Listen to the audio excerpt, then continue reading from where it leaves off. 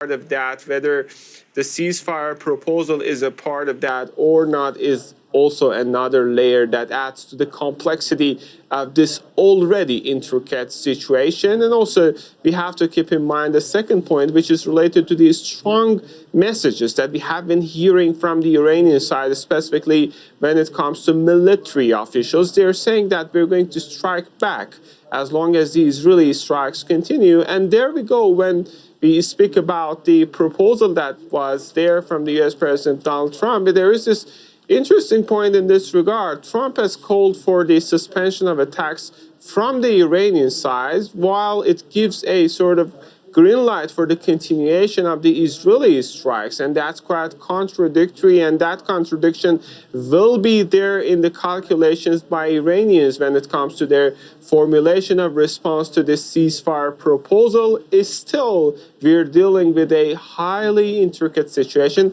and the pace of developments, as you told me and as I'm telling to the audience, is highly extreme, and we cannot anticipate the exact lines that are going to come out next. For that, we have to keep waiting to see how future could unfurl. All right, that's Tawhid Asadi joining us live from Tehran. Thanks so much, Tawhid.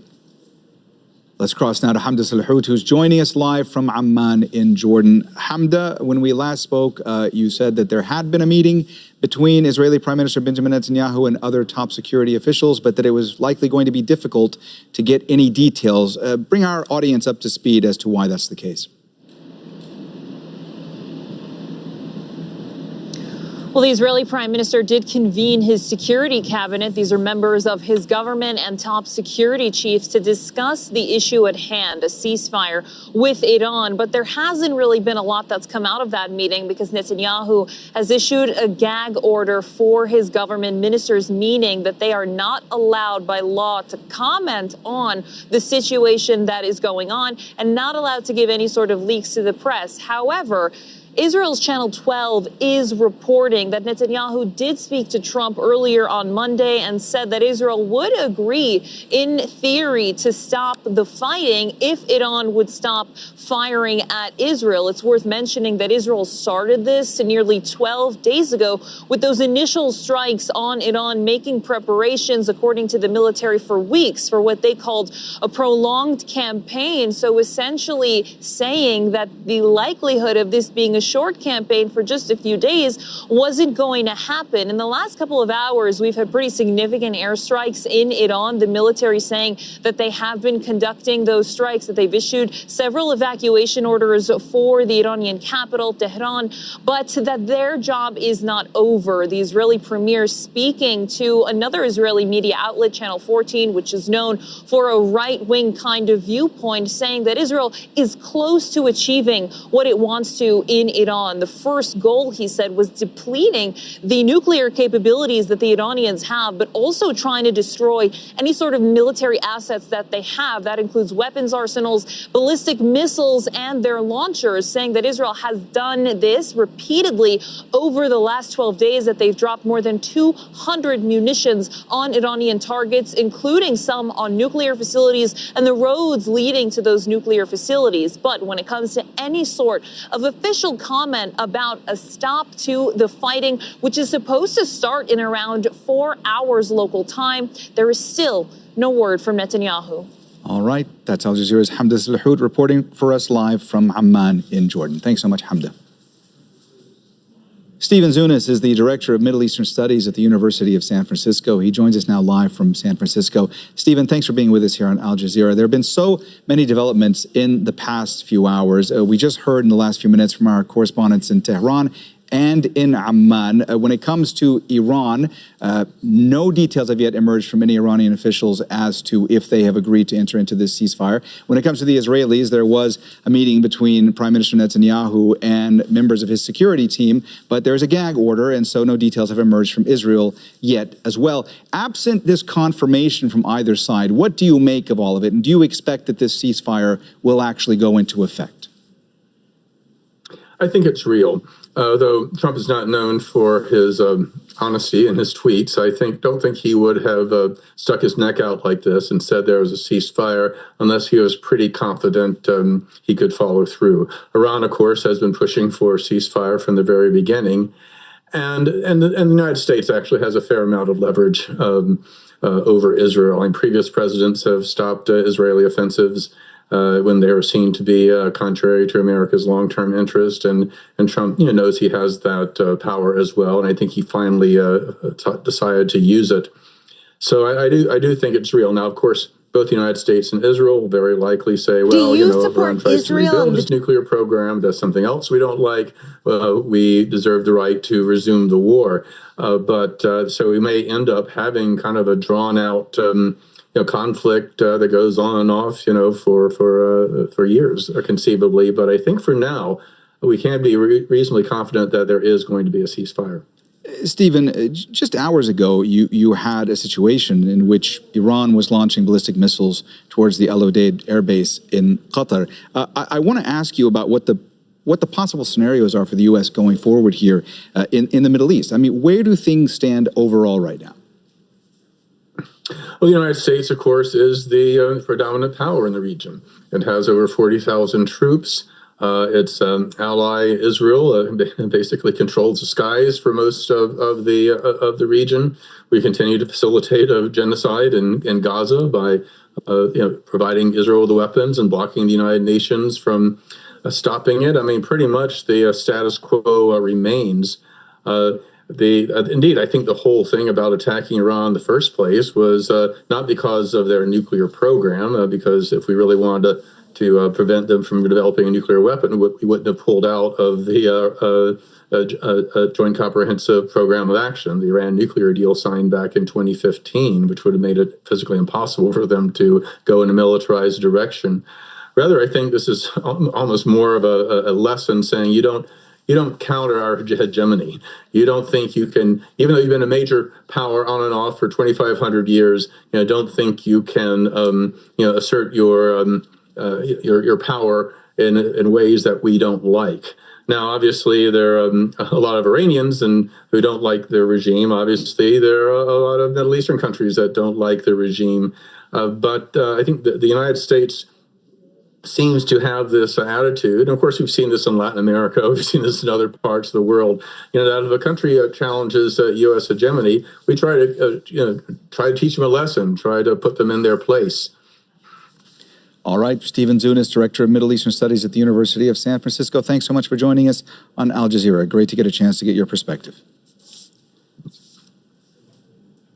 Adam Clements is a U.S. foreign policy analyst and former Pentagon official. He joins us now live from Washington, D.C. Adam, thanks for joining us here on Al Jazeera. Let me ask you first, when Israel began attacking Iran in the past 12 days, the premise when all that started was that Israel wanted to end Iran's nuclear program. Then, of course, the U.S. entered the fray. They attacked those 3 nuclear sites in Iran a few days ago. Do we actually know the extent of the damage to Iran's nuclear program, or where the program stands now? Because there have been many statements from Israeli officials and U.S. officials indicating that they believe that they had obliterated or completely destroyed Iran's nuclear capabilities going forward. What do you say? Thank you, Mohammed. I think the simple answer is no, we don't, and here's why. I think that even Iran may not know fully what its capabilities it still has. I think it's difficult to account for some of the enriched uranium that Iran had. I think it's reasonable to think that there's also still some of the just the know-how of the scientists that were part of the program, that they would still have some capacity. Of course, it's probably been set back many months. We just don't know how many months. And so I think before the past few hours, when we didn't really know if there'd be any opening for a ceasefire, we're assuming that it'll stick. I'm still very cautious, but we still didn't know next steps. If perhaps what the United States did, if it caused the regime to rush more towards trying to find a nuclear weapon, at least appears now that there's an opening that, at least from the signaling we're seeing or the press reporting on the interaction with the Qataris, that Iran wants to have some type of scaling down of the conflict and wants to sustain itself for now. Okay, Adam, so it's important to point out that, of course, neither Iran nor Israel has officially confirmed that they have agreed to enter into this ceasefire that was announced by U.S. President Donald Trump. But let me ask you, you seem to think that this is going to happen. But if it does happen, if we do get confirmation from both sides that they have agreed to enter into a ceasefire, how difficult will it be to ensure that that ceasefire persists? Well, this is why I'm so very cautious. In other conflicts, certainly that I have been a part of at the Pentagon or trying to take a hard look at, the problem is always what third party can be trusted to be a party when there are violations. If one side accuses the other of violating it, would this be an open role? Would there be someone in the some entity in the international community that could help be a third-party guarantor, similar to what the value is and what the need is of the International Atomic Energy Agency in helping verify or having access to Iran's, at least what they've proposed or show is part of their nuclear program. So that comes then also that leads to the question of intelligence, where in the intelligence community, the United States, Israel, and the international other European partners, no doubt other Gulf states as well, will be very keen to understand the geopolitics and then the operational and tactical developments that would take place in the coming hours, days, and weeks. And I agree with your guest you just had that there could be on and off strikes back and forth towards Israel and Iran, even though there's this quote unquote ceasefire in place. And so, but just once again, I know we discussed earlier, too, the value of the intelligence community in the U.S. That's been something that President Trump has not always agreed with his agencies, particularly his intelligence agencies. All right, Adam Clements, a U.S. foreign policy analyst and former Pentagon official. Thanks so much for joining us here on Al Jazeera. We appreciate it. Thank you, Mohammed. Just hours before Trump's announcement of a coming ceasefire, Iran fired a salvo of missiles at a U.S. military base here in Qatar. It was an unprecedented attack on a neighboring country with which Iran has long held close relations. But Tehran says the attack was a justified response to the American strikes on its nuclear facilities. Behdad Maichi reports.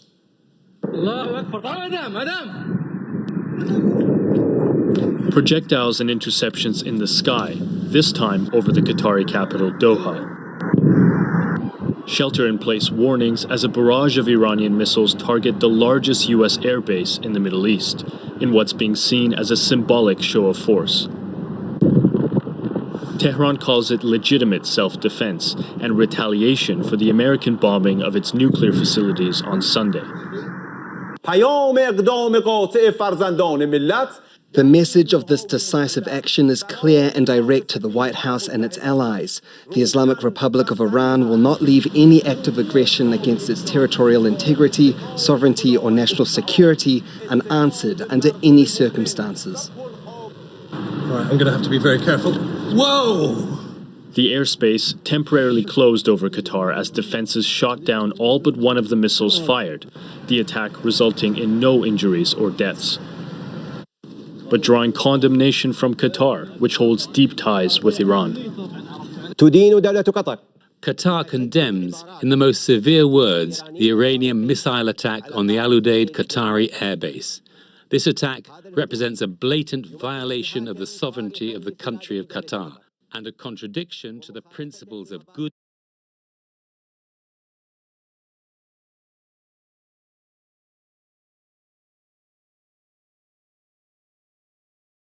The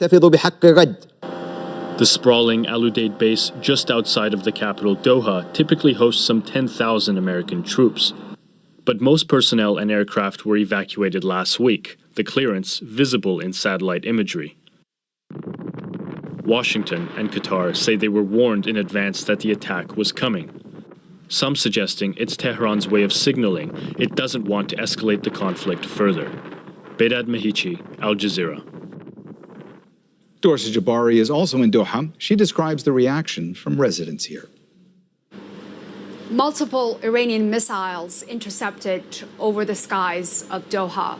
The residents in the city were shocked initially when this happened, and many people felt the earth shake underneath them.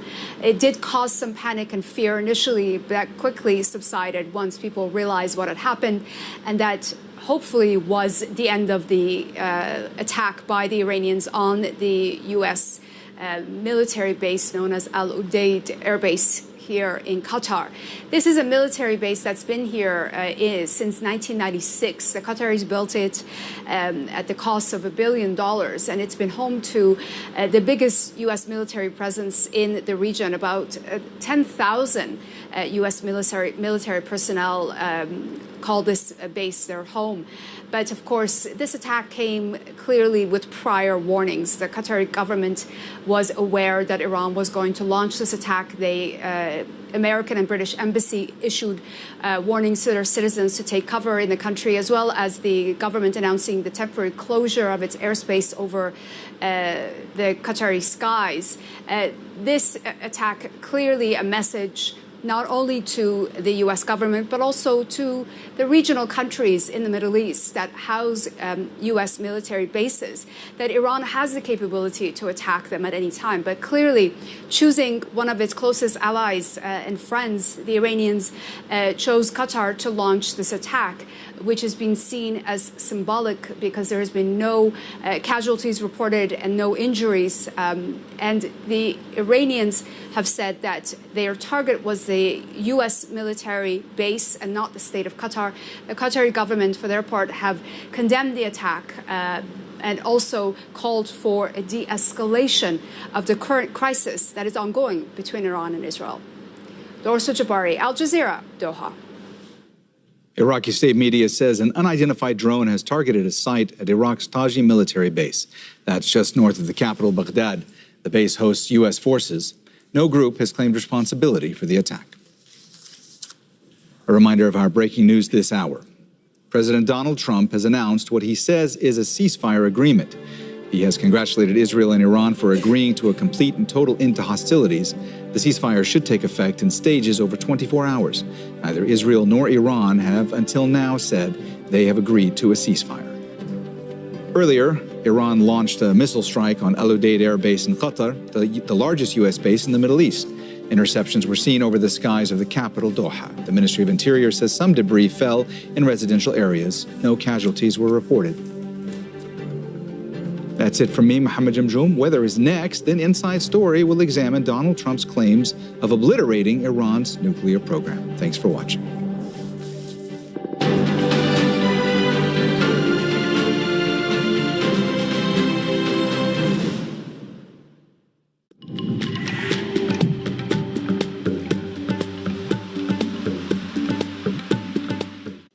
Hey everyone, highest level alerts issued in Madhya Pradesh in this part of northern India here as those monsoon rains really pick up. Darker the blue, the more intense that rain is falling. And still up and down the west coast, we've got that persistent breeze, our monsoon breeze here, so that's giving us that rain just to the south of Mumbai. We also see those monsoon downpours coming into the coast of Myanmar, and we're going to catch quite a bit of rain along the coast of Vietnam, specifically the central coast just to the south of Da Nang. Over 5 days, a meter of rain has fallen in northern Guangxi province in southern China here. More rain falling over top of this area on Tuesday. And here's our tropical storm spinning around in the Pacific. This one's going to creep closer to Japan's Pacific coast over the next few days. Throw some rain into Tokyo, but this one's not a heavy hitter. But indeed, it will be a soggy forecast in Tokyo later this week. For now, it's a soggy forecast in Kuala Lumpur and Singapore on Tuesday. Big downpours there, but large part of Indonesia will be dry. We end this weather report in Pakistan right now for southern and central parts of the country looking good, but those monsoon rains starting to curl into the north, so that's going to put a cap on temperatures. Lahore getting up to 35 degrees on Tuesday. See you later.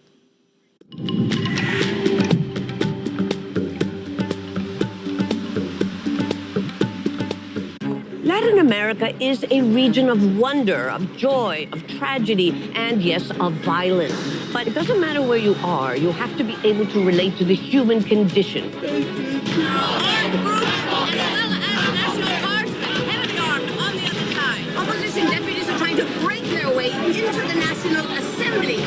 covering all of Latin America for most of my career, but no country is alike, and it's my job to shed light on how and why. The US says it's obliterated Iran's nuclear capabilities, but is that true? Tehran says it's removed all nuclear material before the US airstrikes and insists its know-how can't be destroyed. So, is bombing the answer for Iran's nuclear ambitions? This is Inside Story.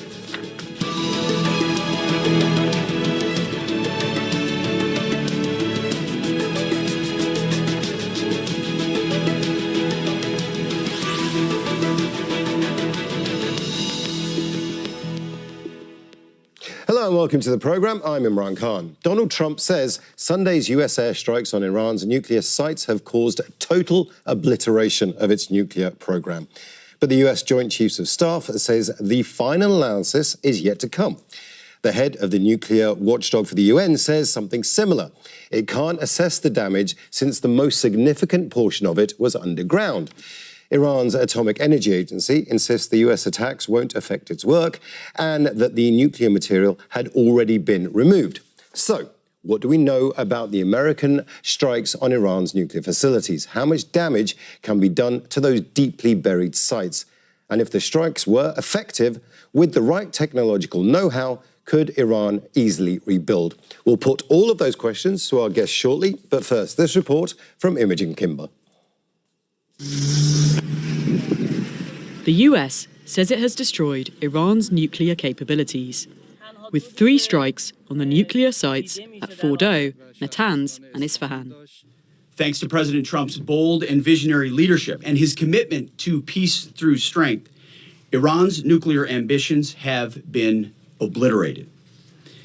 Many presidents have dreamed of delivering the final blow to Iran's nuclear program, and none could until President Trump. The defense secretary echoes what the president himself has said. Trump says the most devastating damage was underground, where the essential parts of Iran's nuclear facilities are thought to be. To make a hit so deep underground, the US used 2 of its so-called bunker buster bombs, dropped by B-2 stealth bombers. Weighing around 13,000 kilograms, the most powerful conventional bombs can pierce through the ground to at least 60 meters down, then detonate thousands of kilograms of explosives. Only the US is known to have this capability, and it's the first operational use of this weapon. But it's not clear yet how much damage these bombs have caused. Final battle damage will take some time, but initial battle damage assessments indicate that all 3 sites sustained extremely severe damage and destruction. And the US Vice President believes the bombing has largely achieved its goal. I'm not going to get into sensitive intelligence about what we've seen on the ground there in Iran, but we've seen a lot, and I feel very confident that we have substantially delayed their development of a nuclear weapon, and that was the goal of this attack. The head of the UN nuclear watchdog, Rafael Grossi, says the level of damage can't be assessed since the sites are underground. At this time, no one, including the IAEA, is in a position to have fully assessed the underground damage at Fordow. Given the explosive payload utilized and the extreme vibration-sensitive nature of centrifuges, very significant damage is expected to have occurred. Iran has confirmed damage to the sites, but says the nuclear material had already been removed, and insists the civilian technology it has been developing over decades remains. The IAEA and many in the American intelligence have long agreed Iran is not developing a nuclear weapon. But some argue this kind of attack is motivation for Iran to get one. Imogen Kimber, Al Jazeera for Inside Story.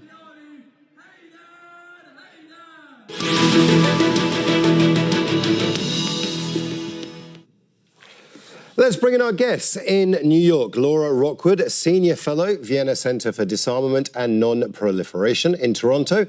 Imad Kaduri, former nuclear scientist at the Iraqi Atomic Energy Commission and author of Iraq's Nuclear Mirage, Memoirs and Delusions. And in London, Roxanne Fermayan, Director of International Studies and Global Politics at the University of Cambridge and a Senior Associate Fellow at the European Leadership Network. A warm welcome to you all. I'd like to begin in London with Roxanne.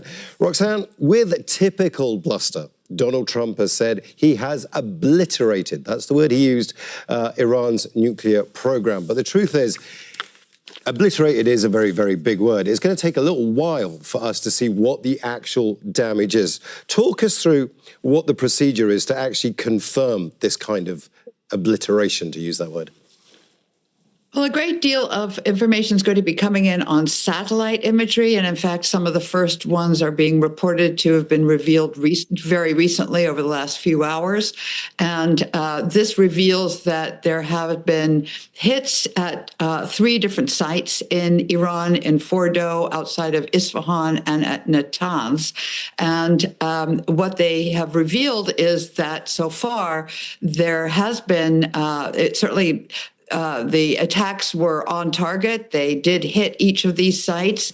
And it's very difficult, however, to see what has happened underground. The sites are generally being thought to have been emptied in large part by the Iranians. So it has not been surprising that also one of the other ways of determining the success of this project would be to see how much uranium or radiation there would be in the air. And so far, none has been picked up, as reported by the International Atomic Energy Association, the IAEA. So it is the type of thing that's put together in pieces, both visually and in terms of air quality and, of course, photos and visits to the sites themselves. In Toronto, Imad, you have had experience with this kind of attack that's taken place. The attack that took place on the Osirak facility in Iraq is something that you talked about in your book. What are you looking for when it comes to seeing all this satellite imagery? What are you looking for to might suggest to you that this has worked as an attack? This has not worked out. The same as in 1991, when the United States attacked Iraq, carpet bombed all of Iraq. By chance, they hit our enrichment facility buildings. And they didn't know what it was. They just hit it, as I said, carpet bombing. When they looked at the images and they compared the images with other images, they found a similar installation 200 kilometers north of Iraq, of Baghdad. So they bombed that, that second one was actually a standby in case the first one goes down. So it was by chance. Furthermore, the institution that's called Al-Athir, which was the institution where the atomic bomb was designed, was being fabricated, getting the uranium metal core. When they hit that, they only hit the electrical substation. And then by a mistake of one of our colleagues, they found documents which they realized that was the real place where the bomb was being designed and manufactured. Right. So okay. What they did, the IAEA under Zeffirello, who was a CIA agent, they took the engineers and scientists to the site to show them how it is being blown up. They blowed it up on the ground. My point is that aerial bombardment, like what happened 2 days ago, 3 days ago, on these sites in Iran, they are just propaganda theater.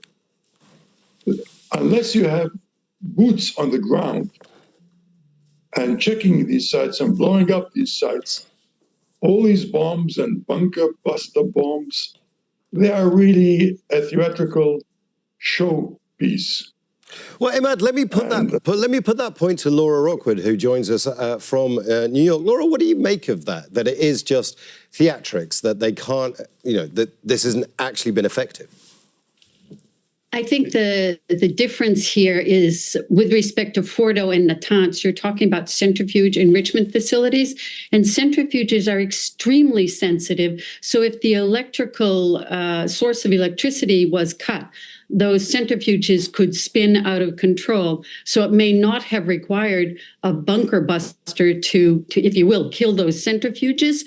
I don't think it was just, let's say, for show, but I think our colleagues are right in suggesting that it will require, if you will, people going in to visit these facilities to see what the actual damage was.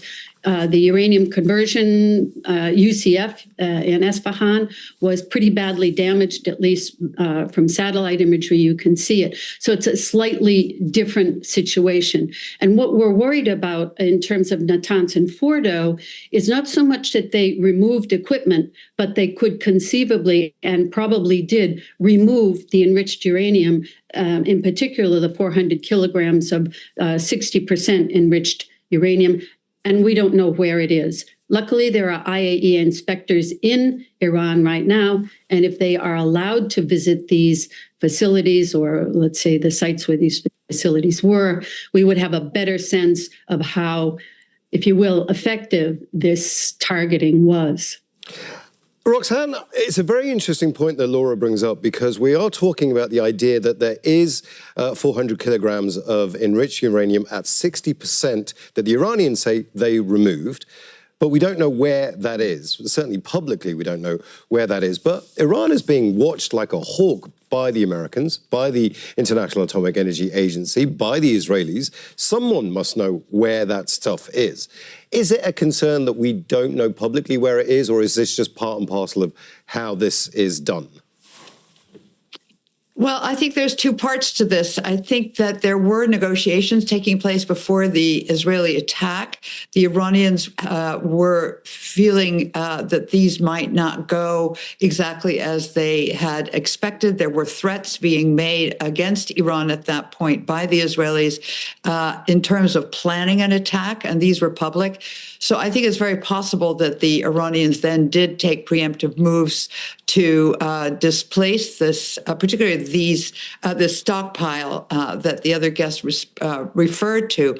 And of course, there were satellite pictures taken of trucks that were built up around Fordo and also Natanz and Isfahan prior to the attack. But what we don't know is that, or we haven't seen so far, is satellite imagery of several days before that, or possibly even weeks. And it is very possible that this was moved over some time. And I agree, I think at least publicly, we are completely unaware of where this material might be. And in that way, the attacks by the US and indeed by Israel might have blurred the situation in terms of the clarity that the international community will have on the Iranian program and possibly what the next steps are. And although indeed there are inspectors in Iran at the moment, they are not being allowed to go to these sites. And there is some talk of the Iranians now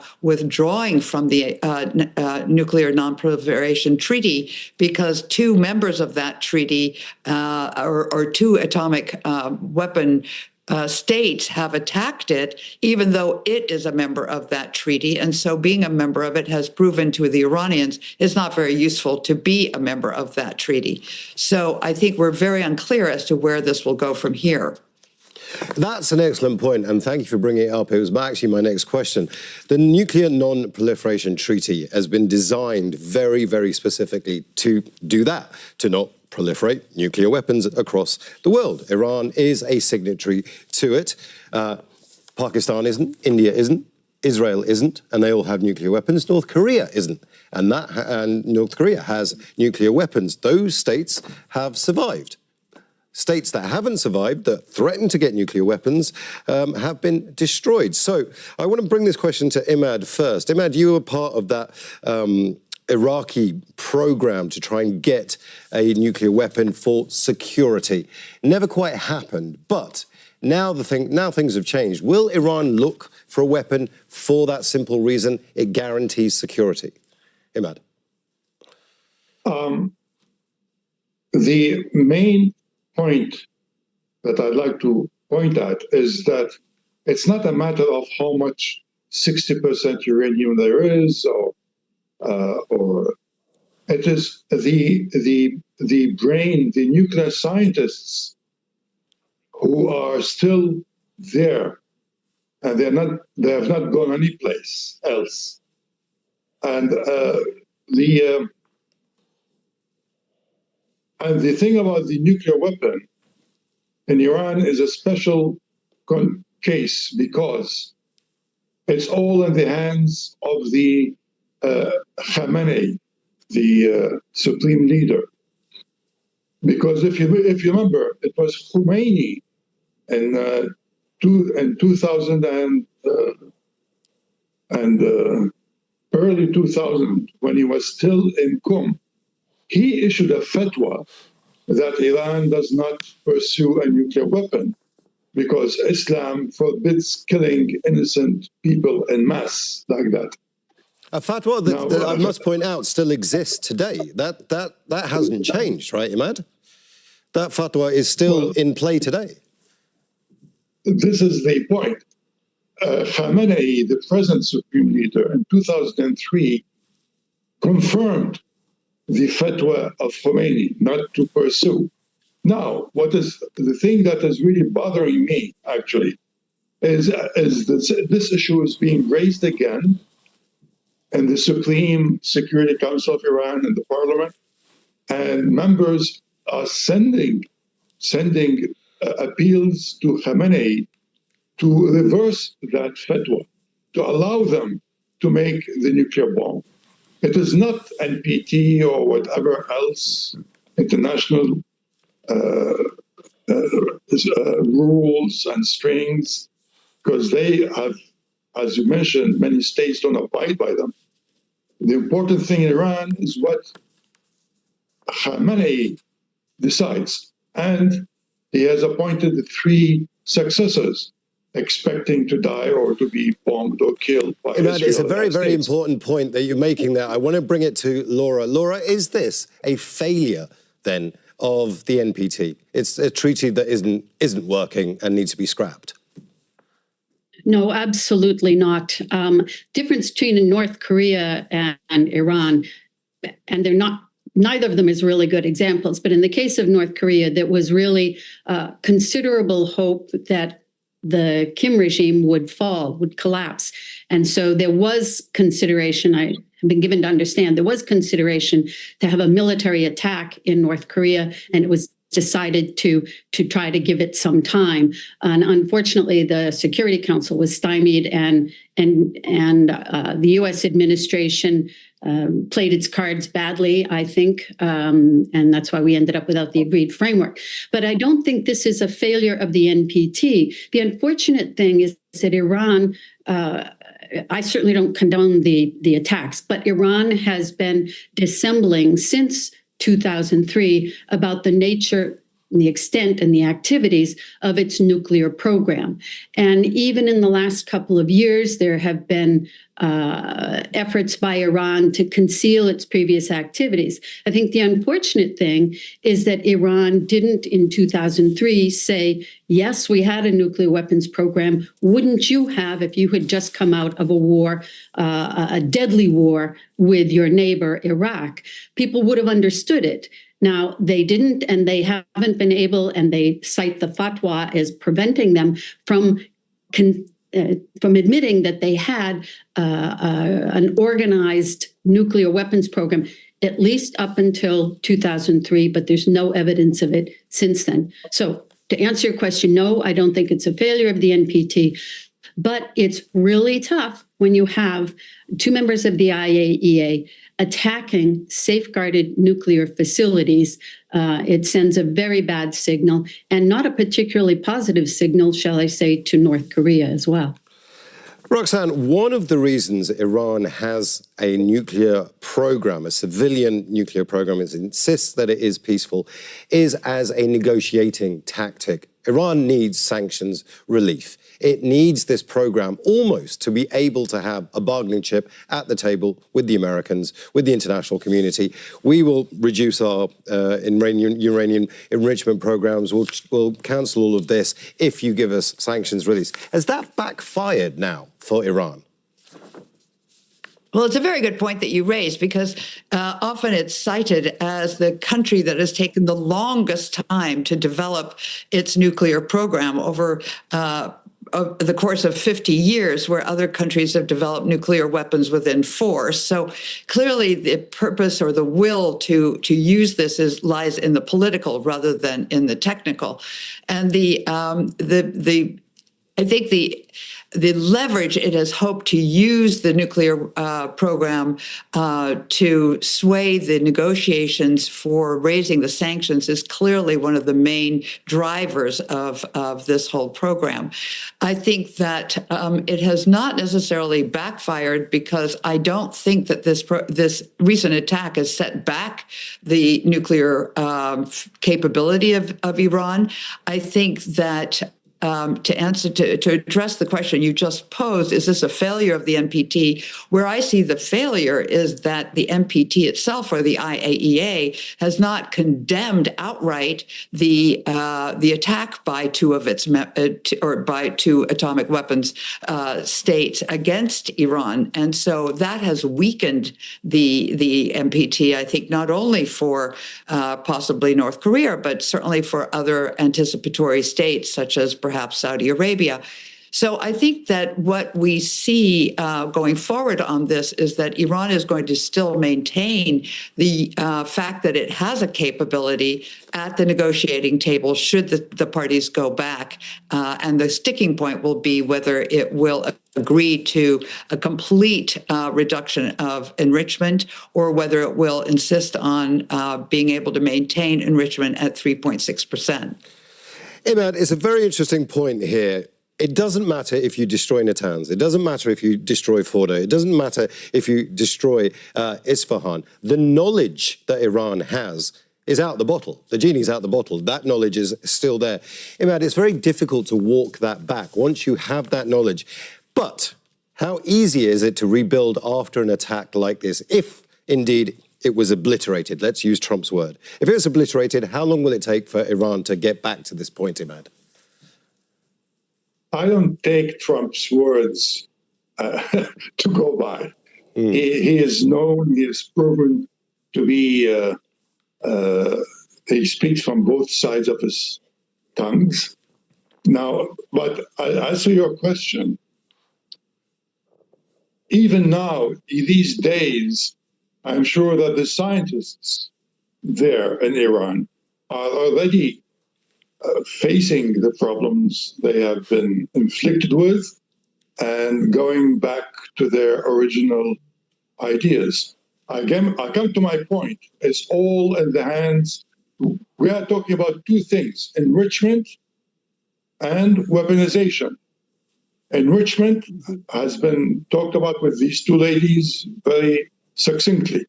But as for weaponization, it's in the hands of Khamenei and his three successors, potential successors.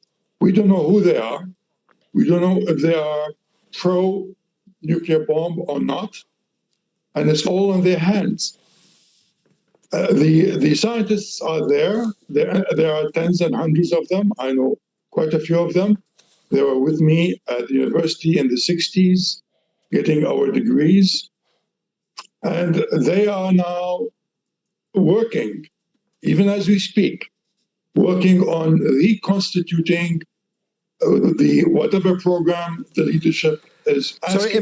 Sorry, Imad, we are running out of time, and I want to bring some of your points to our other guests as well. I'm just going to start with Laura very quickly. Laura, the Iranian nuclear program is, clearly seen by Iran as being very useful, but weaponization That is going to be suicidal for the Islamic Revolution, surely. I mean, if they go towards that, then America has to act. Israel has its excuse to act. This is not something that the Iranian regime wants, if the Iranian regime wants to survive, the Iranian government wants to survive.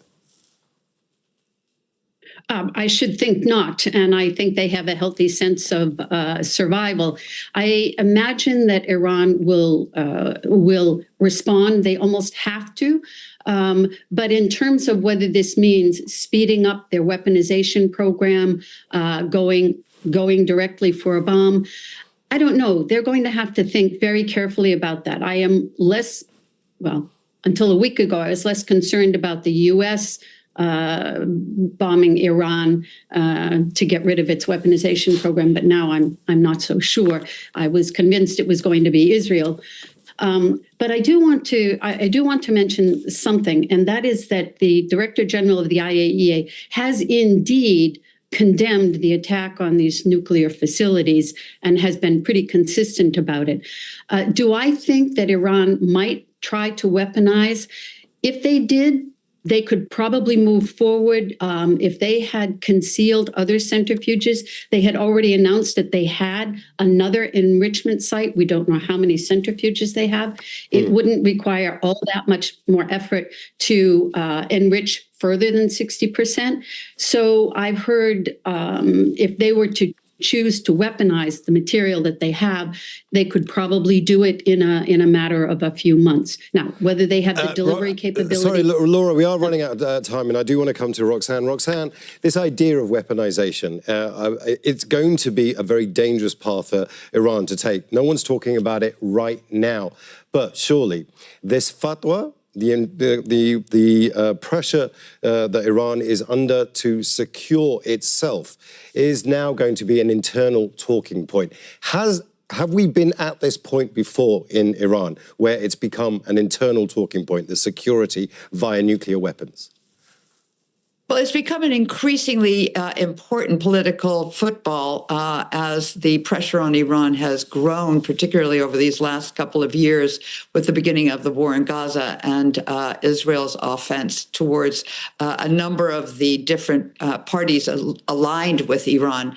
I think that I would agree with your other guest. I think that the fatwa is definitely in the hands of the supreme leader to decide on. It will not be changed unless he agrees.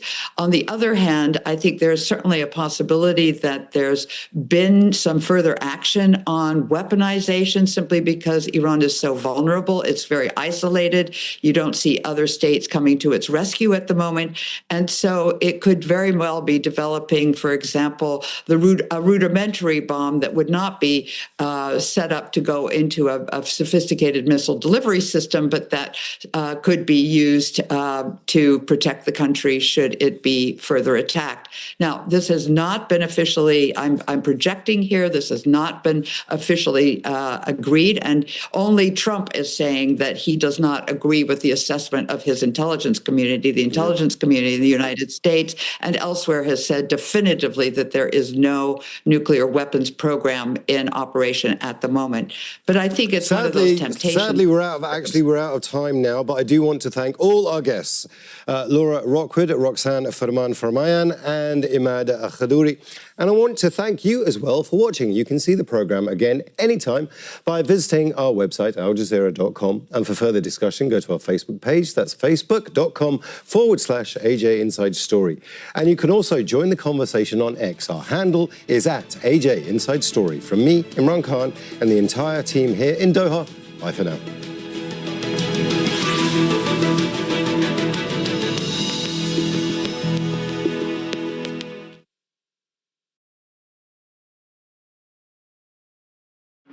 The second episode of this series explores the rise of the major drug cartels and their reign of terror in the 1970s. The Mexican government literally told the traffickers, we have to produce the body, because they knew he was dead. America's public enemy number one is drug abuse. And the launch of the international war on drugs, drug trafficking, politics and power, the age of drug lords on Al Jazeera. opening up the conversation. To be clear, attacks against free speech are not unique to either Democrats or Republicans. Connecting communities. Here in the Pacific, what we face on a day-to-day basis is an existential problem of climate change. With fresh perspectives from lesser heard voices. Rich people go in these places, destroying the economy of those places, the housing, and then now they're doing it with all of Earth's. The stream explores the key issues of our times on Al Jazeera.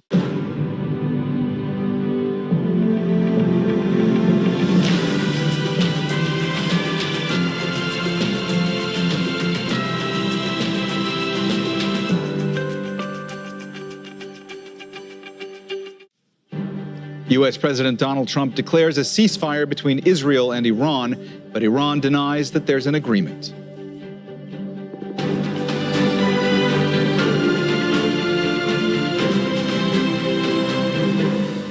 I'm Mohammed Jamjoom. This is Al Jazeera live from Doha. Also coming up,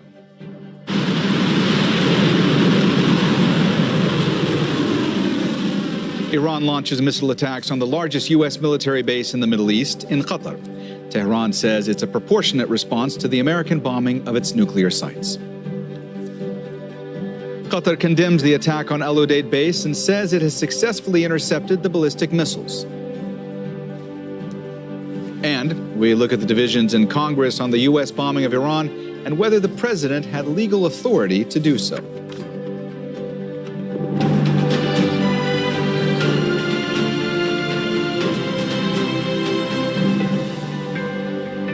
Iran's foreign minister has said there's no agreement on a ceasefire with Israel. That comes about 2 hours after U.S. President Donald Trump announced that a ceasefire deal had been struck between the two nations after more than a week of hostilities.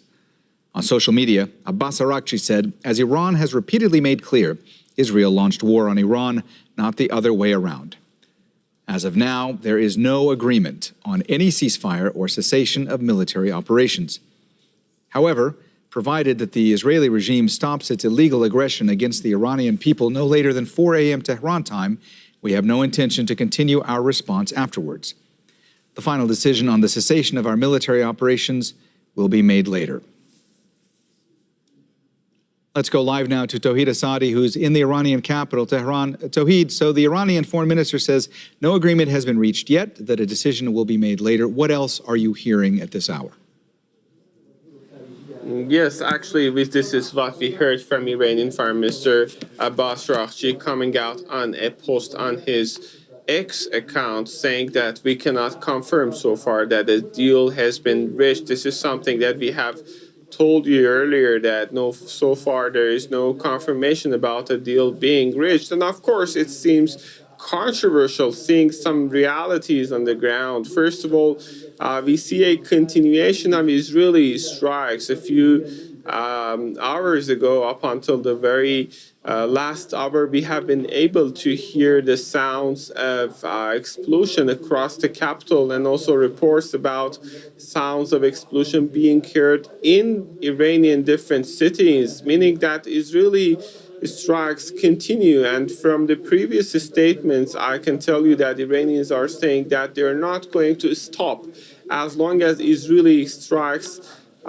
continue. And this is not the point that we seek this actually stopping of Israeli strikes. Therefore, based on previous statements, we cannot anticipate a possibility of ceasefire. And also there is this second point, which comes from the statements that we heard from the Iranian Supreme Leader, Ayatollah Ali Khamenei, who came out a couple of days ago saying that Iran is not going to accept any imposed peace. And whether or not this deal, this proposal actually by the US president is going to be interpreted as imposed peace or agreed peace is something that we have to keep waiting. For the time being, we can say that Iranian side is talking about about the deal not being reached between the sides, but still for further developments, for further statements, we have to keep waiting to see what comes next. All right, that's Tawhid Asadi live for us out of Tehran in Iran. Thanks so much, Tawhid. Hours earlier, President Donald Trump announced what he said was a ceasefire agreement between Israel and Iran. He congratulated both countries for agreeing to a complete and total end to hostilities. He said the ceasefire would take effect in stages over 24 hours. Here's what President Trump wrote. Congratulations, everyone. It has been fully agreed by and between Israel and Iran that there will be a complete and total ceasefire in approximately 6 hours from now, when Israel and Iran have wound down and completed their in-progress final missions. For 12 hours, at which point the war will be considered ended. Officially, Iran will start the ceasefire, and upon the 12th hour, Israel will start the ceasefire, and upon the 24th hour, an official end to the 12-day war will be saluted by the world. During each ceasefire, the other side will remain peaceful and respectful. On the assumption that everything works as it should, which it will, I would like to congratulate both countries, Israel and Iran, on having the stamina, courage, and intelligence to end what should be called the 12-day war. This is a war that could have gone on for years and destroyed the entire Middle East, but it didn't. All right, let's go live now to Heidi Jo Castro. She joins us now from Washington, D.C. Heidi, so it's been a really busy and sometimes confusing few hours with the messaging on all of this. Of course, we had that announcement from U.S. President Donald Trump that a ceasefire had been agreed to between Iran and Israel, and now we're hearing from the Iranian foreign minister that no final decision has been made. Are you hearing anything new from U.S. officials with regard to all this? No, we're still waiting for a response from the Iranian announcement. Certainly, this is not the quote-unquote full agreement that Trump posted about 3 hours ago. And perhaps those congratulations were premature. That's at least what it's pointing to. It's also confusing how these timelines line up because, frankly, they don't. Trump had said 6 hours from the time of his post, which was at 22 GMT, that would be the beginning of this so-called ceasefire. Obviously, Iran is not on the same page about that. So there is just much fluidity in the air, and we're still waiting to see how Washington responds to all of that. All right, that's Heidi Jo Castro live for us from Washington, D.C. Thanks for bringing us all up to speed, Heidi. Hamda Salhoud joins us now live from Amman in Jordan. Hamda, so we heard from the Iranian foreign minister who posted on social media just moments ago that provided that the Israeli regime stops its illegal aggression against the Iranian people no later than 4 a.m. Tehran time, that would essentially make them amenable to entering into this ceasefire, but that no final decision had been made yet. Have we heard anything new from Israeli officials in the last few moments?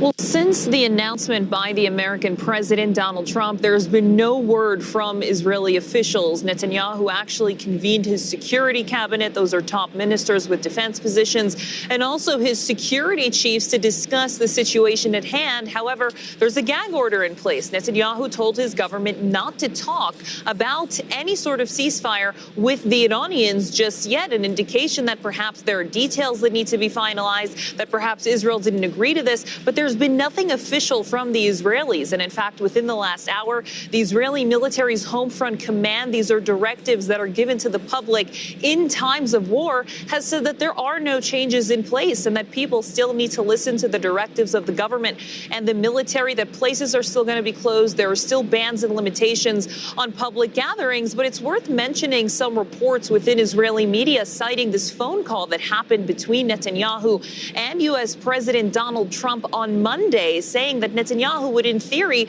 agree to stop the fighting if the Iranians stopped firing at Israel. However, it's important to note that the Israelis are the ones who began all of this 12 days ago. So the Iranians are saying if the Israelis are willing to stop, they're willing to stop as well, because they are retaliating to the initial aggression by the Israelis. But if you've covered the way the Israeli military works, the way Netanyahu and his government have proceeded with any sort of ceasefire deal within the last couple of years, whether it's Gaza or Lebanon, they have repeatedly violated those agreements. There were a lot of difficult terms in there, but the Israelis nonetheless say that they had reserved the right to violate those agreements in place at those times. So look, it's still unclear exactly what's going to happen. This agreement is supposed to take place initially when Trump had posted this on his social media platform, Truth Social. It was 6 hours hours from then, which is around 7 a.m. local time in Israel, just 3 hours from now.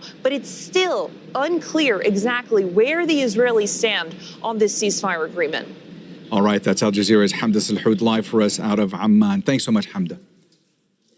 Adam Clements is a U.S. foreign policy analyst and former Pentagon official. He says while Israel and the U.S. say they've met their objectives in this conflict, it's unclear what state Iran's nuclear program is left in. I think that even Iran may not know fully what its capabilities it still has. I think it's difficult to account for some of the enriched uranium that Iran had. I think it's reasonable to think that there's also still some of the just the know-how of the scientists that were part of the program, that they would still have some capacity. Of course, it's probably been set back many months. We just don't know how many months.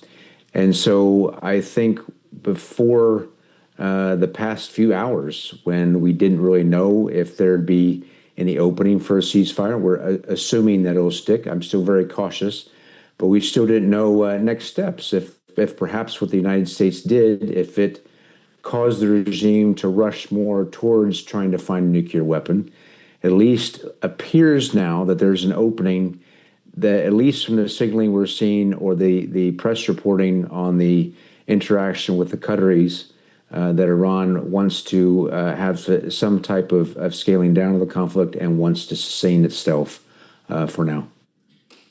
Just hours before Trump's announcement of a coming ceasefire, Iran fired a salvo of missiles at a U.S. military base here in Qatar. It was an unprecedented attack on a neighboring country with which Iran has long held close relations. But Tehran says the attack was a justified response to the American strikes on its nuclear facilities. Behdad Mahichi reports.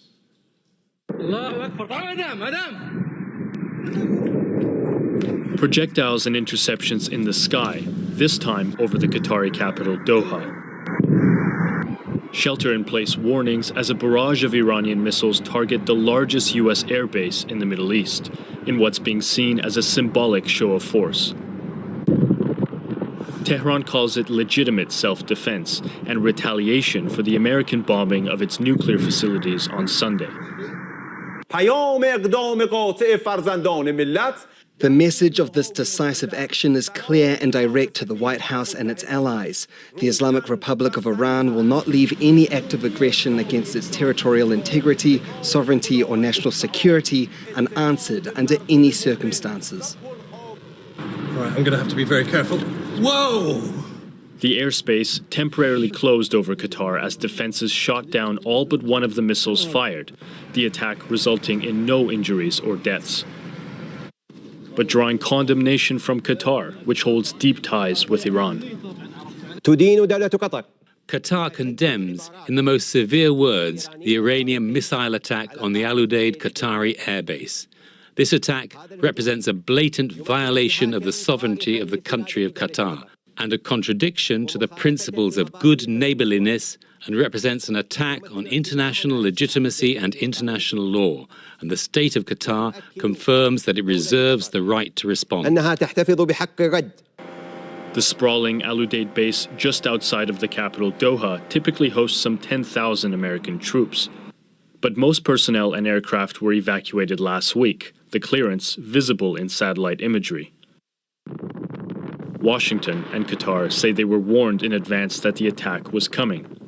Some suggesting it's Tehran's way of signaling it doesn't want to escalate the conflict further. Behdad Mahichi, Al Jazeera. Dorsa Jabari is also in Doha. She describes the reaction from residents here. Multiple Iranian missiles intercepted over the skies of Doha. The residents in the city were shocked initially when this happened, and many people felt the earth shake underneath them.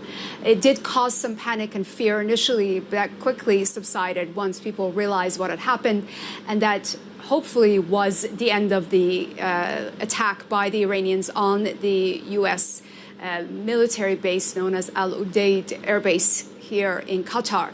This is a military base that's been here since 1996. The Qataris built it at the cost of $1 billion, and it's been home to the biggest U.S. military presence in the region. About 10,000 U.S. military personnel call this base their home. But of course, this attack came clearly with prior warnings. The Qatari government was aware that Iran was going to launch this attack. The American and British embassy issued warnings to their citizens to take cover in the country, as well as the government announcing the temporary closure of its airspace over the Qatari skies. This attack clearly a message not only to the U.S. government, but also to the regional countries in the Middle East that house U.S. military bases, that Iran has the capability to attack them at any time. But clearly, choosing one of its closest allies and friends, the Iranians chose Qatar to launch this attack, which has been seen as symbolic because there has been no casualties reported and no injuries. And the Iranians have said that their target was the U.S. military base and not the state of Qatar. The Qatari government, for their part, have condemned the attack and also called for a de-escalation of the current crisis that is ongoing between Iran and Israel. Dorsa Jabari, Al Jazeera, Doha. And Iraqi state media says an unidentified drone has targeted a site at Iraq's Taji military base. A large fire has been seen at the base just north of the capital, Baghdad. The site hosts U.S. forces. No group has claimed responsibility for the attack. All right, David DeRoche is a professor at the National Defense University and a former Pentagon official. He joins us now live from Tokyo. David, thanks so much for joining us here on Al Jazeera. Let me ask you first, when it comes to the missiles that Iran launched on Al Udeid Air Base in Qatar, what do you make of that? What was the ultimate message that Iran wanted to send, and what does it all mean for the region going forward? I think they wanted to preserve their manliness without provoking a further military response. It remains to be seen. We won't know now, but we'll know in a couple of months whether the response was, whether they chose deliberately to have an ineffective response or whether this was the best they could do because of the depletion of their arsenal. But it's clear that in order to maintain legitimacy amongst themselves, amongst the regime, they had to show some sort of response, but they didn't want it to be so large that it would actually provoke a further attack. So I think this is just ticking the block, saying we responded to the United States, and hopefully that's the end of it. David, you know, all the developments that have happened over the course of the past few hours, they've just been downright dizzying. So much going on, so many moving parts. Let me ask you about where you think things are right now when it comes to U.S. presence in the region, and how do they navigate this terrain? So the U.S. presence in the region right now is at a sort of artificially high level. There have been a number of assets, most notably aircraft, combat aircraft, and aerial tankers that support combat aircraft that are in the region. That's not sustainable. There's probably also a bomber force that is just over the horizon, I think in Diego Garcia, and as we've seen, we're capable of operating bombers from the United States into the region and back again. It's basically, it reflects an alert forced posture. It's not a sustainable forced posture. So it's kind of what you do if you expect there to be tension, you want to deal with it. And also you want to serve as a deterrent presence. But, within, should this agreement stick, whether it starts, on at the time Trump said, or, the Iranian conditions, which are roughly compatible, except for a time shift, I think that the military presence will scale down rather quickly. David, since the U.S. struck those 3 nuclear sites in Iran a few days ago, we have heard various assessments from numerous U.S. officials, including U.S. President Donald Trump, suggesting that Iran's nuclear program has been obliterated. I want to ask you, from your vantage point, do we actually know what the status is of the nuclear program and those nuclear sites in Iran at this stage? Yeah, so on this network and in a lot of other things, I stated before the attacks that the only way to be absolutely certain was to move ground forces in and then physically take control, go into the facility and do it. With the bombing, you never will know for sure. And it was entirely predictable that right after the bombing was done, Iranian officials would say, oh, we got everything out of there. You didn't hurt us at all. That may be like the Black Knight in Monty Python saying it's just a scratch when he's lying on the ground with no arms and legs. But I think parts of that could be true. And, the creation of uncertainty is a major goal in Iranian foreign policy, as it is with all nuclear powers or would-be nuclear powers. So I think that a more risky, more personnel-intensive operation to actually physically seize and control the facilities would have led us with certainty. But we went with a low-risk, high visibility operation. So I think that uncertainty is something that we'll be managing for the next 10, 15 years if the regime survives. David, certainly that attack that transpired on the Al Udeid air base several hours ago, that was unprecedented in nature. Based on what you've seen, how things have played out since that attack ended, where do you think things are headed? I ask this because we're in a situation right now where there are contradictory messages. Trump has said that a ceasefire has been reached between Iran and Israel, but just in the past few minutes, we've seen the Iranian foreign minister suggest that no final decision has been made and that they perhaps would go into a ceasefire if Israel were to stop attacking them by a certain time this morning. So where do you think things stand right now? Well, I think we're moving towards a ceasefire. I think that the Iranian dissent is not really a dissent in substance, but rather on terms. And I think that's, again, to appeal to their internal audience to say, we're in charge of this program. We're not having a ceasefire dictated on us. We're making these decisions because we want to do it by choice. That's not true, but by perhaps arguing over the fine points of when it takes effect, they're able to give that impression. I think that Iran's ability to continue this pace of operations is just not there. And again, it will be interesting to see whether the small strike package against Al Udeid, whether that reflected choice or necessity. And I think the chances are pretty good that it's a little bit of both. All right, David DeRoche, professor at the National Defense University and a former Pentagon official, thanks so much for joining us here on Al Jazeera. Great to speak with you. Iran's foreign minister has just posted again on social media, seemingly suggesting that hostilities with Israel have stopped. In a post, he says the military operations of our powerful armed forces to punish Israel for its aggression continued until the very last minute at 4 a.m. It's already past 4 a.m. in Tehran, of course.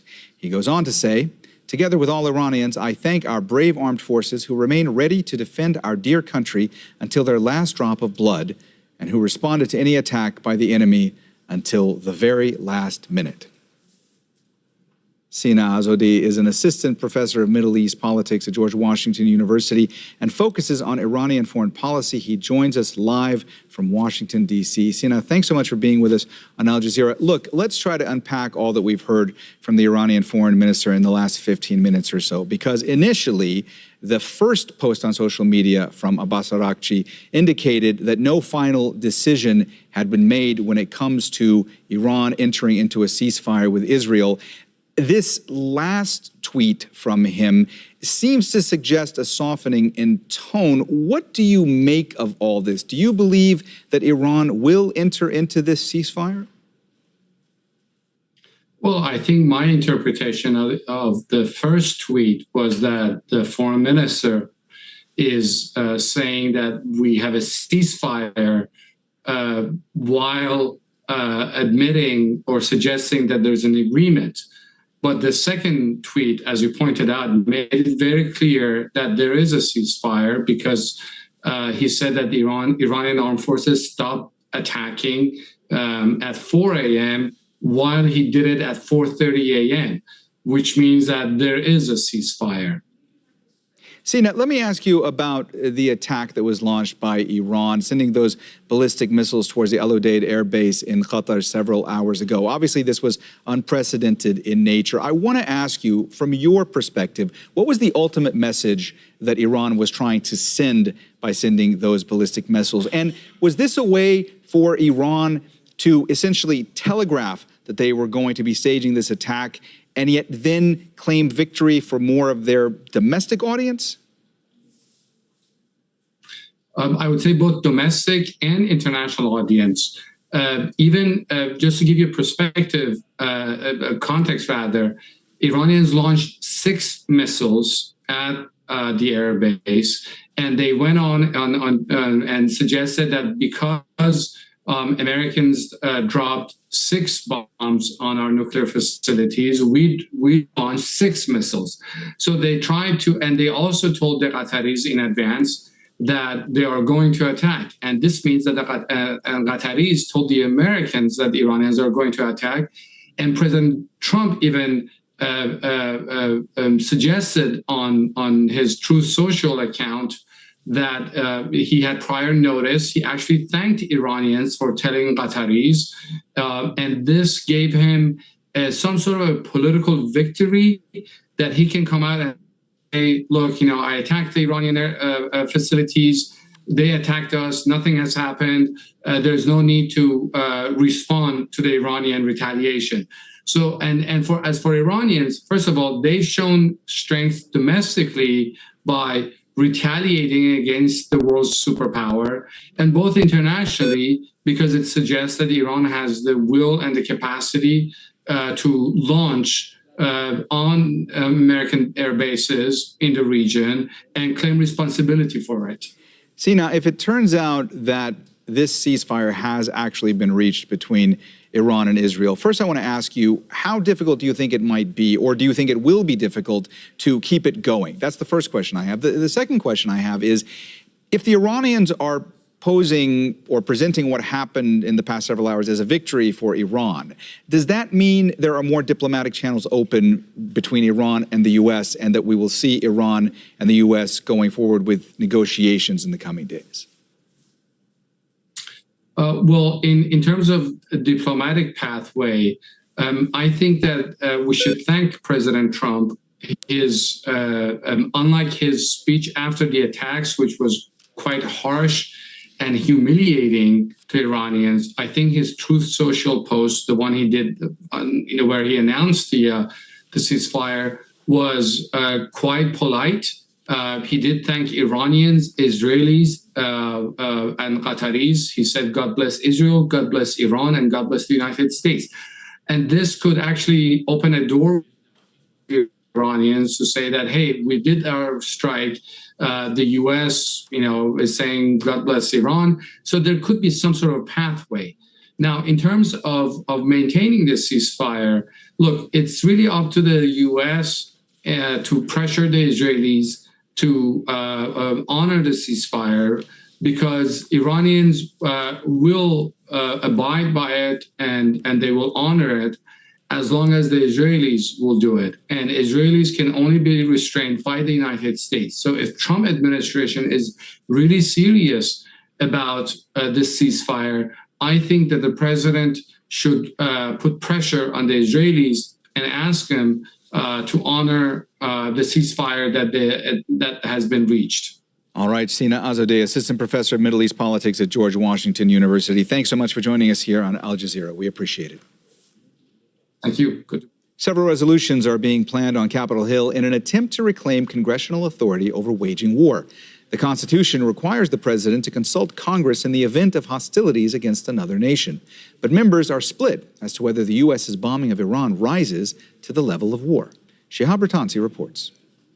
Chair recognizes the gentleman from Pennsylvania. Speakers at the House of Representatives on Monday split on party lines. Republicans competed with each other to praise the president's bombing of Iran.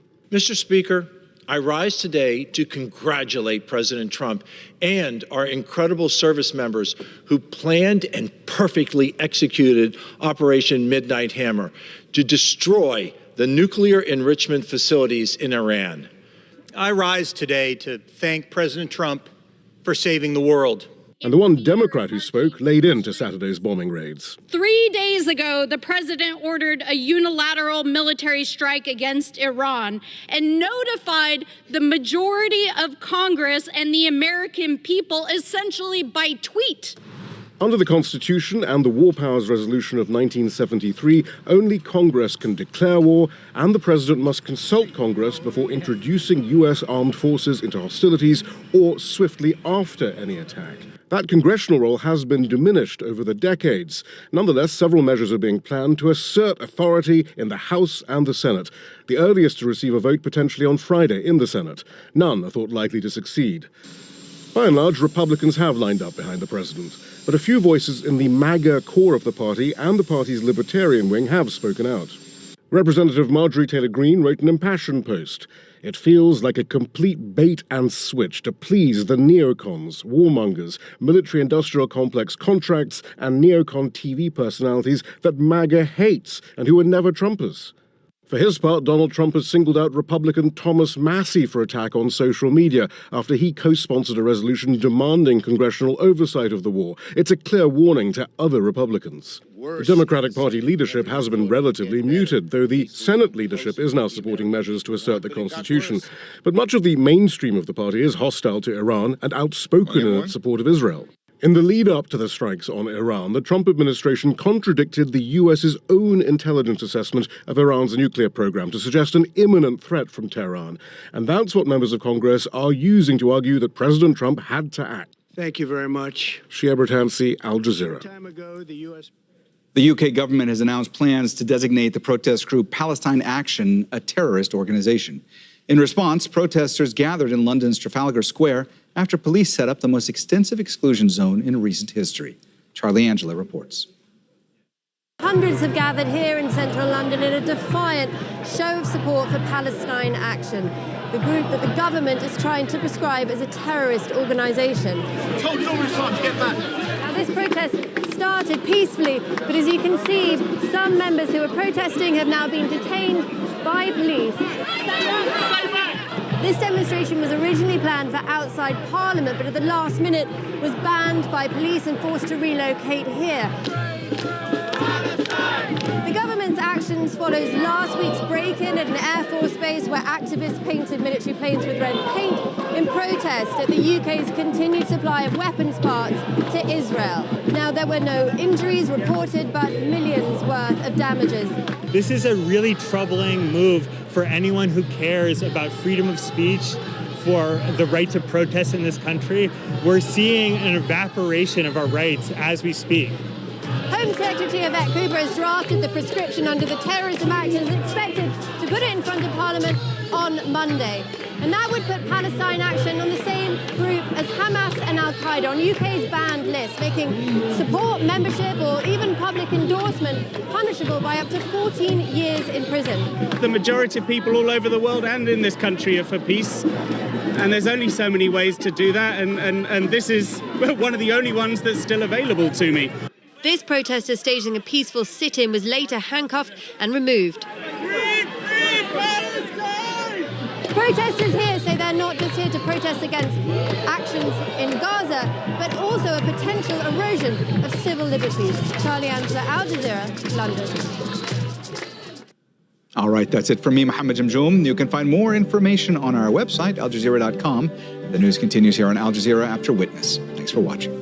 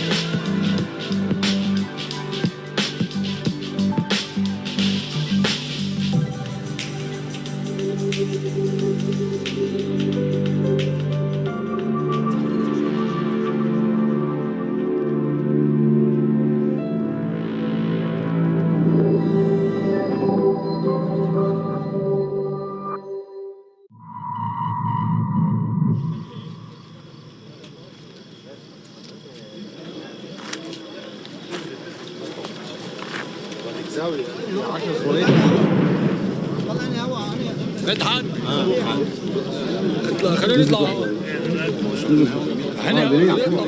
شريك بس شوي بس 5 سنين بشتغل مصور صحفي بلبنان، وهيانا هسه تشرين الأول 2024 إسرائيل إلى سنة عم تقصف لبنان، وأنا واقف بين مصورين على تلة فوق الضاحية.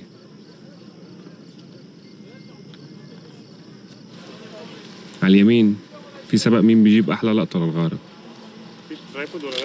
وعلى الشمال في ناس نزحوا تحديدا من تحت هاي الغارة وإجوا ناموا هون بالشارع.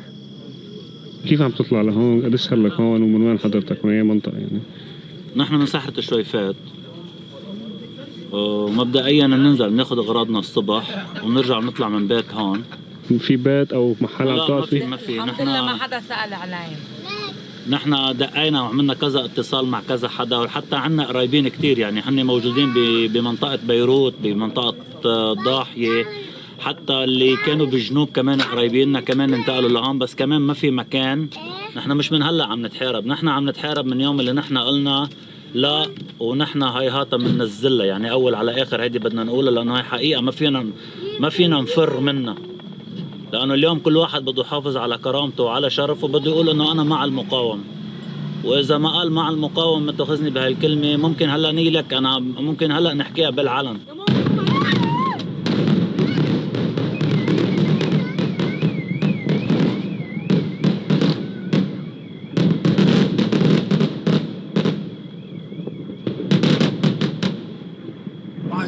هيدا يا شباب ها؟ لا كله صورين.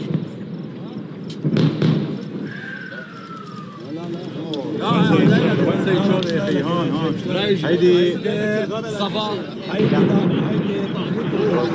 تحويط الغدير، وهون امان. طيب لك هلا بطل في شيء امان، بس يقربوا شيء امان يا كبير.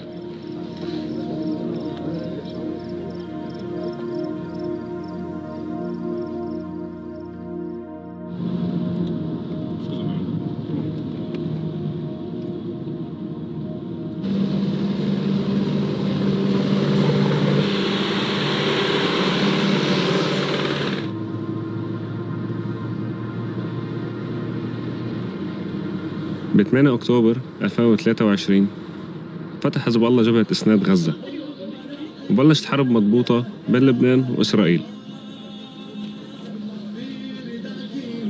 نزح شريط الحدودة ومقاطع إلا يومين رايقين على هالضياع، عيد الأضحى والفطر.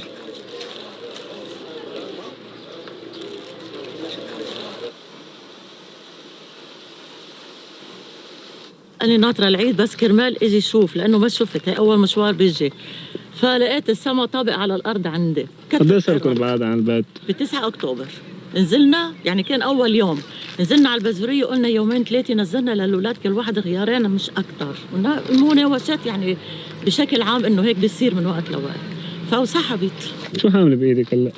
شو حاملة؟ انسى خبرينا عنه الله، شو كنت تعملي فيهم؟ بقول لك ذكريات وأحلام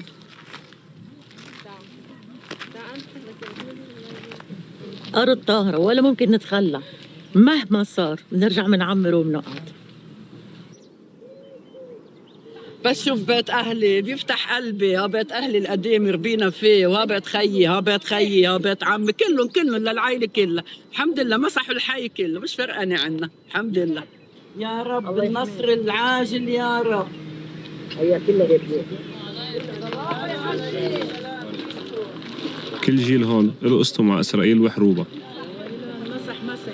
أنا مثلا حبلت في أمي بعناقيد الغضب بال96، وعيت على الدنيا بالتحرير سنة 2000، وعشت طفولتي مع حرب تموز. عمرت بال2000، 2006 دمروا لي، رجعت عمرت بال2006 وهلا دمروا لي بيتي.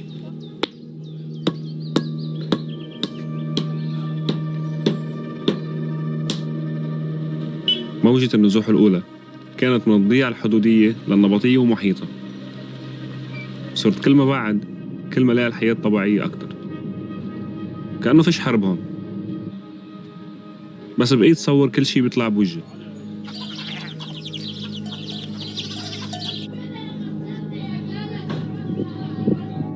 كان يضل لحقني شعور إنه هذا كله رح يفجر شي نهار، وبدي أكون قادر أرجع أشوفه.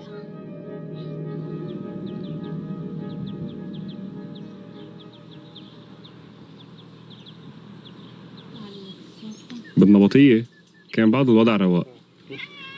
يلا ما يتش علي.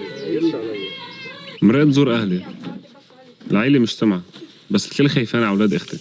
رح يرجعوا يعيشوا اللي نحن عشناه؟ ايه ما هي هيك حيصير كما تدين تدان.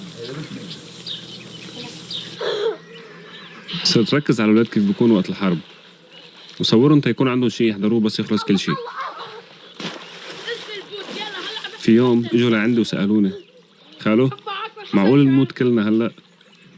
قلت لهم لا يا خالو، فيش حدا حيموت.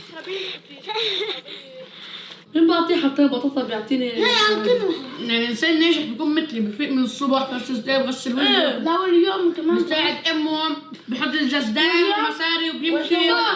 سمعتوا جدار الصوت من شوي؟ مش لكم قوي بس يصير عندنا احنا جدار صوت ايه بصير نروح نلعب بالماء مش ندري. يا ريت يطلع كل يوم جدار صوت احنا كل الوقت ويقعدونا بالكوريدور او ويجوا اغاني ياخذونا. يا خالد بلا ما بتجيب تبعنا بس خلص شغل.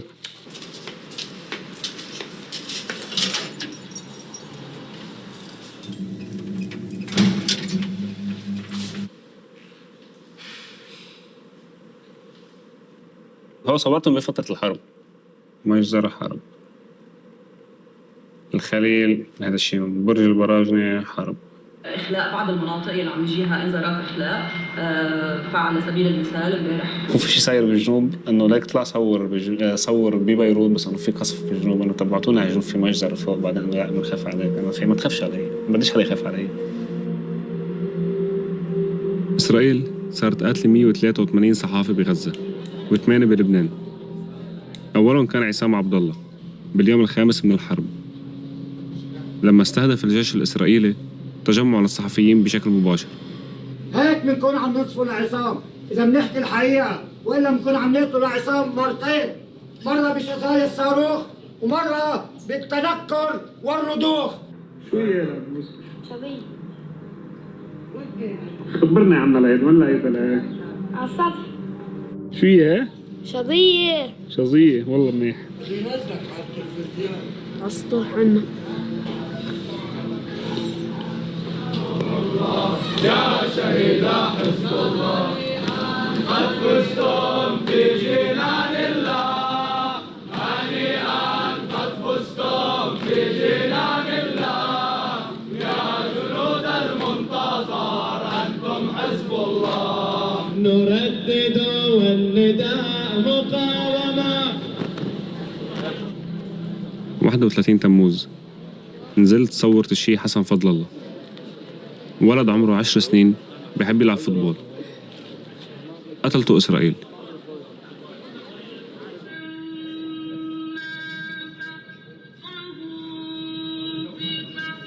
ب 17 آب أول مرة بشوف أشلاء طفل. كان في مجزرة بطول بقضاء النبطية. وصلنا تاني يوم على الدفن ببلاد بمرج عيون. هي كانت أول مرة ببكي أنا وعم صور.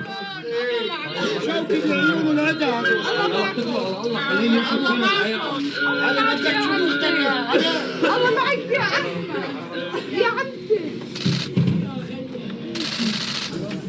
الله لا يوفقك يا إسرائيل، الله لا يوفقك يا إسرائيل.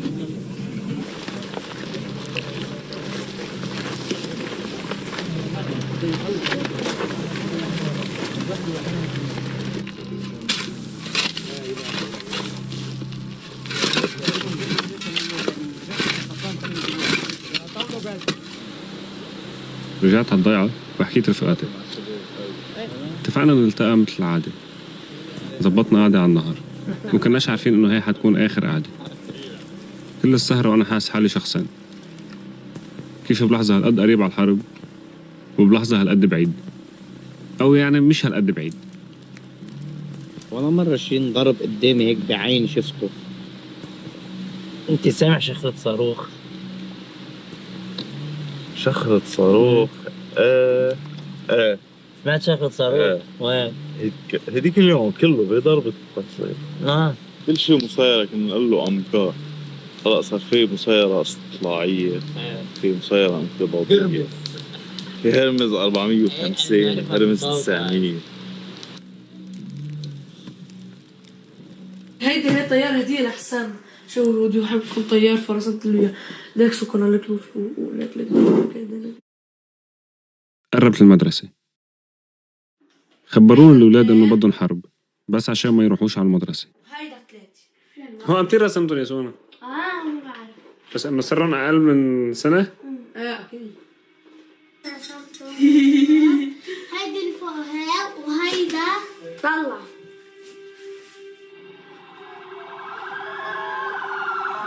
وفلتت بأيلول 2024. ولذلك يمكن القول بأن جهاز البيجر ليس فقط حزب الله يستعمله في لبنان، الأجهزة العسكرية تستعمله أيضا، الطواقم الطبية والمستشفيات وعدد كبير. كنا قاعدين بالبيت وسمعنا أنه صار شيء بالضاحية، بعدين تبين أنه أجهزة البيجر تبع عناصر من حزب الله المدنيين كمان تصاوبوا من وراء الانفجار تبع هيدا أجهزة البيجر. عم نحكي عن أكثر من 2800 إصابة و8 شهداء لهلا حسب ما بنعرف.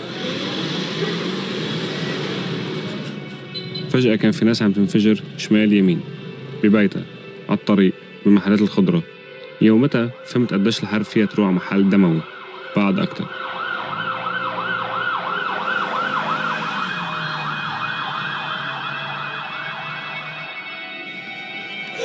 يا محمد هيك مضوي احمر شوي لك، كل احمر هيك واج كان الشمس فتحت. فيك تشوف هذا انا حاول تصوير بس يبلشوا انا بصور. تعرف يا خالد، احنا قد ما صرنا متعودين على جدار هالصوت، لما يقطع كم يوم بتحس بشيء غريب، بتحس بشيء زهق عن جد. لما احنا جينا يا تاتا انت اللي صوتي هون. فوت لجوا عشان امك، يلا فوت لجوا يا باشا، انا برجع بعيط لك. 23 أيلول. بهاللحظة قلت صار لازم أعدل جوابي قدام الأولاد إنه مبلا خاله معقول نموت.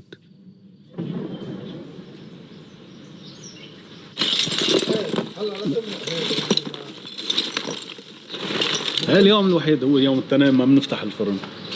هي صارت الغارة شي الساعة 7:15، كنا بعدنا مسكرين، وهو هون شغلنا ورا هيدا البيت. هي وين؟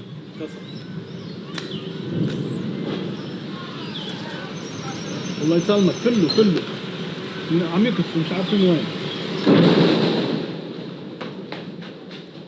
ايه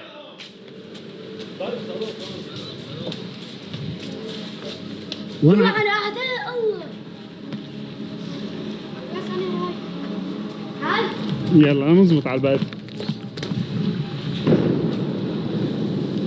نحن مش فايلين هلا بكير شو وقت الظهيرة بلش. ما سمعتش الالارم بلشت تفجيرات. منيح في اسرائيلية علمونا شايفين وقت الظهيرة، يعني كنت افكرها الساعة 12، طبعا بقى الساعة 11 يا جماعة. بلشت الاسعافات. وين ضاربين طلعت الاسعافات؟ امي عم بعمل لحمة بعجين، كسف شغال مش شغال اخر همي، صدقني مع فرقانة معايا.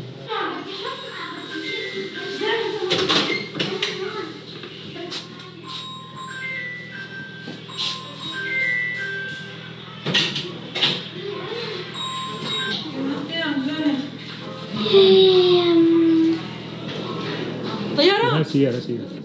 لا طيارة. طب فوتوا على الكوريدور، فوتوا على الكوريدور. خليكم كلكم بالكوريدور. امي تعال ده ما سيارة هاي. خلاص اقعدوا قعدي هون تعالي. حسن خلاص اقعدوا. انضربوا حد استشفى بحرب تون. هذا قديم.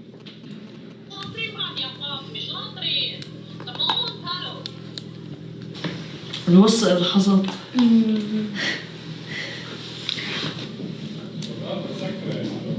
عاوزة ما بيضربوا مدارس، بيضربوا مستشفيات، شو بك؟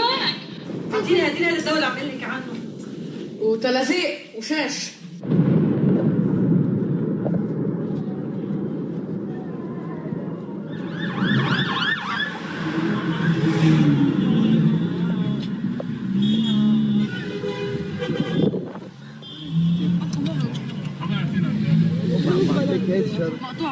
اسعاف. رجعنا مقطوع. خلاص مش عارف.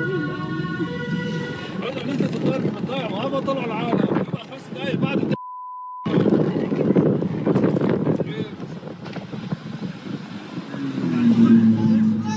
انزل شمال صاروخ انتبه على رجع البيت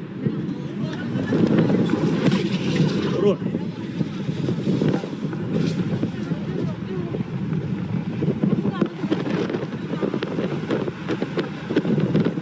بس في كتير مطبات في كتير غراض ورا روق حنطلع روق شوي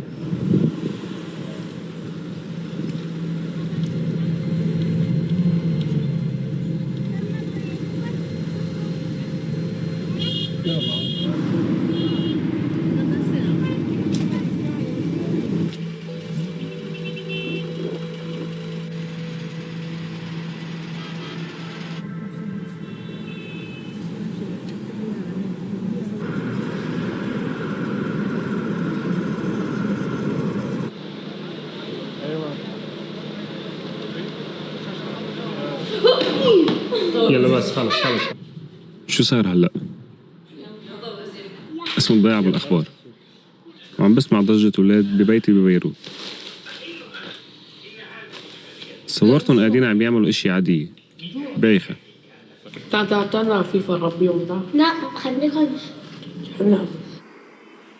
بس بعد رحلة النزوح هي البياخة صار لها غير معنى.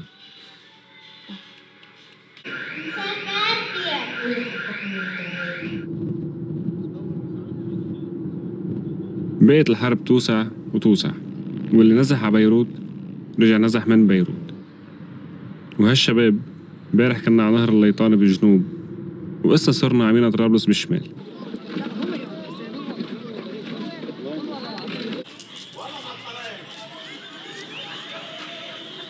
يلا جيف ترى عربية حلو.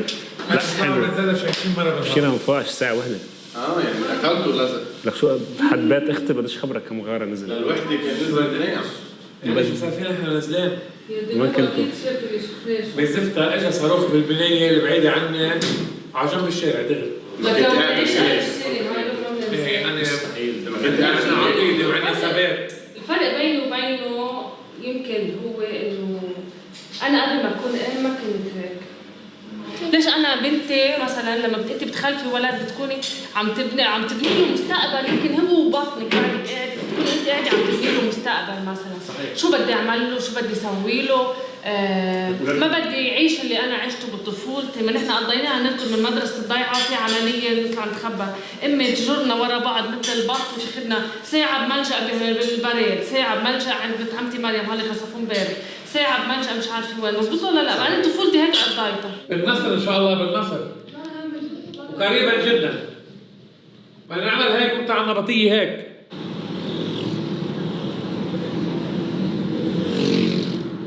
مين عم تشوفه من الشبيبة؟ مين مش عم تشوفه؟ عم شوف منيح الشباب يعني بس مش كله.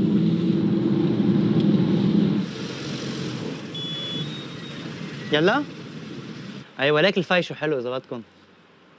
في فاية حلوة. يا هيدي انا بابا فينا نقولها باللبناني الكلمة شحطته شحط. يعني سحبته سحب معي لبرا ما كان بده يروح.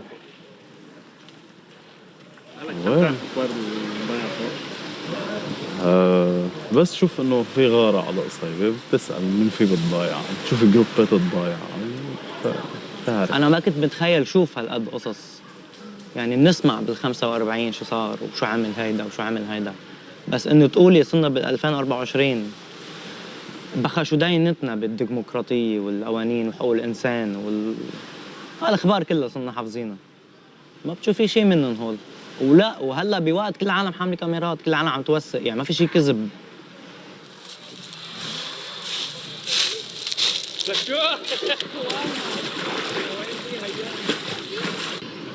إسرائيل لا بدها صاروخ ولا بدها نووي ولا بدها شيء. بدها إنسان مؤمن بقضيته حامل هالبارودة فقط لا غير.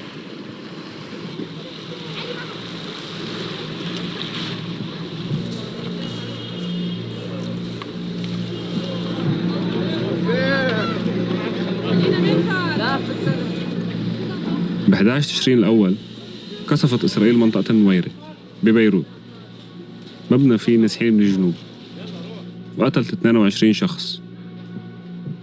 فهمنا إنه بطل في بيعة آمنة هون.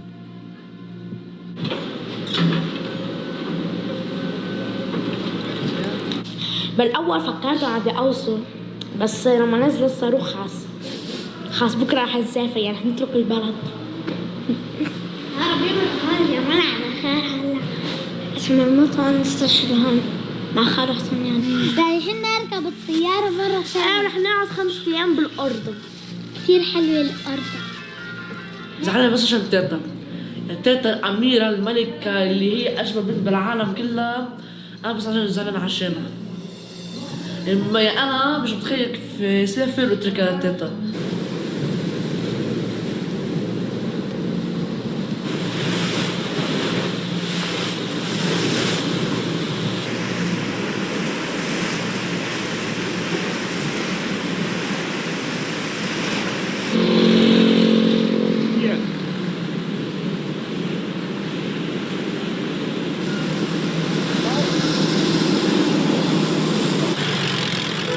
بعد سنة من الحرب المضبوطة وبعد شهر وشوي من الحرب المفتوحة، كان صار في 1.4 مليون شخص نزحوا داخليا بلبنان، وتحولت معظم المدارس لمراكز إيواء.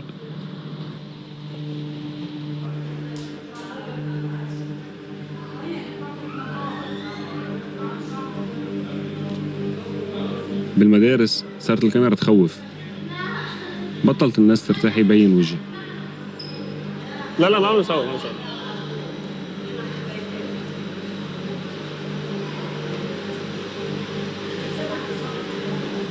لا نحن سوا. لما انظهرتوا من البيت عرفتوا حالكم لوين رايحين ولا خلص؟ لا ولا على شيء، بس اتكلنا على الله ومشينا. ما بالمرة كناش عارفين حالنا لوين رايحين، توصلنا لهون. صارت التقارير بلا وجوه، بلا أماكن محددة، بس قصص ونزوح ما بيخلص.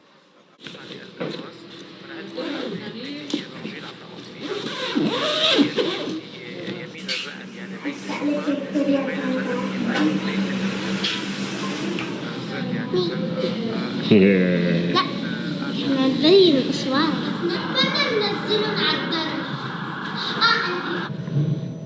اسمع لك بس انزل.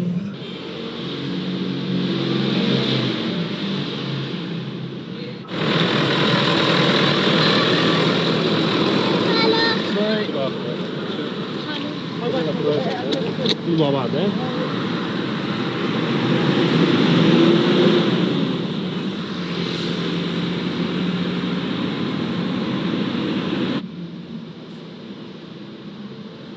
رجع شمشون يقعد لحاله، ورجعت أمي تفكر فيهم وتشرد. طالما الحرب مطولة ما رح يرجع الأولاد، بس رح ضل عم صور لهم ليكون عندهم شي يحضروه بالآخر. بس يخلص كل شي يتذكروا كيف كانت طفولتهم، كيف خربت لهم إياها القذايف الإسرائيلية.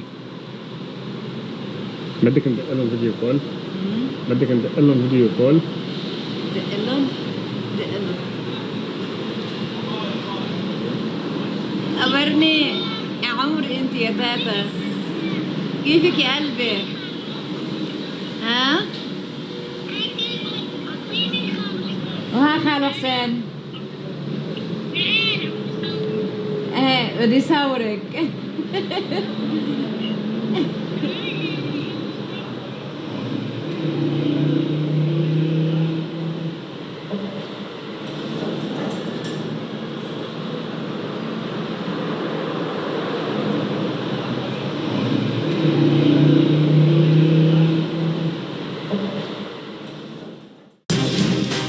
The world is shifting.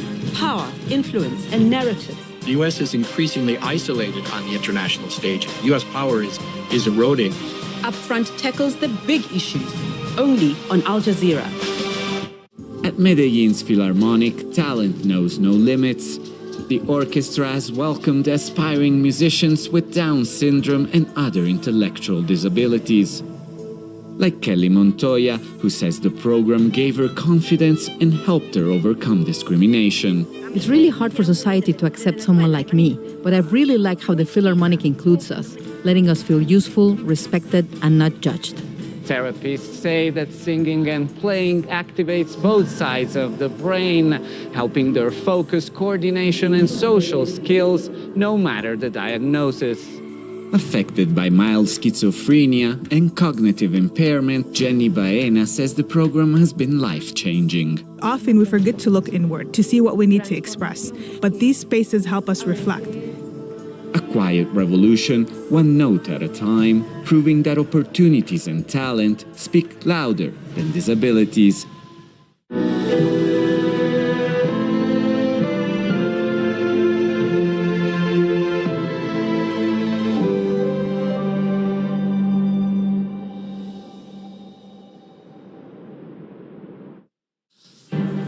U.S. President Donald Trump announces a ceasefire between Iran and Israel. Iran says it stopped hostilities 90 minutes ago. There's no comment yet from Israel.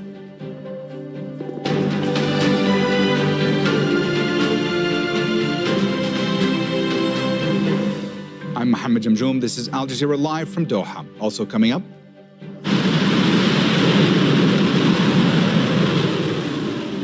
Iran launches missile attacks on the largest U.S. military base in the Middle East, in Qatar. Tehran says it's a proportionate response to the American bombing of its nuclear sites. Qatar condemns the attack on Al Udeid base and says it has successfully intercepted the ballistic missiles. And we look at the divisions in Congress on the U.S. bombing of Iran and whether the president had legal authority to do so.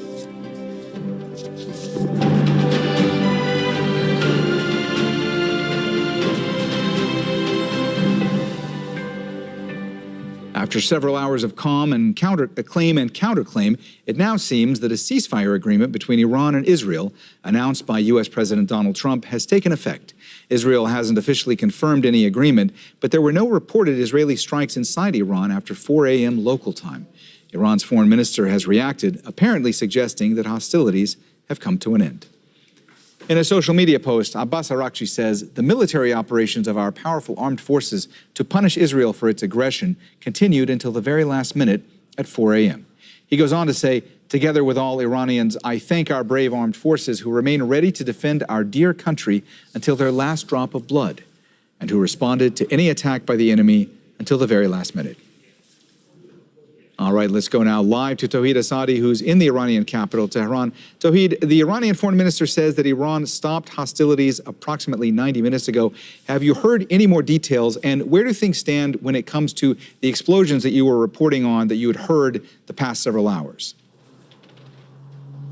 Well, the good news is so far over the past few minutes, we haven't received sounds of explosion, and that's obviously very promising, seeing that from the very early hours of night tonight, we were able to hear sounds of massive explosions and interception by the air defense system of the country and the capital in particular. But right now, we don't hear that much of these sounds. And this is, as I told you, it sounds promising. But speaking of the latest post that we saw from Iranian Foreign Minister Abbas Araghchi on his X account, it seems that he's saying there is no ceasefire agreement as of date. And also he's saying that they have decided to stop their military operations. So it could be implied that while Iran is ready for this ceasefire, at the same time, it's not sure whether the other side, the Israeli side, is going to strike. And if they continue to strike, Iranian Foreign Minister is saying that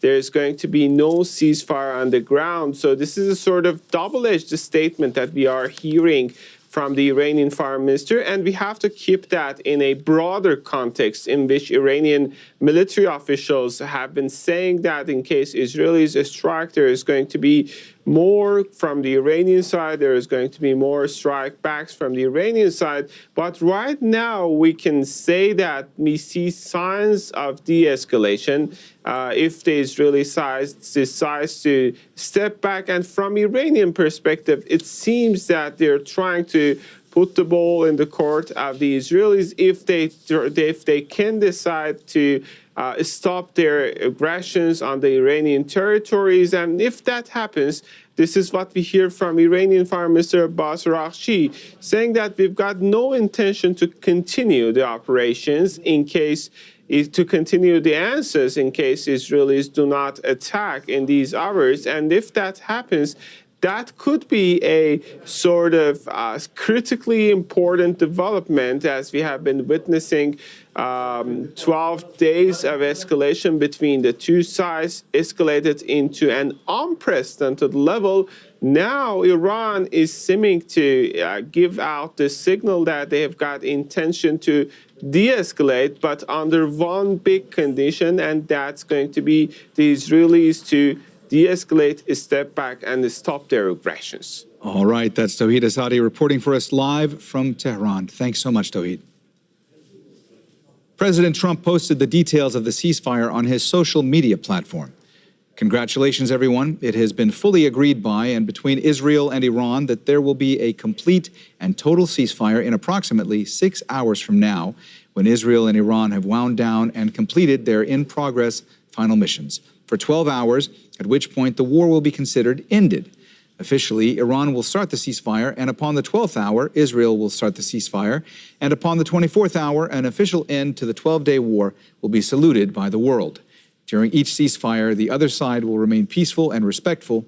On the assumption that everything works as it should, which it will, I would like to congratulate both countries, Israel and Iran, on having the stamina, courage, and intelligence to end what should be called the 12-day war.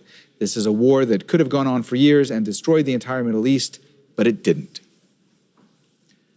Let's go live now to Heidi Jo Castro. She joins us from Washington, D.C. Heidi, Iran is saying they've stopped hostilities, though we haven't heard anything official from Israel yet. Does this indicate that Trump successfully ended the conflict?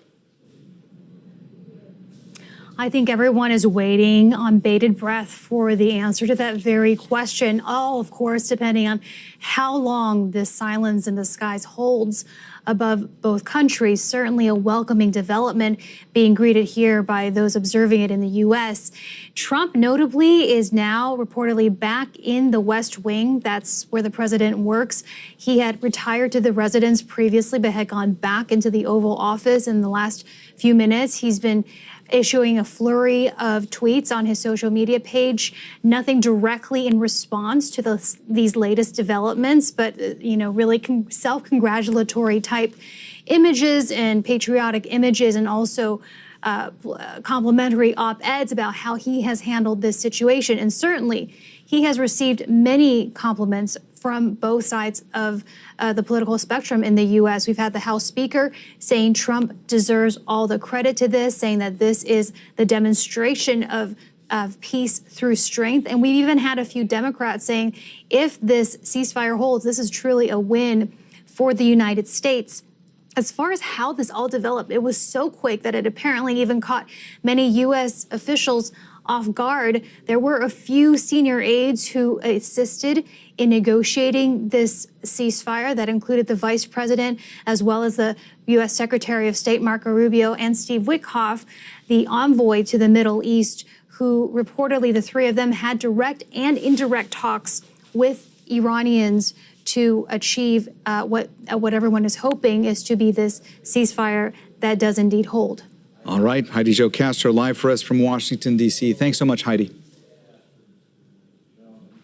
Hamda Salhoud joins us now live from Amman in Jordan. Hamda, so the U.S. President Donald Trump several hours ago announced on his social media platform that they had reached a ceasefire between Israel and Iran.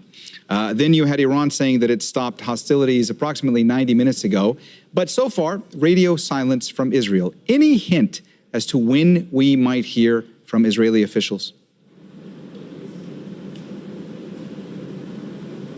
Well, no indication whatsoever when we're going to hear from Israeli Prime Minister Benjamin Netanyahu, but we do know late in the evening he did convene his security cabinet, and that meeting went until around 3 a.m. local time, with Netanyahu issuing a gag order to ministers in his government and his security chiefs, advising them not to talk about the situation. Now, the Iranians have said there is no agreement in place, but if the Israelis decide to stop their attacks, the Iranians will stop retaliating. It's worth mentioning that there are some reports within Israeli media citing a phone call between President Trump and the Israeli Prime Minister Netanyahu, saying that the Israeli premier, in theory, would agree to stop the fighting if Iran stopped its attacks. There are a lot of moving parts here, including Israeli officials who, in the last day or so behind the scenes, have talked about the idea of wrapping up their military operations in Iran by at least the end of the week. This follows a lot of pressure from U.S. President Trump after those strikes were conducted on 3 Iranian nuclear facilities. All right, that's Al Jazeera's Hamda Salhout live for us from Jordan's capital, Amman. Thanks so much, Hamda. James Jeffrey is the former U.S. ambassador to Iraq. He joins us now live from Washington, D.C. James, thanks so much for being with us here on Al Jazeera. Look, the last few hours, there have been so many different messages when it comes to what exactly is going on. You had Trump announcing a ceasefire. Then it wasn't clear if Iran or Israel had actually agreed to it. Now it seems that the Iranian foreign minister is indicating that they have ceased hostilities. We've not yet heard from Israel. Where do you think things stand? And if this ceasefire actually goes into effect, how momentous is this, and what does it mean for the region? Okay, last question first. This is hugely momentous. It reflects the ability of first Biden, then Trump, to mobilize the whole region, the Gulf states, indirectly Turkey, Israel, to push back against what Iran has been doing in the region for the past 20 plus years. In terms of what's going on the ground, look, over the last 50 years, beginning in Vietnam in 73, I've seen a dozen ceasefires. They're all messy. Not all the troops get the orders. People are still shooting. The timelines are wrong. You get your watches not calibrated correctly. Believe me, I've seen everything under the sun. What this confusion is the normal confusion, but it's clear that it's moving in a very, very positive direction, given what the Iranian foreign minister has said. Israel may be the bigger problem because of the, we all know the nature of Bibi Netanyahu's cabinet and the very hard liners that he has to deal with. But Trump is going to make it very clear that he has taken a great service to Netanyahu, doing what Netanyahu wanted with the bombing of Fodro, and he's not going to take no for an answer. Finally, as you're in Doha, the role of the state of Qatar, both in as a coordinator of various back and forth with the Iranians and the United States, but in particular, its defensive efforts to protect American lives in the country is much appreciated in Washington. All right, James, you mentioned Qatar, which is what I wanted to segue into, because obviously we know the last several hours you had these unprecedented attacks. You had those ballistic missiles fired from Iran, launched towards the Al Udeid Air Base in Qatar. The reaction that's happened since that attack took place, when you had the tone really shift from Trump. A few days ago, Trump suggesting there could be regime change in Iran, and then after those attacks saying it's time for peace, and even going on to say, God bless Iran. What does that mean? What does that portend when it comes to perhaps future negotiations between the U.S. and Iran going forward? What we know is weeks ago, at the beginning of this now 12-day conflict, Trump reportedly told the Israelis, don't go after the supreme leader. We need somebody to negotiate with. Trump, trust me, is not a regime change guy. The people around him are not regime change guys. Like me, they have lived the awful experiences we had in Iraq and Afghanistan trying to do that. We're not good at it. It always gets fouled up. So Trump needs somebody on the other side of the telephone, directly or indirectly, to talk with. That's the supreme leader and his people. Trump is not out for regime change, nor, despite what the Israeli foreign minister and defense minister have said, the Israelis at this point.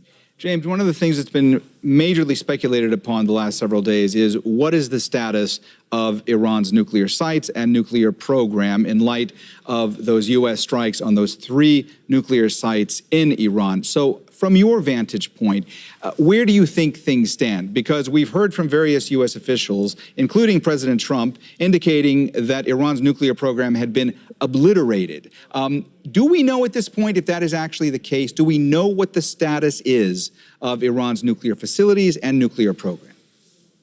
Yeah, it's hard to define obliterated, and President Trump is known for hyperbole. What I know is that the U.S. Air Force has built these systems, particularly the bombs, and planned for this operation for dozens of years, and they are very, very good at what they do. Secondly, we have the statement of the International Atomic Energy Commission Agency Chief Grossi today, who said that without any doubt from what he knows, and this is a guy who has done the most inspection, the most on-scene dealing with these sites, that a great deal of damage has been done. But the final thing is, as we saw in 2018 with Assad using chemical weapons, if people don't get the message with the first bombing raid by Trump, he'll go back and bomb them again.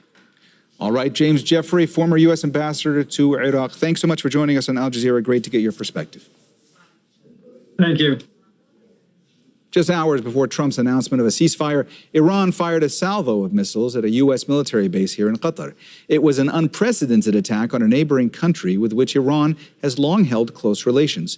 But Tehran says the attack was a justified response to the American strikes on its nuclear facilities. Vedad Mahichi reports.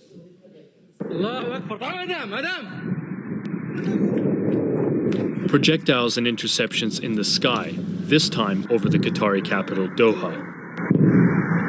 Shelter-in-place warnings as a barrage of Iranian missiles target the largest U.S. airbase in the Middle East, in what's being seen as a symbolic show of force. Tehran calls it legitimate self-defense and retaliation for the American bombing of its nuclear facilities on Sunday. The message of this decisive action is clear and direct to the White House and its allies. The Islamic Republic of Iran will not leave any act of aggression against its territorial integrity, sovereignty, or national security unanswered under any circumstances. Right, I'm going to have to be very careful. Whoa! The airspace temporarily closed over Qatar as defenses shot down all but one of the missiles fired, the attack resulting in no injuries or deaths. But drawing condemnation from Qatar, which holds deep ties with Iran. Qatar condemns, in the most severe words, the Iranian missile attack on the Al Udeid Qatari airbase. This attack represents a blatant violation of the sovereignty of the country of Qatar and a contradiction to the principles of good neighborliness, and represents an attack on international legitimacy and international law. And the state of Qatar confirms that it reserves the right to respond. The sprawling Al Udeid base just outside of the capital, Doha, typically hosts some 10,000 American troops. But most personnel and aircraft were evacuated last week, the clearance visible in satellite imagery. Washington and Qatar say they were warned in advance that the attack was coming. Some suggesting it's Tehran's way of signaling it doesn't want to escalate the conflict further. Vedad Mahichi, Al Jazeera.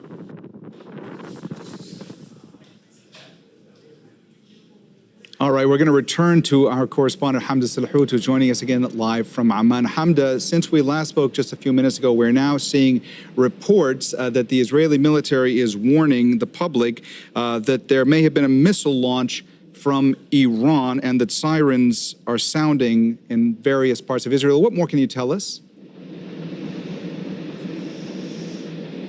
Yeah, sirens are sounding in central and northern parts of the country right now after a ballistic missile launch was detected from Iran. You can see a little bit behind me some of that smoke in the air. Those are interceptions that happened over the Jordanian capital. We've counted around 5. This would be something like the 25th missile attack the Iranians have launched, and actually the first since the announcement of that ceasefire agreement by U.S. President Donald Trump, even though the Iranian foreign minister had come out and said that Iran didn't agree to anything, but if the Israelis wanted to stop their aggression, Iran would stop firing as well. So these missiles are continuing to get fired. The Israelis say they're going to keep pounding targets inside of Iranian territory. And Israeli officials speaking anonymously to Israeli media have also said that there are still a wide range of targets Israel wants to strike inside of Iran and that they are not finished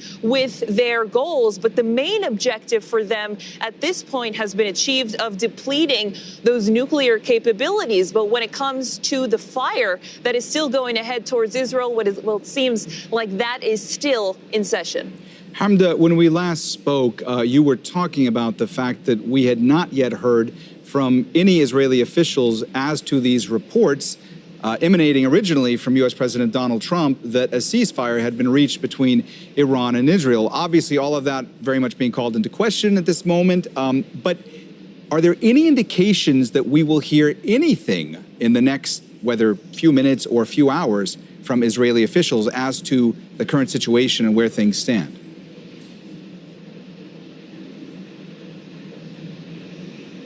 Well, Netanyahu had convened his security cabinet very late in the evening on Monday, finishing in the early morning hours on Tuesday, and actually gave a gag order to all of his security chiefs and officials about this very subject and topic, saying that the Israeli officials are not allowed to leak to the media.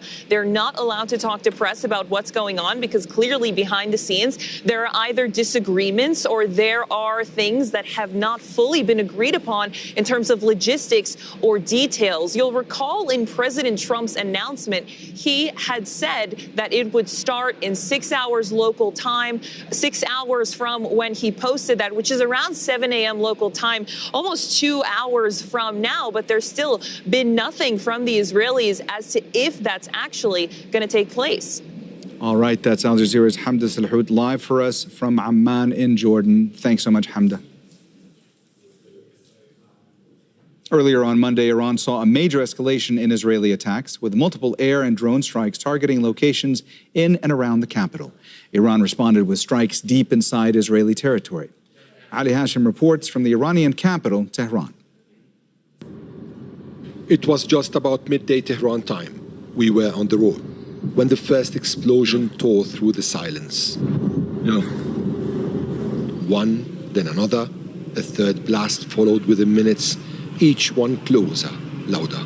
Oh, we pulled over, and this is what we saw. 3 huge plumes of smoke rising across the skyline.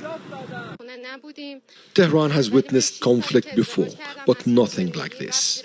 Airstrikes and drones targeted sites across the capital and its outskirts, as Israel expanded its campaign from the shadows into broad daylight. The strikes landed close to several sensitive sites, including Iran's state broadcaster, a major university, and the Iranian Red Crescent. None were hit directly, but the message was clear. Israel is signaling its reach and strength. I've reported from this city through sanctions, protests, and political unrest. But today, I witnessed it come under direct military assault. What happened here was not symbolic. It was strategic, and for many Iranians it was personal. In parallel, Iran was responding to other attacks. The Revolutionary Guards confirmed it launched an attack, striking targets across Israel's north, center, and south using its new Khaybar multi-warhead ballistic missile, reportedly for the first time. This is not a tit-for-tat.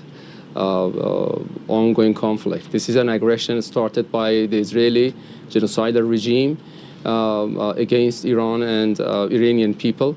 We decided to defend under Article 51 of the UN Charter, which is our right to respond. So what is happening right now is a legitimate defense. Iranian air defenses also say they intercepted and destroyed an Israeli drone before it could strike central Iran. Ali Hashim, Al Jazeera. Iraqi state media says an unidentified drone has targeted a site at Iraq's Taji military base. A large fire has been seen at the base just north of the capital, Baghdad. The site hosts U.S. forces. No group has claimed responsibility for the attack. Mahmoud Abdul Wahid has more on the U.S. reaction to threat of attacks in Iraq. We understand that here in the capital, Baghdad, security forces have been deployed in and around the Green Zone, which is home to the U.S. Embassy and other foreign diplomatic missions. The U.S. Embassy has been downsizing its staff in Iraq since mid-May, and the State Department issued a travel ban to Iraq. This comes after threats made by Iran-aligned armed groups in Iraq, threatening to attack U.S. interests in the region and namely military bases. In Iraq, over the past week, there have been marches and demonstrations condemning the attacks against Iran and calling on the Iraqi government not to allow any foreign country to use Iraqi airspace to carry out attacks or airstrikes inside Iran. Mahmoud Abdul Wahid, Al Jazeera, Baghdad. Several resolutions are being planned on Capitol Hill in an attempt to reclaim congressional authority over waging war. The Constitution requires the president consult Congress in the event of hostilities against another nation, but members are split as to whether the U.S.'s bombing of Iran rises to the level of war. Shihab Ratansi reports.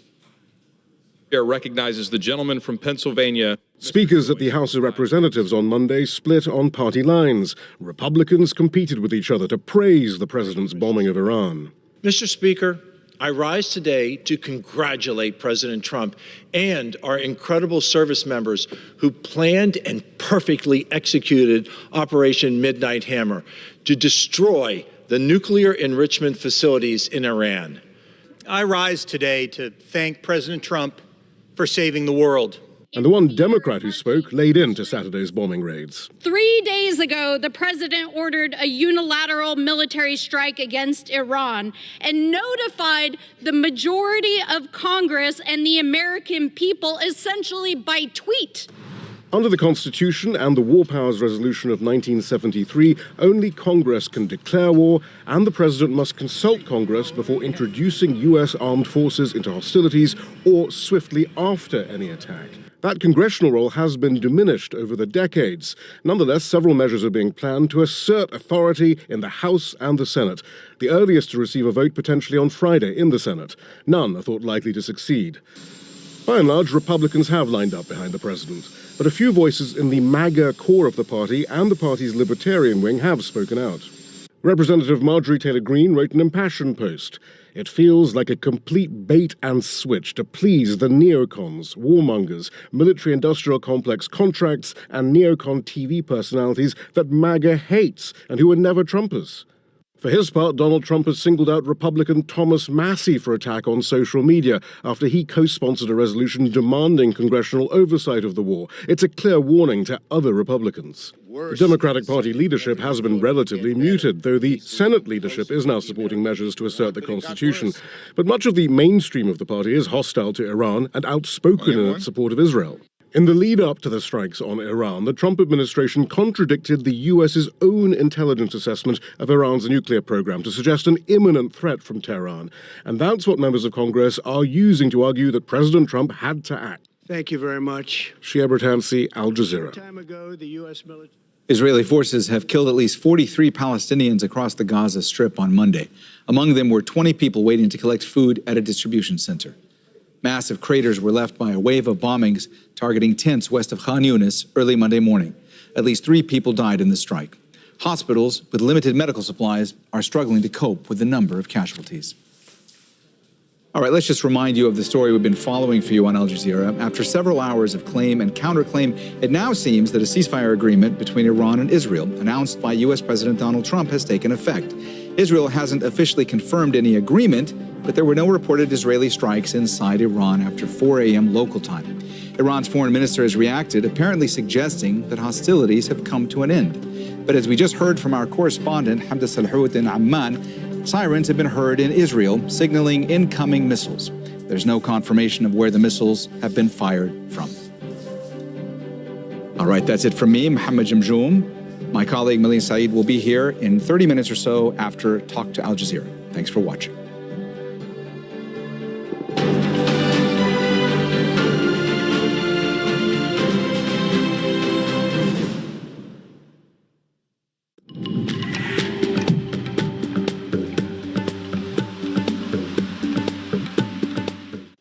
Hey everyone, highest level alerts issued in Madhya Pradesh in this part of northern India here as those monsoon rains really pick up. Darker the blue, the more intense that rain is falling. And still up and down the west coast, we've got that persistent breeze, our monsoon breeze here, so that's giving us that rain just to the south of Mumbai. We also see those monsoon downpours coming into the coast of Myanmar, and we're going to catch quite a bit of rain along the coast of Vietnam, specifically the central coast just to the south of Da Nang. Over 5 days, a meter of rain has fallen in northern Guangxi province in southern China here. More rain falling over top of this area on Tuesday. And here's our tropical storm spinning around in the Pacific. This one's going to creep closer to Japan's Pacific coast over the next few days. Throw some rain into Tokyo, but this one's not a heavy hitter. But indeed, it will be a soggy forecast in Tokyo later this week. For now, it's a soggy forecast in Kuala Lumpur and Singapore on Tuesday. Big downpours there, but large part of Indonesia will be dry. We end this weather report in Pakistan right now for southern and central parts of the country looking good, but those monsoon rains starting to curl into the north, so that's going to put a cap on temperatures. Lahore getting up to 35 degrees on Tuesday. See you later.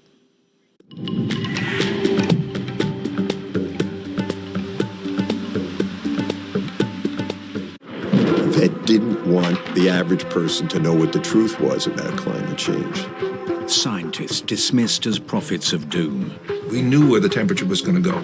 By leaders seeking the profits of industry. They were publishing reports saying this is not an urgent problem. Could we have changed the course of the climate emergency? Our air is polluted. Our skies are red. Dying Earth. Lost futures. On Al Jazeera. Always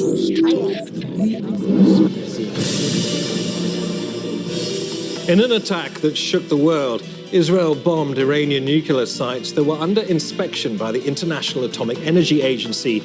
The initial target, a facility enriching uranium to 60%, still legal under the Nuclear Non-Proliferation Treaty, which Iran remains bound to, while Israel, which is believed to hold several nuclear warheads, refuses inspections and has never signed the Non-Proliferation Treaty. Tehran has accused the IAEA's Director General of coordinating with Israeli officials, saying that scientists later killed by Israel were first identified through its reports, allegations the IAEA has denied. Now, with the conflict between Israel and Iran escalating and trust in the global system eroding, are we witnessing the failure of non-proliferation and the entrenchment of nuclear double standards? Rafael Grossi, Director General of the International Atomic Energy Agency, thank you for talking to Al Jazeera. Let me start by asking you about safety and security at nuclear sites within Iran. Israel claims to have hit some. Iran seems to be pushing back on some of the facts provided by Israel. Given the claims of internal contamination and damage to uranium enrichment centrifuges, how close could we be right now to a major disaster? Well, I think we have to discriminate and go to the extent possible with the information we have and go facility by facility to have an accurate analysis of this type. What we have mentioned, I mean, the IAEA and myself, we have referred to, for example, contamination in Natanz. Because there, as we have been reporting, there was, should I say, perhaps, a enrichment facility there which was destroyed almost completely. And there, of course, given the fact that there is of course some material, and even inside the cascades, there was some contamination which we could confirm. But in this case, as I informed to the board of governors of the IAEA and also the Security Council, the UN Security Council, the contamination, which is rather a toxic chemical contamination because of the chemical reaction of some of the elements there, but a little bit of alpha particles as well, radioactive particles as well. It was and is really circumscribed, limited to the place, to the site, and easily managed with protective gear and things like that. So in this case, in this particular case of the facility I am talking about, Natanz, there was no discernible, although there was no important rather than discernible. There was no important contamination outside. The same would apply to a certain extent to Isfahan, another important nuclear facility where there have been some, of course, impacts quite important, specifically on 3 or 4 buildings. It's a huge compound, as you know, but there as well, the radiation levels have not been detected as out of the ordinary. And in the case of Fordo, there's almost no damage to it, so there is no contamination. That being said, of course, there is a lot of nuclear material in Iran, in different places, which means that the potential for a radiological accident or a nuclear accident involving lots of material and the dispersion in the atmosphere of radioactive materials and particles does exist. And we cannot provide any guarantee of what may or may not happen, since we are in the midst of so the IAEA cannot provide any guarantees as to what may or may not happen. Can I ask you very, very briefly to explain where you are getting your facts from, given the limited access of the IAEA on the ground in Iran at the moment? Well, there are radiation monitoring systems to which we have access, not only Iranian, but also international. And we do have, of course, access to information, satellite imagery, and a limited, but still operational contact with the Iranian regulatory authority, which is the natural counterpart for this type of information. So we do have many sources out of which we can have. And of course, don't forget one thing, these facilities we know by heart.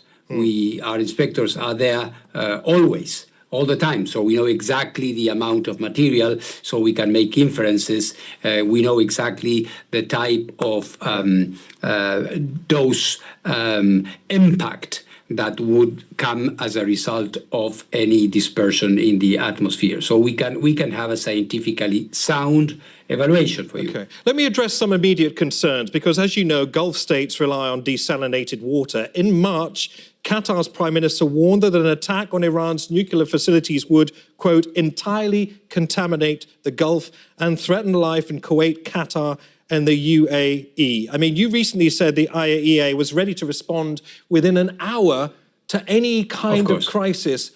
Is an hour too long? First of all, on these on the statements that have been made, which are, of course, logical, because nothing can be excluded at a time of war. And what I believe these statements are referring to is a worst-case scenario involving perhaps not necessarily the enrichment facilities, but other important facilities, including the Bushehr nuclear power plant, which is very close to some of the countries in the region. I am in constant contact now with most of the countries in your region, referring to these things. Understood. You say yourself, Mr. Grossi, we are in a time of war. There are no guarantees that can be offered, even by the International Atomic Energy Agency. What are Israel's stated goals here of destroying Iran's entire nuclear capabilities? I mean, the consensus is that Israel would have to draw on the military support of the most powerful military in the world, that of the United States, to take out, for instance, this facility in Fordo. There's talk of the use of bunker-busting bombs. I mean, Fordo was previously undisclosed until 2009. Am I correct in saying that? Yeah. What kind of access? You're correct. What kind of access has the IAEA had to this facility, and is it a cause for concern? And do you think the use of these incredibly powerful weapons would be in any way a game changer for Israel or Iran? First of all, we do inspect Fordo. We inspect every declared facility in the Islamic Republic of Iran. We are constantly there inspecting all of these facilities. So we know what is going on there. There was an announcement quite coincidentally, on the eve of the start of the military operation by Israel, of a new enrichment facility in Isfahan, precisely, that we were going to be visiting immediately, but this, of course, visit or inspection had to be postponed, we hope, because of the start of the military operation. The other questions, I would say, are excellent questions for Israel or the United States, not for the head of the IAEA. The destructive power of bombs is something I wouldn't like to see happen. Would you imagine? I am a diplomat. Sure, but right? do you condemn? Sorry, I mean, as a diplomat, I'm very keen to know about your choice of words at this particular time. Of course, you were quick to condemn bombs falling near the Zaporizhia nuclear facility, near the facility in Ukraine. You have expressed words of deep concern about Israeli strikes on Natanz and Isfahan, but is concern really enough when Israel, that isn't a signatory to the Non-Proliferation Treaty, openly bombs IAEA-monitored sites? I have said very clearly to the UN Security Council, to the Board of Governors, that nuclear facilities should not be attacked. This is internationally agreed. This has been the law, if you want, when it comes to these types of things. At the same time, I should say with the same clarity, my role here is not a political role. Is a technical role. And for us here, what we need to do, and this is what we are trying to do, of course, is to facilitate from the technical perspective that is ours, the avoidance of a nuclear accident with radiological consequences. We are reiterating, coming back to your question, the fact that nuclear facilities, as I said, in the case of Russia and Ukraine, should never be attacked. So I don't know what is expected from us. Okay, well, can I ask you this then? It is not our role. And let me also say something, because it's a point which is very important, and I don't like to avoid difficult questions. Our role here is to be useful.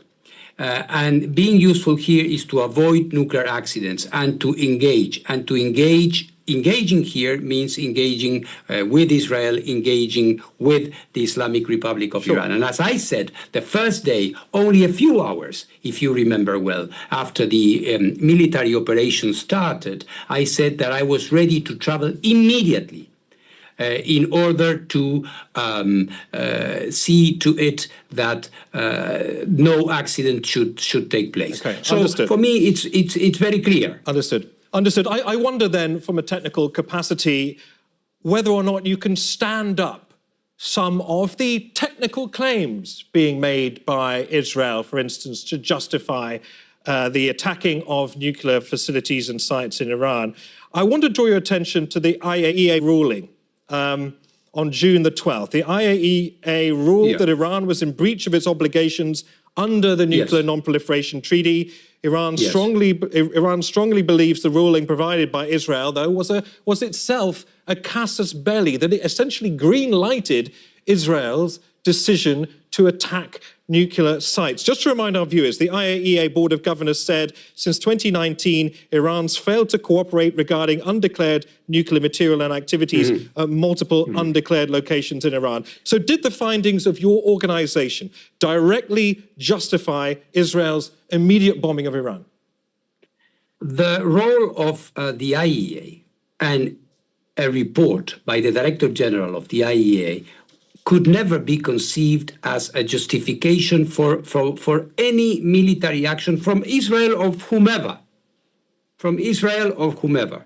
You know, this is a political matter and a political decision that should be, and those accountable for it are the political figures that are taking these decisions. So to pretend that a report by the IAEA in any way is a green light or an enabler of an attack is absolutely absurd. Do you feel that do you feel that it's been deliberately misinterpreted? Please, let me finish my point. Can you let me finish my point, please? Go ahead. So, because what I was going to explain to you is what we said in this report. In this report, we said very clearly and very objectively that Iran was not informing the IAEA about a number of things which are very, very important. And we were not getting the transparency we needed for that. So, and at the same time, we said very clearly in that report that preceded these dramatic events and the attack that we did not find in Iran elements to indicate that there is an active, systematic plan to build a nuclear weapon. So this is why sometimes I have the impression that people, before making judgments as the one implied in your question, should read the report first and then ask me the question. Because this is what we have said very clearly. I appreciate and agree with your points, but my question was, do you think, in spite of your findings that you've explained very, very clearly, that there was a deliberate attempt to misinterpret your findings? And within 24 hours, Israel had waged war on Iran. I'm not blaming the IAEA, but it appears that the timing of the release of that report and the resolution voted upon by the IAEA was very, very close to this decision by Israel, wasn't it? It's an excellent question for Israel, or those who believe that this report is an enabler for that, which, by the way, I haven't heard from almost anybody. I think what I'm getting is some opinions that this is, like yours, for example, that this is the case. But I'm trying to explain to you and show you and point you to what this report was doing. And by the way, and again, this was not even a surprise. Okay. For many, many, many months, we have been saying, and in previous reports as well, that this was the case. I even mentioned in this report, because the IAEA needs to be objective and it needs to be impartial, we said in that report that we noted, of course, that Iran, even at the highest levels of the supreme leader, had indicated that a nuclear weapon would be incompatible with Islam. And you remember the fatwa and what Iran has been saying. I said that in the report, noting it, but at the same time, I said that it didn't help also when high officials in Iran were saying, actually, we do have all the pieces of the puzzle. We just need to put them together. Okay, Mr. Grossi, I wonder if as Director General of the IAEA could not ignore. Okay, let me pick up on that point that you clearly could not ignore, because we need to underline for our viewers around the world the details here. Is there anything that led you to believe that Iran was any nearer to possessing a weapon than claims made by Netanyahu dating back several decades? Again, and I think perhaps I did not make myself sufficiently clear. I think it's worth underlining. We have said, perfect, let's underline. So the underlining would be, it is a fact that Iran was not providing the IAEA with the necessary clarity on many activities taking place there. It is also important to note that Iran is the only country in the world accumulating highly enriched uranium at almost military level and in an amount that would allow for the manufacturing of several nuclear weapons. And it is also worth noting that we have seen all these things, and at the same time, we have not seen elements to allow us as inspectors to affirm that there was a nuclear weapon that was being manufactured or produced somewhere in Iran. This is called objectivity and impartiality. I wonder if we can move the conversation on and talk about intelligence and the flaws that Iran feels at least the IAEA may be responsible for. Another central issue in the case against Iran is the alleged failure to provide the IAEA with credible explanations of how uranium traces were detected at these undeclared sites in Iran, despite the agency, as you say, having had access and investigated the issue for years. Iran maintains that the IAEA relied too heavily on Israeli intelligence that Benjamin Netanyahu boasted was obtained as part of a major 2018 raid on a warehouse holding documents in Tehran. In response, Iran maintains the cases are a result of, quote, sabotage, and that the nuclear materials were deliberately planted for IAEA inspectors. Here's my question. Did the IAEA disproportionately draw upon Israeli intelligence to conclude Iran may have been conducting undisclosed uranium enrichment? No, very clearly no. You know what? Your question is as if you asked the auditors looking at the accounts of your station, or you question them by looking too much into one thing or not enough into other directions. Okay, well, let's move the conversation on then. Given Israel we are the inspectors. Okay. Would you allow me to answer? Because if you answer yourself to your long question, this is not a conversation. It needed scene setting. I appreciate you're able to give us an answer. Thank you very much, because you are very clear in your questions. They are very interesting, but I would like to answer them. Okay, go ahead. So the thing is this. Let me explain for a second. The IAEA comes to its evaluations and its conclusions on the basis of enormous amount of information and our own inspections, the result of our own inspections and our own evaluations. And we have also information coming from many sources, including other states. And we independently come to our own judgment. And don't forget that before doing that, before coming to any judgment, we have a process, a long process, where we interact directly with Iran. It's not like I get a paper and then I go and write down some conclusions because I want. This is done only after a painstaking process where we show the explanations to Iran, they give us their answers, and it is only then that we come to a conclusion. Let me cite an example, because you mentioned the issue of the planting things. Well, we explained to our Iranian colleagues why this hypothesis was technically not possible.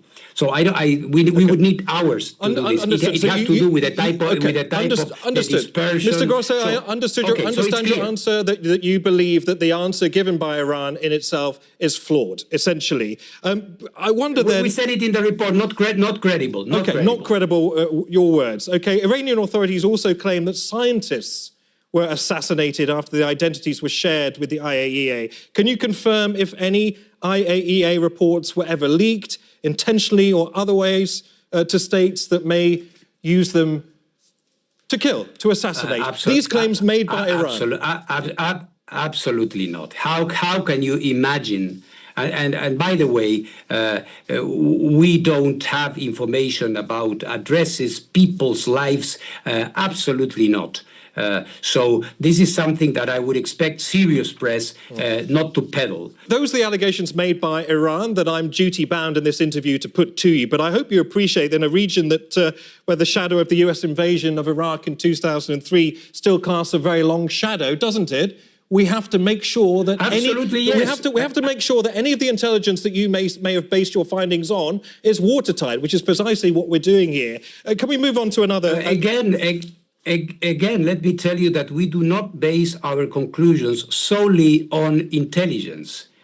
We base our conclusions, in the case of Iran, which is a country that is a member of the IAEA, we inspect them, we share our findings with them, we discuss them. This is not a process like we take upon ourselves the role of a super judge. Let me move on now, because I want to talk about another painful irony to all of this, and that's Israel's actual possession of nuclear weapons, all beyond, of course, the gaze of international inspectors. According to the international campaign to abolish nuclear weapons, Israel has material for 200 nuclear weapons, an estimated 90 existing warheads. Some put that figure as high as 200. Israel is essentially the only nuclear power in the Middle East, isn't it? I mean, when it comes to nuclear weapons here, who is the greater threat? What you're referring to is the fact that Israel is assumed to have nuclear weapons. The thing of judging who is a threat is for you, for analysts, it's not for the Director General of the IAEA. Do you have any monitoring capability you or would capacity? agree, we would certainly agree with me on that. Okay. The fact of, Israel chose, as a few other countries, not to sign the NPT. And we are not neutral on that. We have said it repeatedly. Every country in the world, possibly, and if that is not possible, at least in the Middle East, should be a party to the NPT and should subject all its facilities to the safeguards system of the IAEA. There are plenty of resolutions of the General Conference of the IAEA and repeating this. So this is I asked this question, Mr. Grossi, because it feels like, to many of our viewers, undoubtedly, like a huge case of double standards here. I mean, does the IAEA have any monitoring capacity with Israel whatsoever? Is there any communication with Israel whatsoever? What kind of access at all do you have? Yes, there is, but not on their nuclear weapons, if they so have them. Because Israel, as other countries like India, Pakistan, and others, have not signed the NPT. So when you don't sign the NPT, it is superfluous and even unfair. I'm curious why you keep saying if they do have them. Why if they do have them? It is widely a given that Israel does have nuclear weapons. Not the Director General of, but listen, Niamh, ask Israel why they have nuclear weapons. Why are you asking me? I presume you would know. I would inspect. Because I don't inspect. And I don't inspect not because I don't want or because I am unfair. It's because the IAEA is not a super nuclear police in the world. The IAEA goes and inspects in countries that sign for it. All right? When a country signs for it and says, I am a party to the NPT, I'm a member state of the NPT, so I have to sign a safeguards agreement, and then the inspections ensue. If you don't do that, I cannot knock at their door and say, I want to inspect you because I believe that you have nuclear weapons. I don't have that legal capacity. Is that clear? Because if we continue saying it's unfair, I fully empathize with the sentiment of unfairness because you have a country that is understood, not Mr. Grossi, understood. You are probably aware of some of the allegations made against you by Iran off the back of documents that have somehow ended up in Iranian possession, implying that the organization is over-politicized, that you've been unduly influenced by Israel. Could you give me a brief response to those claims made by these documents? An example of defamation, which is absurd. Okay. I have seen some tweets. They show note verbals that were sent to me by the ambassador of Israel when I was ambassador of Argentina. So it's absolutely baseless. Again, a case when people do not seem even to take care of and read these supposedly documents that prove collusion with Israel. The agency is absolutely independent. The agency is there to continue to exercise its mandate. We have 2 more minutes. I want to end with something we can hopefully move on with. We were, of course, in the midst of US-Iranian talks that have now collapsed. Ali Shamkhani, the Iranian negotiator, said in a TV news interview that Iran was willing to commit to never having a nuclear weapon, getting rid of enriched stockpiles, or only enriching to a level for civilian use. You're probably aware that Ali Shamkhani was recently assassinated by Israel. Where does that leave hopes of peace, hopes of stability? I hope we can pick up where the process was left. I think Ambassador Witkoff and Foreign Minister Abbas Araghchi were leading an important process, which I was supporting wholeheartedly. I really believe that they should go back to the diplomatic table. There are the basis of an agreement do exist, and we should go back to it as soon as possible. Rafael Grossi, Director General of the International Atomic Energy Agency, thank you for talking to Al Jazeera. I thank you very much. Thank you for the opportunity. Thank you.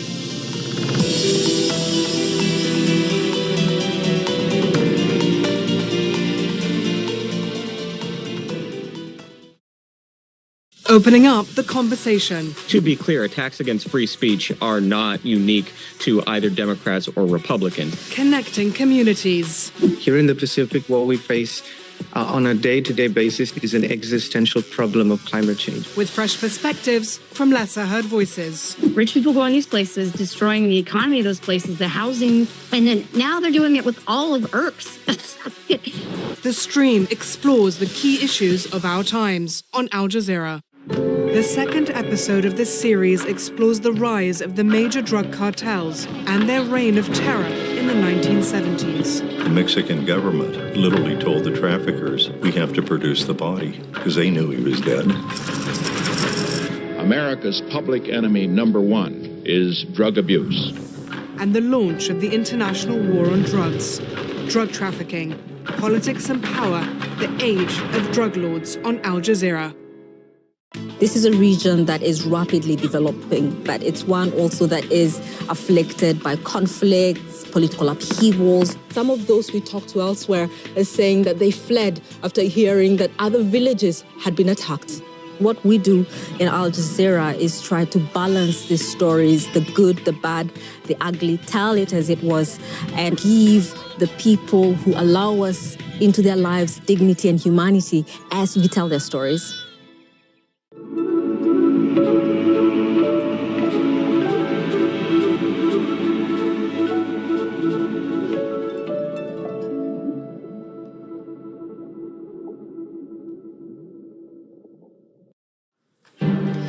US President Donald Trump announces a ceasefire between Iran and Israel. Iran says it's stopped hostilities, but more missiles are launched at Tel Aviv and Haifa.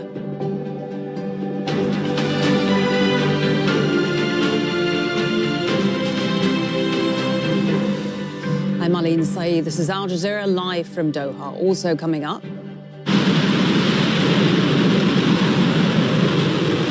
Iran launches missile attacks on the largest U.S. military base in the Middle East, here in Qatar. Tehran says it's a proportionate response to the American bombing of its nuclear sites.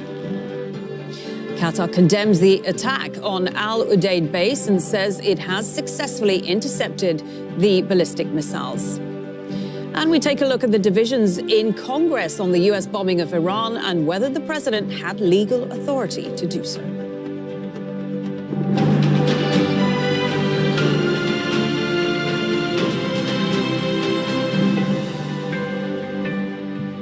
Well, after hours of confusion over a possible ceasefire agreement between Iran and Israel, there are now reports of more missiles being launched towards Tel Aviv from Iran. Let's go straight to Hamda Salut. She joins us now from Amman. So in the last half an hour or so, Hamda, the Israeli Defense Forces say that sirens have been sounding in Israel after these missiles were launched from Iran. What more are you hearing?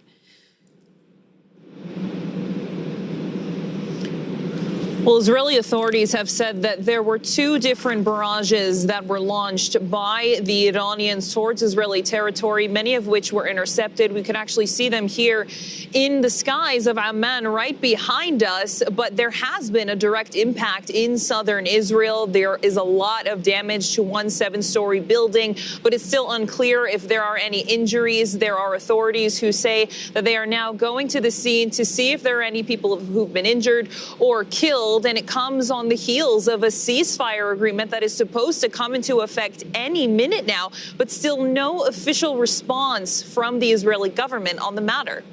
Yeah, on that point, just to remind our audience of the events of the last few hours, US President Donald Trump, of course, announcing earlier tonight that there had been a complete and total ceasefire between Iran and Israel.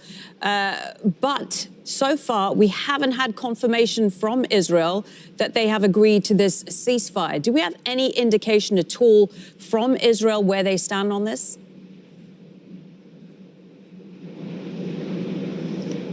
Well, anonymous officials who've been speaking to media within the last 24 hours have said that they're hoping to wrap up their military operations against Iran by the end of the week. But this was before the American president had put out a post on his social media platform, Truth Social, talking about wanting to push the Israelis towards ending this war. And they also said that while they have a lot of targets left to hit, that their main objective was reached, to deplete Iran's nuclear capabilities, but also to try and destroy some of their other missile launching capabilities, their ballistic missiles, other sorts of weapons. Those who are in the military, a lot of people have been assassinated, targeted by the Israeli military. But the Iranians had said that they would stop if the Israelis would stop. But still, nothing official from the Israeli prime minister, who actually convened his security cabinet late last night and gave them a directive not to talk to media, not to give any information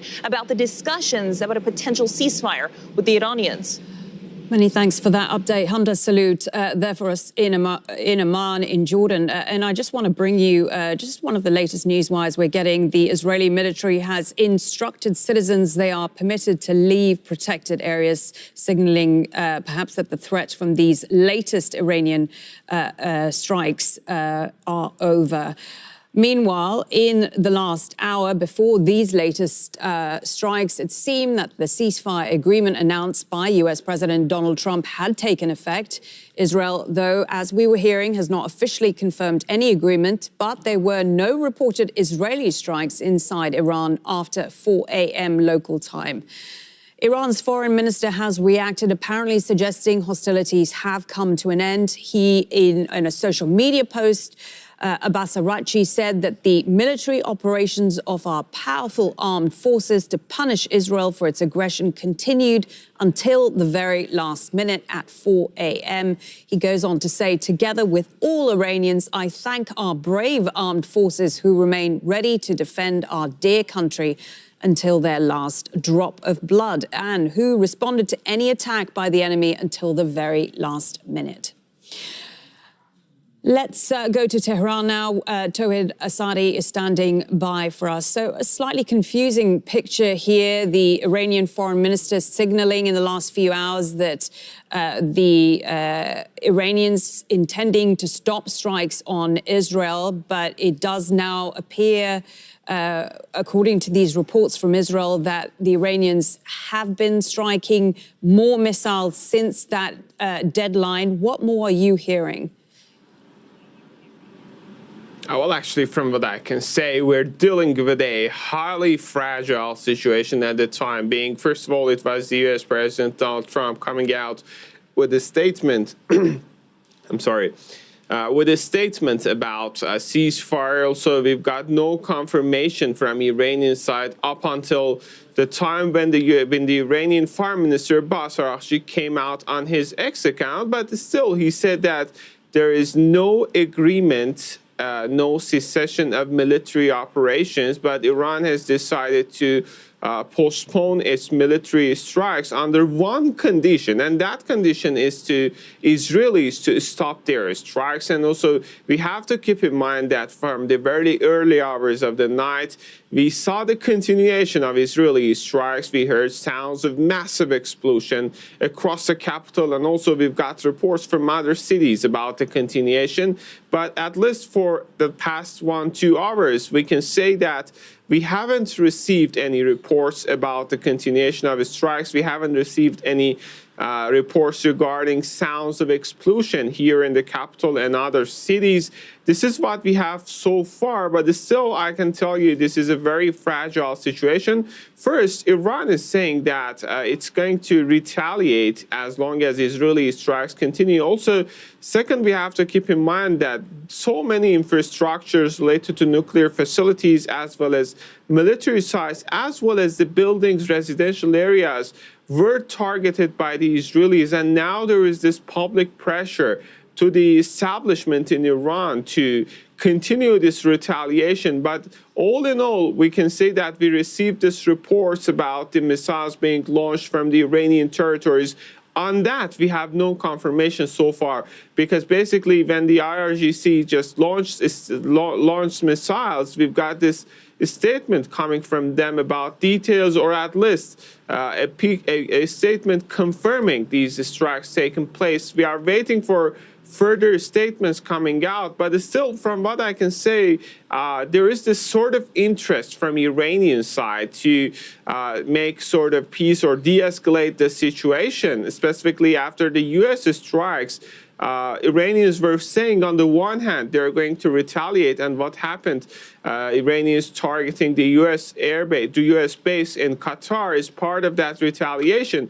But we are dealing with a highly intricate situation in which any movement could run the risk of further escalation. We're following the developments to see what comes next. Okay, thank you for that update, Tawhid Asadi, there for us in Tehran. Well, Al Jazeera's Heidi Jo Castro has been following the story from Washington. She has the details on what was announced by Trump just a few hours ago.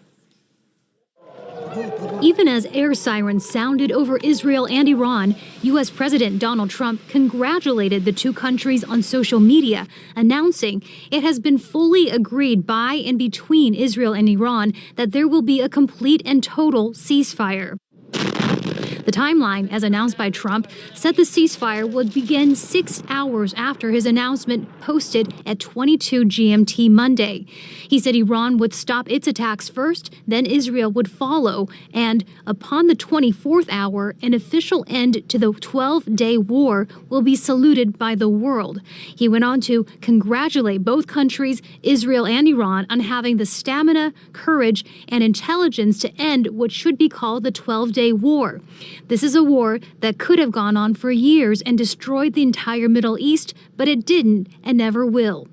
The U.S. president ended the post by saying, "God bless Israel and God bless Iran," just a day after suggesting regime change in Tehran. Trump's whiplash announcement of a supposed ceasefire deal came hours after Iran fired missiles at the American Al Udeid Air Base in Qatar. No damage or injuries were reported. After the attack, Trump reportedly told the Emir of Qatar that Israel had agreed to a ceasefire and asked for help to persuade Iran.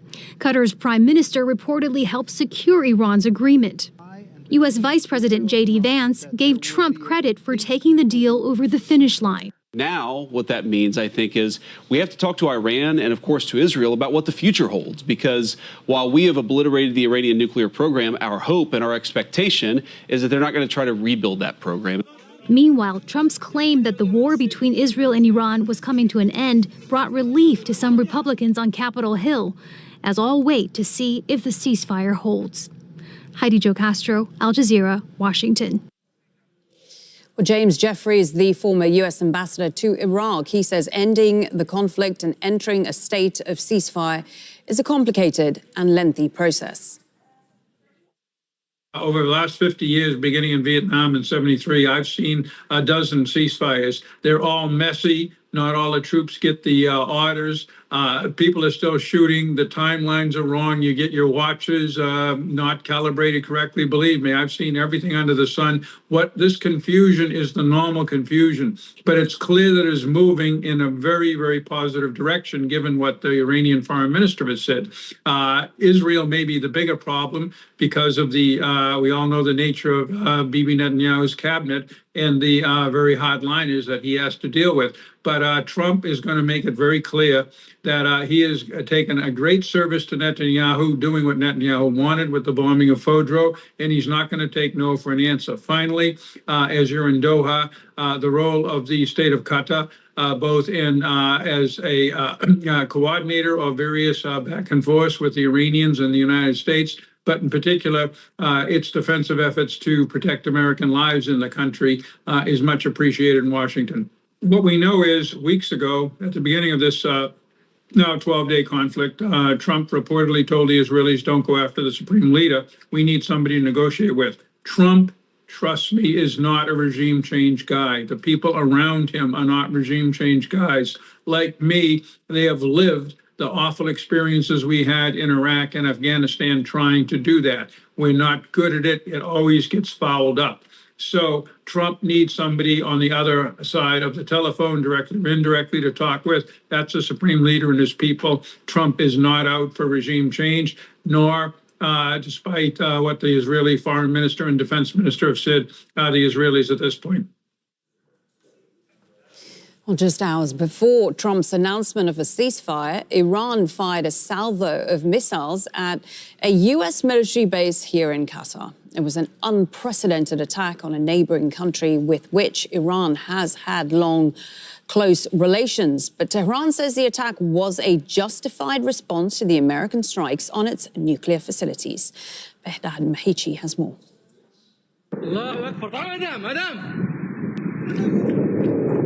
Projectiles and interceptions in the sky, this time over the Qatari capital, Doha. Shelter-in-place warnings as a barrage of Iranian missiles target the largest U.S. airbase in the Middle East, in what's being seen as a symbolic show of force. Tehran calls it legitimate self-defense and retaliation for the American bombing of its nuclear facilities on Sunday. The message of this decisive action is clear and direct to the White House and its allies. The Islamic Republic of Iran will not leave any act of aggression against its territorial integrity, sovereignty, or national security unanswered under any circumstances. All right, I'm going to have to be very careful. Whoa! The airspace temporarily closed over Qatar as defenses shot down all but one of the missiles fired, the attack resulting in no injuries or deaths.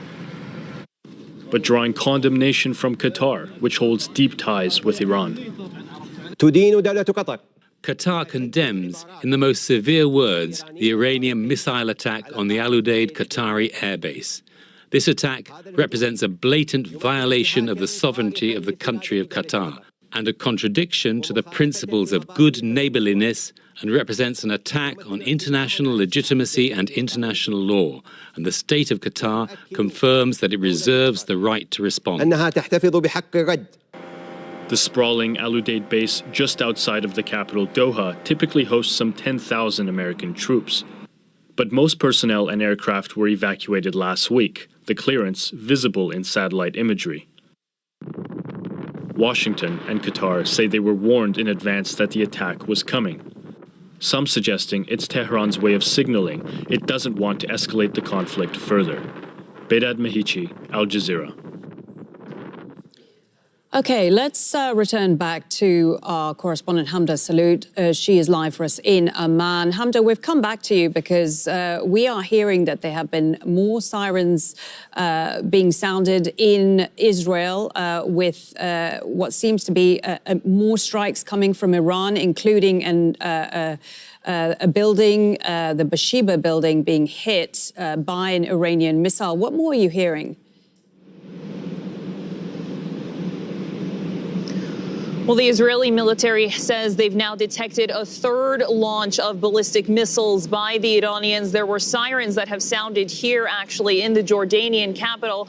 And now those missiles are over Israeli skies. But previously, in the first two barrages of rockets, there was a direct impact in southern Israel. And the ambulance services are saying that 3 people are in critical condition and 5 others have been lightly injured from the direct hit. This was a 7-story building in southern Israel that was targeted. And now there are sirens across different parts of the country. It's still unclear, though, how many missiles are launched in this third barrage. But the Israeli army says that a total of 6 in the first 2 barrages were launched. 2 missiles in the first and then 4 in the second. The military says they are now working to intercept all of the rockets that have been fired. And they're calling on people to shelter in place, to stay in those bomb shelters, because they're still unsure when this event is going to be over. Previously, there were 2 different all clears given by the Israeli military. And just moments later, the army gave another alert for protected spaces. We can see there is actually something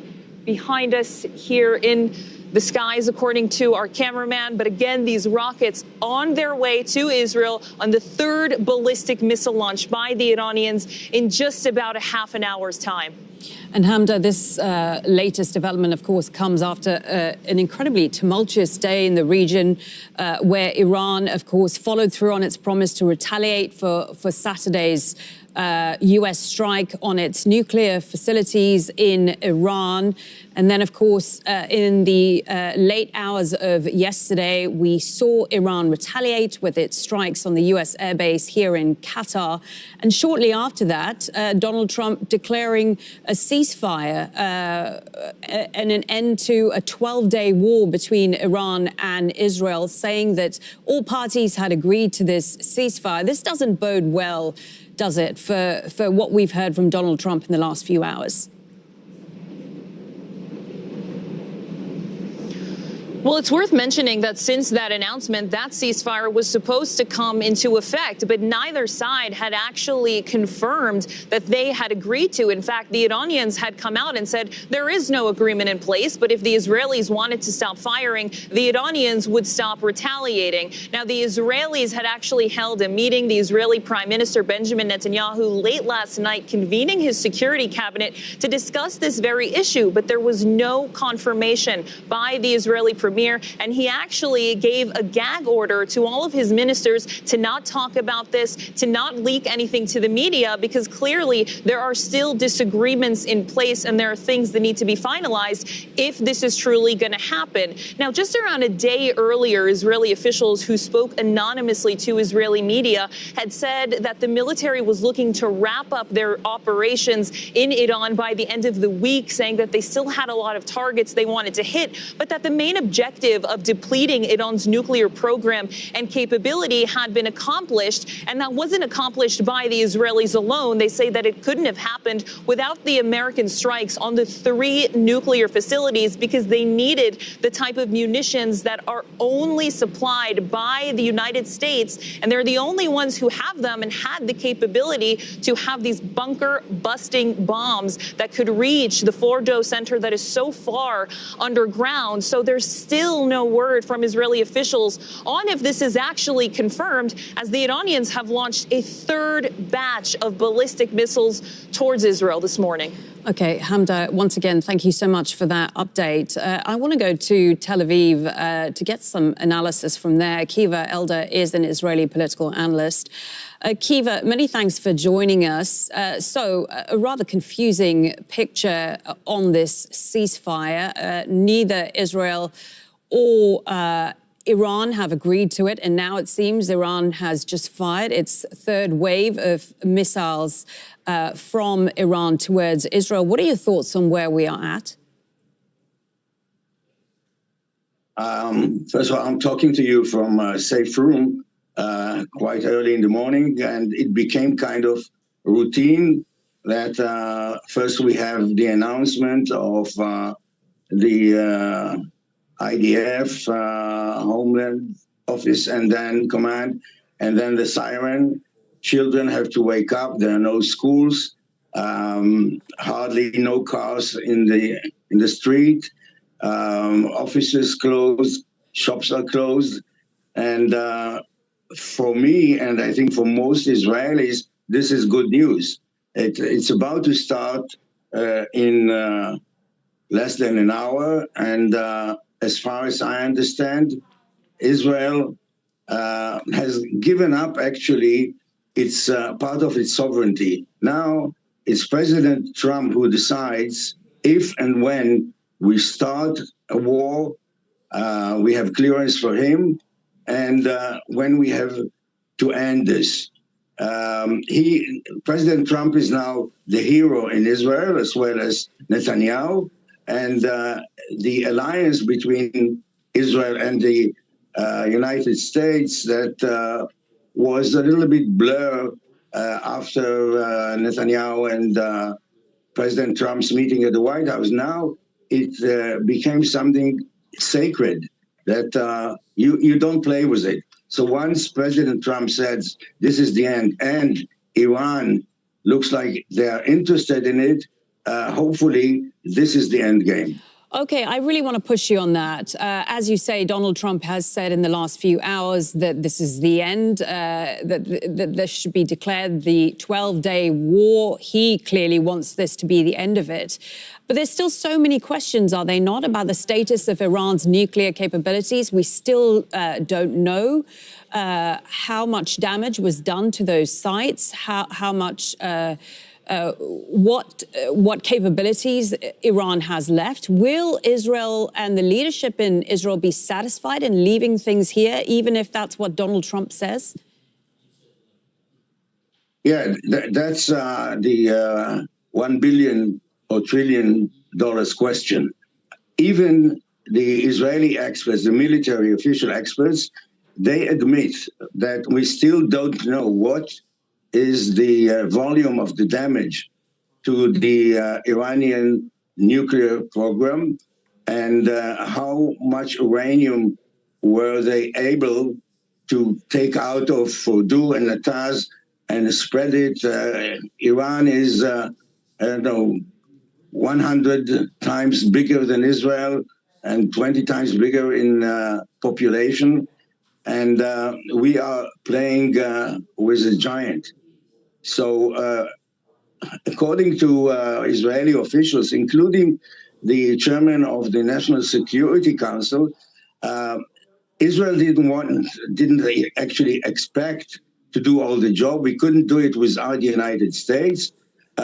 And now it seems that President Trump would like to bring them back to the table, the Iranian, and find a diplomatic solution that will require another set of, code of conduct, how the IAEA is going to monitor the nuclear program, and hopefully the international community and the IAEA will be now in a much better position near the table, because the Iranians know now something new, that Israel is able to penetrate into Tehran, and the Israeli pilots can do what they want there. It's like walking in the park. Akiva, let me get in again. Because despite what you're saying, we have seen this latest wave of strikes on Israel from Iran, despite the events of the night. And we are now getting confirmation on our newswires that 3 people have been killed in Israel as a result of this latest Iranian missile strike on the Israeli city of Beersheba in the south. When you hear that, and how people in Israel are going to process that news, what is your sense, really, of what happens next? Actually, it's a kind of a pattern. It's even, you can say, this is maybe the beginning of the light at the end of the tunnel, that we know that in the last minutes, every side will do its most to be portrayed as having total victory, or at least face-saving. Actually, it happened before ceasefire in Gaza with Hamas. It happened with Hezbollah in Lebanon, that until the last minute, they will try to improve the balance of power, or the balance of damages, and say, look, the last pictures, the last images, the last footage that we are getting from the enemy is showing that we are doing good, that it's not that we are surrendering. You see, what they can do, we can do better. Okay. Akiva, I appreciate your analysis so early in the morning. Akiva Elder, Israeli political analyst, joining us there from Tel Aviv. My pleasure. Earlier on Monday, Iran saw a major escalation in Israeli attacks, with multiple air and drone strikes targeting locations in and around the capital.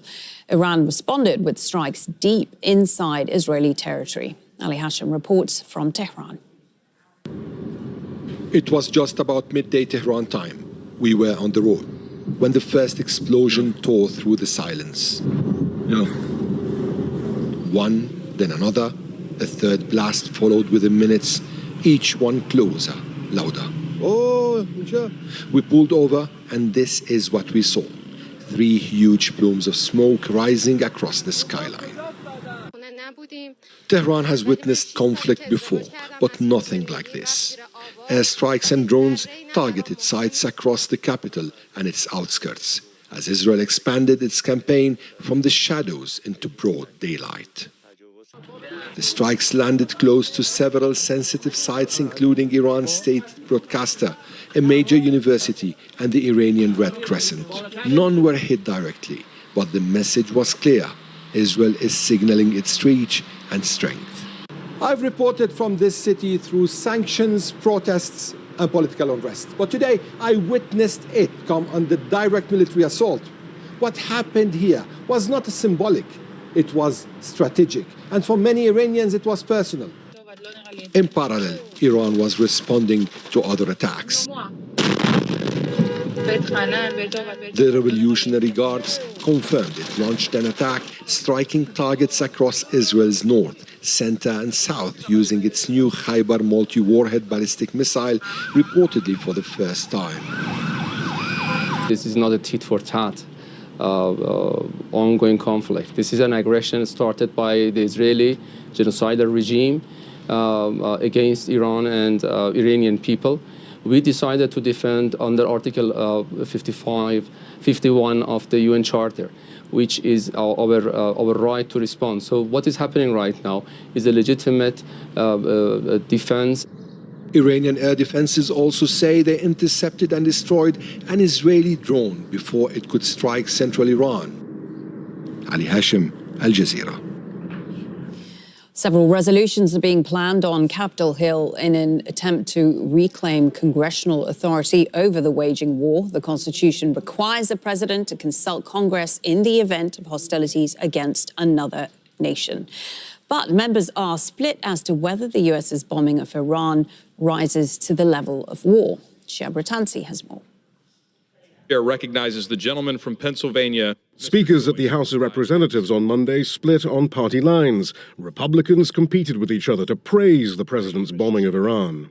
Mr. Speaker, I rise today to congratulate President Trump and our incredible service members who planned and perfectly executed Operation Midnight Hammer to destroy the nuclear enrichment facilities in Iran. I rise today to thank President Trump for saving the world. And the one Democrat who spoke laid into Saturday's bombing raids. 3 days ago, the president ordered a unilateral military strike against Iran and notified the majority of Congress and the American people essentially by tweet. Under the Constitution and the War Powers Resolution of 1973, only Congress can declare war, and the President must consult Congress before introducing U.S. armed forces into hostilities or swiftly after any attack. That congressional role has been diminished over the decades. Nonetheless, several measures are being planned to assert authority in the House and the Senate, the earliest to receive a vote potentially on Friday in the Senate. None are thought likely to succeed. By and large, Republicans have lined up behind the president, but a few voices in the MAGA core of the party and the party's libertarian wing have spoken out. Representative Marjorie Taylor Greene wrote an impassioned post. It feels like a complete bait and switch to please the neocons, warmongers, military-industrial complex contracts, and neocon TV personalities that MAGA hates and who are never Trumpers. For his part, Donald Trump has singled out Republican Thomas Massie for attack on social media after he co-sponsored a resolution demanding congressional oversight of the war. It's a clear warning to other Republicans. The Democratic Party leadership has been relatively muted, though the Senate leadership is now supporting measures to assert the Constitution. But much of the mainstream of the party is hostile to Iran and outspoken in its support of Israel. In the lead-up to the strikes on Iran, the Trump administration contradicted the U.S.'s own intelligence assessment of Iran's nuclear program to suggest an imminent threat from Tehran. And that's what members of Congress are using to argue that President Trump had to act. Thank you very much. Shia Bratansi, Al Jazeera. Time ago, the U.S. military... Okay, just a reminder of our top news. There has been confusion over a possible ceasefire agreement between Iran and Israel. US President Donald Trump announced, quote, a complete and total ceasefire between the two countries on his social media platform, Truth Social. But in the past hour, there have been more strikes on Israel with at least 3 people killed. That's it from me. Marlene Side News continues here after Reframe.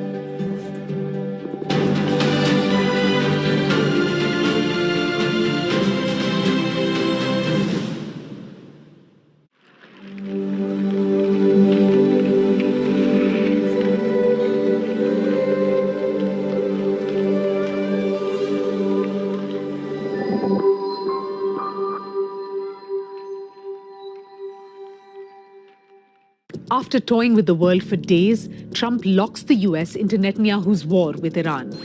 As Israel and the US push for regime change, Iran, the bully of the Middle East, must now make peace. controversial figures are being given airtime on Western media. Israeli military censors tighten their grip, while anchors in news studios celebrate the war. And why haven't journalists learned lessons from their coverage of past wars?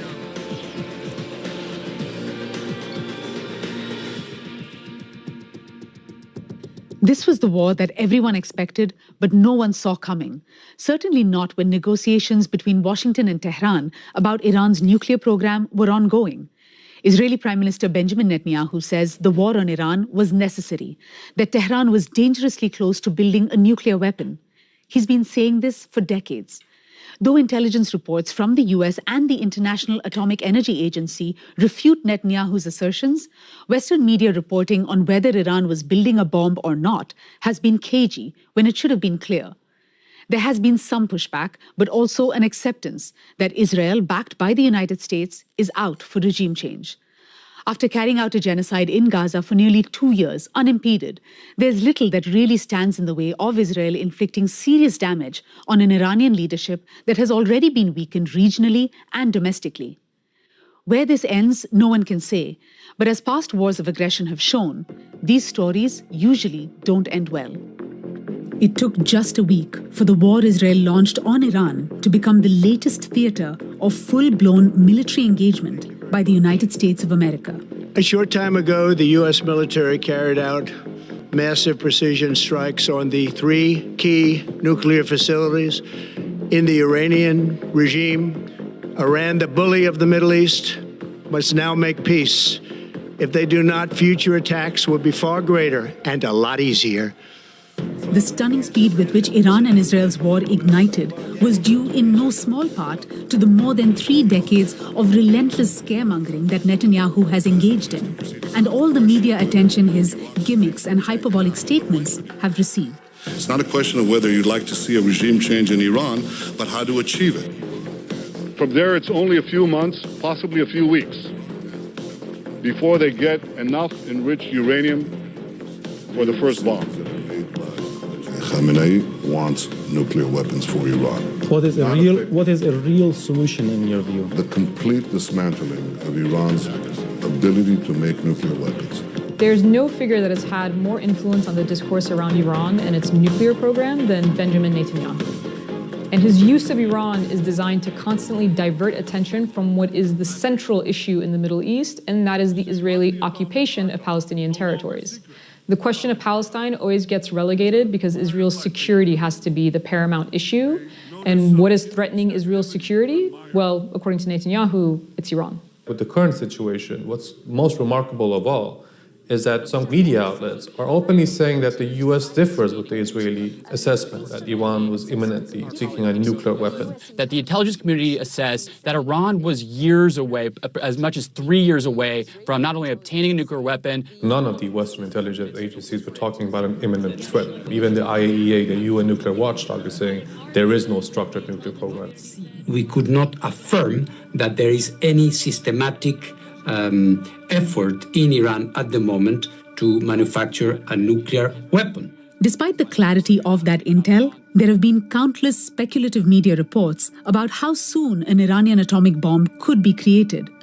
Missing from much of the coverage, some key facts. Currently in the Middle East, there is only one country with a nuclear arsenal. It's Israel.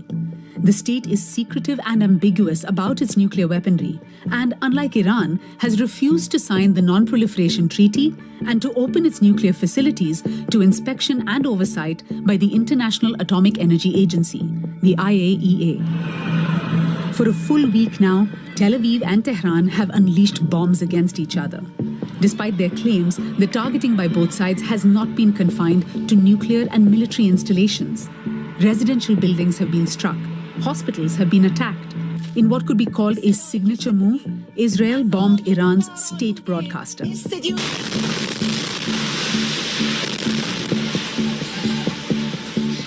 The Israelis say that they are targeting not just military and nuclear facilities, but also regime targets.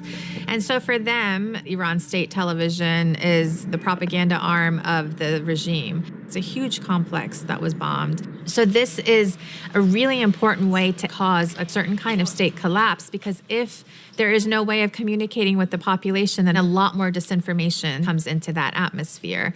The fact that we're seeing Israel bombing a media building while a broadcast is on the air, I guess if you have spent months murdering Palestinian journalists in a genocide, well, then this is nothing. The Israeli argument is that the mouthpiece of the Iranian government is a legitimate target to be bombed. But Israel itself has channels that put out not just propaganda, but actually incite hatred. People on air use genocidal language.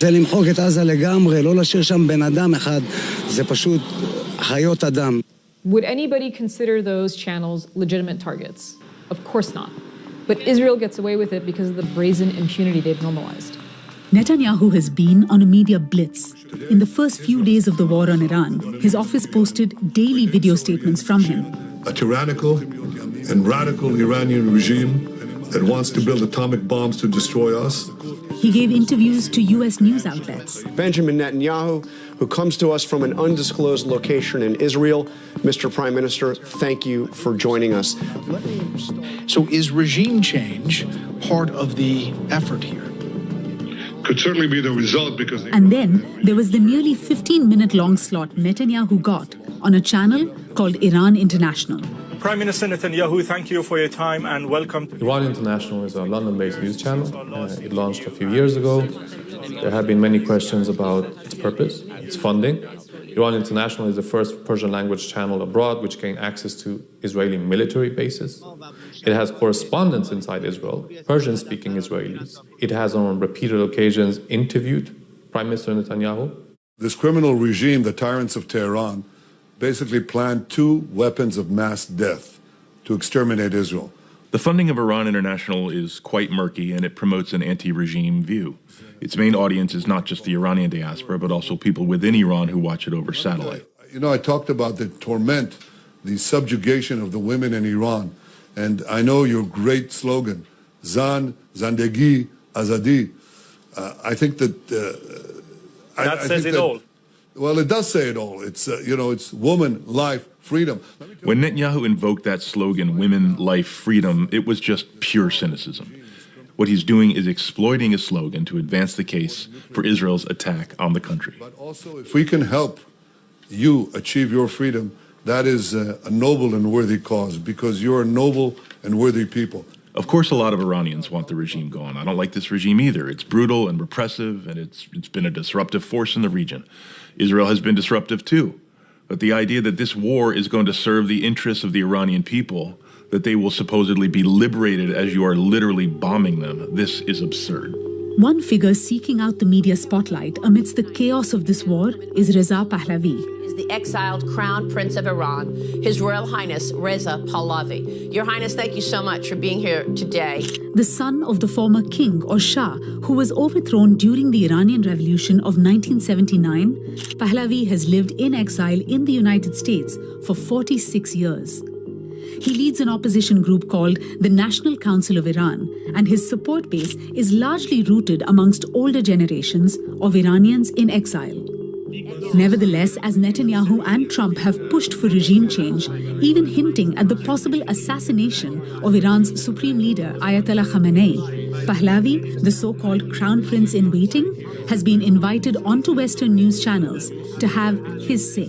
And this is the best opportunity for us to finally overcome this regime and get rid of it. It's no surprise that the West is propping up Reza Pahlavi as the one who will fill the power vacuum after a regime change in Iran, mostly because his father was also brought back into power through an American and British coup in 1953, and he was seen as being a stooge and a puppet of the Americans and the Brits. So to have his son now sort of be at the forefront of this kind of operation for regime change and state collapse in Iran is not all that surprising, knowing the history of their family. American TV channels just do an extremely bad job of providing basic facts, context, historical truths.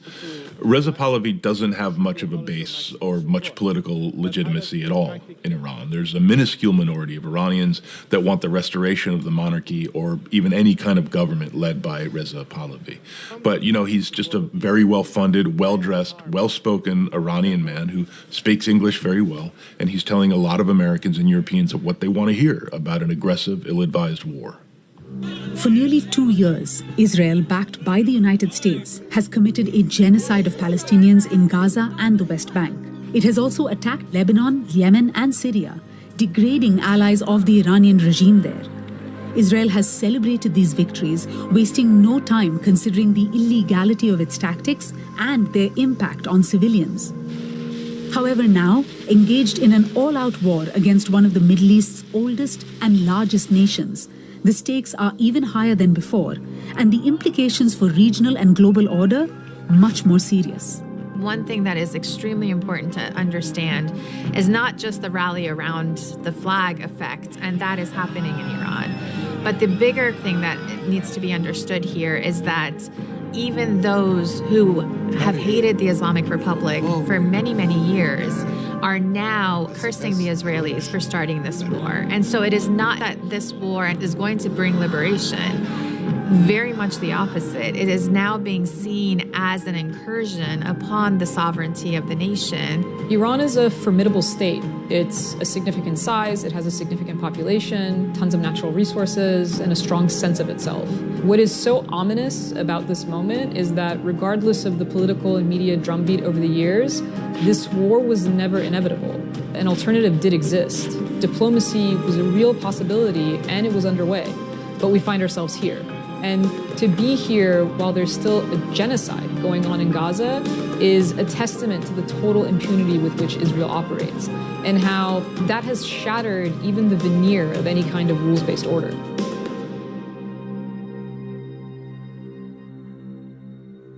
In Israel, the opening of a new war front has been cheered on in the media. Despite the favorable reporting, though, the military censors are working overtime. Ryan Coles has been watching the story. In 20 months of Israel's war on Palestinians in Gaza and the West Bank, as well as its attacks on other countries in the region, Benjamin Netanyahu has had the backing of the country's mainstream media. With the war now underway against the nation's foremost regional enemy, Iran, news outlets have been in celebration mode. מה שישראל עשתה ב-24 שעות האחרונות, בעיקר נתניהו בהצהרותיו וכולי, זה כל הזמן לייצר תחושה שאנחנו מנצחים, שאנחנו באיזה גל אדיר. Journalists are framing this as an historic moment, one in which Israel is acting on behalf of Western powers and for the benefit of the world. ישראל בימים האלה עושה את העבודה המלוכלכת עבור העולם. זה הישג בלתי רגיל. There is, however, another inconvenient side to this story. Images that the authorities are less keen on Israelis seeing. The impact of Iranian bombs on cities like Tel Aviv, Haifa, and others. Much of the video and information coming out has been on social media, and in response, Israel's military censor has increased restrictions on publishing anything about Iranian strikes in the country. Whether in the media or online, Israelis will have to submit the material to the censor beforehand. Israeli Communications Minister Shlomo Kari then announced on X that he plans to enforce censorship on foreign networks that endanger the security of the state as well. Amongst the foreign networks most reviled in Israel, this one, Al Jazeera. It was banned from operating in Israel in May last year, and just this past week, the Minister of National Security, Itamar Ben-Gvir, announced that those found watching Al Jazeera in Israel would be targets of, quote, police action. Thanks, Ryan. The speed of Israel's war on Iran, the dubious justifications, the airtime given to hawkish voices, and the volume of speculative coverage comes with an ominous sense of déjà vu. For anyone who witnessed or has studied the role of Western media in making the case for the United States' war on Iraq back in 2003, the parallels between then and now have been impossible to miss. Questionable claims of weapons of mass destruction, a target nation long seen as an adversary of the West, and large segments of the media working as foot soldiers for the war effort. How is it that more than 20 years since the Iraq War, this is where we're at? Chris Hedges was with the New York Times in 2003. Mr. Hedges, thank you for your time today. You left the newspaper back in 2005. You now have your own podcast on YouTube. Are you as stunned as so many are by the parallels we're seeing between the run-up to the US's war on Iraq in 2003, especially the construction of official narratives and the media's role in amplifying them, and what we're seeing now with Israel's war on Iran? I'm not stunned because I spent 20 years overseas covering various conflicts, and most of those who call for war use lies and myths and half-truths in order to justify it. What I'm stunned at is that we fall for it once again. The parallels are, as you mentioned, quite eerie. A country, Iran, that doesn't pose any threat to us in the United States, and now imperils our existence. Its leaders embody pure evil.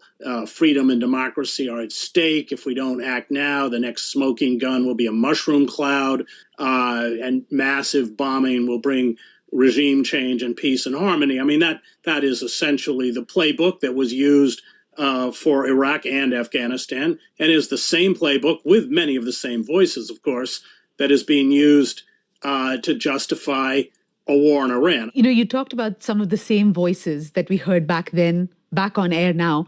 They were prominent in the US media 20 years ago. They were pushing for the invasion of Iraq. Now they're agitating for the war with Iran. What does it say about the US media landscape that these voices get so much play even after the disaster of Iraq? Yeah, well, it's just another example of the bankruptcy of the US media, which is these people, of course, were wrong. They were wrong about Iraq, wrong about Afghanistan, wrong about Libya, wrong about Syria, but they are well funded. They migrate from administration to administration. They are, when they're not in power, ensconced in these think tanks, the Project for the New American Century, the American Enterprise Institute, the Foreign Policy Research Initiative, the Atlantic Council, the Brookings Institution, which are largely funded, of course, by the Zionist lobby and the war industry. And so they have these megaphones on the media because of who they represent, not because they actually understand. I mean, most of them are culturally, historically, linguistically illiterate about the countries they're calling the United States to attack. I frankly don't think they could probably tell the difference between Iran and Iraq. And that, I think, is a window into the vast failure of the press, going all the way back to its cheerleading for the war in Iraq based on false assumptions. But it's had a series of debacles since then, including its horrendous coverage over the genocide in Gaza. I'd like to play two clips for you. One from CNN back in 2003, the other one from Fox News. President Bush, and he's not alone on this, seriously doubts that UN weapons inspectors will ever have a free hand in Iraq, that Saddam Hussein will bow to all the demands and give up all his weapons of mass destruction. And so the president presses on with his call for a regime change in Baghdad, presses on, and prepares for war. And you're talking about more than 22 weapons. That is why Israel is saying that the world was done a favor by their strike, because this is a danger not only for Israel, but the entire world, to include the United States. Can you talk us through the language used in both those clips? How does the framing sow doubt in the mind of the audience? How does it gloss over the lack of substantiated evidence or intelligence? What is the role of this kind of reporting in building public tolerance or even support for war?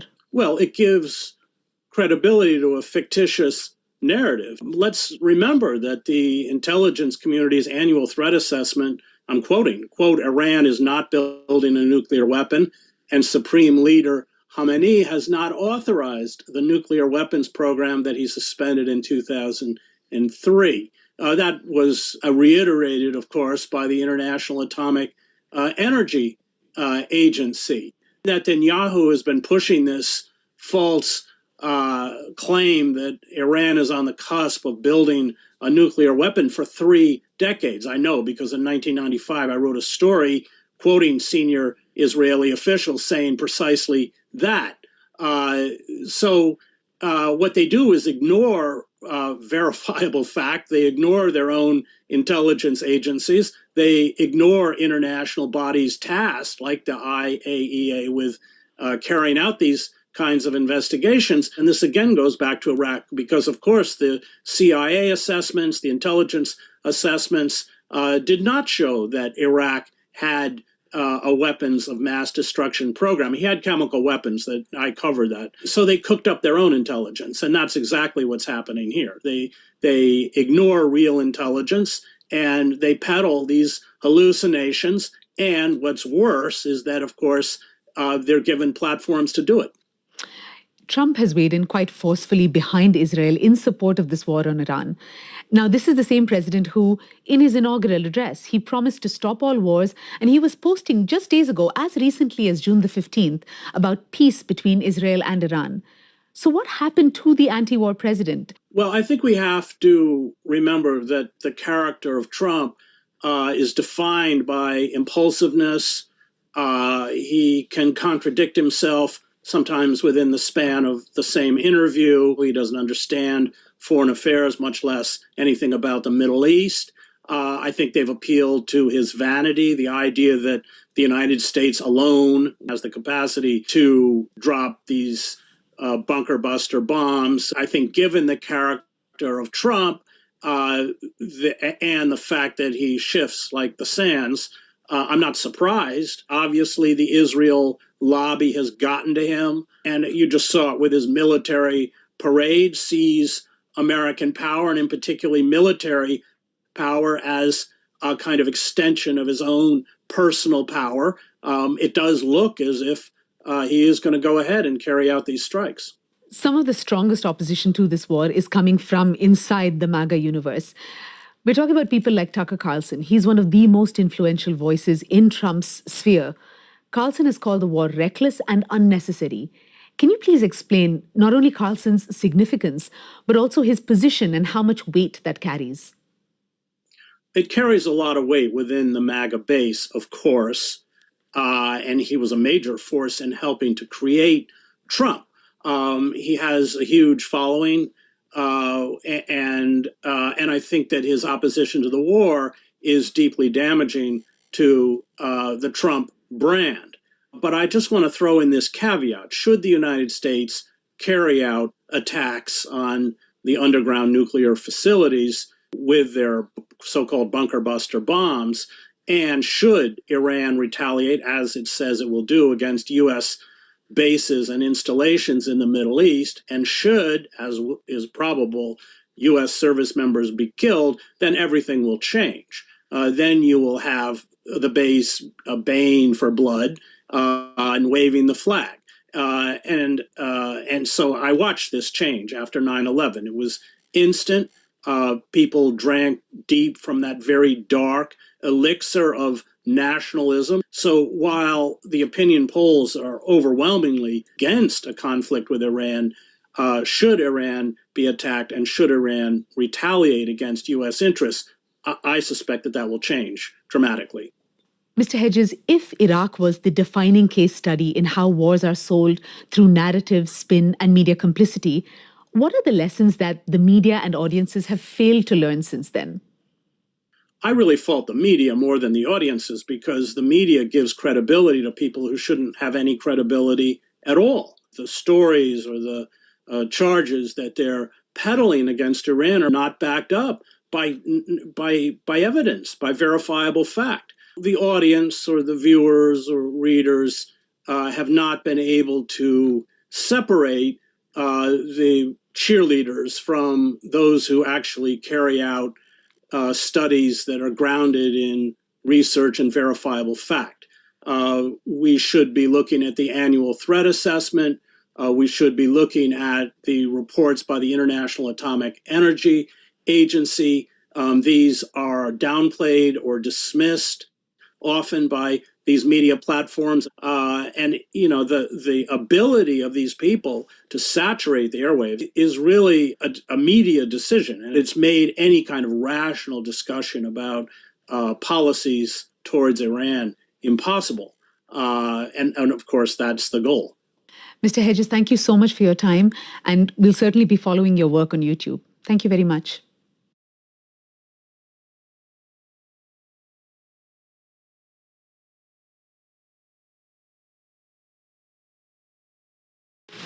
As Israel's war on Gaza continues, Reframe takes you beyond the headlines of the conflict. If you're not Jewish, you're not entitled to the same set of rights. Award-winning author Fatima Bhutto meets renowned Palestinian human rights defender Omar Barghouti. The whole young generation, they have centered Palestine as part of their identity as a generation that wants a different world. Reframe on Al Jazeera. Amira Zaidan was at home when she heard an explosion. From her balcony, she saw a plume of smoke rising from the area where her parents and her brother lived. When they didn't answer the phone, Amira says she knew they were gone. بعد شي 5 أيام طلعوا خيي وبعد تاني يوم طلع أمه بيت. Through his lens, a Lebanese journalist chronicles the devastation of Israel's war on his country. Unexpectedly, his own family's struggle for survival becomes part of the story. As they flee for their lives, his camera keeps rolling, offering an intimate portrait of the anguish and resilience of those displaced by war. Forced to flee South Lebanon, witness on Al Jazeera. Hidden in the forest is a vanishing treasure. This is where chocolate begins. Once abundant, now harder to find. Too much rain, too much heat, and now a killer lurking in the shadows, the black pod disease, a plague slashing yields by half. Okay, I've been waiting for this moment. Fragrance is out of this world. For the Kouassi brothers, it's about protecting a plant overused and undervalued, turning what was once just bittersweet into sovereign African cocoa.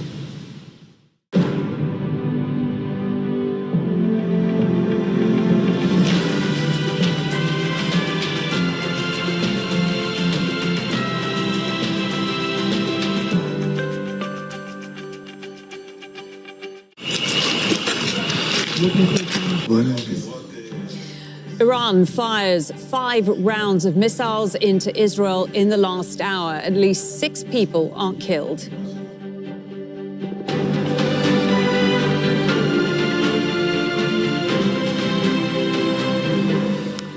I'm Malin Saeed. This is Al Jazeera live from Doha. Also coming up, the first phase of the Israel-Iran ceasefire announced by Donald Trump ends now. Whether the second phase will take hold is still a question.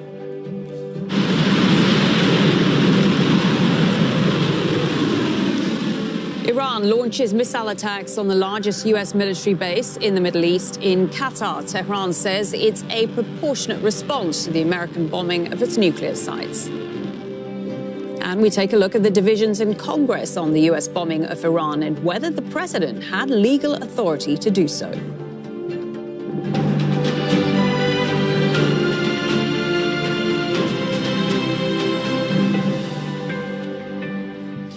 Israel says at least 6 people have been killed and a number injured in the latest round of Iranian strikes, adding confusion to an apparent ceasefire agreement.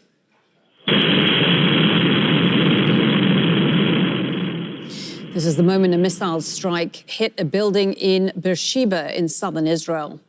The attacks started just an hour after Iran announced it would halt strikes on Israel. That followed an earlier declaration by US President Donald Trump that both countries had agreed to a ceasefire. The first phase of that ceasefire ended a few minutes ago, but it remains unclear whether either side has actually agreed to its terms. Let's go now to Noor Odeh in Amman for the latest in this exchange of attacks between Israel and Iran. She is reporting on Israel, but is reporting from Amman because the Israeli government has banned Al Jazeera from reporting inside Israel and the occupied West Bank. Noor, so I wonder if you have any more clarity than we do. More strikes from Iran into Israel in the last hour or so, a fifth round of strikes. A number of people have been killed, despite a declaration from Donald Trump earlier this evening that a ceasefire had been agreed to between Israel and Iran. What more can you tell us? Well, Malin, in the background, you can hear that ear-piercing siren, and it is the all clear here in Amman, meaning the fifth salvo of Iranian missiles have already crossed Jordanian airspace. And that basically means that at the top of this hour, when the ceasefire is supposed to go into effect, Iran's missiles were already launched and done with, and we've seen that happen in the past in ceasefires with Israel, where parties would go on until the very last breath. Now, this was quite unusual, what we've seen in the past hour or so. 5 different missile launches from Iran on various areas in Israel. The most devastating, of course, in Be'er Saba or Beersheva, where 6 people are feared dead and perhaps more trapped under the rubble in the building that was really devastated by a direct impact, a direct hit from a missile launched by Iran. So this is still developing in terms of what is the final tally of these different launches, what was impacted in addition to this building. And we don't know if the last salvo, the fifth one, has already made landfall in Israel, but certainly this is the most extended period of missile launches that we've seen. We know already from Israeli reporting that the Israeli Prime Minister has instructed his ministers not to comment on the news of the ceasefire or on what is happening, and that perhaps is because what Israel is looking for is an equation of calm for calm, not an actual announcement of an agreement between Iran and Israel, which of course do not have any kind of diplomatic relations. And Noor, earlier this evening or late last night, Donald Trump, the US president, said that the Iran-Israel conflict should be declared a 12-day war. Clearly, he seems to want this to be the end of it, but there are still so many questions, are they not, about the status of Iran's nuclear capabilities. What is your sense from the Israeli leadership? Will they be satisfied in leaving things here?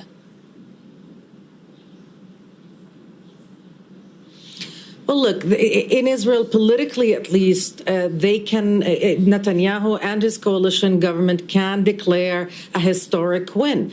Israel was able to assault Iran, to bomb various sites across the country, to hurt Iran and the Iranian government, if you will, do something that nobody thought could be done, especially without direct American engagement from the get-go. And not only that, Netanyahu was able to drag Donald Trump into the mix, to have him deploy those large B-2 bombers and to strike at Iran's 3 most fortified nuclear sites. So politically speaking, they can declare a win. And this would be a win just in time, just before the Israeli public begins to say that this is a war without an end, that this is a war of attrition, because the losses, economic and otherwise, have been significant. Certainly in 10 days, they outweighed in the amount requested from personal compensation requests, everything that was filed by way of compensation requests in the past 20 months. So this was certainly something that was beginning to overwhelm politically, economically, and also socially. The impact of this salvo after another in Israel, it shouldn't be underestimated. So they can call it a day, if you will, politically. And Iran as well can say that they were able to withstand all of this and to survive a U.S. and Israeli assault and still call it a win as well, having launched 5 different salvos of missiles until the very last minute. So we'll wait to see if it does hold. But my estimate, my guess is, just from following what the different statements and dynamics is that nobody will call this an agreement, at least not Iran and Israel. Noor Ode there for us in Amman. Many thanks for that. Well, just an hour before these latest air raids, it seemed that the ceasefire agreement announced by US President Donald Trump had taken effect. Israel did not officially confirm any agreement, but there were no reported Israeli strikes inside Iran after 4 a.m. local time. Iran's foreign minister also reacted, apparently suggesting that hostilities have come to an end. In a social media post, Abbas Araghchi said the military operations of our powerful armed forces to punish Israel for its aggression continued until the very last minute at 4 a.m. He then goes on to say, together with all Iranians, I thank our brave armed forces who remain ready to defend our dear country until their last drop of blood, and who responded to any attack by the enemy until the very last minute. So let's go to Tawhid Asadi, who's in the Iranian capital, Tehran. So Tawhid, the Iranian foreign minister, as we showed there, signaling in the last few hours that it intended to stop the strikes on Israel as long as Israel did the same. But it does seem now that it is Iran that is continuing to fire missiles into Israel. What are you hearing from the Iranian leadership? Well, actually, the early reaction after the U.S. President Donald Trump came out to talk about a peace or a ceasefire between the two sides comes from the Iranian Foreign Minister Abbas Araghchi, who on his X account wrote that there is no agreement so far on ceasefire or cessation of military operations, but he said that we're going to stop, actually, the military operations as soon as the Israelis decide to step back. But also he said that further decision in this regard is going to be taken later on. And of course, we are seeing right now the continuation of Iranian retaliatory actions.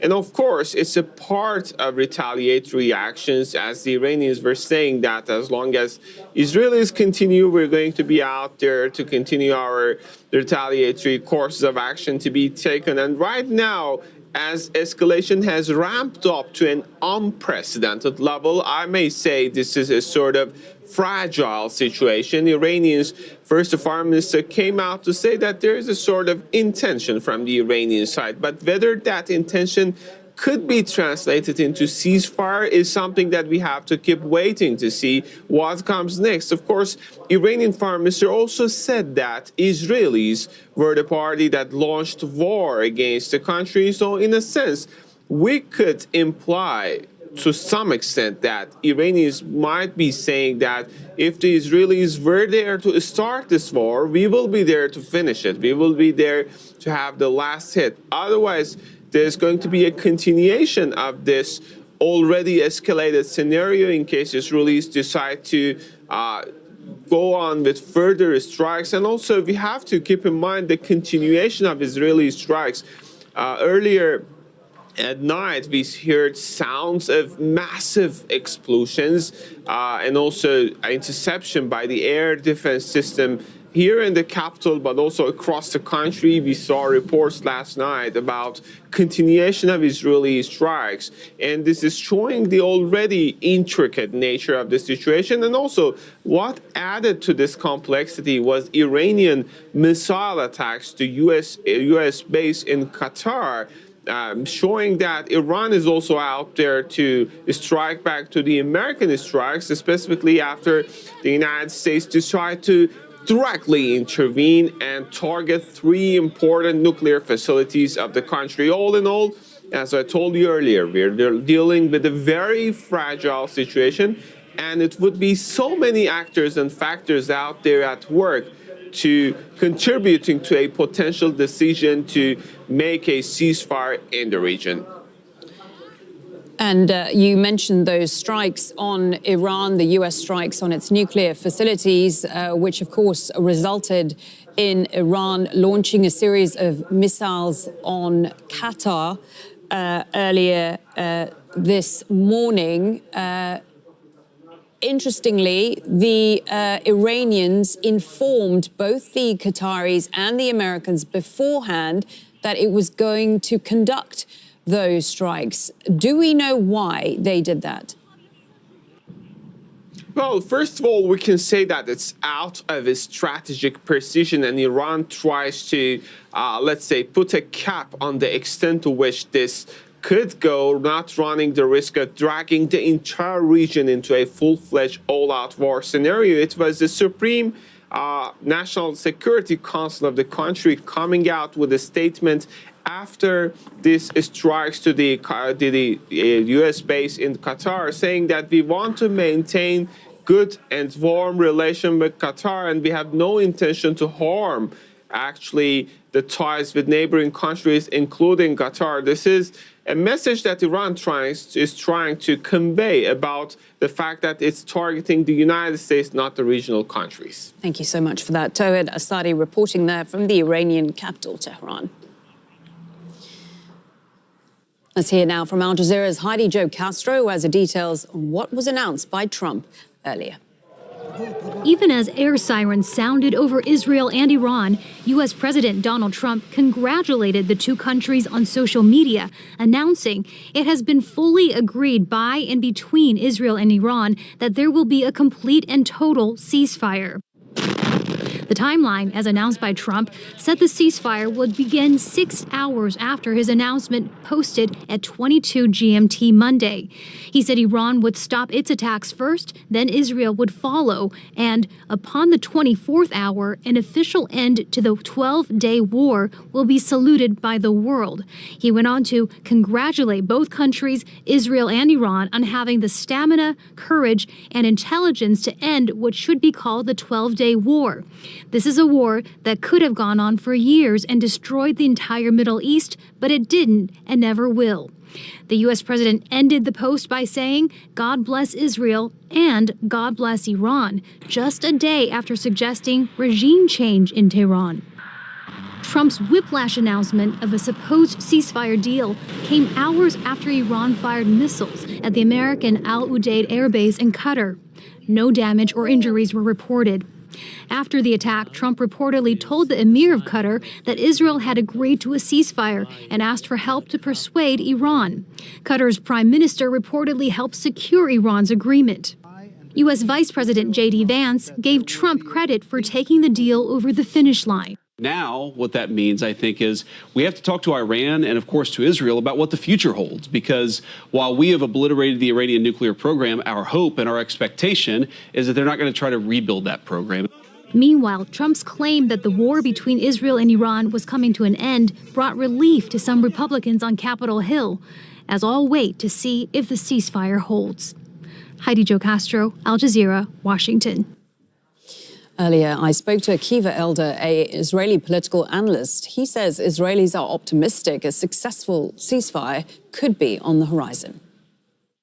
I'm talking to you from a safe room quite early in the morning, and it became kind of routine that first we have the announcement of the IDF, Homeland Office, and then Command, and then the siren. Children have to wake up. There are no schools, hardly no cars in the street. Offices closed, shops are closed, and for me, and I think for most Israelis, this is good news. It's about to start in less than an hour. And as far as I understand, Israel has given up actually its part of its sovereignty. Now it's President Trump who decides if and when we start a war. We have clearance for him, and when we have to end this.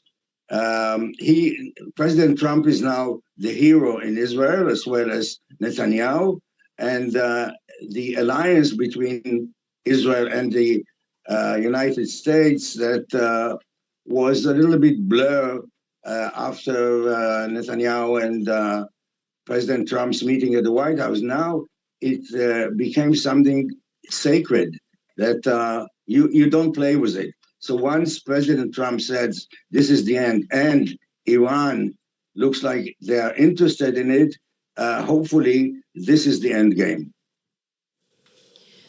Well, just in the last few moments, Donald Trump has just posted on his Truth Social account saying the following: "We couldn't have made today's deal without the talent and courage of our great B-2 pilots and all of those associated with that operation." In a certain and very ironic way, that perfect hit late in the evening brought everyone together and the deal was made. James Jeffries, the former US ambassador to Iraq, he says ending the conflict and entering a state of ceasefire is a complicated and often lengthy process. Over the last 50 years, beginning in Vietnam in '73, I've seen a dozen ceasefires. They're all messy. Not all the troops get the orders. People are still shooting. The timelines are wrong. You get your watches not calibrated correctly. Believe me, I've seen everything under the sun. What this confusion is the normal confusion, but it's clear that it's moving in a very, very positive direction, given what the Iranian foreign minister has said. Israel may be the bigger problem because of the, we all know the nature of Bibi Netanyahu's cabinet and the very hardliners that he has to deal with. But Trump is going to make it very clear that he has taken a great service to Netanyahu, doing what Netanyahu wanted with the bombing of Fodro, and he's not going to take no for an answer. Finally, as you're in Doha, the role of the state of Qatar, both in as a coordinator of various back and forth with the Iranians and the United States, but in particular, its defensive efforts to protect American lives in the country is much appreciated in Washington. What we know is weeks ago, at the beginning of this now 12-day conflict, Trump reportedly told the Israelis, don't go after the supreme leader. We need somebody to negotiate with. Trump, trust me, is not a regime change guy. The people around him are not regime change guys. Like me, they have lived the awful experiences we had in Iraq and Afghanistan trying to do that. We're not good at it. It always gets fouled up. So Trump needs somebody on the other side of the telephone, directly or indirectly, to talk with. That's the supreme leader and his people. Trump is not out for regime change, nor, despite what the Israeli foreign minister and defense minister have said, the Israelis at this point. As we've been reporting, just hours before Trump's announcement of a ceasefire, Iran fired a salvo of missiles at a U.S. military base here in Qatar. It was an unprecedented attack on a neighboring country with which Iran has long held close relations. But Tehran said the attack was a justified response to the American strikes on its nuclear facilities. Behdad Mahichi reports.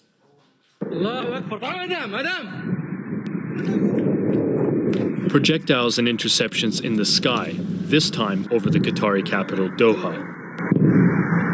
Shelter-in-place warnings as a barrage of Iranian missiles target the largest U.S. airbase in the Middle East, in what's being seen as a symbolic show of force.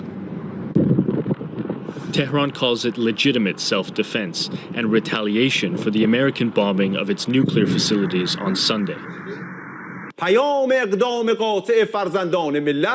The message of this decisive action is clear and direct to the White House and its allies.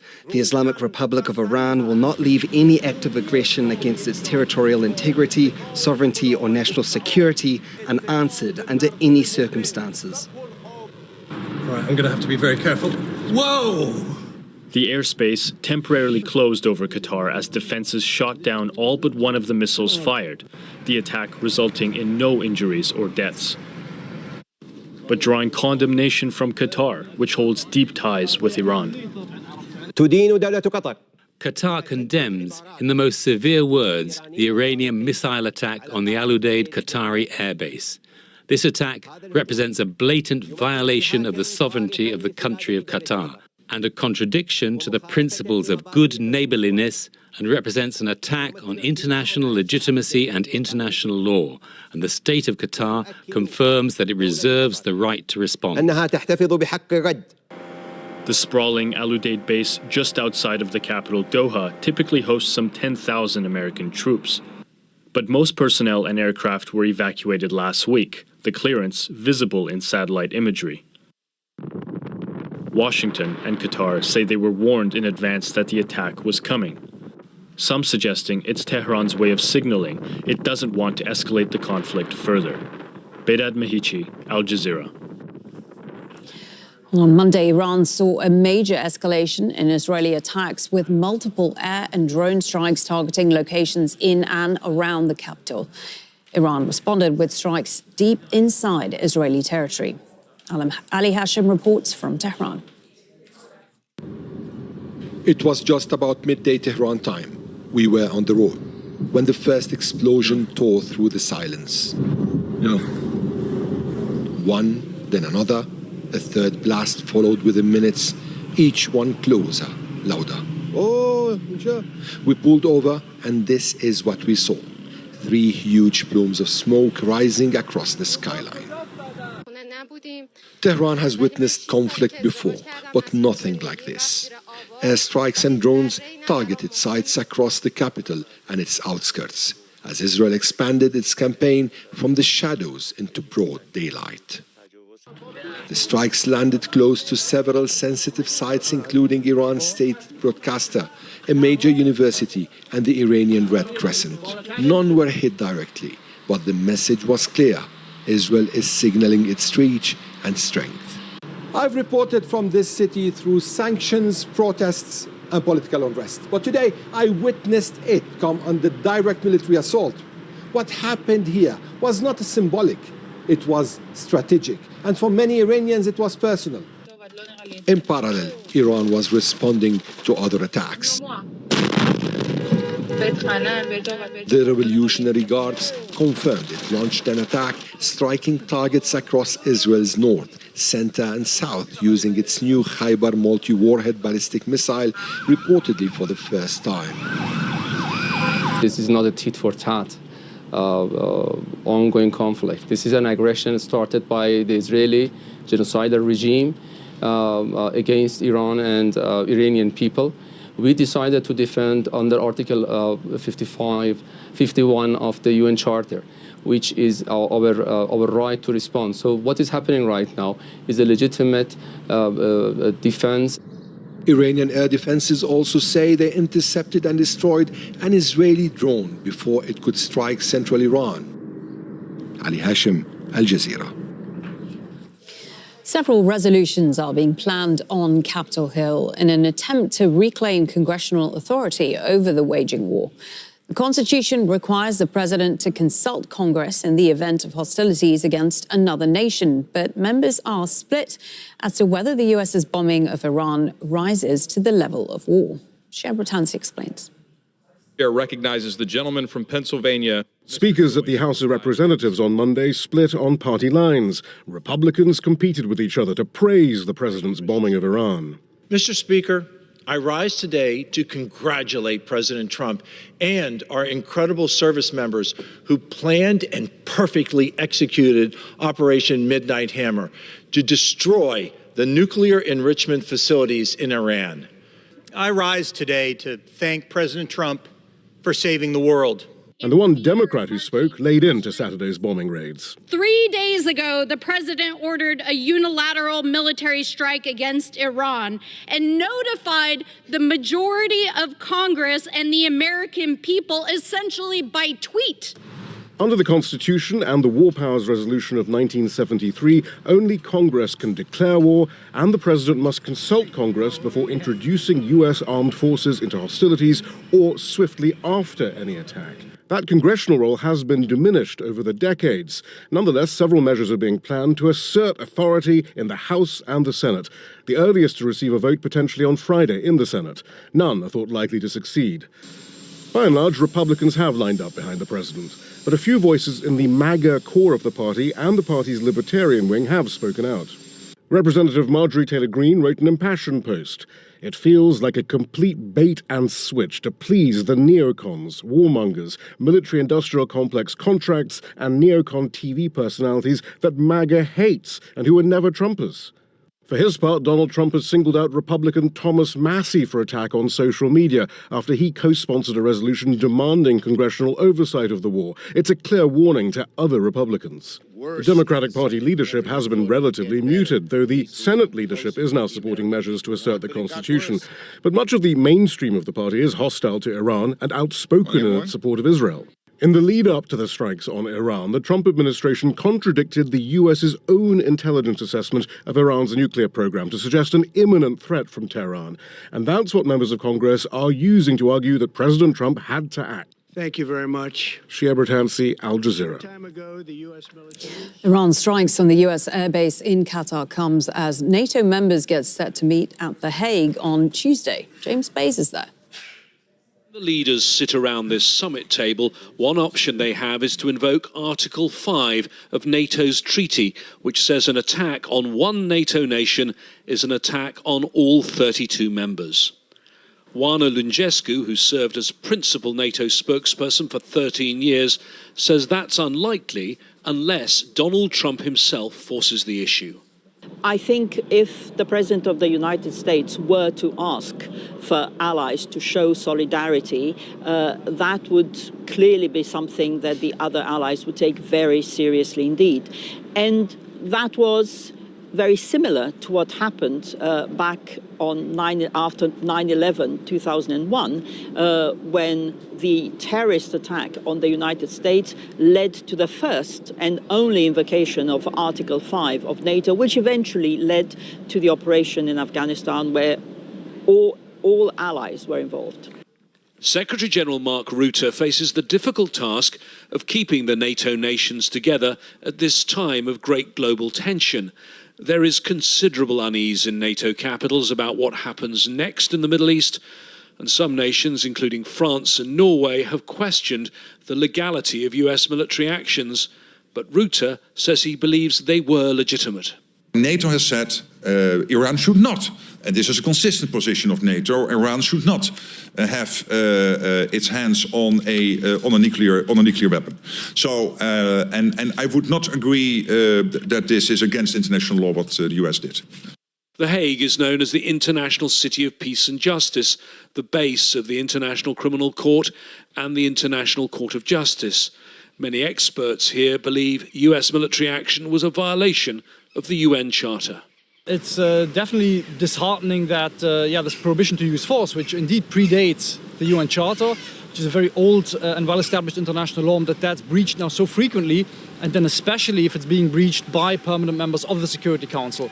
Here we can look at Russia, but now we can also look at the United States. There is a packed agenda for this summit, ranging from NATO military spending to the conflict in Ukraine. But the escalating crisis in the Middle East is bound to dominate proceedings now. James Bays, Al Jazeera, The Hague.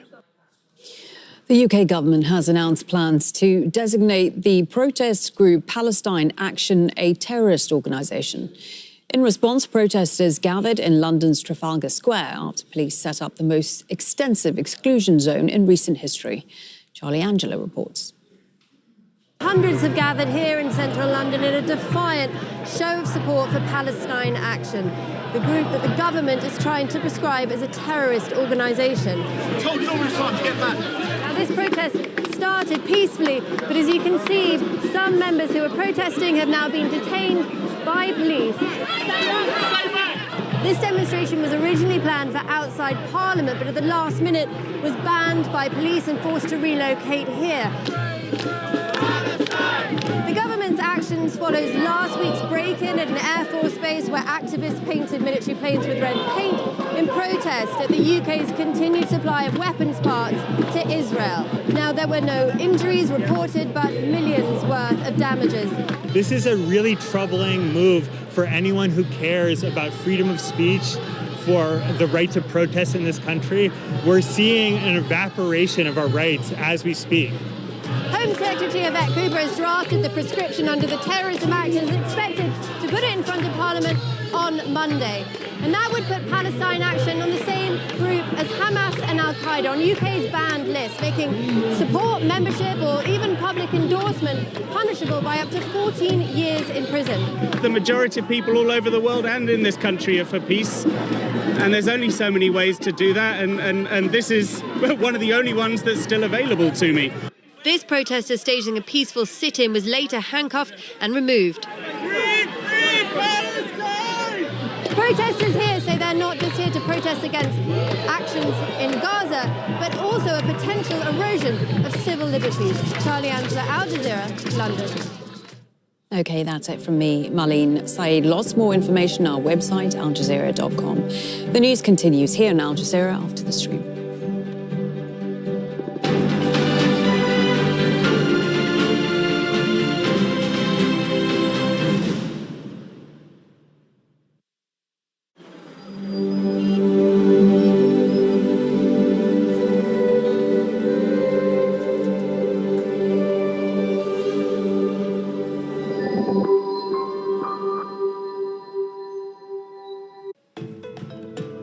In the midst of a genocide, some Palestinians in Gaza were faced with the agonizing decision: stay and risk death, or leave their lives behind. Now, that's of course not a possibility for everyone, but for those who managed to get out, what is life like now? And have they found peace? I'm Stephanie Decker, and this is The Stream.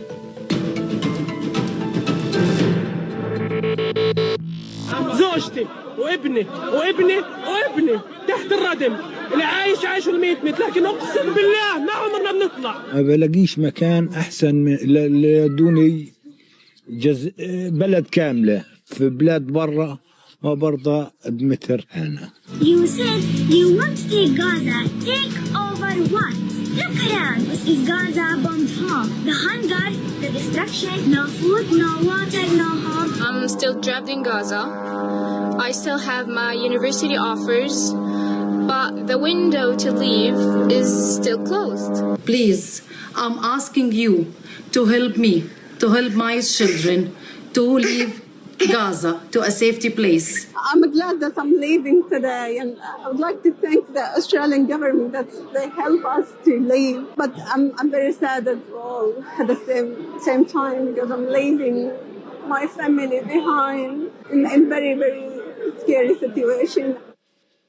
On this episode, we're going to talk to two Palestinians who have left Gaza. How do they keep going after experiencing such trauma? They left their old lives behind, friends, family, and homes. How does one rebuild one's life, and is it even possible as the war rages on? To talk about all of this, I am joined by Safwat Kahlout, Al Jazeera's Gaza producer who evacuated with his family in March of last year, and Abu Bakr Abed, a Palestinian journalist and commentator who left Gaza 2 months ago. Gentlemen, thank you very much for joining us. Safwat, I want to start with you.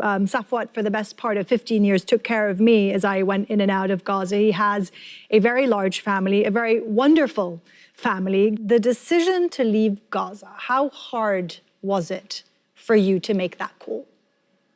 Well, it's the hardest decision that I have ever made in my life, because you know my life there, Stephanie, in Gaza. I have been building, or I had been building a stable life, well-organized life with my children. They were frequenting universities and schools, and life was almost normal, despite living in the biggest open-air prison in the world, which is Gaza.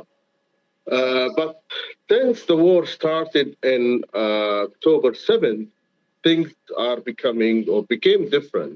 As you know, we in Gaza, we have all the time been living under wars, bombardments, escalations, but we managed to survive and we managed to continue our life. But this time we realized that Israel or the Israeli occupation forces have been hitting all the red lines ever. So this decision, as a father, I had to make, and it was, as I said, the most difficult decision I ever made in my life. To take to leave Gaza just behind you and take all of your family and flee anywhere. My aim is just to leave Gaza anywhere to keep my family in a safer place. And frankly, physically, I left Gaza, but the soul and our hearts are still connected to our homes and our families there. It is impossible to imagine, for those, of course, who are living it, what that feels like. Abu Bakr, what was it like for you? How hard was it to leave? I understand you left alone. That's correct. I left alone, left my family behind, my memories, and this is the first time in my life that I have left Gaza.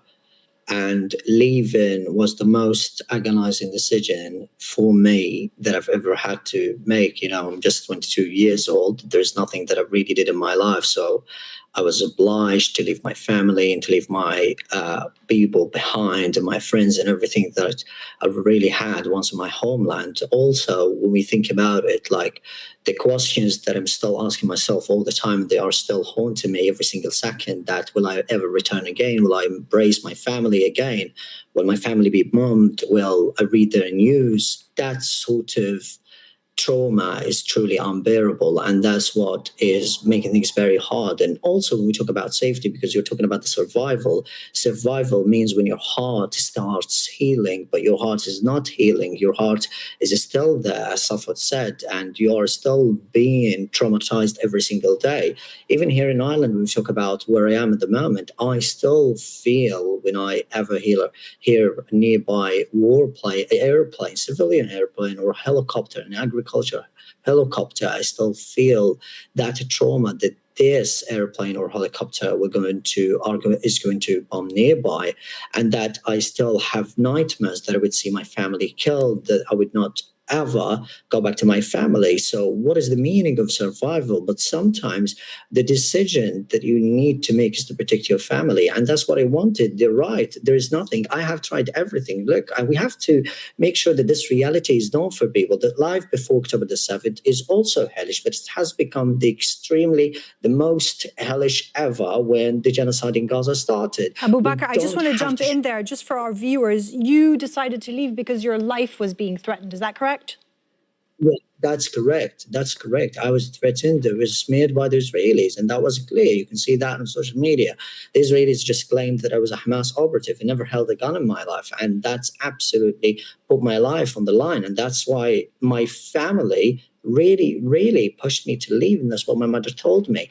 And when you are 22 years old and you haven't done anything in your life, and your life has been extremely terrible before the genocide, and as Safwat said, we have lived through wars before, we have lived through escalations before. We were living in a closed air prison. I wouldn't say it's an open air prison, because I was denied multiple chances to go outside the country and continue my education, particularly my bachelor's degree. So where is the kind of safety that we are talking about? Where is the kind of freedom that we are talking about? And now you are forced to go to Ireland, where the luxury is insane, and where buildings are fussy, and everything that you can really dream of, you can really have it. But when I saw just the video that you put up, I agree with it totally, that a grave in Gaza is much better than all the life here, than a castle here, because there is no meaning to life when you don't have friends, when you don't have a family, but you have everything in your life. So that's what is making this decision very, very harder. And even for me, on a personal level, I don't think that I'm going to see myself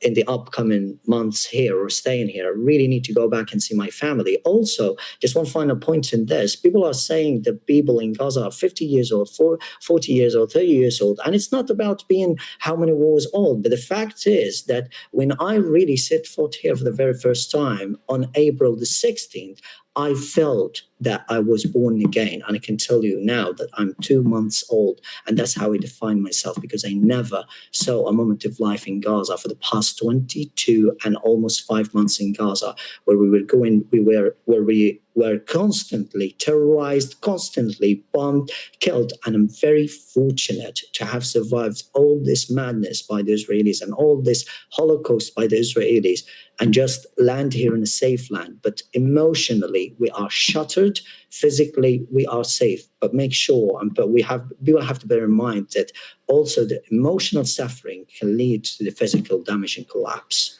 Abu Bakr, we talk there about the option to leave. Not everybody has that, do they, Safwat? It takes money, doesn't it? Egypt hasn't opened its borders. Explain a little bit to us about the process of how to get out of Gaza. This is not straightforward. This is not like our audience might think when there is a war, people can leave. People are completely blockaded into Gaza by Israel, but also by Egypt. So how can you get out? Look, there were two ways to leave Gaza: either to pay $5,000 for each person, or if you are resident outside Gaza, like in Europe or in America, you can leave through a special coordination or arrangement that your embassies do through like special coordination that embassies make with the Israeli government. So who do you pay money to? Is it smugglers? Is it smugglers? No. It's through Rafah crossing. There are two crossings that control the Gaza Strip. One in the north controlled by the Israelis, and one in the south in Rafah controlled by the Egyptian one. During the war, the Rafah crossing, we have to forget all the time Arabic crossing that was controlled by the Israelis, and the only way was through the Egyptian-controlled crossing, Rafah one. And there was a private company, Egyptian company, that takes or charges you $5,000 for each person to leave Gaza. It's also through a special security coordination. All these names and all these coordinations must be approved by the Israelis. Luckily, because I have a residence permit in Italy, the Italian General Consulate helped me. We are 10 family members. Can you imagine that if I want to leave Gaza, I had to pay $50,000 US. This money, I never had it during the war. So as I said, I was like one of the few luckiest people who had this residence permit in Italy, and I had this coordination. Otherwise, I know many people who sold their homes, they sold their cars, or any properties, or got loans to leave Gaza, and they ended up in Egypt. Now we speak about more or less 100,000 Palestinians now staying either in Egypt, Turkey, Europe, and now even in Oman. But the vast majority are staying in Egypt without any residence permit or any documents that allows them to practice or to do any job or to join schools for their children. Abu Bakr, this was your first time leaving Gaza, ever. Describe to us a little bit what that is like when you leave, when you see the world outside of those walls that the Palestinians in Gaza are forced to survive in. Well, the first thing that I have to say, that on a personal note, I don't deserve a better chance than anyone in Gaza, even the very, very little children. Everyone in Gaza has the right to education. Everyone in Gaza has the right to flee this genocide zone. Everyone in Gaza has the right to live freely and to live high on the hog, because what we are seeing in Europe is the fact that all people here are spoiled. And this is not a joke, it's a fact that all people here are spoiled, and they do not care a whit about the Palestinian cause or what is happening to Gaza at the moment, which is truly, truly enraging. And there is nothing that traumatizes me more than seeing someone buying a Coke or drinking Coke because they are drinking my blood and they are trading with other boycott targets, which is absolutely I want to ask you about that. Is it the people or is it the governments? Do you feel abandoned by world governments, Arab governments? I'm very abandoned by the Irish government. The Irish government just a few days ago voted against cutting the Israeli bonds, and that is absolutely disgraceful. This government is not listening to its people, and I'm confronted this government here from my homeland and telling the parliamentarians what you are doing to my homeland. When I was in Gaza, I was obliged to eat pet food. I was obliged to drink very, very contaminated water. I left Gaza under the most terrible circumstances, and I was severely malnourished, and I was threatened by the Israelis, and everyone felt that I was going to be targeted by the Israelis. There is a smear campaign that anyone can see right now. Just type in Google Abu Bakr Abd Hamas, and you can see that I never held a gun in my life. I never had a political affiliation. But what was it like? You made that point before. What was it like when you saw the outside world, though? You're talking about luxury. You're talking about, some people will say, at least you managed to get out to Ireland, right? Whereas others... Go ahead, Safwat. Stephanie, my children can't even explain it, by the way. Sorry for interrupting you, but I had like a nice story to tell about my children or my son. Every time they need to travel or to take the train to move from one city to another, they can't believe it that all what you need is just to make the ticket and jump into the train and go, or take the plane and travel to another city. No need to apply for the Israeli permit, no need to cross checkpoints, no need to take off your clothes and to be checked by the Israeli soldiers if you need to move from a place to another. So they started to taste the taste of the freedom, as they described it. So this is something new for the people in Gaza. As Abu Bakr said, this should be the normal for everyone. But living in Gaza, we have to be under very special and difficult conditions.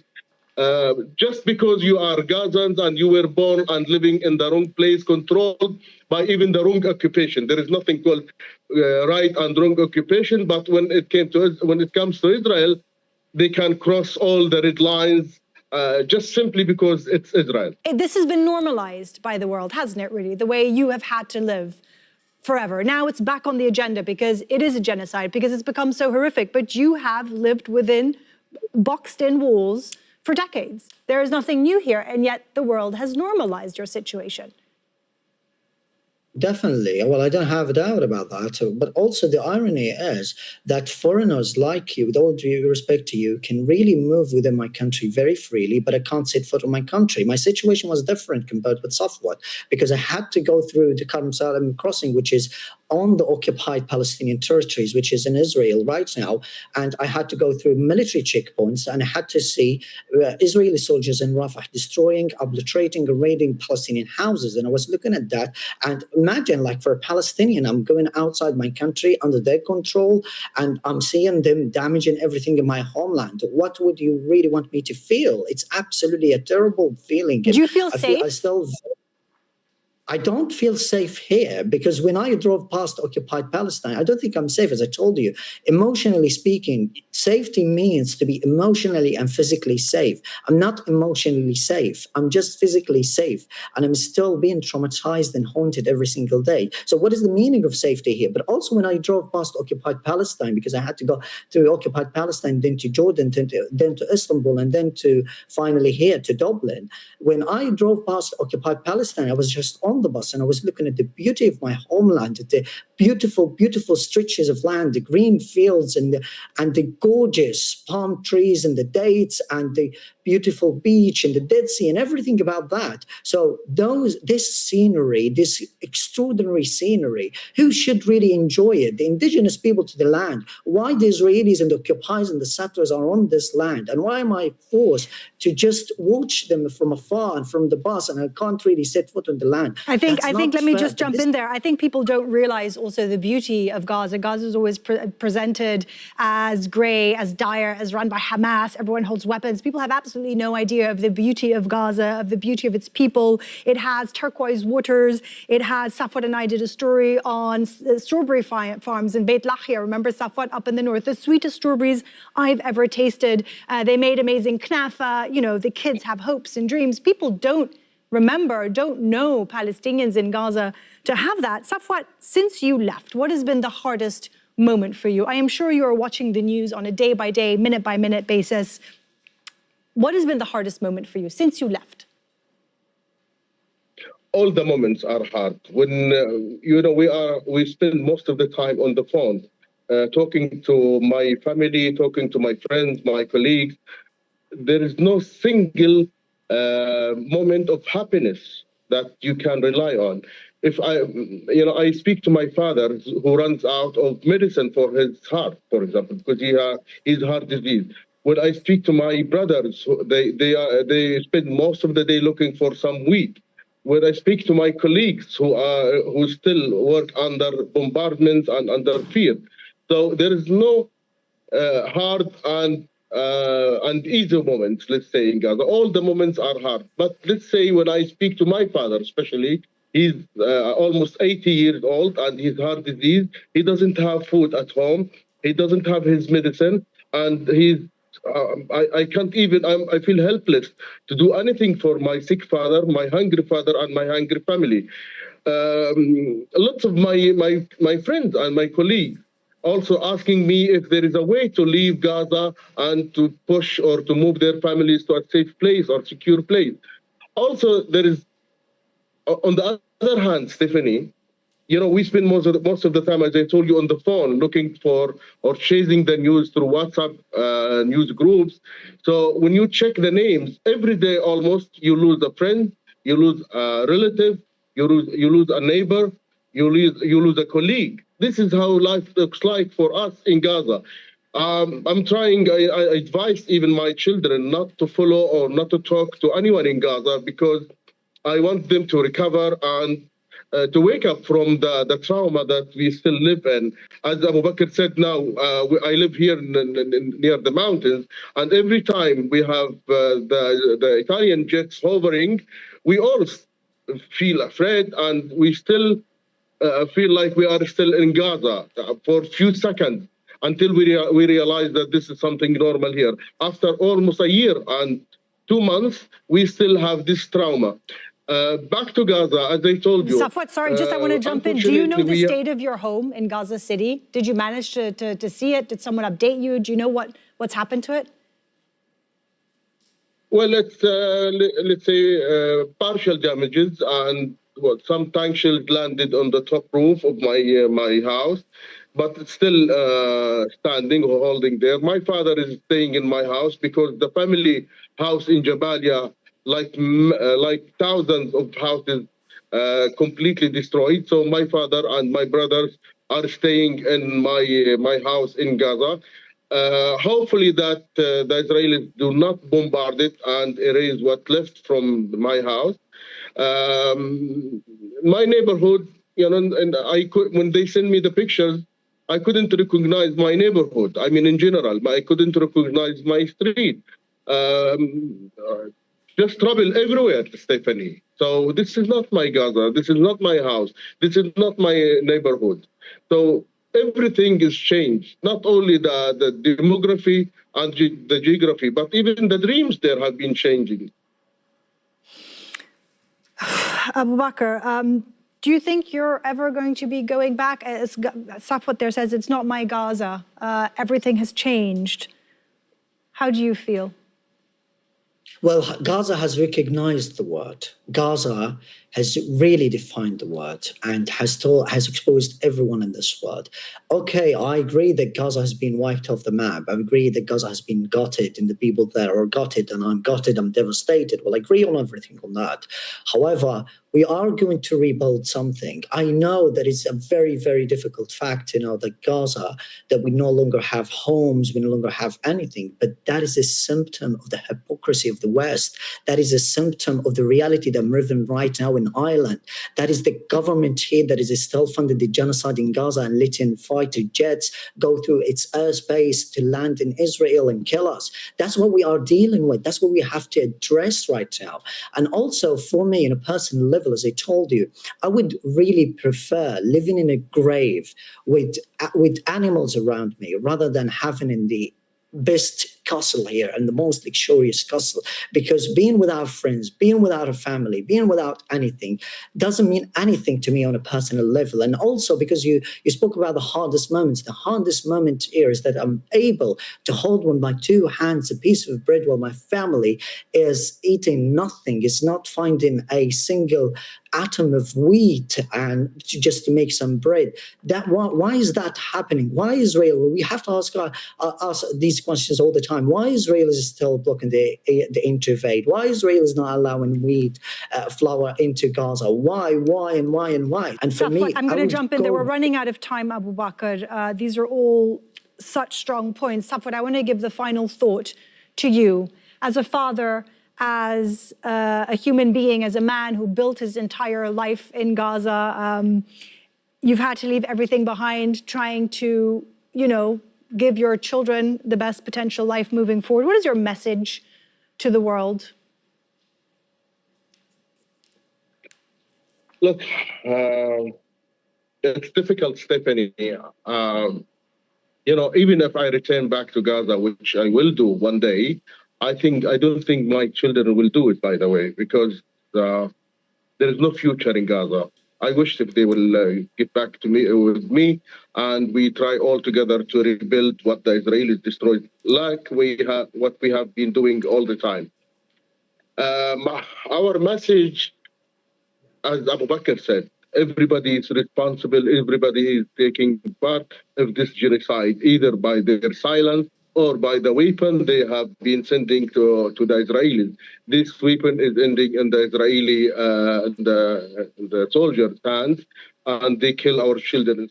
The world must do something imminently to stop the Israeli plan. That is something that's been called for decades, and still we see no solution for the Palestinians. Safwat and Abu Bakr, thank you very much for joining us today, and thank you for being part of the conversation, and I'll see you soon.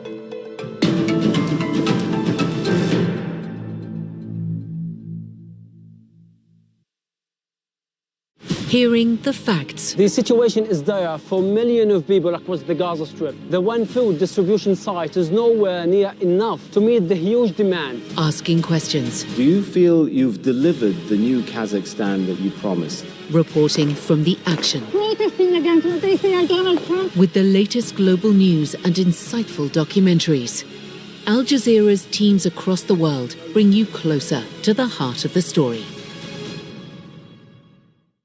How could over 2,000 babies simply disappear? The babies were taken in the middle of the night without parents' consent. It's a 70-year-old mystery that still haunts some Yemenite Jewish families in Israel. This wasn't an accident. These weren't mistakes. This was a system. Al Jazeera World hears disturbing allegations of state-sanctioned irregular adoptions. Israel, the Yemenite children affair on Al Jazeera.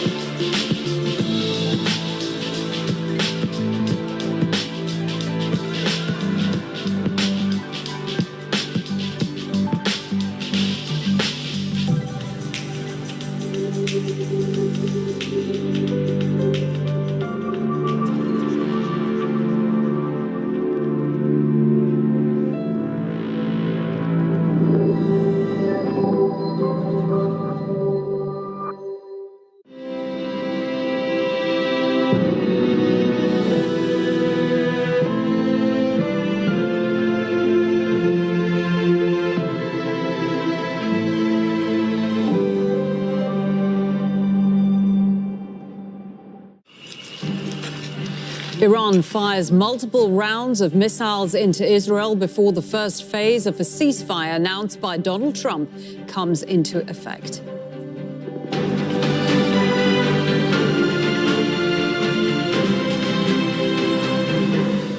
I'm Marlene Saeed. This is Al Jazeera live from Doha. Also coming up, Iran launches missile attacks on the largest U.S. military base in the Middle East, here in Qatar. Tehran says it's a proportionate response to the American bombing of its nuclear sites. We look at the divisions in Congress on the U.S. bombing of Iran and whether the president had legal authority to do so. And Israel continues its bombardment of Gaza. At least 43 Palestinians have been killed across the Strip on Monday.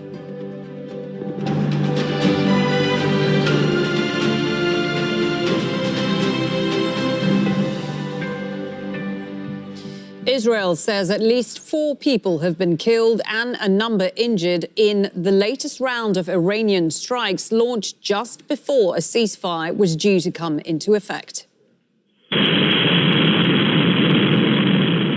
This is the moment a missile strike hit a building in Beersheba. The attacks come hours after U.S. President Donald Trump announced that both countries had agreed to a ceasefire. Iranian state TV says that the ceasefire has now begun, but there has been no official word from Israel. Let's go to Noor Odeh. She's in Amman. She's reporting on Israel from Amman because the Israeli government has banned Al Jazeera from reporting inside Israel and the occupied West Bank.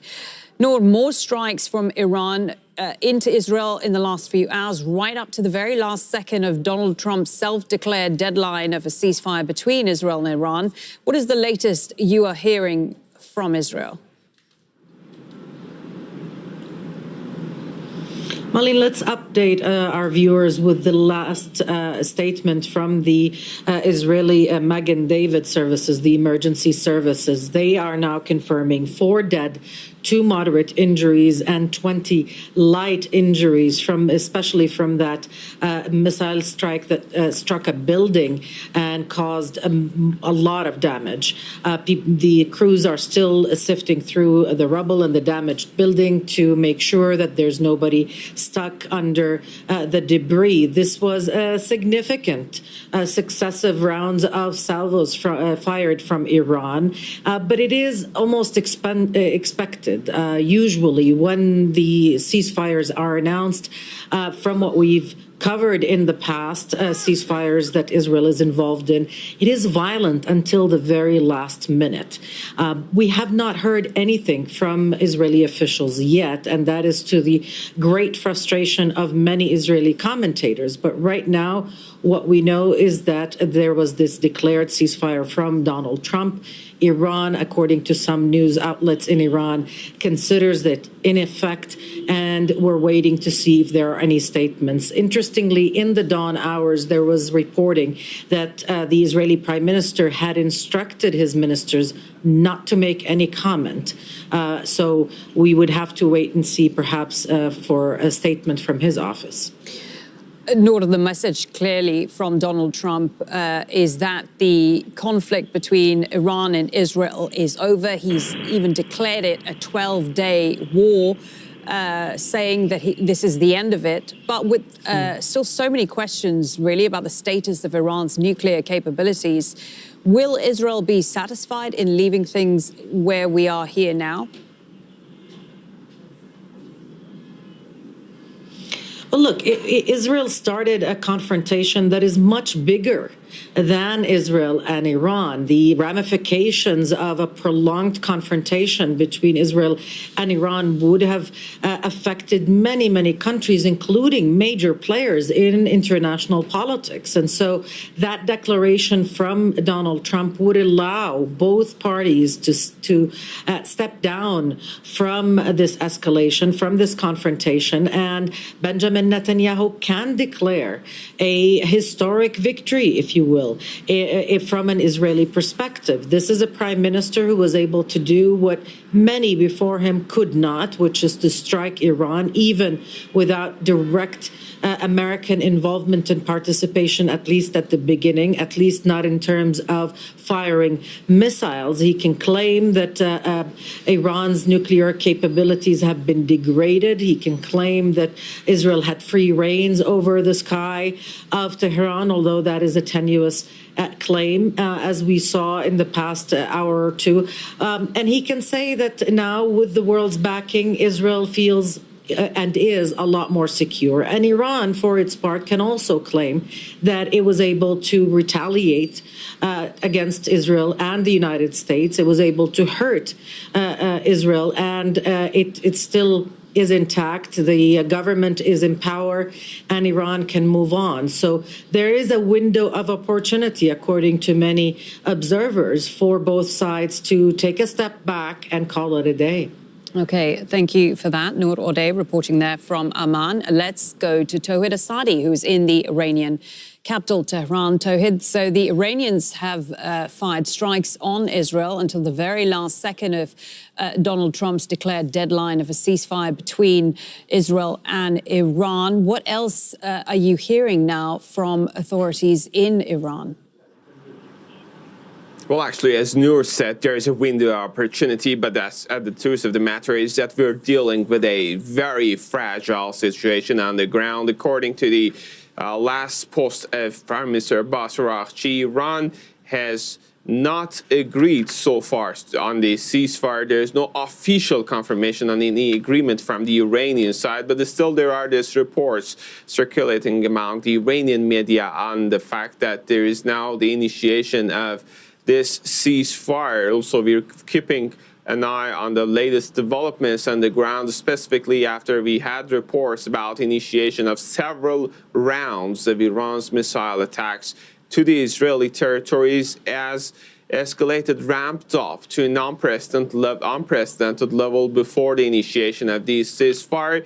Iran is saying that it's going to strike back as long as Israeli strikes continue, and over the past few hours, we haven't received any sound of explosion or report about continuation of Israeli strikes, which is by itself seemed to be a promising indication about the possibility of a ceasefire on the ground. But still, we know that this is as I told you earlier, highly fragile situation. Iranians are saying that in case they see continuation of strikes, they're going to strike back. And also, they've got this statement from Abbas Araghchi on his X account. He said that the final decision in this regard is going to be met. So still we are waiting for the confirmation from the Iranian side. Also, they said that we are seeing this stop or cessation on the military operation of Iran, seeing the recent developments. And of course, we have to keep in mind the previous statement that we heard from Iranian Supreme Leader Ayatollah Ali Khamenei, who came out to say that we are not going to accept any imposed peace. So whether this is an imposed peace or an agreed peace is something that we have to keep waiting to see what comes next. But at the time being, we see less of escalation and more of de-escalation, and Tehran is putting forth the argument that it's going to be the ball in the court of the Israelis if they decide to step back,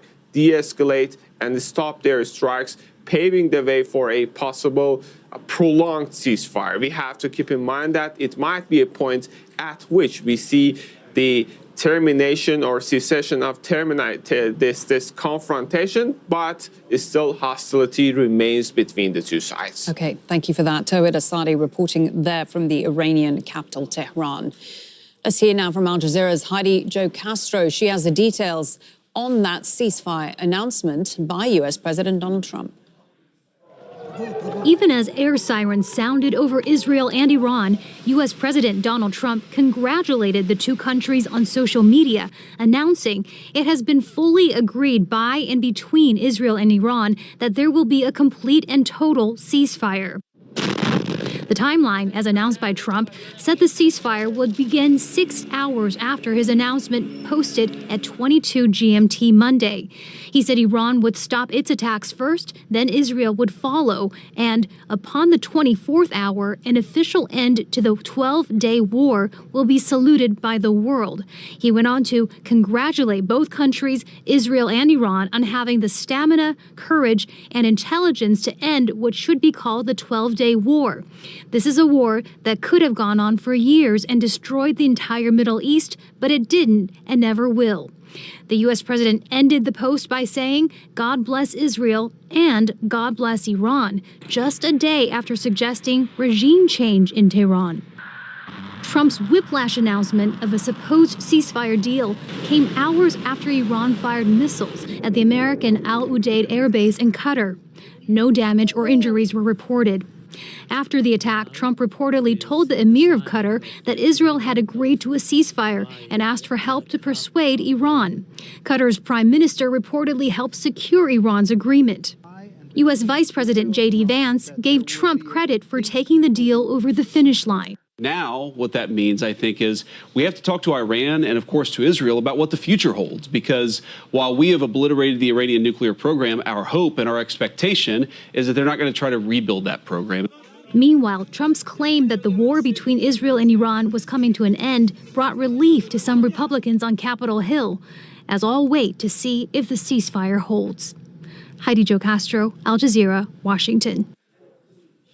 On the last hour, President Trump posted on his Truth Social account again, saying we couldn't have made today's deal without the talent and courage of our great B-2 pilots and all of those associated with that operation. In a certain and very ironic way, that perfect hit late in the evening brought everyone together and the deal was made.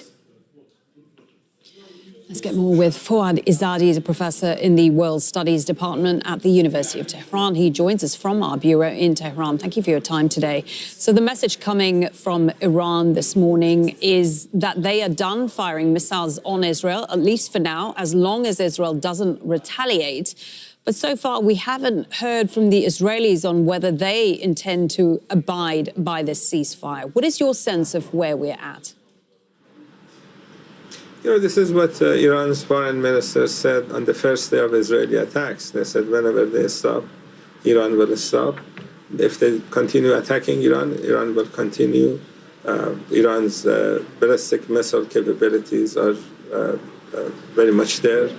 And I think when you look at Trump's statement that Israelis and Iranians approached him for a ceasefire, I think you can believe the first part. I think Israelis realize that they have miscalculated by attacking Iran. So I believe they did approach Trump to have a ceasefire. I don't think Iranians did that, given the fact that Iran has been a victim of American aggression as well. And taking a step back to earlier tonight when Iran launched missiles on Al Udeid, a U.S. airbase here in Qatar, telling the Qataris and the Americans in advance that they intended to carry out that attack. Why do you think they did that? Was it a signal to the U.S. they didn't want this conflict to get any bigger? You know, from the very beginning, Iran did not want this conflict to get bigger. Iran did not want to start this conflict. It was the other side that decided to attack Iran in a surprise manner. Iranians were preparing to go to the next round of negotiations when they were attacked. Iran-Qatar relations are good, as you know, and when you are attacking a base in Qatar, that is Qatar's soil. It's an American base, but at the end of the day, that is Qatari territory. In order to make sure that the relations stay positive between Iran and Qatar, I think that is the reason that the signal was given. That doesn't mean this will happen again. I think if Americans attack Iran again, or if this war continues, I think next time there's not going to be any warning ahead of time. Mr. Sadi, just a few days ago, you will be aware that Trump was posting on social media about a regime change in Iran, about making Iran great again. Does the Iranian leadership just move on from comments like that?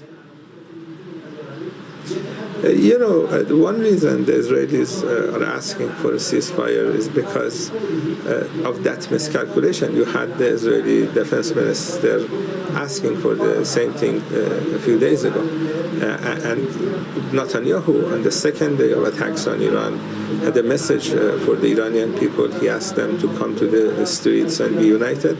And they did, against him and against Trump.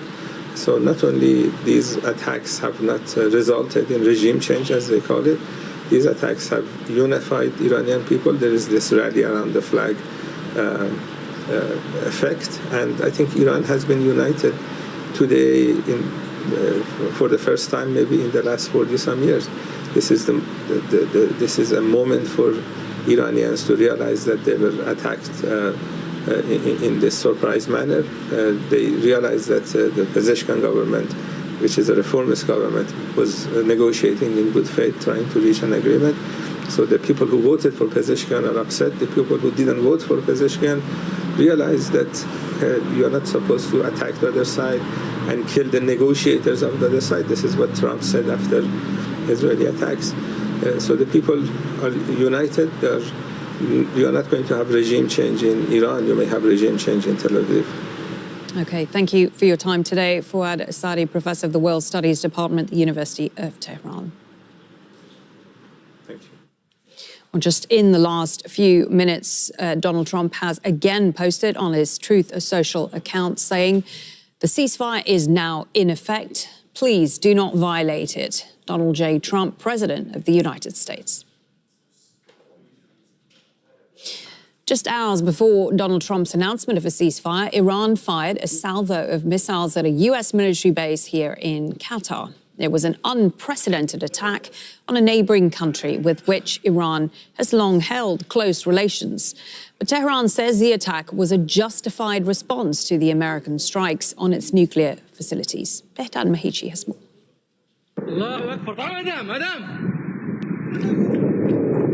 Projectiles and interceptions in the sky, this time over the Qatari capital, Doha.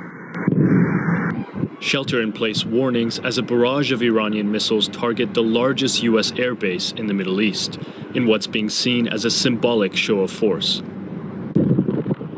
Tehran calls it legitimate self-defense and retaliation for the American bombing of its nuclear facilities on Sunday. The message of this decisive action is clear and direct to the White House and its allies. The Islamic Republic of Iran will not leave any act of aggression against its territorial integrity, sovereignty, or national security unanswered under any circumstances. Right, I'm going to have to be very careful. Whoa! The airspace temporarily closed over Qatar as defenses shot down all but one of the missiles fired, the attack resulting in no injuries or deaths. But drawing condemnation from Qatar, which holds deep ties with Iran. Qatar condemns, in the most severe words, the Iranian missile attack on the Al Udeid Qatari airbase. This attack represents a blatant violation of the sovereignty of the country of Qatar and a contradiction to the principles of good neighborliness, and represents an attack on international legitimacy and international law. And the state of Qatar confirms that it reserves the right to respond. The sprawling Al Udeid base just outside of the capital, Doha, typically hosts some 10,000 American troops. But most personnel and aircraft were evacuated last week, the clearance visible in satellite imagery. Washington and Qatar say they were warned in advance that the attack was coming. Some suggesting it's Tehran's way of signaling it doesn't want to escalate the conflict further. Behdad Mahichi, Al Jazeera. Iraqi state media say that an unidentified drone has targeted a site at Iraq's Taji military base, which is just north of the capital, Baghdad. The base hosts U.S. forces. So far, no group has claimed responsibility for the attack. Several resolutions are being planned on Capitol Hill in an attempt to reclaim congressional authority over the waging war. The Constitution requires the president to consult Congress in the event of hostilities against another nation, but members are split as to whether the US's bombing of Iran rises to the level of war. Chair Britansi has more. Chair recognizes the gentleman from Pennsylvania. Speakers at the House of Representatives on Monday split on party lines. Republicans competed with each other to praise the president's bombing of Iran. Mr. Speaker, I rise today to congratulate President Trump and our incredible service members who planned and perfectly executed Operation Midnight Hammer to destroy the nuclear enrichment facilities in Iran. I rise today to thank President Trump for saving the world. And the one Democrat who spoke laid into Saturday's bombing raids. 3 days ago, the president ordered a unilateral military strike against Iran and notified the majority of Congress and the American people essentially by tweet. Under the Constitution and the War Powers Resolution of 1973, only Congress can declare war, and the President must consult Congress before introducing U.S. armed forces into hostilities or swiftly after any attack. That congressional role has been diminished over the decades. Nonetheless, several measures are being planned to assert authority in the House and the Senate, the earliest to receive a vote potentially on Friday in the Senate. None are thought likely to succeed. By and large, Republicans have lined up behind the president, but a few voices in the MAGA core of the party and the party's libertarian wing have spoken out. Representative Marjorie Taylor Greene wrote an impassioned post.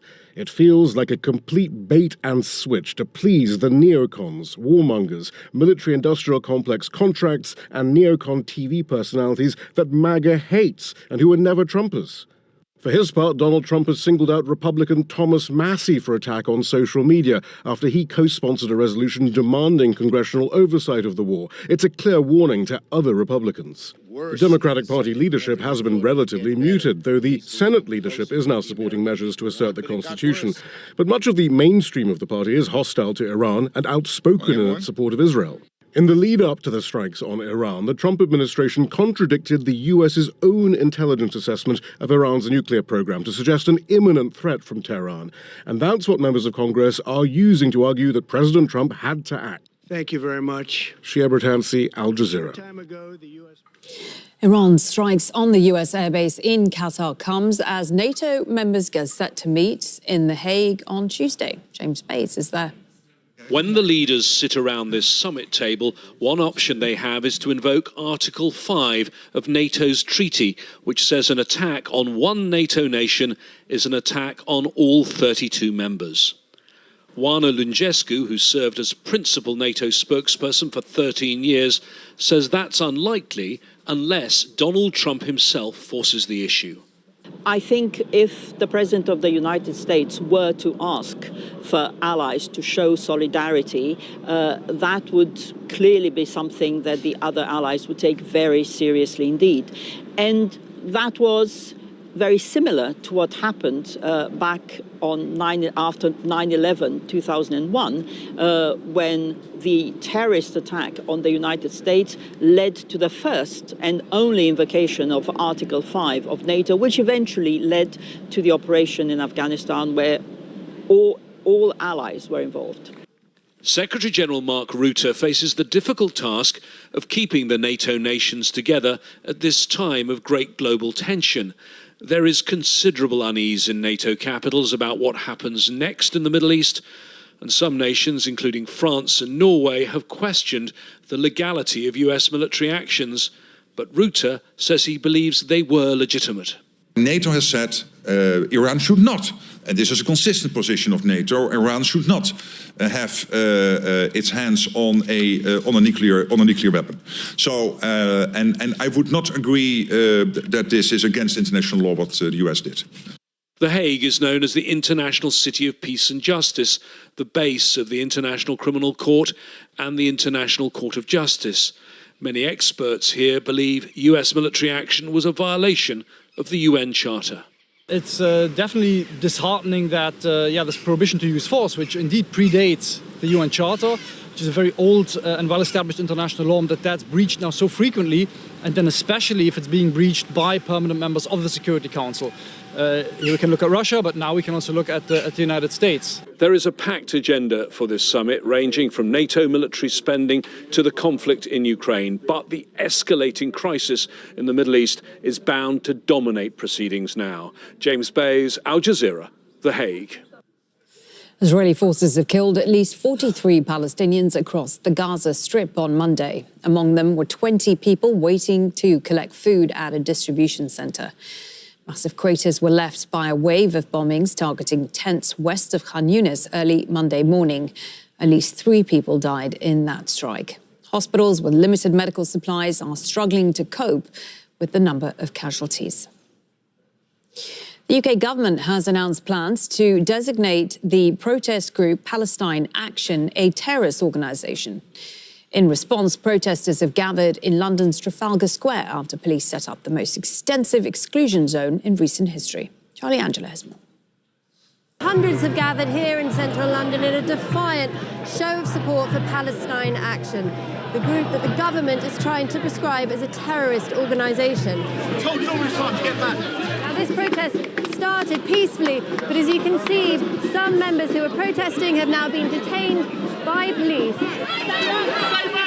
This demonstration was originally planned for outside Parliament, but at the last minute was banned by police and forced to relocate here.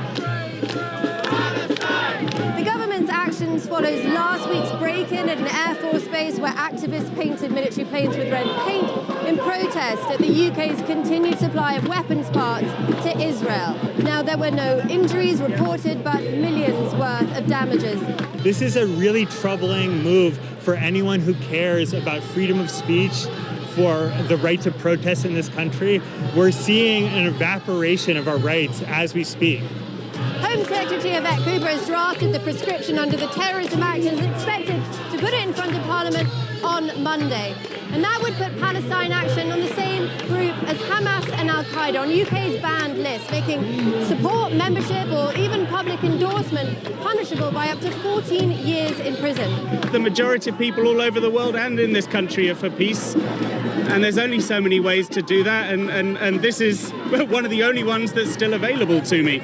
This protester staging a peaceful sit-in was later handcuffed and removed.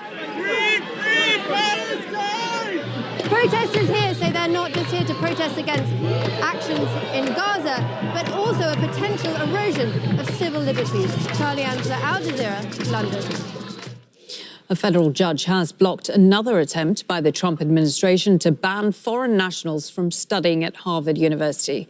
The court order gives overseas students the right to enter the US while the case is being decided. President Donald Trump signed a proclamation citing national security concerns as the reason for the ban. Let's just remind you of the story we've been covering here for you on Al Jazeera. You're looking at live pictures of Israel, southern Israel. Israel says at least 4 people have been killed and a number injured in a new round of Iranian strikes. The missiles were launched just before the first phase of a ceasefire, which was announced by US President Donald Trump, has now come into effect. Inside Story coming up next.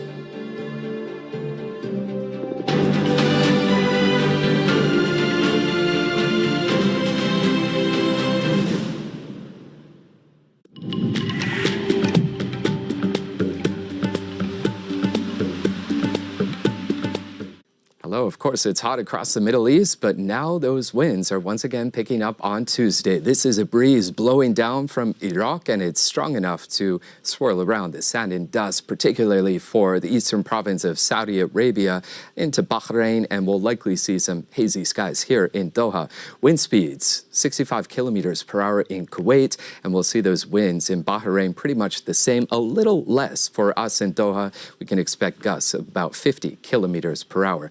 Central Asia, it's hot, plenty of sunshine here as well. A few showers sliding down the Caspian. Some of that could leak into Baku, but should stay sunny with a high of 25 degrees. A lot of heat pumping around Greece and Turkey. Look at the numbers on Tuesday. They're only going up from here. The 3-day forecast in Athens shows us pretty close to about 40 degrees, but far off that June record of about 45. Africa looks like this. That wet weather moves out of Niger, pushes into Burkina Faso. Eventually, that eastern side of Guinea, we'll have to watch for some flooding there. And these big storms that we see around Lake Victoria blooming out over northern DR Congo, pushing into the Central African Republic. Calm for southern Africa, a bit breezy, though, around Cape Town on Tuesday.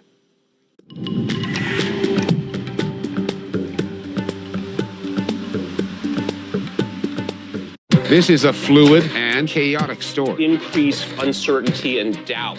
There is a place for meme warfare. We are witnessing a battle of narratives here. Trillion-dollar monopolies with enormous influence. Largest tech companies lined up. That is tech authoritarianism in a single image. It is an exercise in optics designed for international consumption. These news organizations help to manufacture public consent for a genocidal war. The Listening Post decodes the media on Al Jazeera. The US says it's obliterated Iran's nuclear capabilities, but is that true? Tehran says it's removed all nuclear material before the US airstrikes and insists its know-how can't be destroyed. So, is bombing the answer for Iran's nuclear ambitions? This is Inside Story.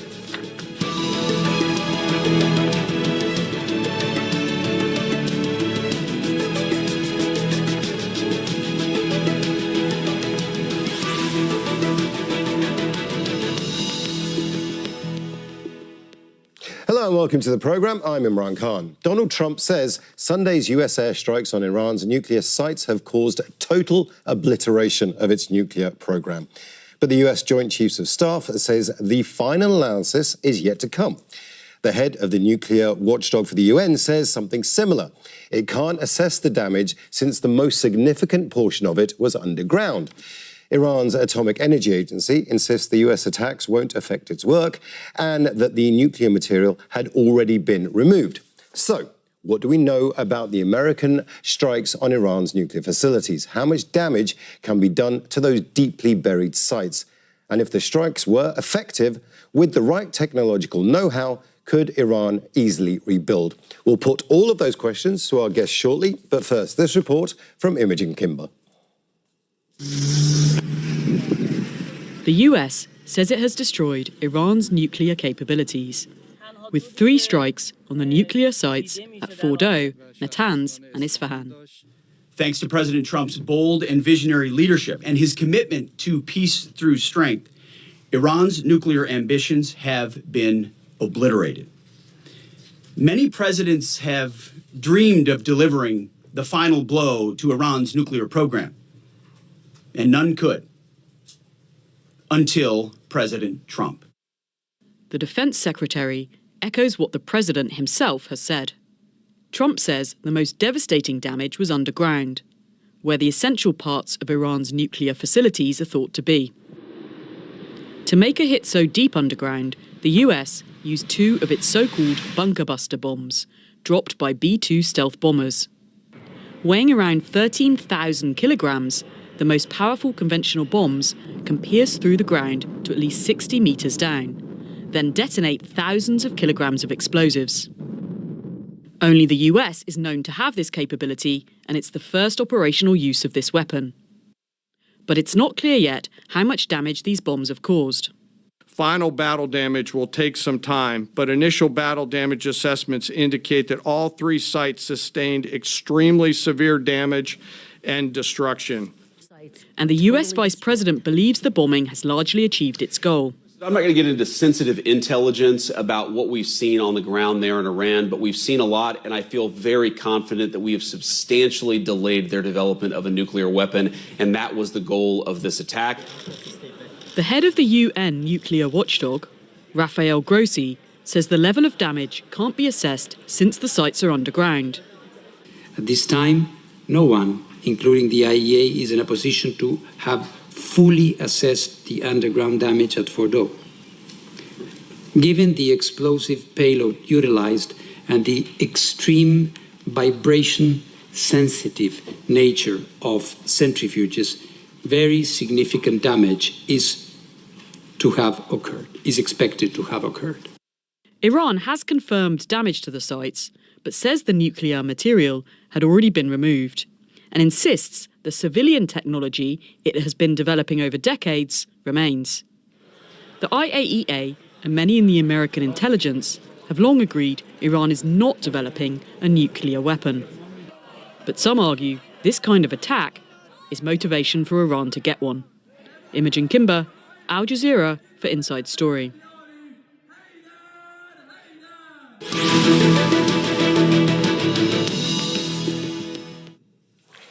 Let's bring in our guests in New York. Laura Rockwood, Senior Fellow, Vienna Center for Disarmament and Non-Proliferation in Toronto.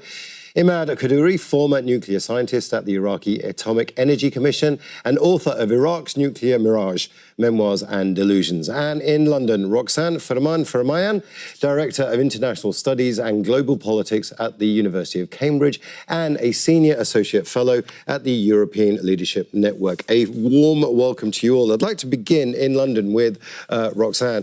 Roxanne, with typical bluster, Donald Trump has said he has obliterated, that's the word he used, Iran's nuclear program. But the truth is, obliterated is a very, very big word. It's going to take a little while for us to see what the actual damage is. Talk us through what the procedure is to actually confirm this kind of obliteration, to use that word. Well, a great deal of information is going to be coming in on satellite imagery. And in fact, some of the first ones are being reported to have been revealed very recently over the last few hours. And this reveals that there have been hits at 3 different sites in Iran, in Fordo, outside of Isfahan, and at Natanz. And what they have revealed is that so far there has been, the attacks were on target. They did hit each of these sites. And it's very difficult, however, to see what has happened underground. The sites are generally being thought to have been emptied in large part by the Iranians. So it has not been surprising that also one of the other ways of determining the success of this project would be to see how much uranium or radiation there would be in the air. And so far, none has been picked up, as reported by the International Atomic Energy Association, the IAEA. So it is the type of thing that's put together in pieces, both visually and in terms of air quality and, of course, photos and visits to the sites themselves. In Toronto, Imad, you have had experience with this kind of attack that's taken place. The attack that took place on the Osirak facility in Iraq is something that you talked about in your book. What are you looking for when it comes to seeing all this satellite imagery? What are you looking for to might suggest to you that this has worked as an attack? This has not worked out. The same as in 1991, when the United States attacked Iraq, carpet bombed all of Iraq. By chance, they hit our enrichment facility buildings.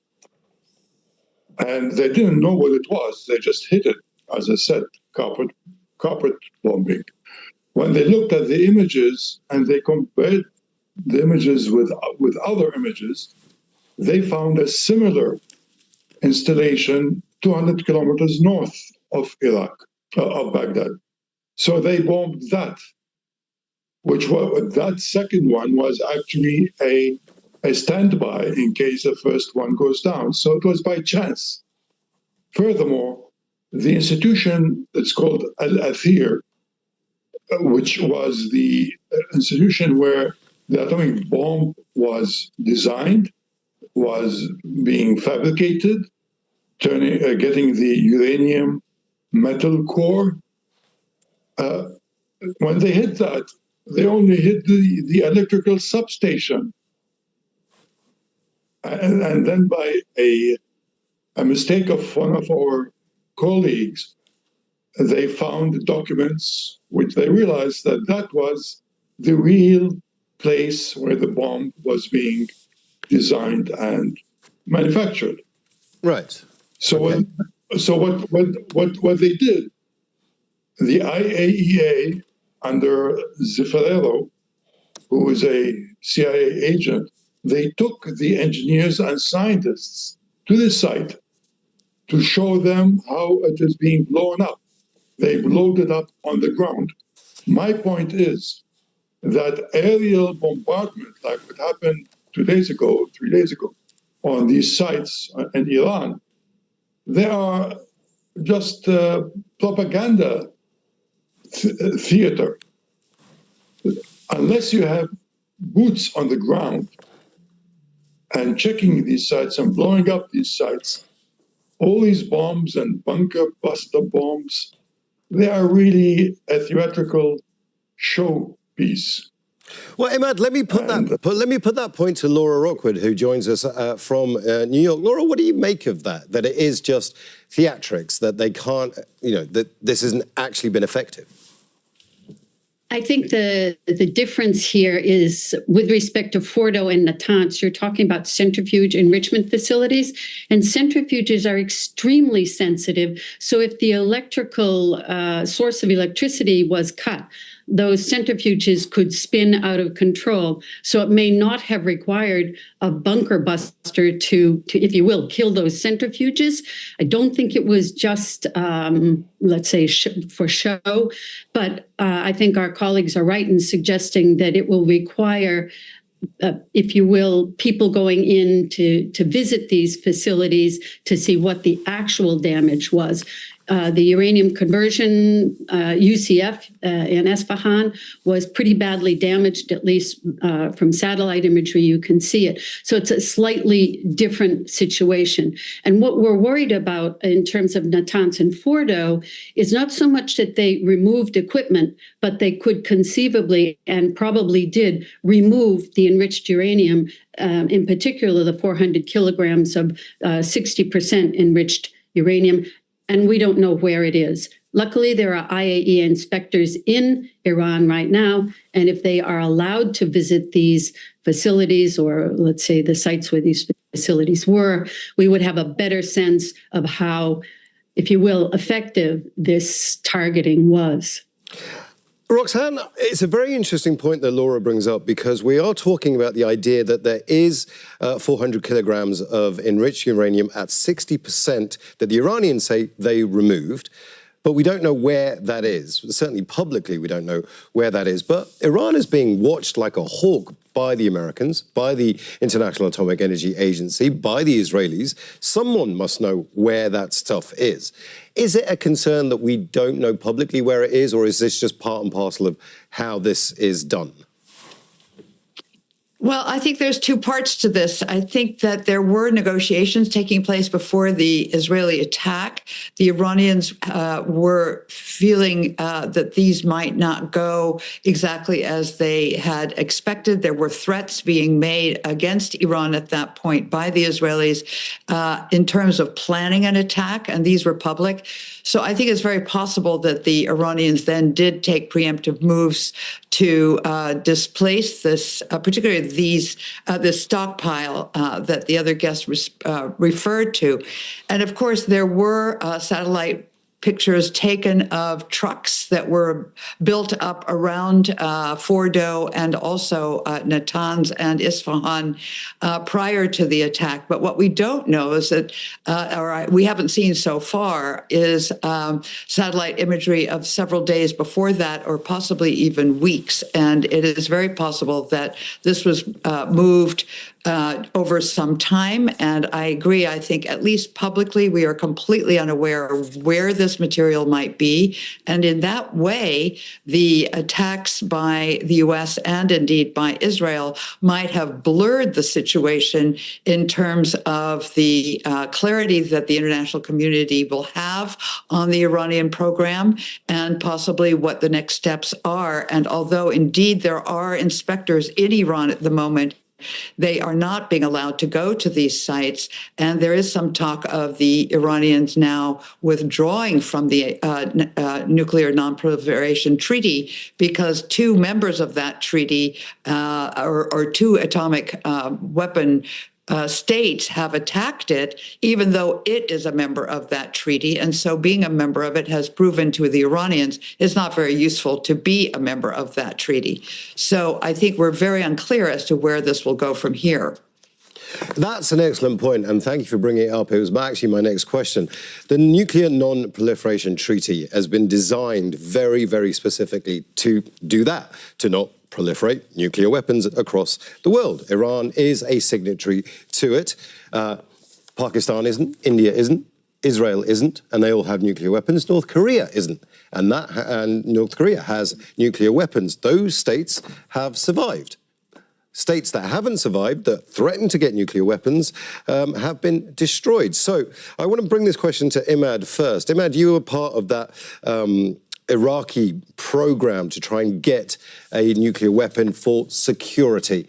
Never quite happened, but now things have changed. Will Iran look for a weapon for that simple reason? It guarantees security. Imad. The main point that I'd like to point at is that it's not a matter of how much 60% uranium there is, or it is the brain, the nuclear scientists who are still there, and they have not gone anyplace else. And the thing about the nuclear weapon in Iran is a special case because it's all in the hands of the Khamenei, the supreme leader. Because if you remember, it was Khomeini in 2000 and early 2000, when he was still in Qom, he issued a fatwa that Iran does not pursue a nuclear weapon because Islam forbids killing innocent people en masse like that. A fatwa that I must point out still exists today. That hasn't changed, right, Imad? That fatwa is still in play today.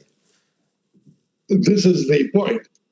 Khamenei, the present supreme leader, in 2003, confirmed the fatwa of Khomeini not to pursue. Now, what is the thing that is really bothering me, actually, is this issue is being raised again in the Supreme Security Council of Iran and the parliament, and members are sending appeals to Khamenei to reverse that fatwa, to allow them to make the nuclear bomb. It is not NPT or whatever else international rules and strings, because they have, as you mentioned, many states don't abide by them. The important thing in Iran is what Khamenei decides. And he has appointed 3 successors expecting to die or to be bombed or killed by Israel. It's a very, very important point that you're making there. I want to bring it to Laura. Laura, is this a failure, then, of the NPT? It's a treaty that isn't working and needs to be scrapped. No, absolutely not.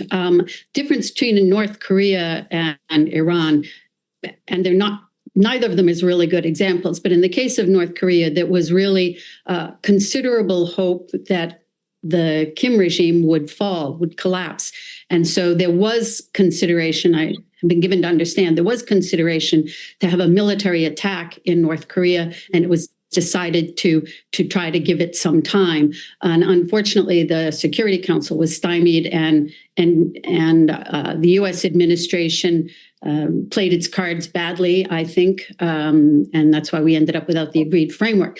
But I don't think this is a failure of the NPT. The unfortunate thing is that Iran, I certainly don't condone the attacks, but Iran has been dissembling since 2003 about the nature, the extent, and the activities of its nuclear program. And even in the last couple of years, there have been efforts by Iran to conceal its previous activities. I think the unfortunate thing is that Iran didn't, in 2003, say, yes, we had a nuclear weapons program. Wouldn't you have if you had just come out of a war, a deadly war with your neighbor, Iraq? People would have understood it. Now, they didn't, and they haven't been able, and they cite the fatwa as preventing them from admitting that they had an organized nuclear weapons program, at least up until 2003, but there's no evidence of it since then. So to answer your question, no, I don't think it's a failure of the NPT, but it's really tough when you have 2 members of the IAEA attacking safeguarded nuclear facilities. It sends a very bad signal, and not a particularly positive signal, shall I say, to North Korea as well. Roxanne, one of the reasons Iran has a nuclear program, a civilian nuclear program, it insists that it is peaceful, is as a negotiating tactic Iran needs sanctions relief. It needs this program almost to be able to have a bargaining chip at the table with the Americans, with the international community. We will reduce our uranium enrichment programs. We'll cancel all of this if you give us sanctions release. Has that backfired now for Iran?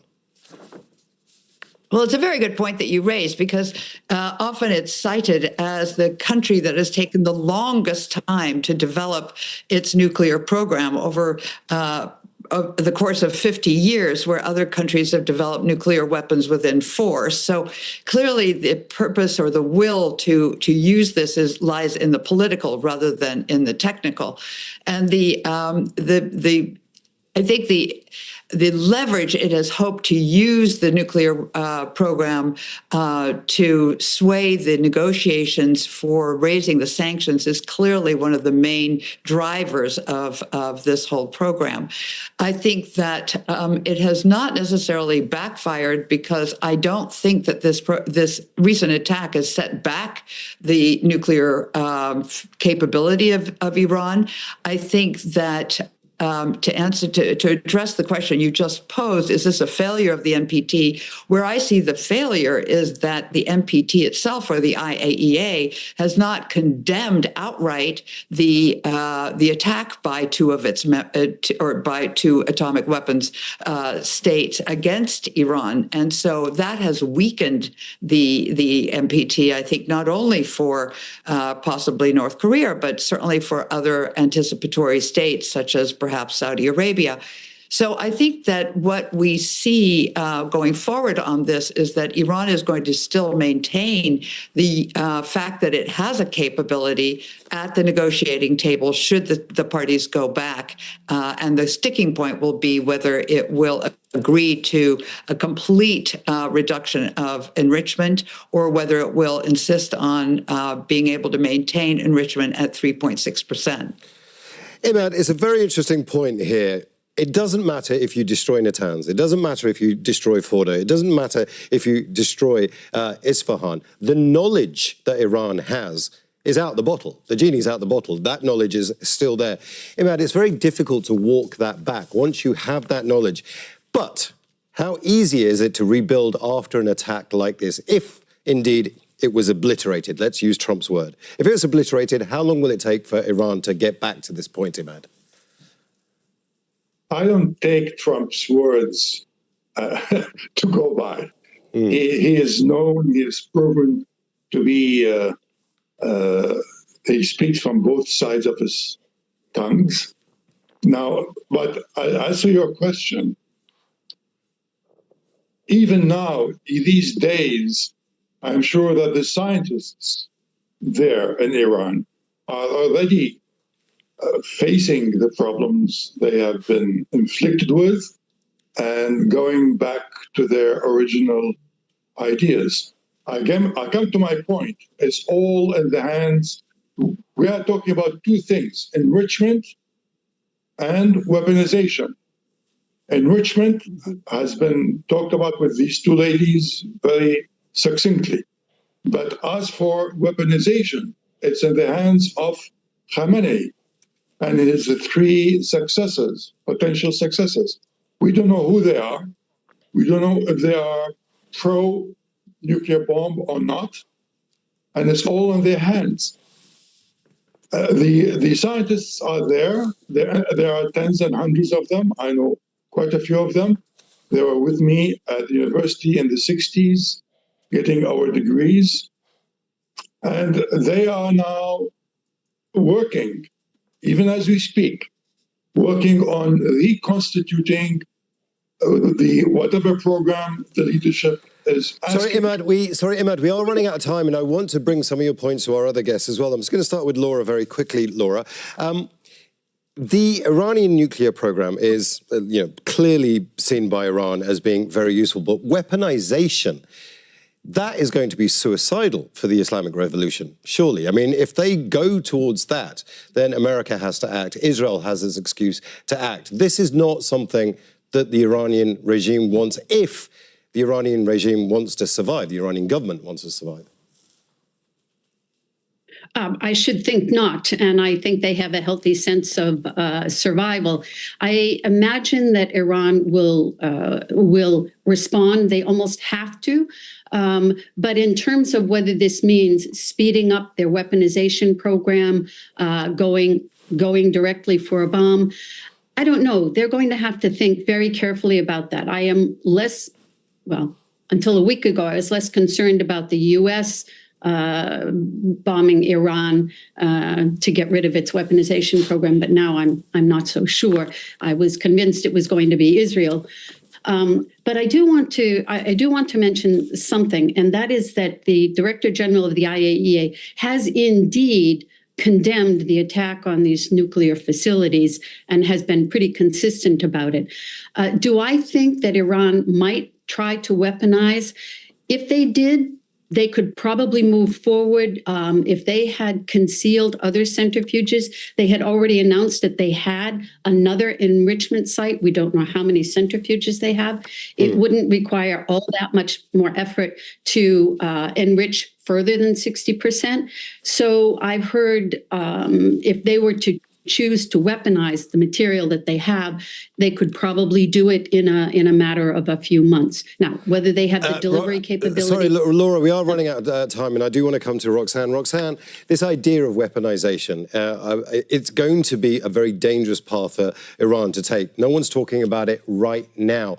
But surely, this fatwa, the pressure that Iran is under to secure itself is now going to be an internal talking point. Have we been at this point before in Iran, where it's become an internal talking point, the security via nuclear weapons? Well, it's become an increasingly important political football as the pressure on Iran has grown, particularly over these last couple of years with the beginning of the war in Gaza and Israel's offense towards a number of the different parties aligned with Iran. I think that I would agree with your other guest. I think that the fatwa is definitely in the hands of the supreme leader to decide on. It will not be changed unless he agrees. On the other hand, I think there's certainly a possibility that there's been some further action on weaponization simply because Iran is so vulnerable. It's very isolated. You don't see other states coming to its rescue at the moment. And so it could very well be developing, for example, a rudimentary bomb that would not be set up to go into a sophisticated missile delivery system, but that could be used to protect the country should it be further attacked. Now, this has not been officially, I'm projecting here, this has not been officially agreed, and only Trump is saying that he does not agree with the assessment of his intelligence community. The intelligence community in the United States and elsewhere has said definitively that there is no nuclear weapons program in operation at the moment. But I think it's one of those temptations. Sadly, we're out of time now, but I do want to thank all our guests, Laura Rockwood, Roxanne Farman-Farmayan, and Imad Khadouri. And I want to thank you as well for watching. You can see the programme again anytime by visiting our website, aljazeera.com. And for further discussion, go to our Facebook page. That's facebook.com/AJ Inside Story. And you can also join the conversation on X. Our handle is @AJ Inside Story. From me, Imran Khan, and the entire team here in Doha, bye for now.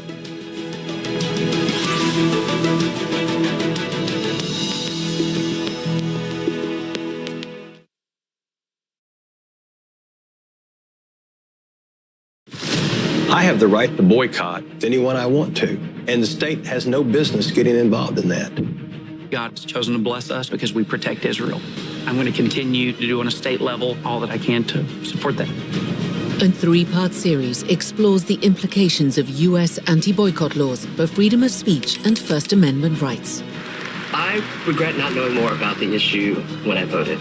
I'm looking forward for my day in court. Part 2, In Court, on Al Jazeera.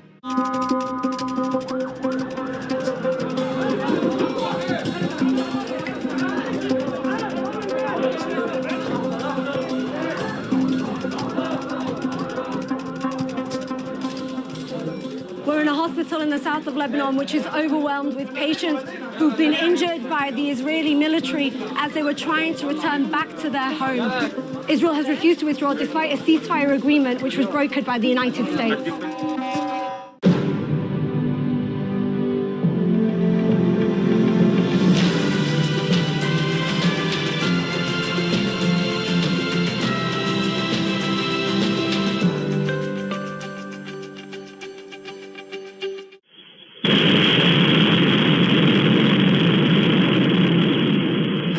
A wave of Iranian missiles hit a city in southern Israel minutes before a ceasefire is announced by the U.S. president.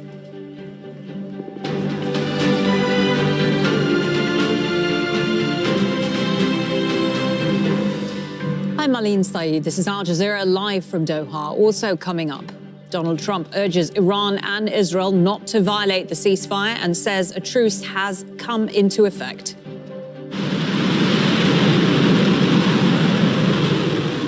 Iran attacks the largest U.S. military base in the Middle East, here in Qatar, saying it is a proportionate response to the bombing of its nuclear sites. And Israel continues its bombardment of Gaza. At least 43 Palestinians have been killed across the Strip on Monday.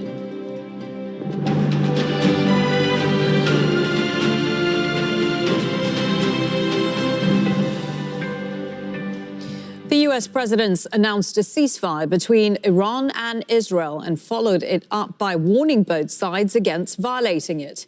While Donald Trump says the truce is now in effect, hours earlier, strikes by Iran on Israel killed at least 4 people. This is the moment a missile hit a building in Beersheba in southern Israel. Under the terms of Trump's ceasefire, Israel can still attack Iran in the coming hours, but Tehran can't retaliate. We have 3 correspondents tracking all the latest developments. Toyota Sadi is in Tehran, Noor O'Day is in Amman. First, let's go to Phil Lavelle. He's in Washington, D.C. Phil, lots of tweets and communication from Donald Trump in the last few hours. Bring us up to date with the latest lines coming from the U.S. Yeah, 2 o'clock in the morning here, and he's still active on Truth Social. Not a surprise, he often is at this time of the night. But no ambiguity now. The ceasefire is officially underway. Pretty much quite a small message from him. I'll read it out. He said, "The ceasefire is now in effect. Please do not violate it." And he signed it, Donald J. Trump, President of the United States, just in case people didn't know who he was. But also, he was messaging earlier where he praised the pilots of those B-2 bombers. And he said that it was due to them, their talent and that courage on Saturday night, and all of those associated, that in a certain and very ironic way, with that perfect, what he calls that perfect hit, late in the evening, brought everyone together and the deal was made. I'm not sure about the language they're describing it as bringing everyone together, slightly romanticizing it, which might not be the way that the Iranians view it, because, you know, Donald Trump, and he says that Israel and Iran both came to him simultaneously. The Iranian account seems to be a bit more different. One of their news anchors said a little earlier that Trump called and she described it as a begging-like manner after that attack on that US base. But look, here's how we know it unfolded, at least according to Donald Trump and the White House. Donald Trump was talking to Benjamin Netanyahu and managed to broker the Israeli side. Once he got the Israelis on board, we believe he then called the Emir of Qatar and said, look, effectively, can you deal with the Iranians? Can you bring them back on side? I've got the Israelis all sewn up here, but we need the Iranians on side. The Emir and the Prime Minister of Qatar managed to do that. Meanwhile, J.D. Vance, who is the Vice President, Secretary of State Marco Rubio, and Steve Witkoff, who is the Middle East envoy, they were having direct and indirect talks with the Iranians. And then once it started to come together, J.D. Vance and the Qatari Prime Minister brought the logistics together. So that is how it unfolded. The ceasefire now officially in effect. Question is it going to last? And I'm aware it is very early in the morning, Phil, but how is this declaration of a ceasefire going down back home, particularly with those who are very, very critical of the US joining Israel's war in Iran? He's getting some positive messages. Even some Democrats have said it will be a good thing if it works. I mean, obviously, that's almost through gritted teeth, the Democrats are not going to be praising a Republican president. And there are still some who are calling for his impeachment, saying he violated his constitutional authority.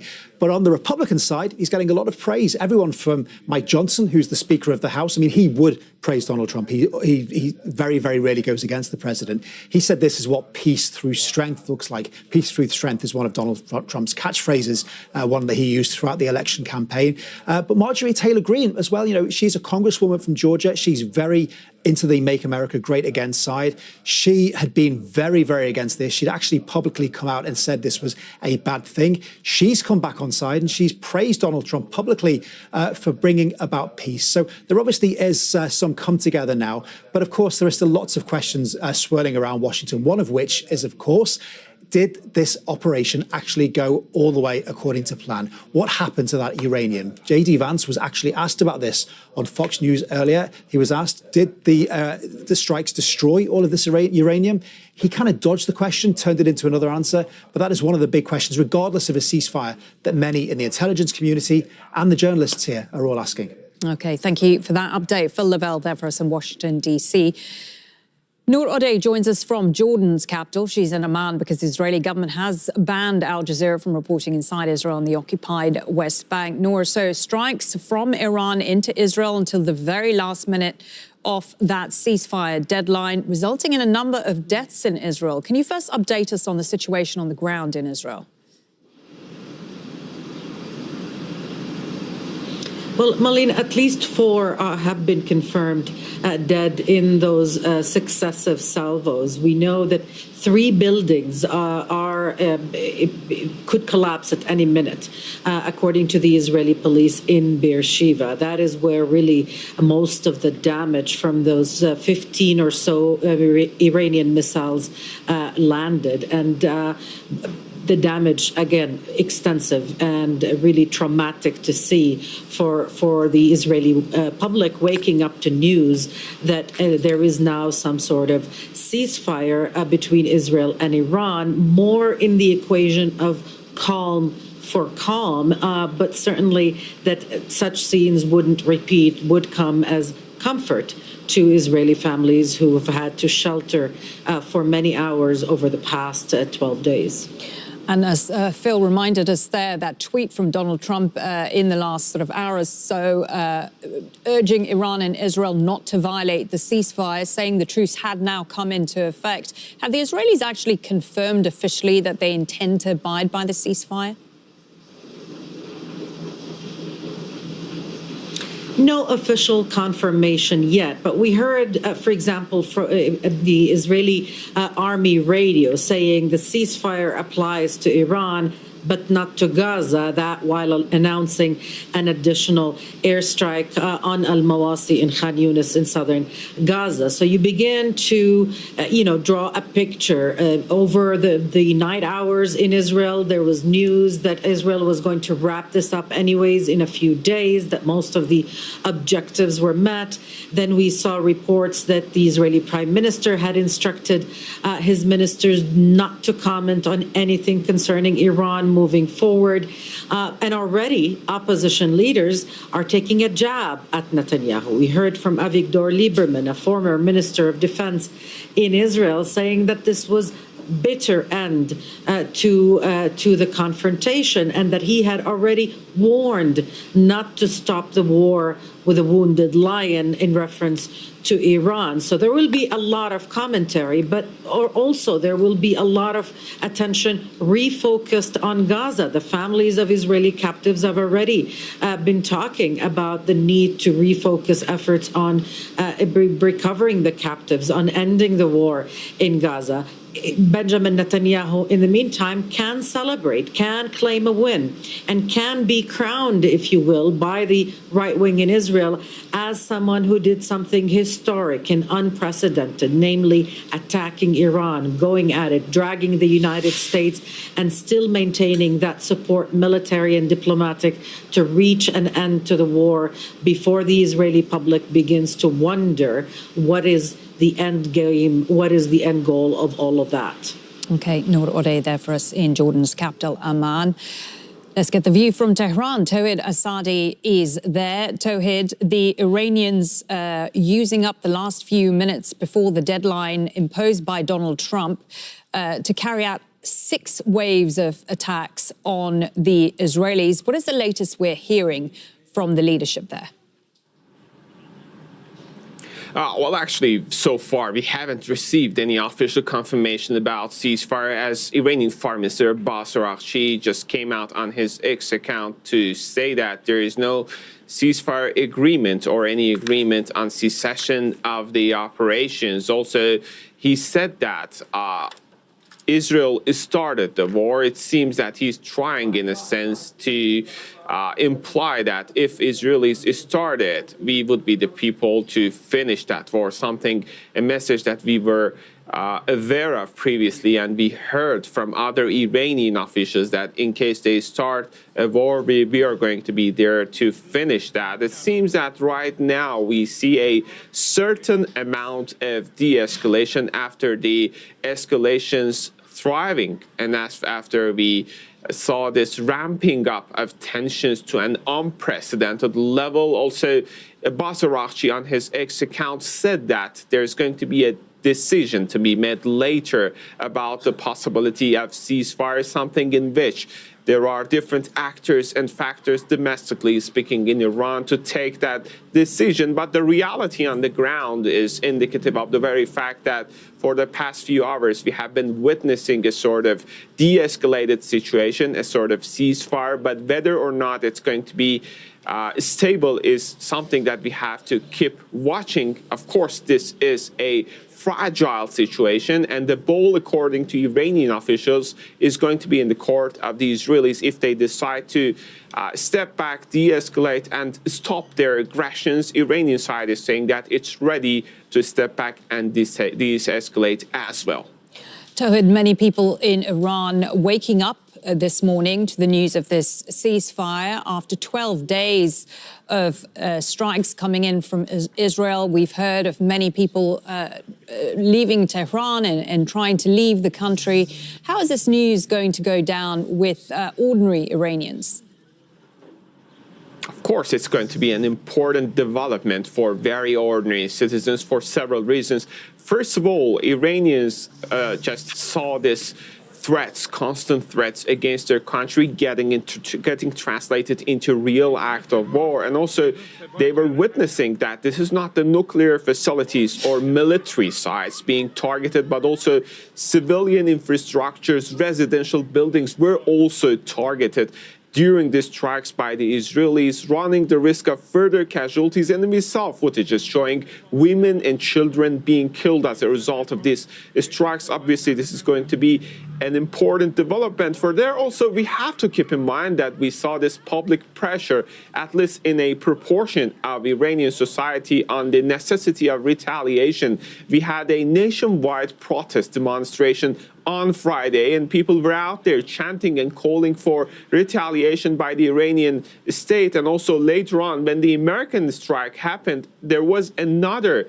protest demonstration in the capital and in some other cities. People were also calling for retaliation, but still rest assured that Iranian people are not interested into getting their country dragged into a full-fledged, all-out confrontation. For that reason, we can say that there is a sort of relief right now after the announcement of this ceasefire agreement. Okay, thank you for that, Tawhid Asadi, there for us in Tehran.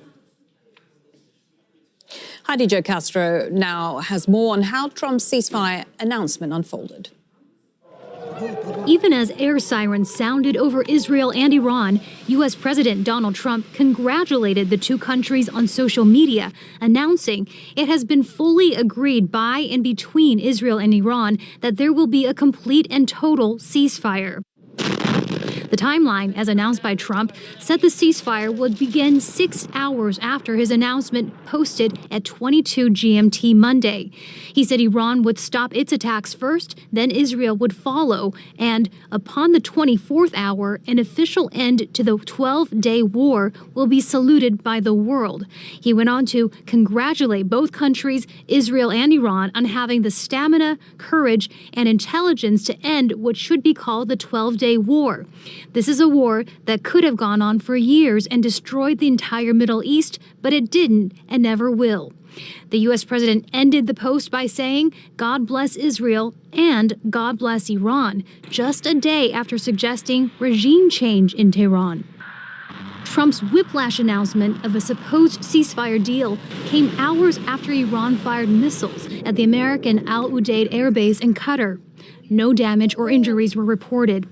After the attack, Trump reportedly told the Emir of Qatar that Israel had agreed to a ceasefire and asked for help to persuade Iran. Qatar's prime minister reportedly helped secure Iran's agreement. U.S. Vice President J.D. Vance gave Trump credit for taking the deal over the finish line. Now, what that means, I think, is we have to talk to Iran and, of course, to Israel about what the future holds. Because while we have obliterated the Iranian nuclear program, our hope and our expectation is that they're not going to try to rebuild that program. Meanwhile, Trump's claim that the war between Israel and Iran was coming to an end brought relief to some Republicans on Capitol Hill, as all wait to see if the ceasefire holds. Heidi Jo Castro, Al Jazeera, Washington. Let's go to Fouad Azadi, professor in the World Studies Department at the University of Tehran. He joins us from Iran's capital. Fouad, really good to see you again. So while neither side, Iran or Israel, have officially confirmed that they're going to abide by this ceasefire, it does look like hostilities have stopped for now. Do you see a ceasefire holding? And if so, for how long? I think Israelis want to repeat their experience in Lebanon, claim to have a ceasefire, and at the same time attack Lebanon anytime they want, kill anyone they want in Lebanon. I think this is the plan they have for Iran. The only problem they have is that Iran's ballistic missiles are fully functioning. We had the last rounds of missiles this morning.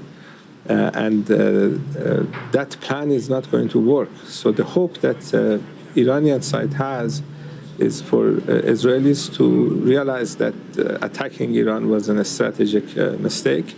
They couldn't do regime change, although they publicly asked for it. We had Netanyahu sending a message to Iranian people. They couldn't stop Iranian ballistic program. And they thought that by killing Iranian military leaders, Iranian military will become dysfunctional. That didn't happen.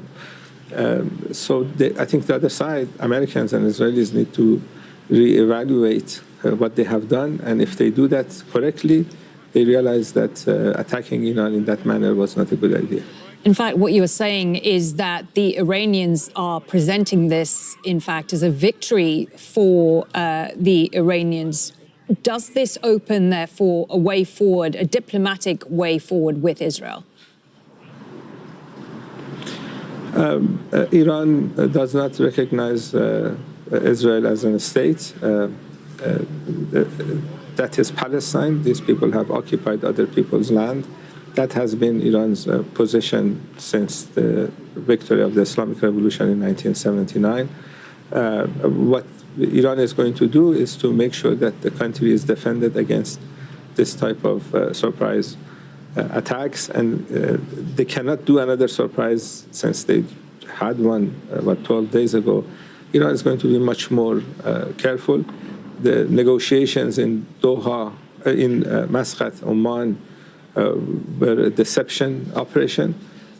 So just to be clear, Fouad, when you say Iran is going to be more careful, what do you mean by that? You know, Iranian negotiators were supposed to be in Oman. The other side, Steve Witkoff, had announced that he will be in Oman. And then the attack on Iran happened 2 days before that date. So obviously that operation was a deception operation. They were never serious about negotiations.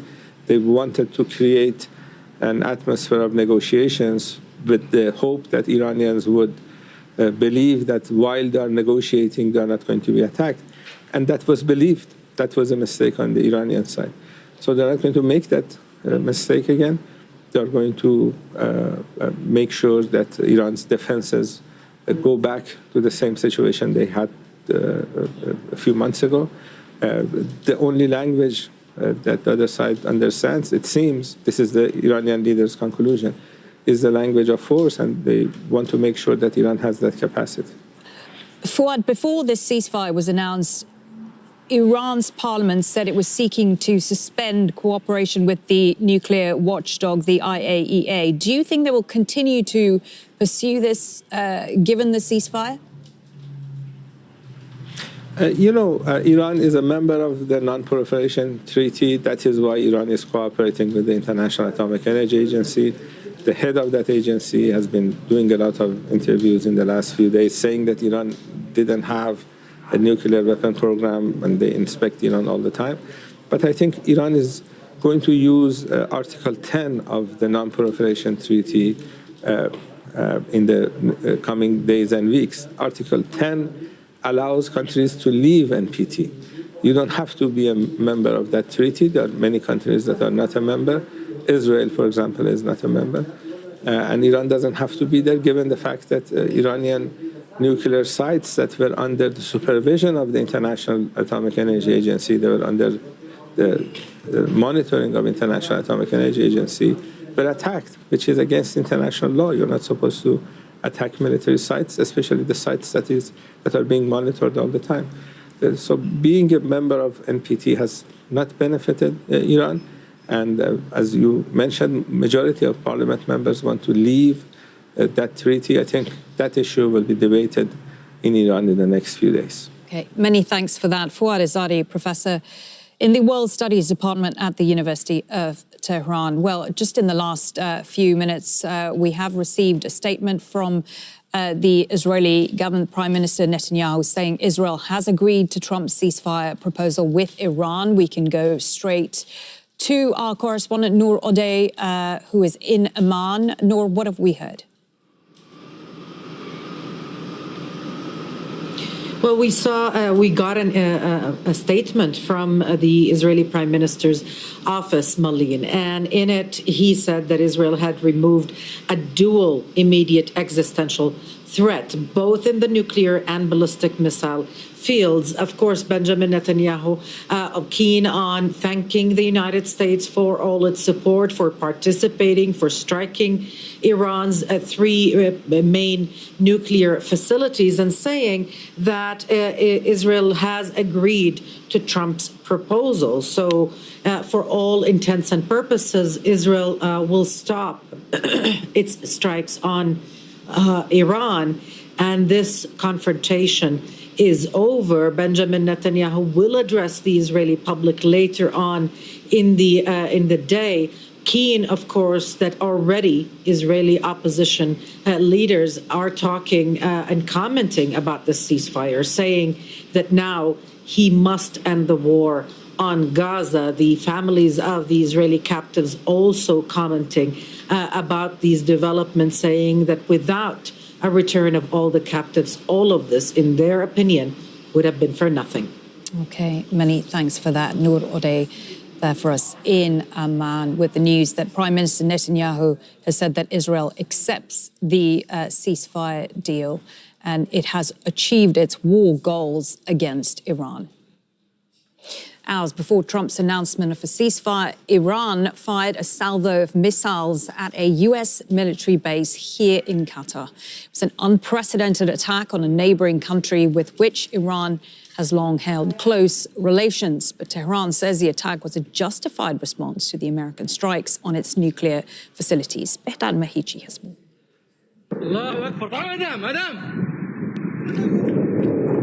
Projectiles and interceptions in the sky, this time over the Qatari capital, Doha. Shelter-in-place warnings as a barrage of Iranian missiles target the largest U.S. airbase in the Middle East, in what's being seen as a symbolic show of force. Tehran calls it legitimate self-defense and retaliation for the American bombing of its nuclear facilities on Sunday.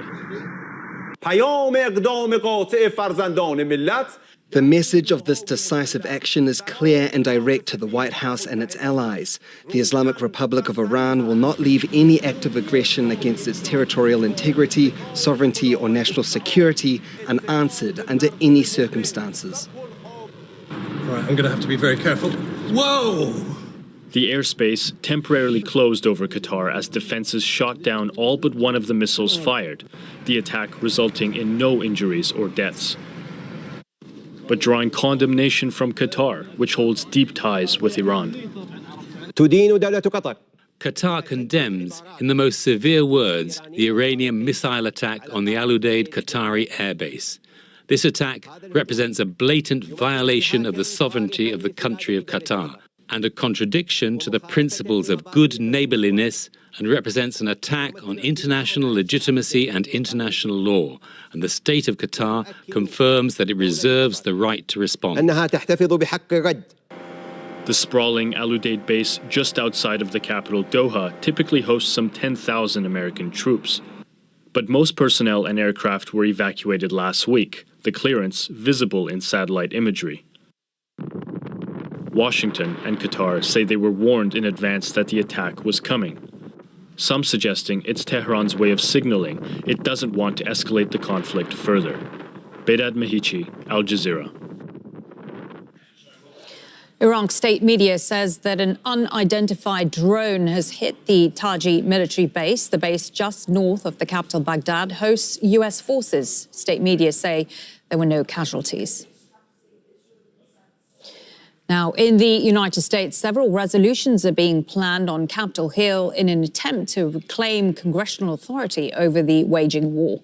The Constitution requires the president to consult Congress in the event of hostilities against another nation, but members are split as to whether the US bombing of Iran would be classified as war. Cher Ratansi reports. Recognizes the gentleman from Pennsylvania. Speakers at the House of Representatives on Monday split on party lines. Republicans competed with each other to praise the president's bombing of Iran. Mr. Speaker, I rise today to congratulate President Trump and our incredible service members who planned and perfectly executed Operation Midnight Hammer to destroy the nuclear enrichment facilities in Iran. I rise today to thank President Trump for saving the world. And the one Democrat who spoke laid into Saturday's bombing raids. 3 days ago, the president ordered a unilateral military strike against Iran and notified the majority of Congress and the American people essentially by tweet. Under the Constitution and the War Powers Resolution of 1973, only Congress can declare war, and the President must consult Congress before introducing U.S. armed forces into hostilities or swiftly after any attack. That congressional role has been diminished over the decades. Nonetheless, several measures are being planned to assert authority in the House and the Senate, the earliest to receive a vote potentially on Friday in the Senate. None are thought likely to succeed.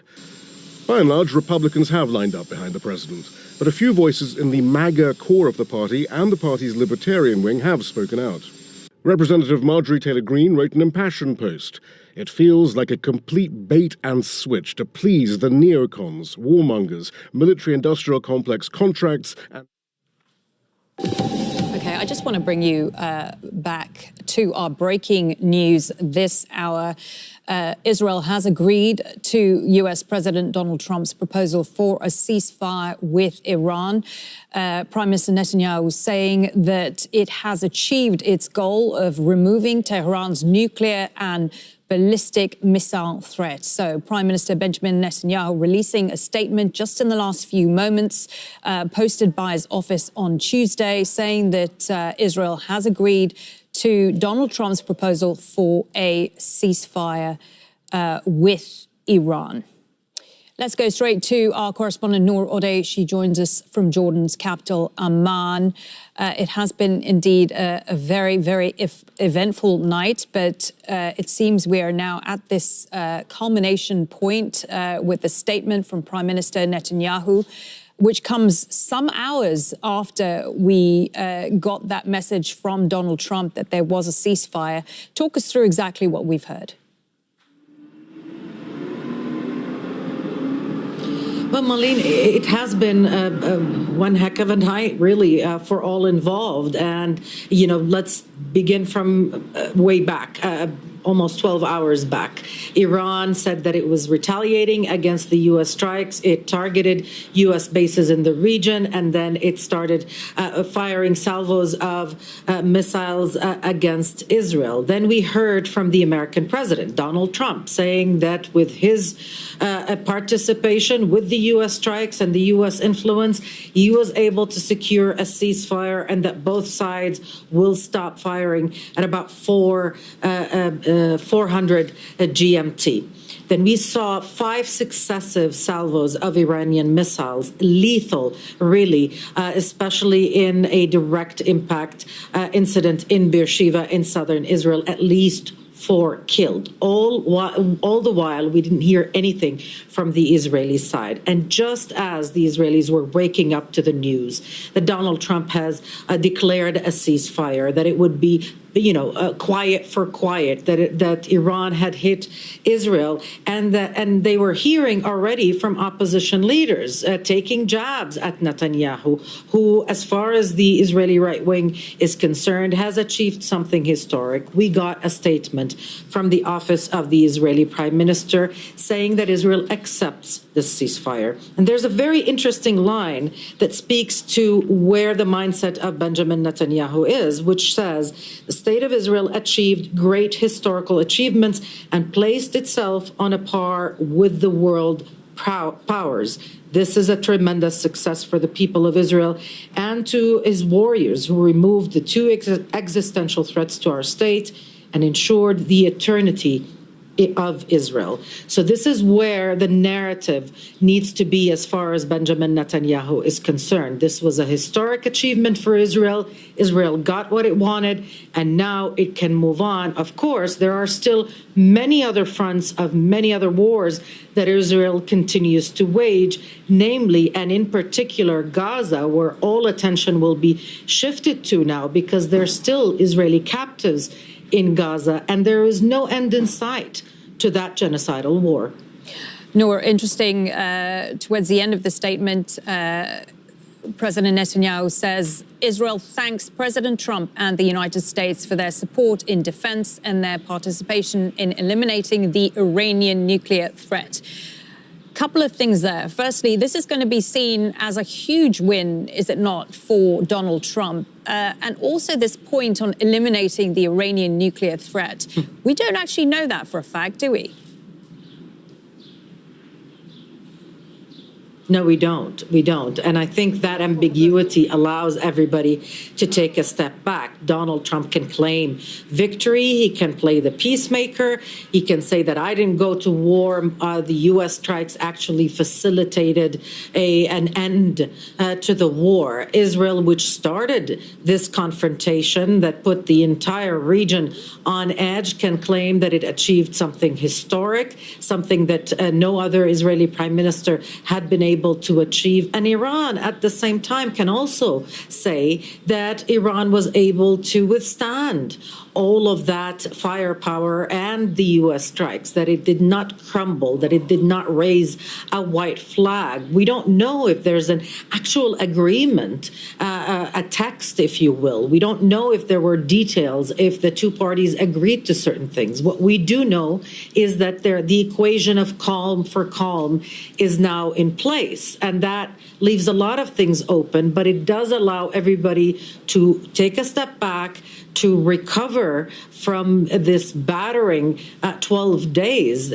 Both sides took a beating. Israel is not without losses. It's not without a lot to recover from, economically speaking. And the same applies for Iran. So for now, it seems that at least this announcement can be played to everyone's domestic purposes as a win. Yeah, just on that last point, Noor, do we have a sense at all of how ordinary Israelis are going to feel about this decision? I know in the days up to this point, many Israeli analysts were saying to us, the Israeli people are very much on side with Prime Minister Netanyahu when it comes to the threat from Iran. But there has been a lot of damage in Israel. Just in the last few hours, another 4 Israelis have been killed in southern Israel. Do we have a sense at all at how ordinary Israelis are going to react to this news of the ceasefire? I think it's safe to assume that ordinary Israelis will be relieved, that they don't have to stay close to shelters, that the state of emergency won't persist, that the airspace in Israel is now open, and that planes of tens of thousands of Israelis stranded outside the country can now land in Ben Gurion at Tel Aviv. Remember that just yesterday we heard from the Israeli tax authorities saying that in 12 days it had received individual requests for compensation amounting to over 1.2 or 1.3 billion US dollars. That's more than the requests for compensation received throughout the past 20 months of confrontation in Israel. So you begin to understand and process just how large, how impactful this confrontation was. Short-lived as it was something unprecedented in Israeli history. And so there were many questions already being posed about how long that could be sustained. What is the status of the Israeli stockpile of air defense missiles? We know that those stockpiles were already in short supply. They weren't being produced as fast as Israel was needing them to be fired. So there were a lot of questions that would have had to be answered in the coming days had this ceasefire not been announced. And I think a lot of former Israeli army officials who were warning about a war of attrition would be taking a sigh of relief now, knowing that it's over, that Israel wouldn't have to play this out much longer, longer than it did, and that it can, like I said, take a victory lap, if you will, domestically and move on, even though there are questions that remain to be answered, and that's why Iran can also claim a victory for its own purposes and to its own public. Okay, many thanks for that, Noor Odeh, there for us in Amman. Let's get reaction from Tehran. Tawhid Asadi is in Iran's capital. Tawhid, so we now have this official confirmation from the Israeli government, from Prime Minister Netanyahu, that they have agreed to the ceasefire that was announced by Donald Trump a few hours earlier. Still no official confirmation from Iran, I understand. What is the latest you are hearing from Iranian leadership? Your understanding is precisely right, as we haven't heard any confirmation from the Iranian side about the ceasefire to be confirmed or a deal in that regard being reached. This is what we have so far. In addition, we've got the Iranian Foreign Minister Abbas Araghchi coming out on his X account to say that there was no confirmation about the possibility of actually a deal being reached in that regard. Also, he said that Israel started this war, meaning that, in a sense, it's going to be Iran to finish it. This is a statement that we previously heard from other Iranian officials saying that it was the Israelis who began these strikes, but we are going to finish it. And now the reality on the ground is that Iranians were there to have the last strike, and then we've got this announcement by the Israeli side about the ceasefire agreements between the two sides. Yet again, we have to remind the audience that Iran has yet to confirm such a deal to be reached, but still we know that Iran is saying that it's going to strike back in case Israelis decide to have any new strikes against the country. And I can say that right now, the name of the game is changing from escalation to de-escalation, but still the situation looks quite fragile, as Israelis have got this record of breaching ceasefire agreements, and Iran is pretty much aware of that there is a possibility for further reinitiation of this confrontation, which went to an unprecedented level. And nobody could have expected such a confrontation taking place over the past 12 days that we saw. We saw different places here in the capital being targeted. Nuclear facilities were targeted. Different military complexes sites were targeted. Top high-ranking military officials, including the head of IRGC, the commander-in-chief IRGC, Hossein Salami, were killed among many nuclear scientists of the country. So here we see a considerable amount of repercussions for Iranians, and we can rest assured that even though this ceasefire might be there being effective, hostility remains, seeing the background, seeing the history that exists when it comes to the obnoxious behavior of the Israelis targeting different places, nuclear facilities, military facilities. But there is another dimension that we could add to this already complicated scenario, and that is the public sentiment here in Tehran and across the country. There is this increasing sense of anger, and we have to keep in mind, on Friday, there was a nationwide protest demonstration calling for Iran, the political establishment, to strike back. And also the same was repeated when the American strike happened, targeting Iranian 3 important nuclear facilities. And that means there is sort of anger.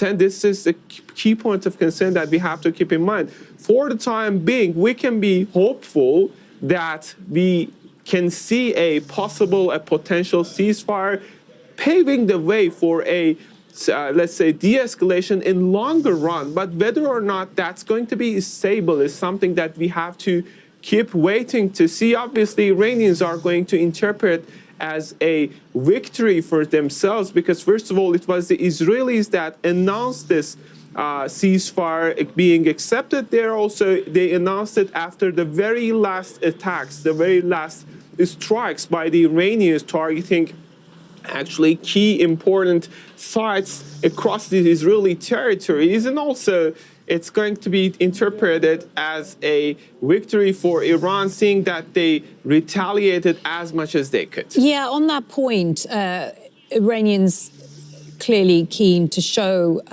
to their domestic audience that this is a victory for the Iranian leadership. But when you look at some of the wording of the statement from Prime Minister Netanyahu, where he thanks President Trump and the United States for its support in their defense and how their participation has eliminated the Iranian nuclear threat and removed Iran's dual immediate existential threat from nuclear weapons and ballistic missiles.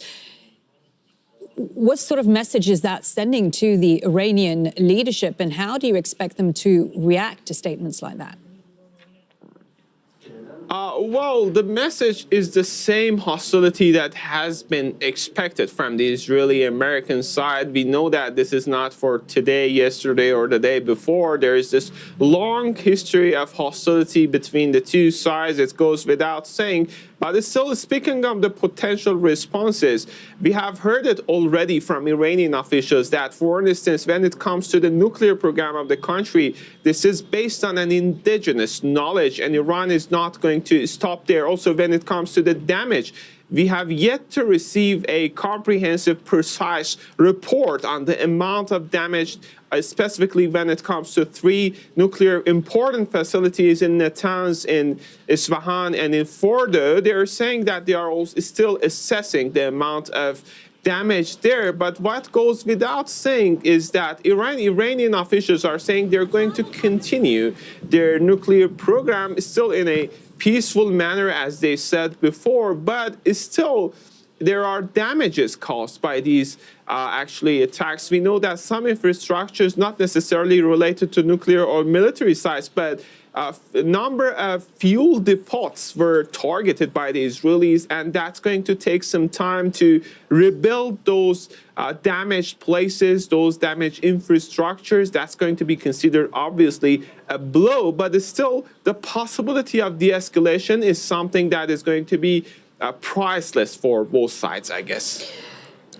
What does all this mean for the future of the Iranian leadership, do you think, Tawhid, if this is really the end of the hostilities? How will ordinary Iranians react? They have, of course, been rallying around the flag as the country was being struck.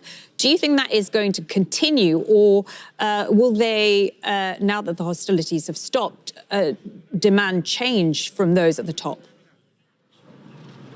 I would say the confrontation might be partially over, but hostility does not stop at this point, as we see this rhetoric of different statements coming from both sides. Speaking of the impact or the influence of this, we can say that, yes, obviously we see a certain considerable increasing amount of solidarity among Iranians after these strikes.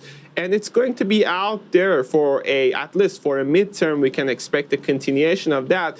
And the threat is out there, and this is not something new. Maybe it's not getting translated into day by day, hour by hour strikes, but the threat is still there. Also, these recent confrontations could be, in a sense, helpful for Iranian officials to be further aware of their disadvantages, specifically when it comes to their actually air defense system, which was partially criticized for some of the incidents, for some of the strikes that happened, and it was sort of interpreted as a infiltration or penetration into this system. So there are going to more work to be done. But the thing is that something very interesting about these attacks was the way the structure managed it to actually repair itself. We know that a considerable number of top military officials were killed, but again,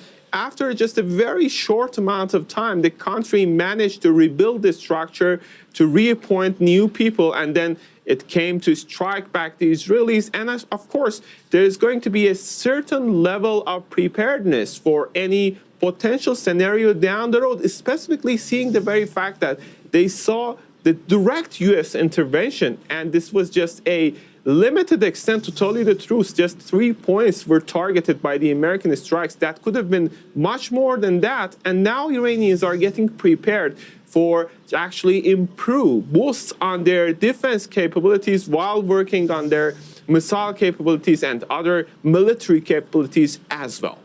Okay, many thanks for that, Tawhid Asadi there for us in Tehran. Let's go back to Noor Odeh. She joins us from Jordan's capital in Amman. And Noor, we're starting to get even more reaction from Israeli leadership after that statement released from Prime Minister Netanyahu. Just talk us through all the various responses.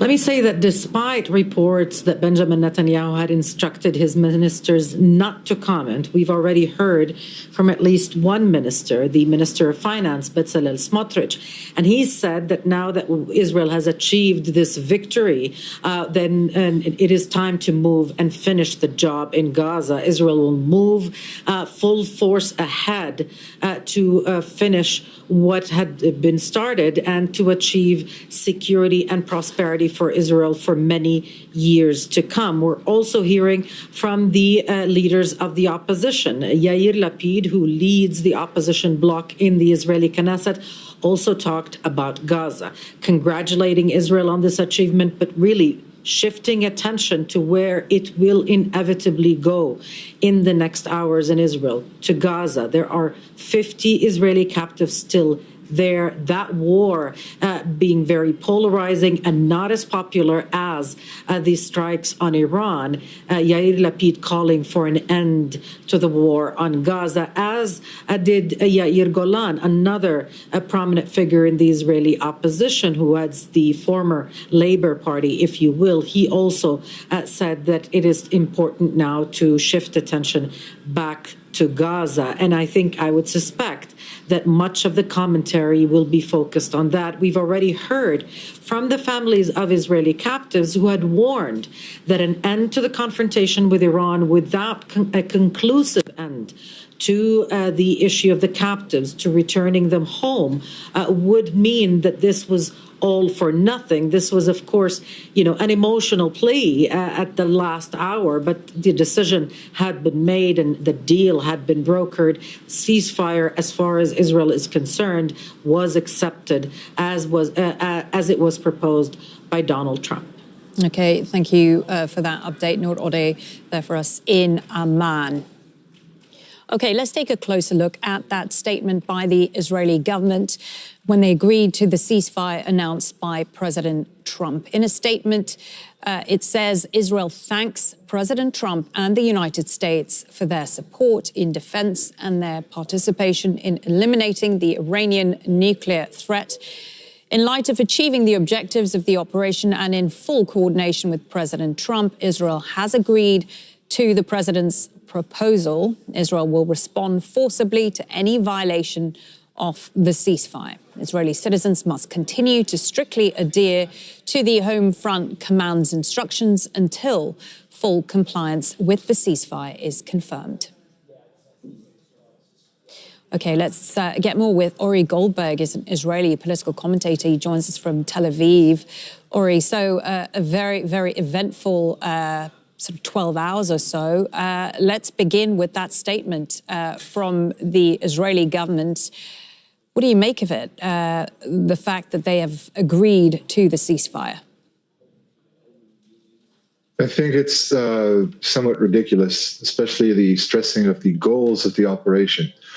It is really unclear, and that is to say the least, what Israel's goals were. I mean, over the past week, we've heard Israel talk about everything from the decapitation of the nuclear program to regime change. Yesterday, the day before, were spent bombing what Israel called symbols of the regime in Tehran, said absolutely nothing about the nuclear program. It's still completely unclear whether Iran's stockpile of fissionable material was hurt during the American attacks on Fordow and the other facilities. True, there's been damage to facilities, but it's not clear what has been done. And let's go back a little bit and remember that nothing had essentially changed in the situation between Iran and Israel. There was never an imminent, inevitable threat. This was a decision that through and through was made on the basis of political considerations, mostly domestic, some of them foreign, but all of them having to do with Gaza and not with an imminent threat from Tehran. So the statement trying to spin Israel's position at the moment after a very difficult morning here in Israel, the statement, I find it to be ridiculous at best. Right, let's get into that spin if we can. As you say, so many unanswered questions still about how much uranium Iran has. Clearly, we don't know, no one knows whether its nuclear program has been destroyed. Israel has been calling for regime change for days now. Why then have they agreed, do you think, to this ceasefire?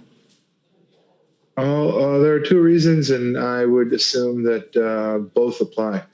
The first is that they were finally told to agree. They were told by the Trump administration, and having decided to hitch the Israeli horse to the Trump wagon, Netanyahu had no choice. He decided to gamble on Trump coming to his rescue. Trump did, and Netanyahu was therefore obligated to assist in Trump's goal, which was, as it still is, ultimately securing a regional deal and not launching a regional war. And the second reason was that the damages were beginning to accrue in Israel. Israel is not doing well. Our famed air defense system managed to intercept a large number of the missiles launched by Iran on the Israeli home front, on the Israeli heartland. But a large number actually came through, and not only did they come through, they did very, very direct lethal damage. And Israel was running out of aerial interceptors, even if the United States would have agreed to fund them, or additional ones, which is not sure at all at the moment. But even if there was such an agreement, it would have taken time.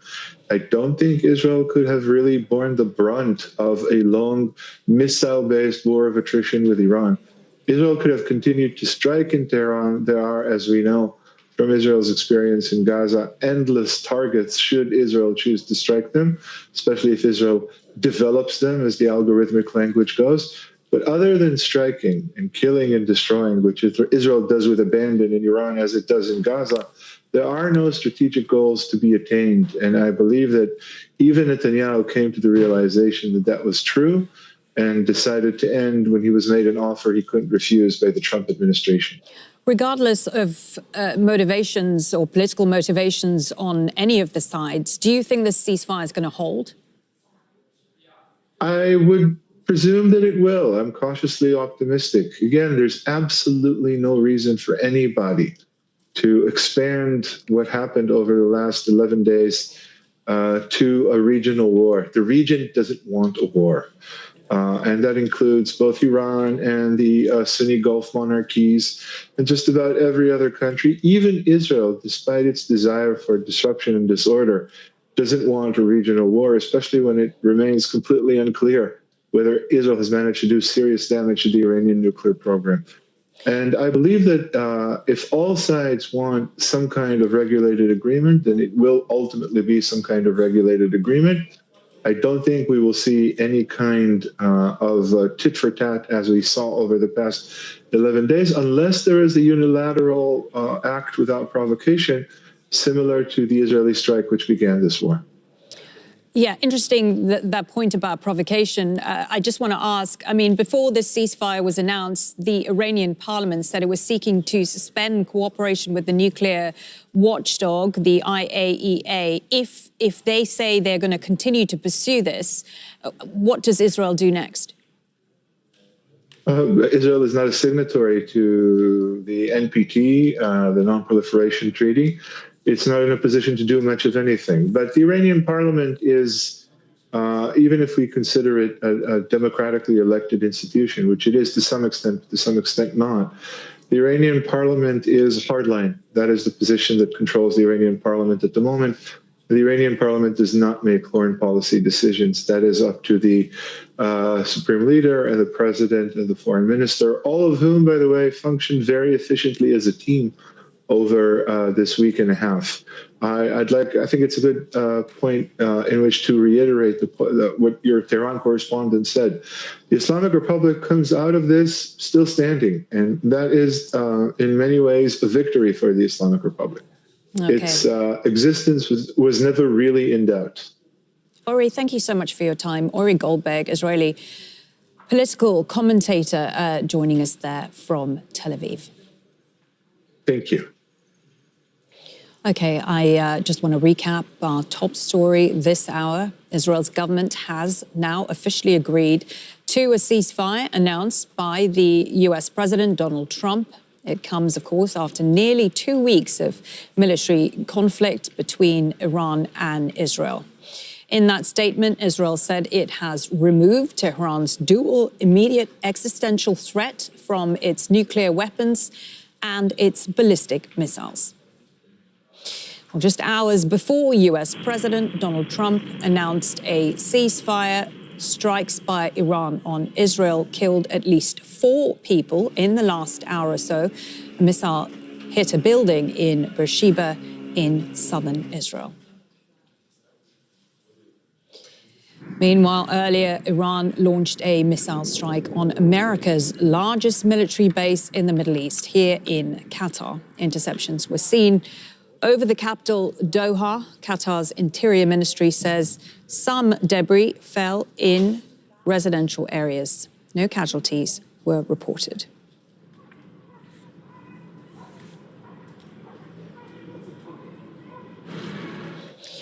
Okay, you are up to date. I am Marlene Saeed. Don't forget, you can check out our website, aljazeera.com. There you can see all the latest on all the latest developments on the Iran-Israel war and the announcement of a ceasefire this morning. Stay with us here on Al Jazeera. Coming up next is Radicalized Youth.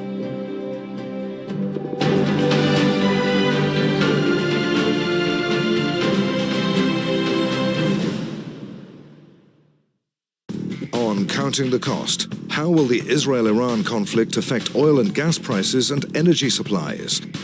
Will geopolitical tensions reignite inflation, disrupt trade routes, and derail the economy? And can the two nations afford an all-out war? Counting the cost on Al Jazeera. Hidden in the forest is a vanishing treasure. This is where chocolate begins. Once abundant, now harder to find.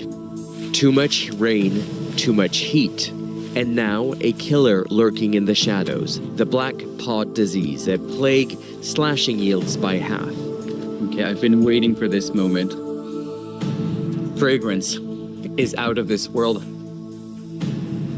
For the Kouassi brothers, it's about protecting a plant overused and undervalued, turning what was once just bittersweet into sovereign African cocoa.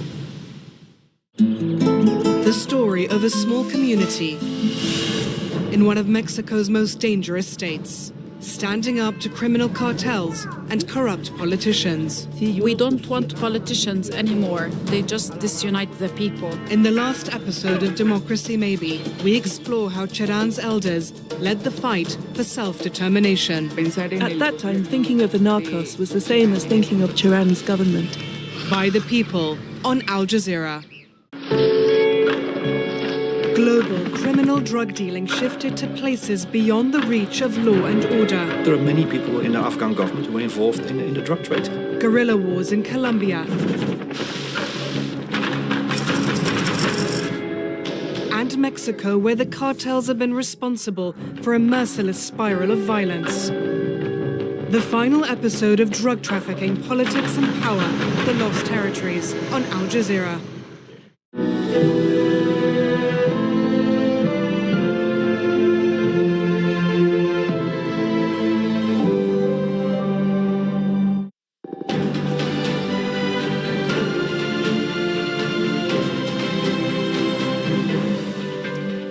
Hello, I'm Foliba Thibault with Al Jazeera's special coverage of the latest developments in the conflict between Israel and Iran. Coming up, Israel's prime minister agrees to a ceasefire with Iran hours after Donald Trump announced it had come into effect. The U.S. president urges Iran and Israel not to violate the truce.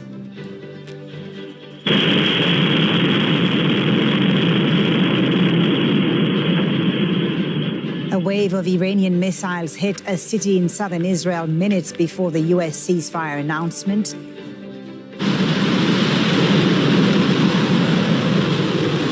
And Iran attacked the largest U.S. military base in the Middle East in Qatar, saying it's a proportionate response to the bombing of its nuclear sites. Also in the news, Israel continues its bombardment of Gaza. At least 43 Palestinians were killed across the Strip on Monday.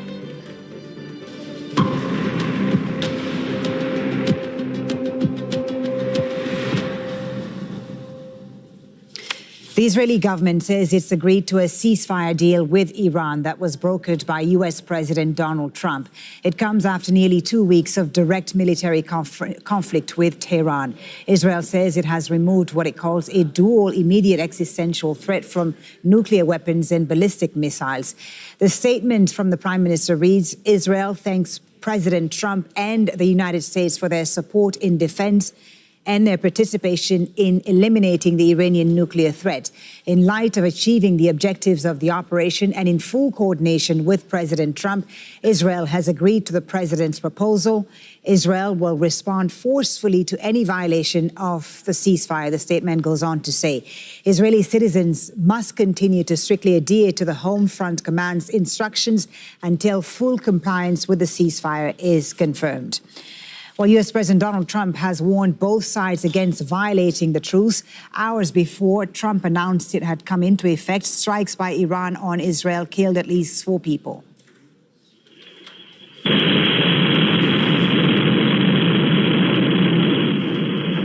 This is the moment a missile hit a building in Beersheba in southern Israel. Under the terms of Trump's ceasefire, Israel can still attack Iran in the coming hours, but Tehran cannot retaliate.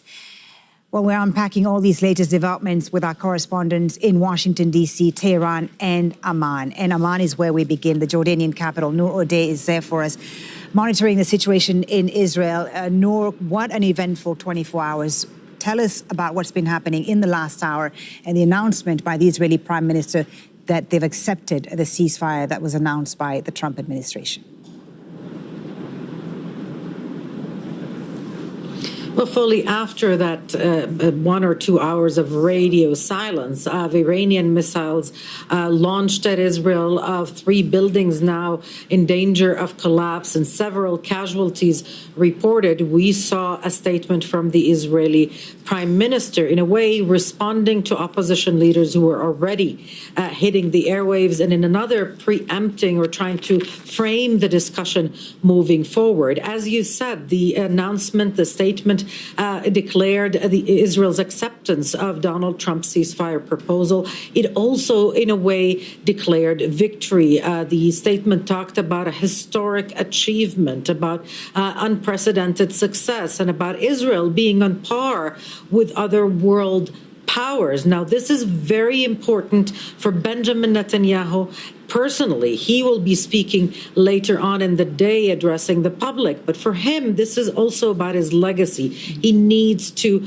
present this ceasefire agreement as a historic victory. And in many ways, this is at least a historic achievement in the Israeli context. Israel being able to strike Iran, to take all those hits and still maintain the solid support and participation of the United States, and really negligible pushback from the rest of the Western Hemisphere. As you say, Noor, he's declaring this as a victory. How is this going down in Israel, and how will this go down with the hardline members of his government who wanted to go to war with Iran? Will they also see this as a victory?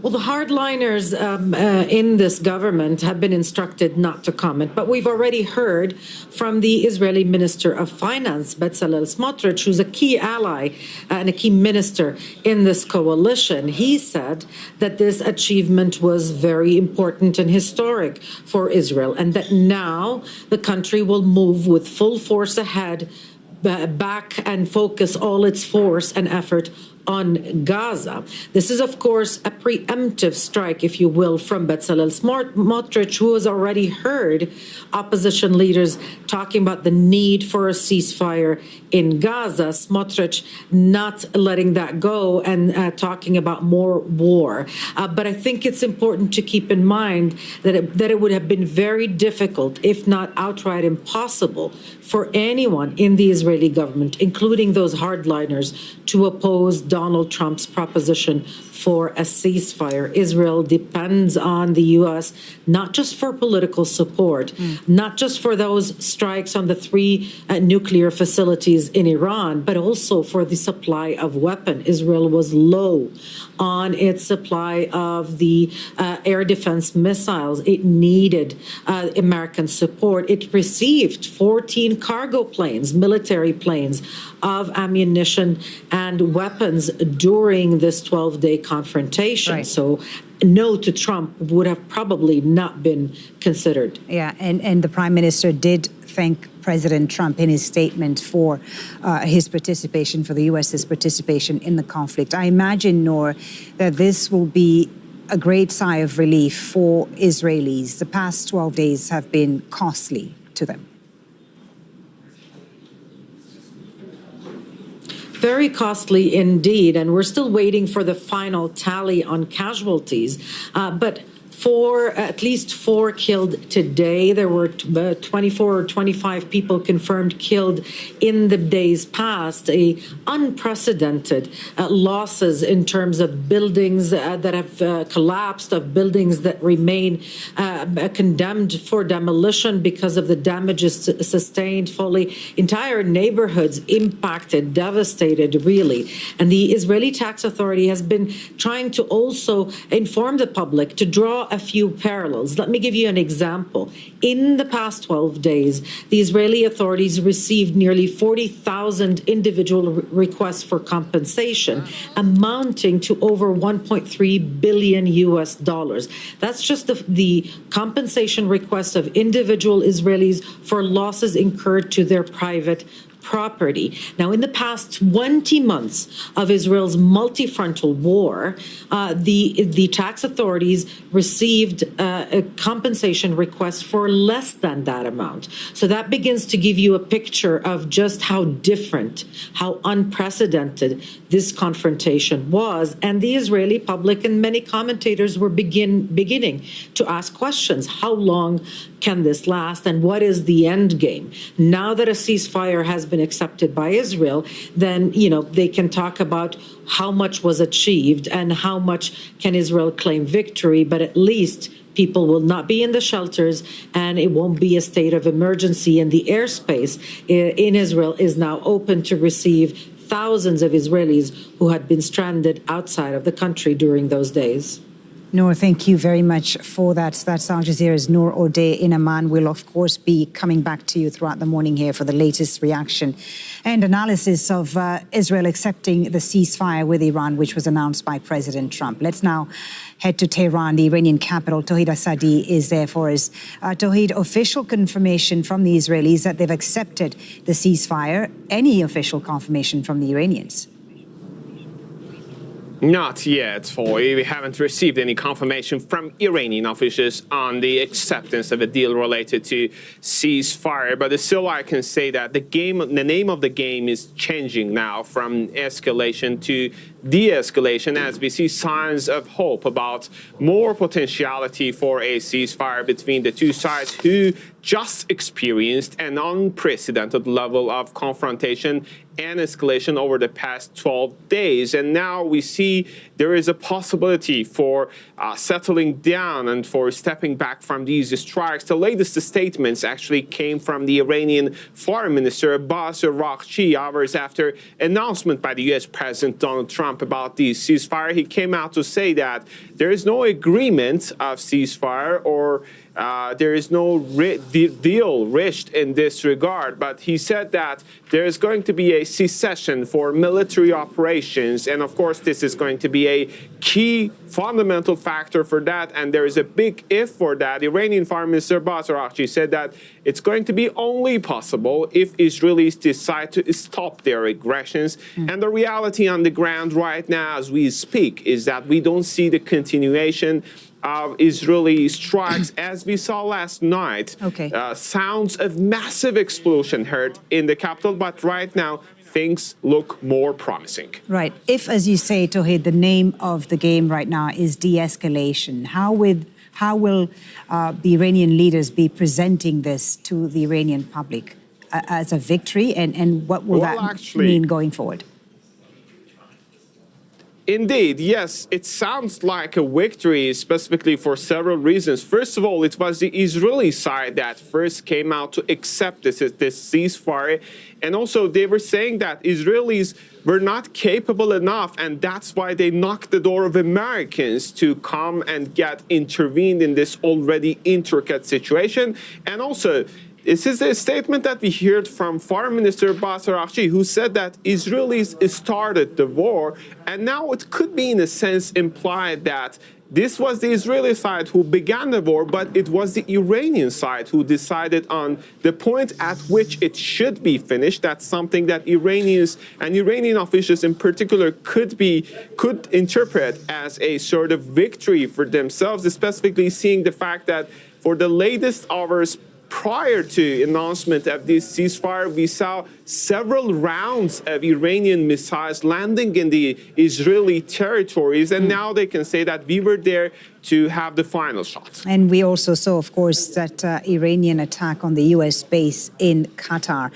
And if Iranians, as you say, will be presenting this as a victory, it'll be interesting to see if this opens the way forward for some sort of diplomacy with Israel, diplomatic negotiations with Israel and the U.S., especially the U.S., I guess. As I asked Noor, Tawhid, about the cost of the war in Israel, I'd also like to know, I guess, what these 12 days have meant for Iran and its people, the cost of this conflict.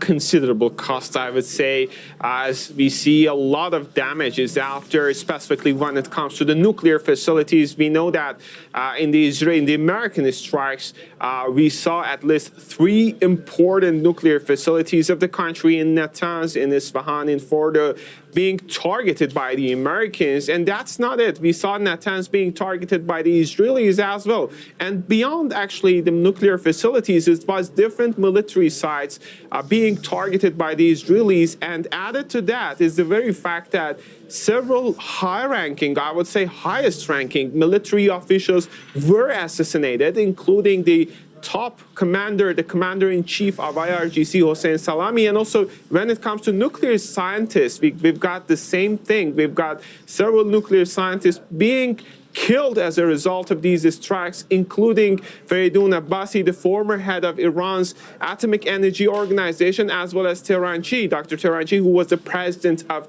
Azad University. And also, we have to keep in mind that it was not just limited to military places and nuclear facilities, as we saw a considerable amount of civilian casualties, as many civilian infrastructures, including residential buildings, were targeted in the Israeli strikes, and also infrastructures related to energy. We know that at least 2-3 fuel depots in the capital were targeted. So there is this damaged public sentiment. And you see, if you look at that, an increasing amount of anger, as we saw different protests here and there in different parts of the country, going out to chant against Israelis and Americans. At least a part of the society were out there to express this sense of anger.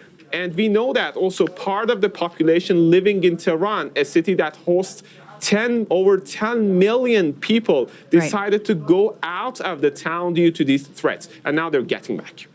Tawhid, thank you very much. Tawhid Assadi in Tehran. We will, of course, also come back to you with the latest reaction from there.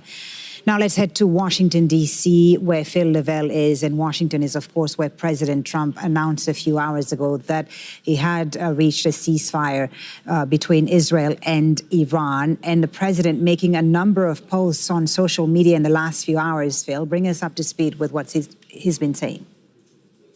Yeah, Folly, no room at all for ambiguity. A message sent out at 1 o'clock in the morning on Truth Social, that is his social network platform, reading, "The ceasefire is now in effect. Please do not violate it." Signed, Donald J. Trump, President of the United States. Short there and to the point, but actually that was his second message in the last few hours, because a little earlier he put out another message in which he praised those involved in Operation Midnight Hammer back on Saturday, in which he talked about the pilots, those involved. He said that they had a perfect hit. That's how he described it, and said in a kind of way, in a kind of ironic way, it had brought everybody together. Now, there are varying accounts of how this ceasefire came about. Donald Trump had said that both Israel and Iran had called him pretty much at the same time saying, "We want peace."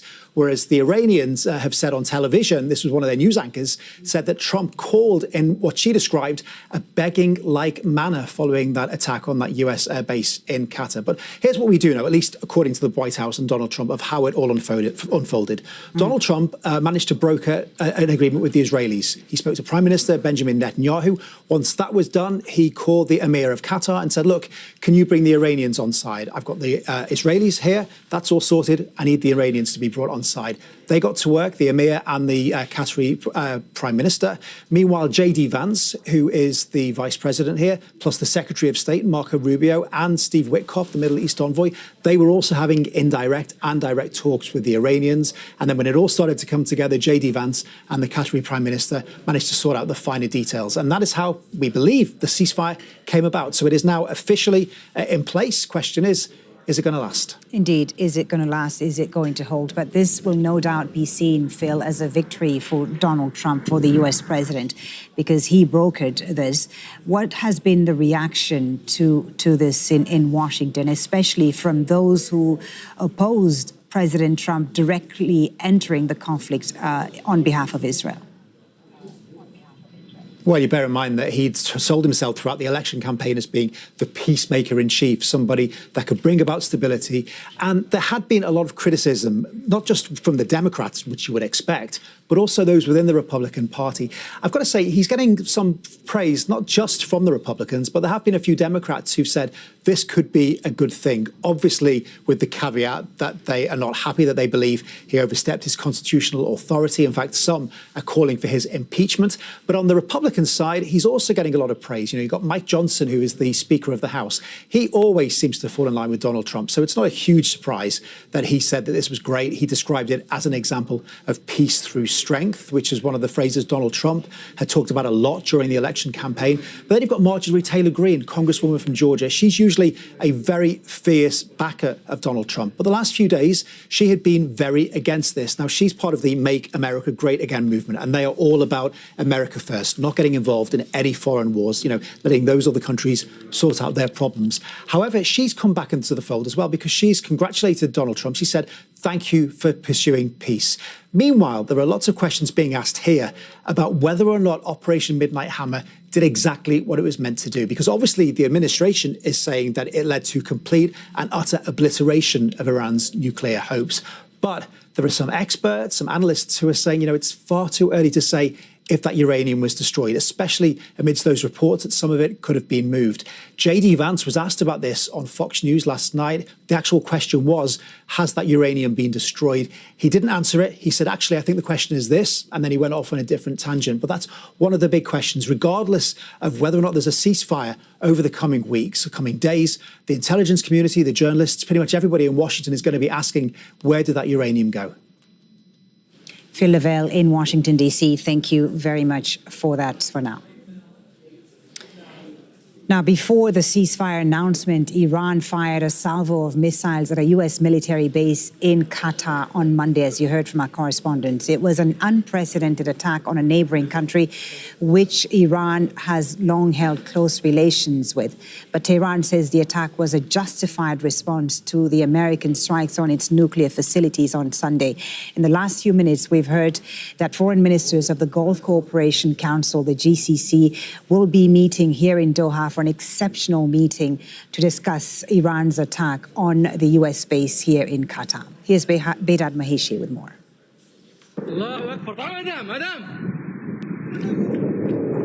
Projectiles and interceptions in the sky, this time over the Qatari capital, Doha.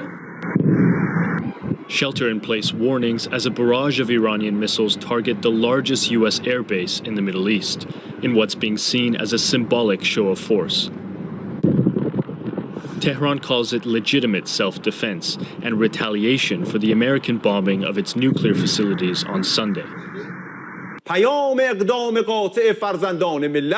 The message of this decisive action is clear and direct to the White House and its allies. The Islamic Republic of Iran will not leave any act of aggression against its territorial integrity, sovereignty, or national security unanswered under any circumstances. Right, I'm going to have to be very careful. Whoa! The airspace temporarily closed over Qatar as defenses shot down all but one of the missiles fired, the attack resulting in no injuries or deaths. But drawing condemnation from Qatar, which holds deep ties with Iran. Qatar condemns, in the most severe words, the Iranian missile attack on the Al Udeid Qatari airbase. This attack represents a blatant violation of the sovereignty of the country of Qatar and a contradiction to the principles of good neighborliness, and represents an attack on international legitimacy and international law. And the state of Qatar confirms that it reserves the right to respond. The sprawling Al Udeid base just outside of the capital, Doha, typically hosts some 10,000 American troops. But most personnel and aircraft were evacuated last week, the clearance visible in satellite imagery. Washington and Qatar say they were warned in advance that the attack was coming. Some suggesting it's Tehran's way of signaling it doesn't want to escalate the conflict further. Bedad Mahichi, Al Jazeera. And again, in the last few minutes, foreign ministers of the Gulf Cooperation Council have released a statement saying that they will meet in Doha for an exceptional meeting this Tuesday after Iran's attack on the U.S. base here in Qatar. To discuss all these latest developments, I'm now joined by Luciano Saccara, an associate professor of Gulf politics at Qatar University. We'll get to the attack on the Al Udeid base and its implications for the region in just a moment, Luciano. But I just wanted to get your thoughts first on the developments of the last few hours in Israel agreeing to the ceasefire that was announced by the U.S. President Donald Trump. How momentous is this for the region? Well, I mean, honestly speaking, you wake up in the morning and you don't know what is going to happen along the whole day. I went to bed with already the ceasefire announced by Trump, even though it was not accepted by Iran and by Israel. Now it seems that Israel accepted. Iraq was saying that there was no agreement, and they launched the last salvo of missile. So it looks like everything was more or less prepared in advance, that everybody was trying to save face and to claim that the objectives were all achieved in the three sides, in the U.S., Israeli and Iranian side, in order to avoid the escalation, that the escalation was prevented a long time ago, but before everybody needed to claim that these goals were achieved in order to appease their own public opinion. All sides here can claim victory, essentially. Well, if you read the press these days, in all the cases, all are claiming that they achieved their goals. I mean, Iran press made very clear that they achieved what they wanted, which is sending a very strong signal to the U.S. that they will attack American interests or Israeli interests if they are attacked. What they did it even today against Israel as well. Israel claimed that they eliminated the missile threat. Even though we don't know if that's really the case, because there's no assessment of the damage. We know because they were shooting missiles until now, so there are missile launchers still there. And the United States claimed that they did what they wanted, supposedly eliminating all the nuclear facilities in Iran. And since there was no casualty or no harm in the U.S. base, we don't see any problem with that. But does this, Luciano, mark a shift from deterrence to de-escalation, or is it just a tactical pause? Because the differences remain. Let's hope it is a change in this trend. But the problem is the trend was already there.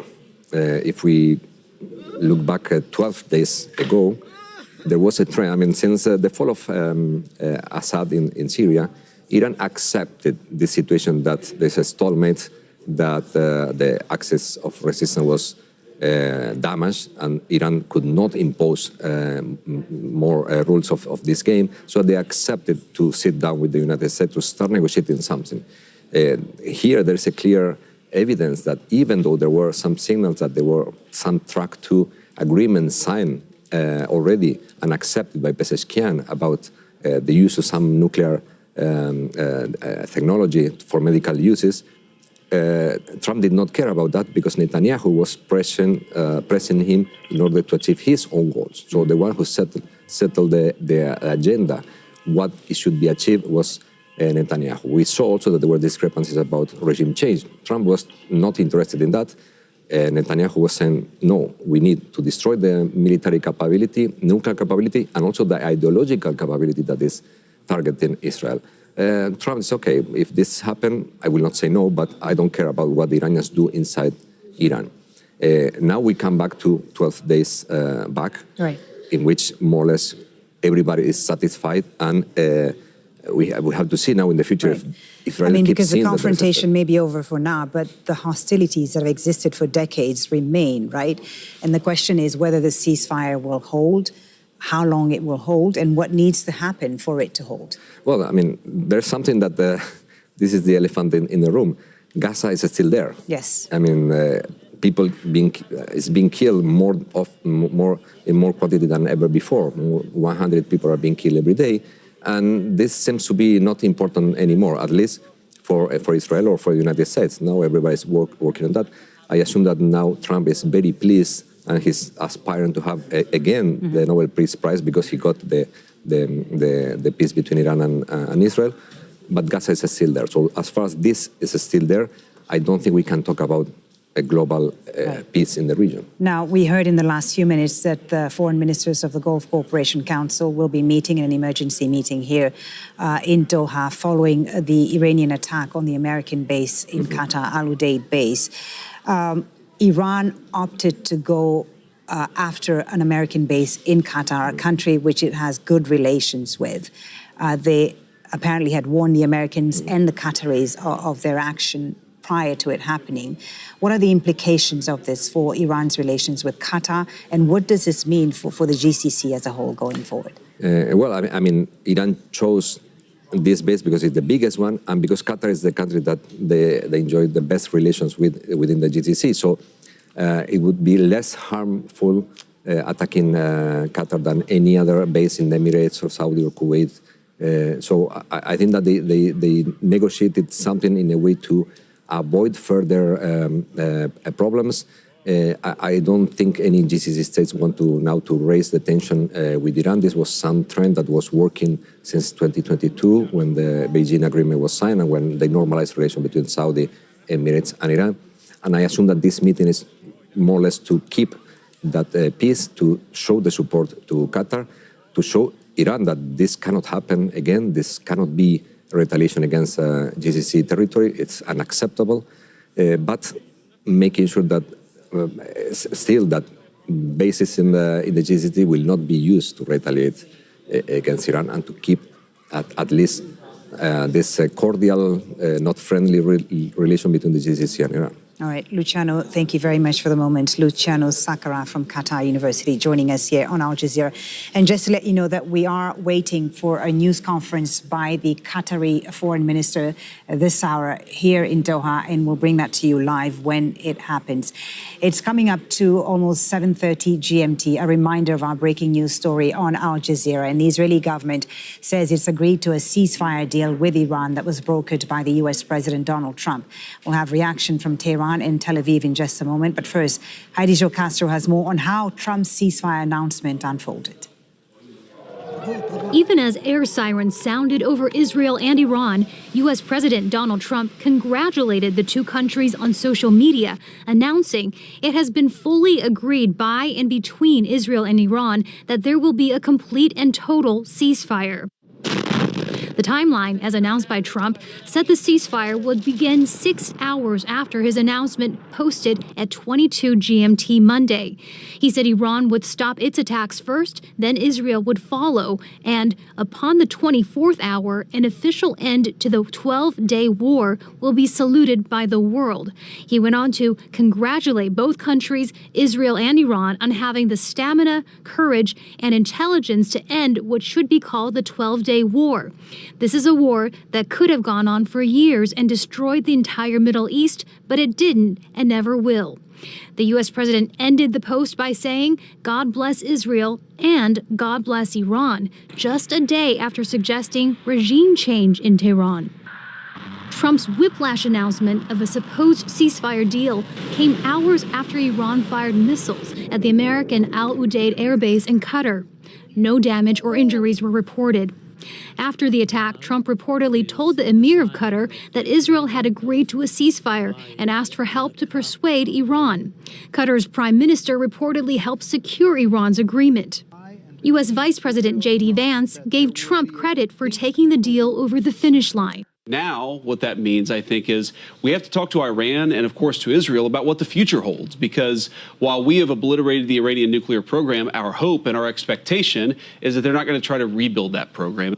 Meanwhile, Trump's claim that the war between Israel and Iran was coming to an end brought relief to some Republicans on Capitol Hill, as all wait to see if the ceasefire holds. Heidi Jo Castro, Al Jazeera, Washington. Let's get the view now from Iran and speak to Abbas Aslani, a senior research fellow at the Center for Middle East Strategic Studies. He's joining us from Tehran. Thank you, Abbas, for being with us. So we have the Israelis saying that they've accepted the ceasefire announced by Donald Trump. No official confirmation from Iranian government officials as of yet. What is your sense of where they stand and where things are headed? Fully, Iran is approaching the ceasefire very cautiously because you're dealing with Israel, which has not had good record in terms of ceasefires. in the past when it comes to Lebanon and Palestine. So that's why Tehran is cautious whether this will be a fragile one or a lasting one, and there will be no violation. In case of violation, Iran will reserve right to respond. And the second is that the other party is the United States and American President Donald Trump, which has had enough of zigzag movements in the negotiations as well as recent developments. That's why Tehran is a bit cautious, and they have not been coming to verify this very officially, and they are waiting to see how things will proceed. And by the time that there is no violation, I think Iran will adhere to this ceasefire. Okay. Iran, you say, will adhere to the ceasefire. This all began, Abbas, of course, with the premise that Israel wanted to end Iran's nuclear program. But at this stage, we don't know the extent of the damage to Iran's nuclear program or where it stands right now, right? So does that ambiguity allow basically everyone to take a step back and claim victory, allow for the Iranian government to claim victory today? Fully, in order to gauge victory, you have to look what the objectives of this aggression was. You know, you can look at this from different perspectives. Number one is that this was not just a war between Iran and Israel.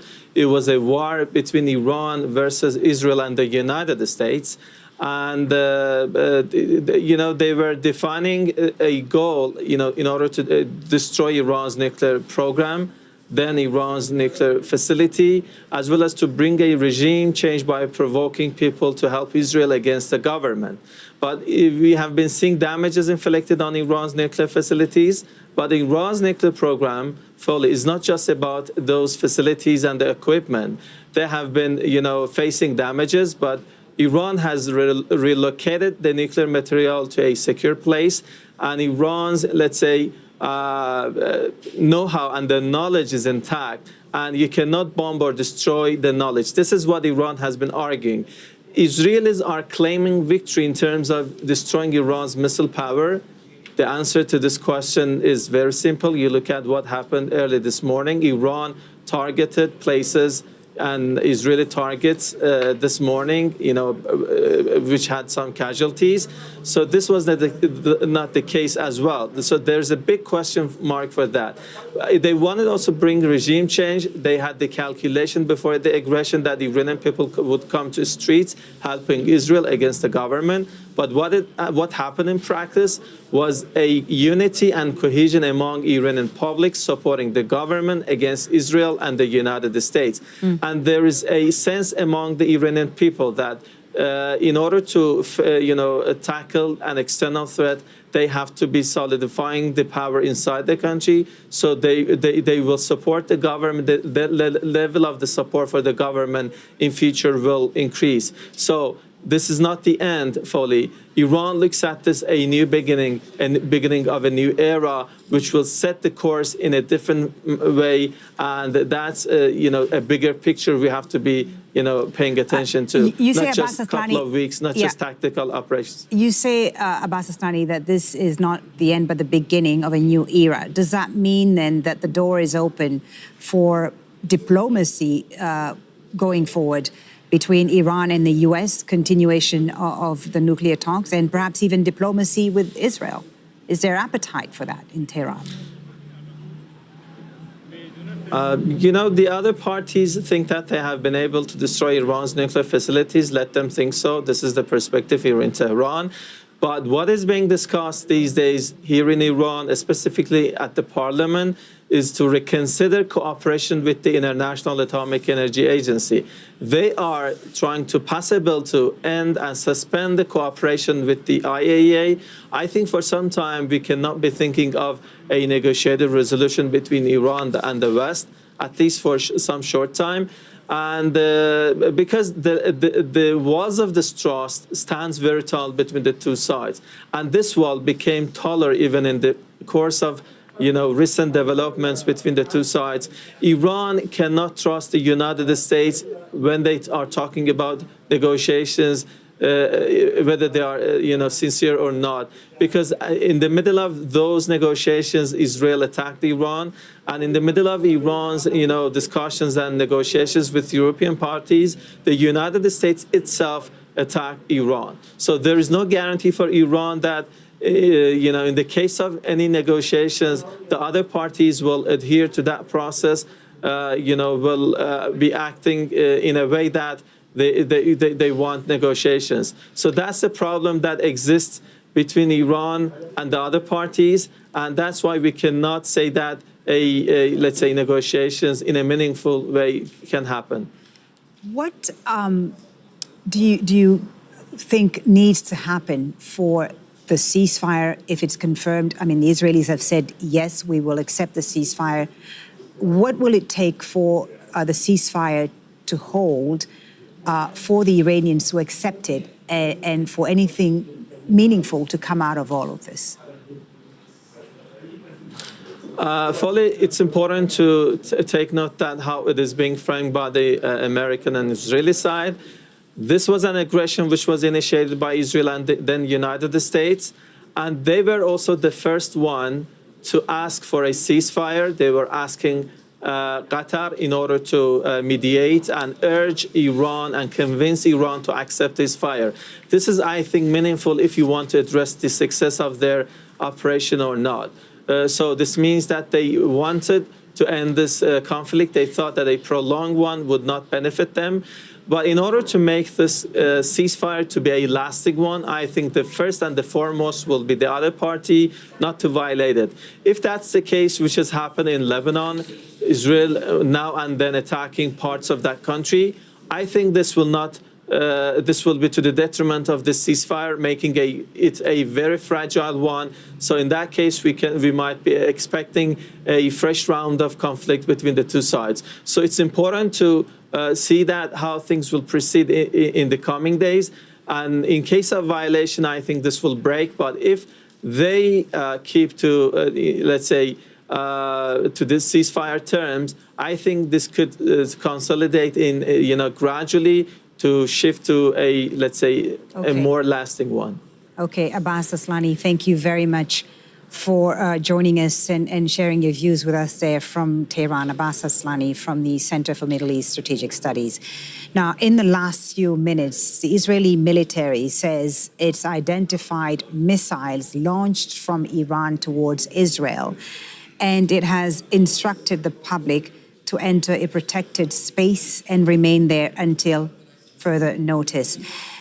This is coming just in the last few minutes from the Israeli military saying it has detected a threat coming from Iran and instructed the public to remain in a shelter until further notice. Let's speak to Meron Rappaport, who is joining us from Tel Aviv. He's a writer at Local Call, which is an Israeli news site. Meron, thank you for joining us. Before we talk about the ceasefire and everything else, can you just update us on the situation and these lines from the Israeli military saying that they have intercepted a threat coming from Iran? What are you hearing? What are you seeing from where you are? It was, as far as we know, it was directed to the north of Israel. I am in Tel Aviv, so there were no alarms here. But we don't know too much for the moment. But understood that you don't have too much at the moment. Let me just bring in our correspondent, Meron. Stand by. Noor O'Day is in Amman. Noor, what are you hearing about this latest threat towards Israel? Well, fully, we saw the warnings from the Israeli Home Front Command about incoming missiles detected from Iran. The area covered was in northern Israel, as the guest was saying, so Haifa and the surrounding area. And we're hearing of attempts at interception, but there is still some lack of clarity as to how many missiles were launched and why we didn't hear any sirens here in Amman, as has been the case in previous instances where missiles were launched. Is it clear where the missiles came from? Well, the Israeli army statement says that the missiles came from Iran. We haven't seen at least any statement from Iran itself, and we don't know if all of the missiles or how many missiles and whether all of them have been intercepted. But already I can see that there is some commentary from the Israeli Minister of Finance, Bezalel Smotrich, who said that after this volley on Haifa, Tehran will shake. So this is just a reminder again that of how tenuous and precarious all of this is. This is a quiet for quiet type of equation. This is not a peace agreement between Israel and Iran that Donald Trump announced. And so if it is confirmed that these missiles are coming from Iran, then we might see Israeli retaliation in those remaining hours of that window in the ceasefire agreement. Indeed, it is an extremely fragile truce. And even before this latest threat that the Israeli military says has come, there were missiles that were fired after the U.S. president announced the ceasefire agreement towards Beersheba. Remind us of what happened there. Okay. Unfortunately, we've lost our connection with Noor O'Day. We'll come back to her in just a second. Meron Rappaport, let me come back to you. As we've been seeing there, an extremely fragile situation, even with the Israelis saying that they've accepted this ceasefire, it would seem, remains to be confirmed, that the hostilities are not quite over yet. What's your sense of where this is headed? It's really unclear where we have to see this attack, this missile attack.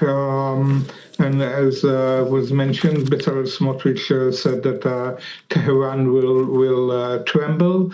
There are, I think, parts in the Israeli government that are not very happy with the ceasefire. Bezalel Smotrich was already one of them, even before this missile aimed at the north of Israel.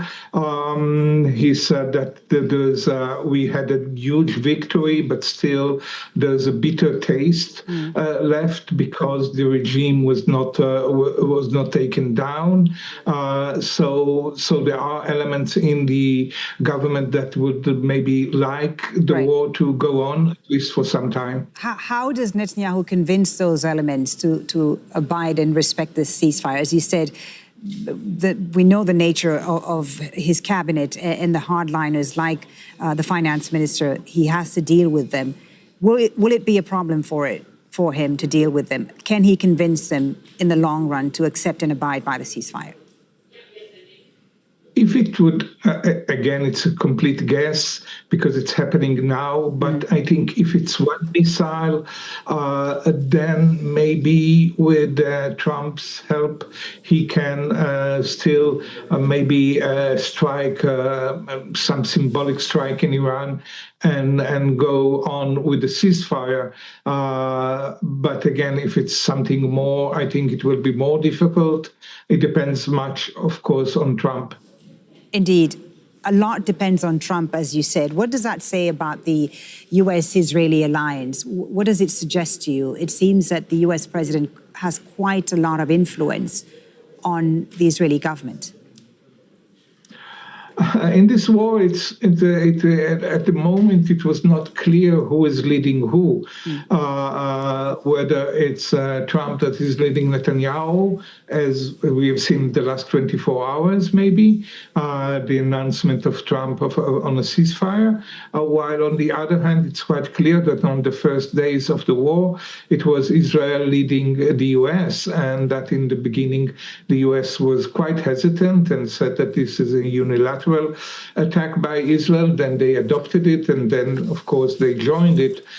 So it's not very clear who is in the lead here. At the moment, of course, Trump is declaring victory and peace, eternal peace. Netanyahu is declaring that all the war goals were achieved, but it's still, it's not very, the fact that the U.S. was involved in an attack on Israel's behalf will be remembered in Israel as a positive thing in most of the Israeli public, but it may be remembered worldwide and maybe even the US as a sign that now the US is part of the Israeli, I wouldn't say war machine, but at least of the Israeli strategy, the way Israel acts in the Middle East, that the US is an active part of the Israeli policy in the Middle East. This may have risk also. And how will the Israeli public be viewing Prime Minister Netanyahu? What's his standing right now? Of course, there had been a lot of criticism of the war in Gaza and the fact that he hasn't been able to bring all the captives home. If the ceasefire is confirmed and holds, how will that change for him? Will that change his fortunes, do you think? First of all, for the moment, we have a notice from the home front that people can leave the shelters. So it seems that this threat has been dealt with. The atmosphere in Israel, certainly there's a great euphoria. People feel that Israel won this war, that they have struck the nuclear facilities of Iran, of course, killed so many top leaders and top scientists, and that no airplane was shot down, and that Israel is the big boss of the Middle East and it can strike wherever it wants. At the same time, the memory of these 12 days in the shelters, almost 30 civilians killed in the attacks, almost 10,000 people had to leave their homes, a whole building collapsed. This is not a sweet memory. And the fact that that the ceasefire does not say that Iran will renounce uranium enrichment, let alone developing ballistic missiles or supporting what Israel calls the axis of evil, the organization that it supports in the Middle East. This fact may make Israelis feel that maybe we have not gained so much. And as was said before, we will return to Gaza. Gaza is still there, the war is still there, the hostages are still there. This is the big problem that Netanyahu will have to face now, and I'm not sure that the war in Iran will make this job easier.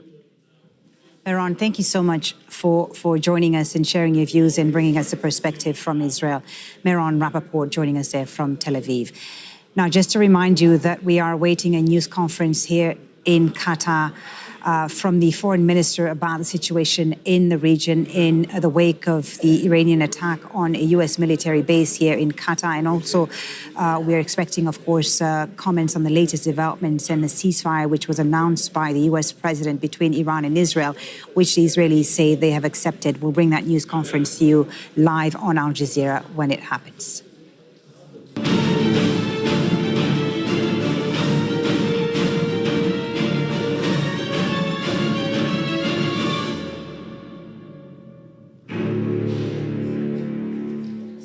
In the meantime, let's move on to Gaza, and more Palestinians have been killed by Israeli forces there while they were waiting for food at a distribution center. They're among at least 37 people killed across the strip since dawn on Tuesday. Casualties have been taken to Al-Auda and Al-Aqsa hospitals.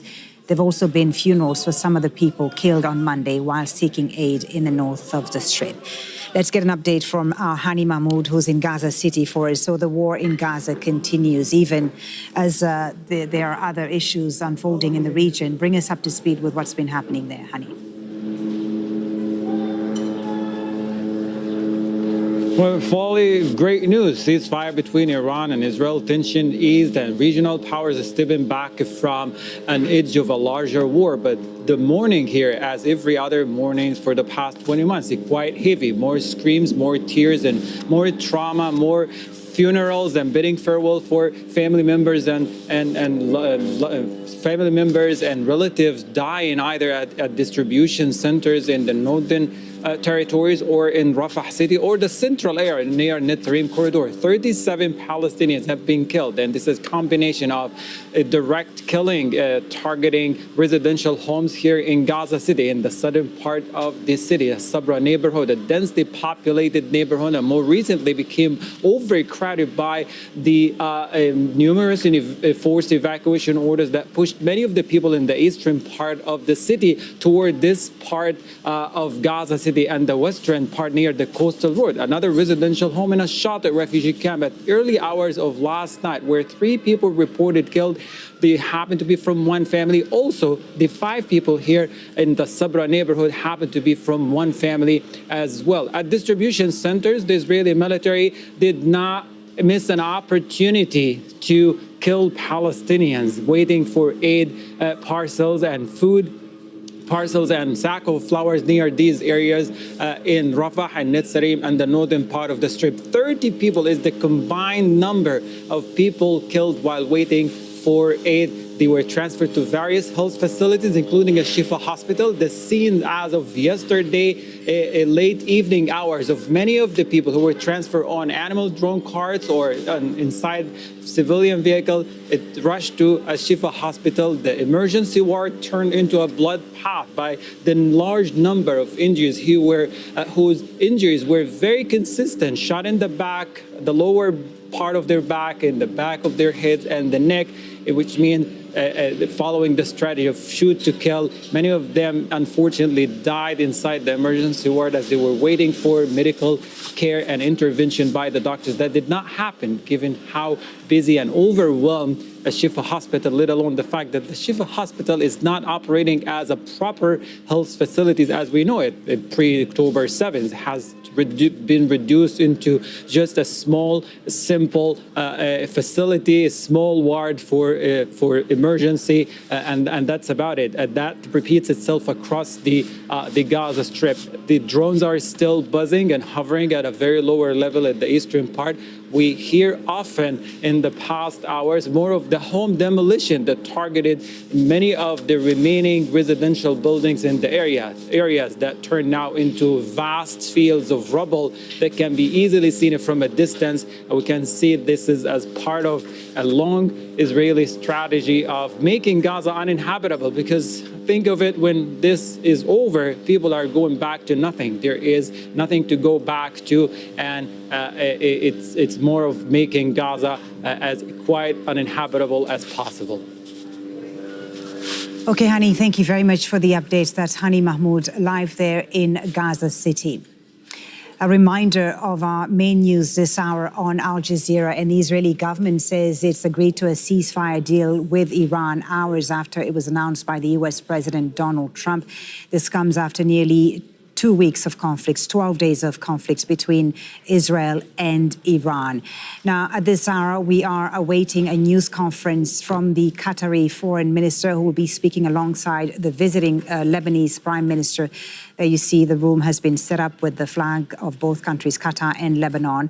We are, of course, expecting them to talk about the developments in the region and the announcement of the ceasefire, as well as the Iranian attack on the American base here in Qatar, the Al Udeid base, which happened on Monday evening.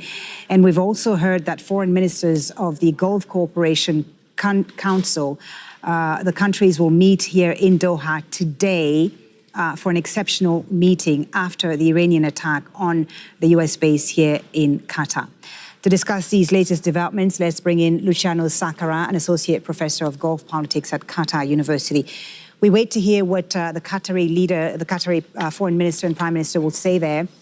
But the developments in the last hour, a bit of a concern, given what the Israelis are saying are incoming Iranian missiles towards Israel. This is an extremely fragile truce, isn't it? Yeah, it's still confusing what it was accepted, how it was accepted, and who accepted it. We have a lot of mixture of information now. They are reporting that they are actually missiles that have been launched against Israel, and I don't know if will that be viewed by the Israelis as I mean, they are probably like that. They broke the ceasefire 1 hour after they accepted it, so it doesn't look very well. But we have to see what happened. One thing what we have to bear in mind as well here is that who is accepting and who is the decision maker in Iran right now. Who decided that the ceasefire is being accepted. The president, the foreign minister, Khamenei, the head of the IRGC, it looks like some area of decision-making is independent or autonomous from Right, because power. it does take a long time. We've seen this in other cases where a ceasefire is announced, but the information hasn't filtered through everyone, right? So there's still hope that this could, exactly. Die down in every chaos. ceasefire, everybody tries to take advantage until the last minute of the ceasefire is entering into effect. The problem is supposedly the ceasefire started 1 hour ago. I assume that there will be an explanation on the Iranian side, said that once they accept it, they will formally accept and they will start the ceasefire on their side. But so far, the Iranian press did not report that they accepted the ceasefire. So I assume that we will have this kind of exchange or this kind of confusing narrative between one side or the other before we hear something official. Right. Is this because of a lack of trust, I guess, between the two sides, the unresolved military objectives, even if the Israelis are saying that their military objective, which was to destroy Iran's nuclear program, has been achieved, though we don't know what the final assessment of that is? Or is this a risk of other actors perhaps getting involved in the conflict? I'm not worried about other actors. I'm worried about, there was never trust. There's the word trust does not exist between Iran, the United States, and Israel. Of course, they have the reasons not to trust each other. Lately, what Israel did is, despite the fact that there were conversations, they decided to launch an attack, despite the fact that Trump said that he will take 2 weeks to decide. He launched an attack the following day. So Iran has nowadays has the right to say, okay, why should I trust that the ceasefire will be in effect if tomorrow Israel decides again that their military targets were not achieved or their military goals were not achieved, and tomorrow they decide to launch another attack. So this is something that trust needs to be built based on observation, on monitoring, on compliance with what it was negotiated. But so far, we don't know what was actually negotiated. We heard the information from Trump, but we don't have any official information from any of the two sides. Right. Now, in the last minute or so, we've heard, Luciano, from the Israeli military, which has ordered its citizens to leave protected areas, told them to leave protected areas after it identified the missiles launched earlier from Iran. So it would seem that the threat for now, after this latest missile launch, is over for now. And of course, again, remains to be seen if this would be considered as a breach of the ceasefire or if the two sides will agree to continue respecting it. Let's talk about Qatar now. There is an emergency meeting of the Gulf Cooperation Council ministers happening in Doha later today after the Iranian attack on the Al Udeid base here in Qatar, the American base. What are the implications of that attack, and what do you think the messaging will be from the GCC after it? The message from the GCC will be that they are all united, that they don't accept this kind of intervention from Iran, even though they all criticize heavily the unilateral attack of Israel and the United States. All the GCC consider that this was not acceptable, but in any case, they will make a strong statement against the Iranian attack. This cannot happen, and they will show support to Qatar, of course. All right. Luciano, thank you very much. Do stay with us. It is coming up to 8 GMT, and you are watching Al Jazeera and our continuing coverage of the latest developments in the Israel-Iran conflict. And the Israeli military says it has identified a new wave of missiles launched from Iran soon after Prime Minister Benjamin Netanyahu agreed to U.S. President Donald Trump's ceasefire.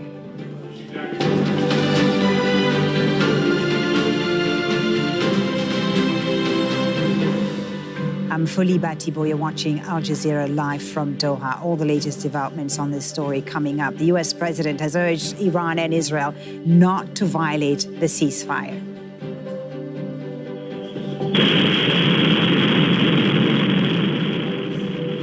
A wave of Iranian missiles hit a city in southern Israel minutes before the U.S. ceasefire came into effect.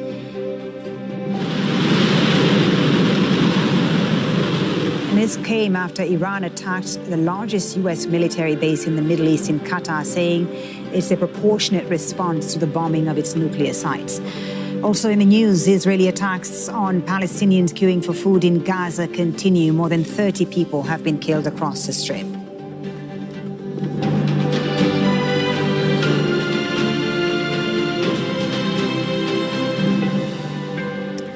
Thank you for joining us. The Israeli military says it's intercepted a wave of missiles launched from Iran.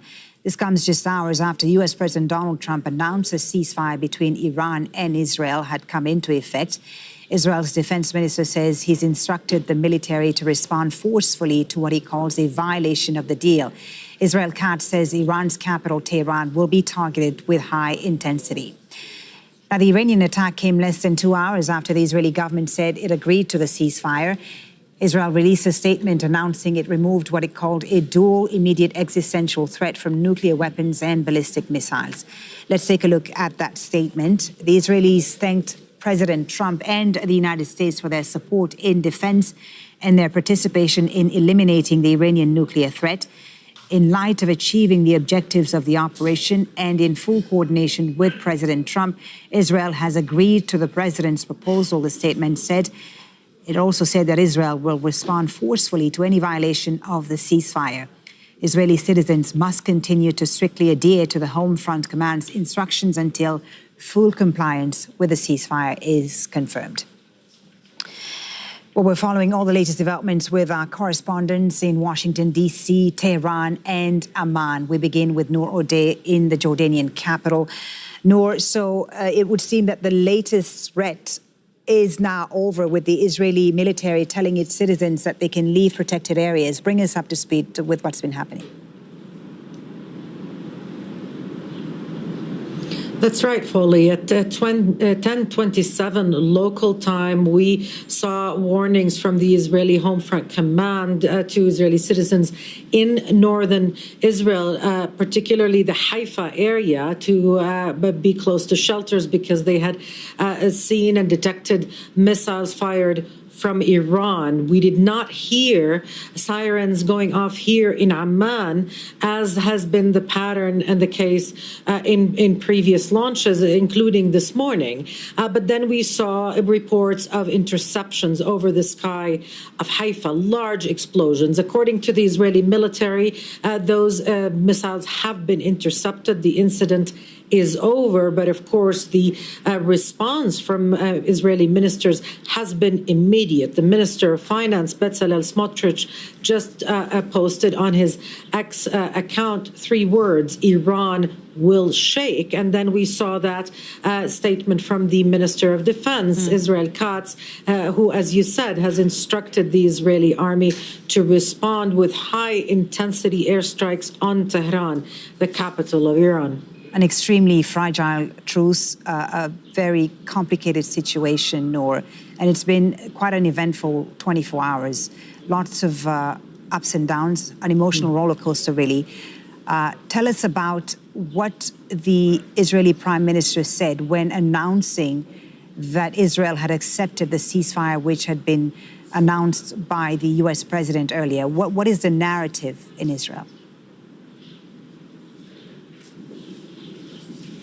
Well, the narrative is one of victory, that Israel had achieved something historic. He even said in that statement that Israel is now standing on par with other world powers. Now, imagine that. That kind of statement is quite incredible and noteworthy, really. But it is because Netanyahu needs to make this a win. This is unprecedented. Israel striking Iran is something that Benjamin Netanyahu has been personally working on since the 1980s, so shortly after the Islamic Revolution. And, he has been able to secure that. He has dragged the U.S. into it.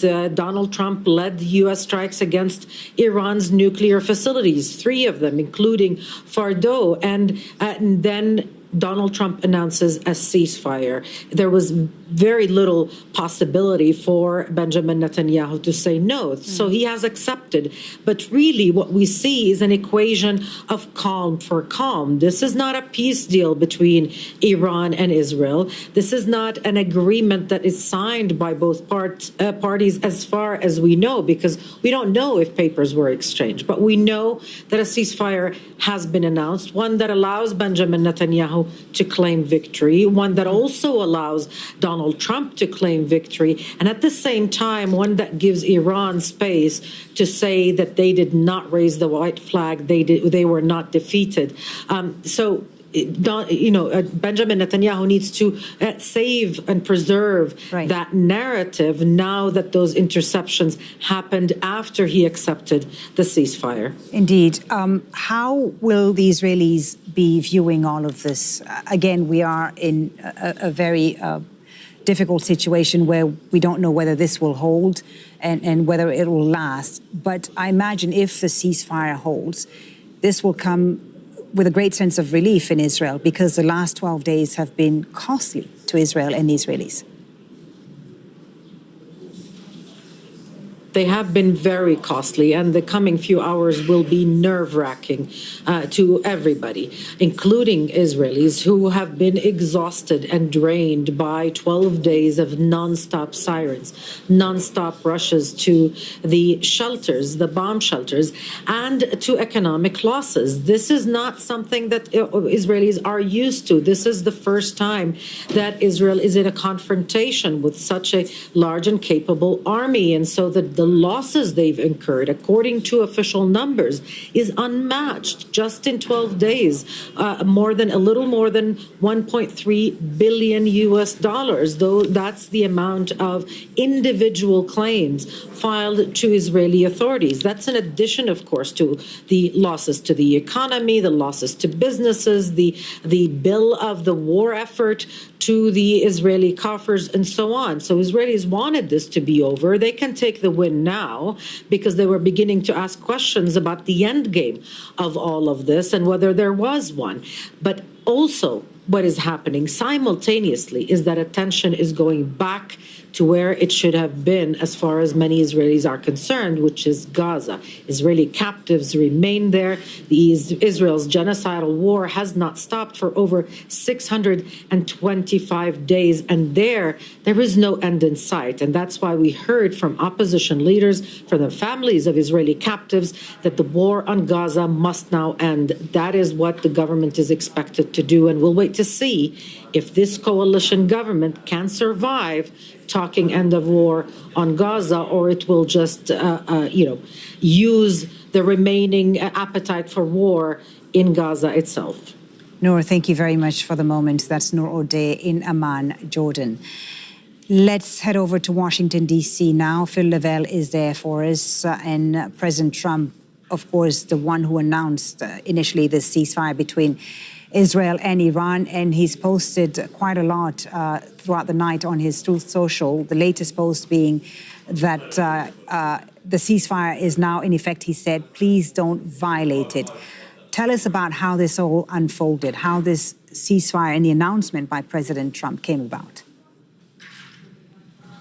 Well, I mean, there are varying accounts. He says that Israel and Iran both called him simultaneously, pretty much at the same time, and said, we want peace. The Iranians have given a different account. In fact, one of their news broadcasts a little earlier, one of the news anchors said that Trump called Iran in a begging-like manner. That was the term she used just after that attack on that US airbase in Qatar. But, you know, what we're seeing now is it's been 3 hours since this message that Donald Trump put on Truth Social, that is his social network platform. And we're just seeing just how fragile this whole process is. And he knows this. And that's why he wrote in that very short message, please do not violate this. What will be interesting, Folly, is that we didn't see a huge amount from the president yesterday. I mean, obviously, we heard a lot from him because he was on Truth Social a lot. He's always on Truth Social, but he wasn't on camera. In about 2 hours' time, he's due to go to the NATO summit in the Netherlands. So we're expecting to see him on the White House lawn, where he'll likely get a few questions from reporters Obviously, he's going to the NATO summit. He's going to be surrounded by world leaders. He wants to portray himself as the peacemaker in chief. So he'll want to make sure that this ceasefire is holding. But, as with Donald Trump, you never know what's going to come out of his mouth. It'll be interesting to see how he reacts to that in a couple of hours' time. Tell us about the reactions there. This is a victory, no doubt, for President Trump announcing this ceasefire between Israel and Iran. What have people been saying, especially those who were opposed to the idea of the U.S. intervening in the conflict, the U.S. intervening on behalf of the Israelis? Well, he seems to have scored quite well with the Republicans, considering that, just over the last few days, the Republican Party, his party, was really split. You've got the hawkish Republicans who were appearing on television and they were saying, President Trump, you've got to go in, you've got to do this, launch this attack, this is your only chance. And at the same time, you had the Make America Great Again section of the party, which is effectively the part of the party that he founded, which is very much about America first. It's about not getting involved in these foreign wars. It's about saying, those are other countries, let them sort out their problems. And they were very against this. And this was really dividing the party. And you could see that the president was being torn in different directions, depending on who he was listening to at the time. But what has happened is those who wanted him to go in are feeling vindicated because America went in, it did what it wanted to do or what it needed to do, and then it came out. At the same time, those people who didn't want to get involved in any long entanglements, any foreign wars, are seeing this as America going in, securing peace and coming out again. So you've got people like Marjorie Taylor Greene, for example. She's a congresswoman from Georgia. She is a fierce backer of Donald Trump. She pretty much always backs Donald Trump. She had been very much against this, and this had been getting quite a lot of publicity because of her normal stance. She's now coming out and saying, thank you for pursuing peace. Mike Johnson, who's the Speaker of the House, he again always backs Donald Trump. He says this is a perfect example of peace through strength. So even some Democrats who you wouldn't expect to be backing Donald Trump, and they pretty much won't, they are, through gritted teeth at least, a few of them, sort of saying this is good as long as it holds. But they're also raising questions about whether or not he passed over his constitutional, he went too far over his constitutional authority. Okay. And there are calls for his impeachment. But at the moment, the ceasefire appears to be holding, and it seems to be good news for the president. Thank you, Phil, for that. Phil Lavelle in Washington, D.C. Let's now check in with Ali Hashim in Tehran, the Iranian capital. Ali, what can you tell us about these latest missiles that the Israeli military says were fired towards Israel from Iran? Well, first, we are anticipating a statement by the Supreme National Security Council explaining to the Iranians and also to the world the Iranian stance with respect to the ceasefire. It was a very complicated deal. This is what we understood. And the main issue was the issue of timings. Now, with respect to the latest launch, it's clear that Tehran wants to say that it is the one that shoots last. And that's a kind of a messaging or signaling in this war that after the cessation of hostilities or the ceasefire that was reached, Iran wouldn't tolerate any kind of Israeli airstrikes within its territories, or what Israeli Prime Minister Benjamin Netanyahu described as the freedom of movement, because the precedents in Lebanon gave the Iranians a lot of lessons. And this is one of the reasons why we are seeing till the last moment Iranian barrages of rockets being launched towards Israel. The idea of reaching a ceasefire here is not a decision that was taken by the foreign minister on his own or the leadership on its own. This is a decision that was adopted by the Supreme National Security Council. So it's not an individual decision. It's a country that took this decision. Now, the issue about this whole image yesterday, since President Trump started talking about the ceasefire, there was an issue with Iran stopping or ceasing hostilities and then Israel ceasing hostilities in 12 hours later. This was the main hurdle to reach a ceasefire. And now the Iranians are trying to stress this issue by action, by launching the rockets till the last moment. However, we are not sure what is going to happen now and whether Israel is going to retaliate to the last batch of rockets that was sent. But at the end, it's clear that this is a round that was fought. Right. Cessation of hostilities doesn't mean a peace deal. Ali, I want to ask you about Qatar and Iran. We're expecting any moment now a news conference from the Qatari Prime Minister, who will be speaking alongside the visiting Lebanese Prime Minister here in Doha. Qatar, we understand, has summoned the Iranian ambassador following Iran's attack on the American base here in Doha on Al Udeid. What are the implications for the relationship between the two countries? What have the Iranians been saying about their targeting of this base in Qatar, which is a country that they have good relations with? Well, it's clear that for the Iranians, they wanted to send, aside from the attack that happened yesterday in the statement issued by the National Security Council, one over three of this statement was meant to send messages to Qatar that this attack wasn't meant to breach the Qatari sovereignty, wasn't directed against the Qatari people. But then Qatar is a sovereign state, and what happened, of course, is a breach of sovereignty, and that's why we saw this reaction from the Qataris, from the Gulf countries, from most of the countries around the region and the world.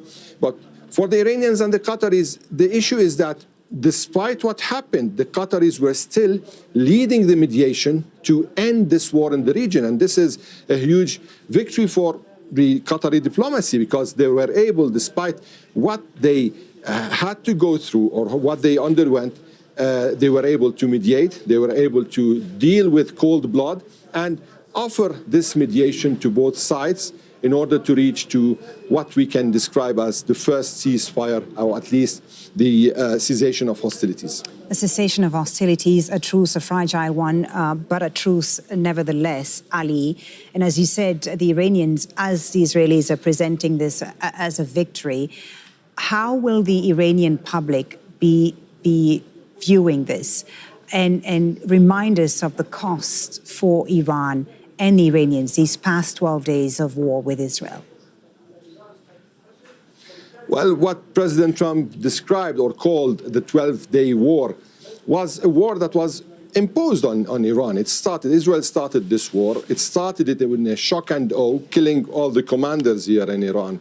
So this created a sense of solidarity among the people, despite differences with the system, with the establishment. But people felt that this was an attack on their own country, on their own sovereignty. So they reacted in this way. Of course, there's a lot of dismay. Some people aren't happy with what happened with the outcome of this war, and some people are really happy that this has come to an end. But at the end, the main challenge for Iran and for the government of Iran is the day after the war. How is it going to deal with this situation? What are the conclusions that it's going to derive from this war? How the relation between the government and the opposition, the government and other sectors of the society going to be? Because many are actually advising here, we're reading in some newspapers, that there is a need to seize the moment and exploit the moment to kind of forge a new social contract between people and the government. So these are issues that some analysts say are creating a kind of an opportunity out of this challenge. Does this, Ali, open the way forward for any diplomatic engagement or re-engagement between Iran and the Americans? Well, it's clear that the United States of America is presenting itself in this conflict not as a party, at least yesterday, but as a mediator.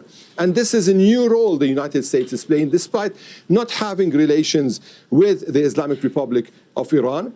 But given the fact that this war has come to an end in a way or another, let me just say to a ceasefire, because we cannot go towards the war saying it came to an end. However, to a ceasefire, there is a possibility that we see a new engagement. Now, there is no chance but to go towards engagement. These are the possibilities. The Iranians will have to talk to the world right now. And the world, it seems, according to President Trump, is interested in talking to the Iranians. Probably it's a moment that could recalibrate the Middle East as we know it, the region as we know it, international relations as we know it, and it could have a real impact on relations between the two countries.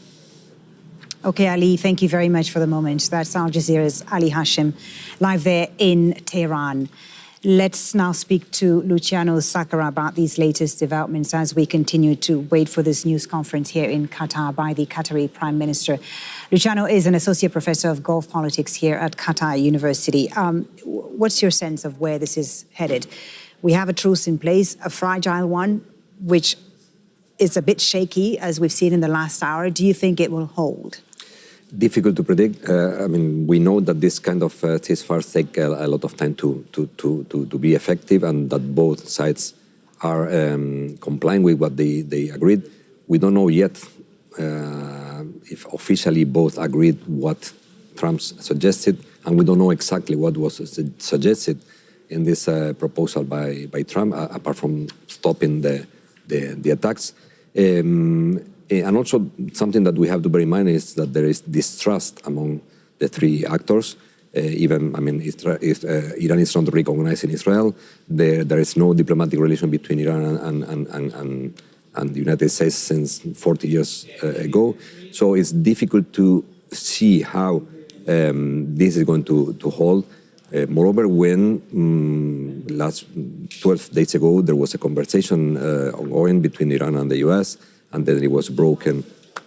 Okay, Luciano, I'm going to interrupt you. We're taking you now live to the news conference that we've been telling you about here in Doha. Qatar's Prime Minister, who is going to be speaking alongside the visiting Lebanese Prime Minister.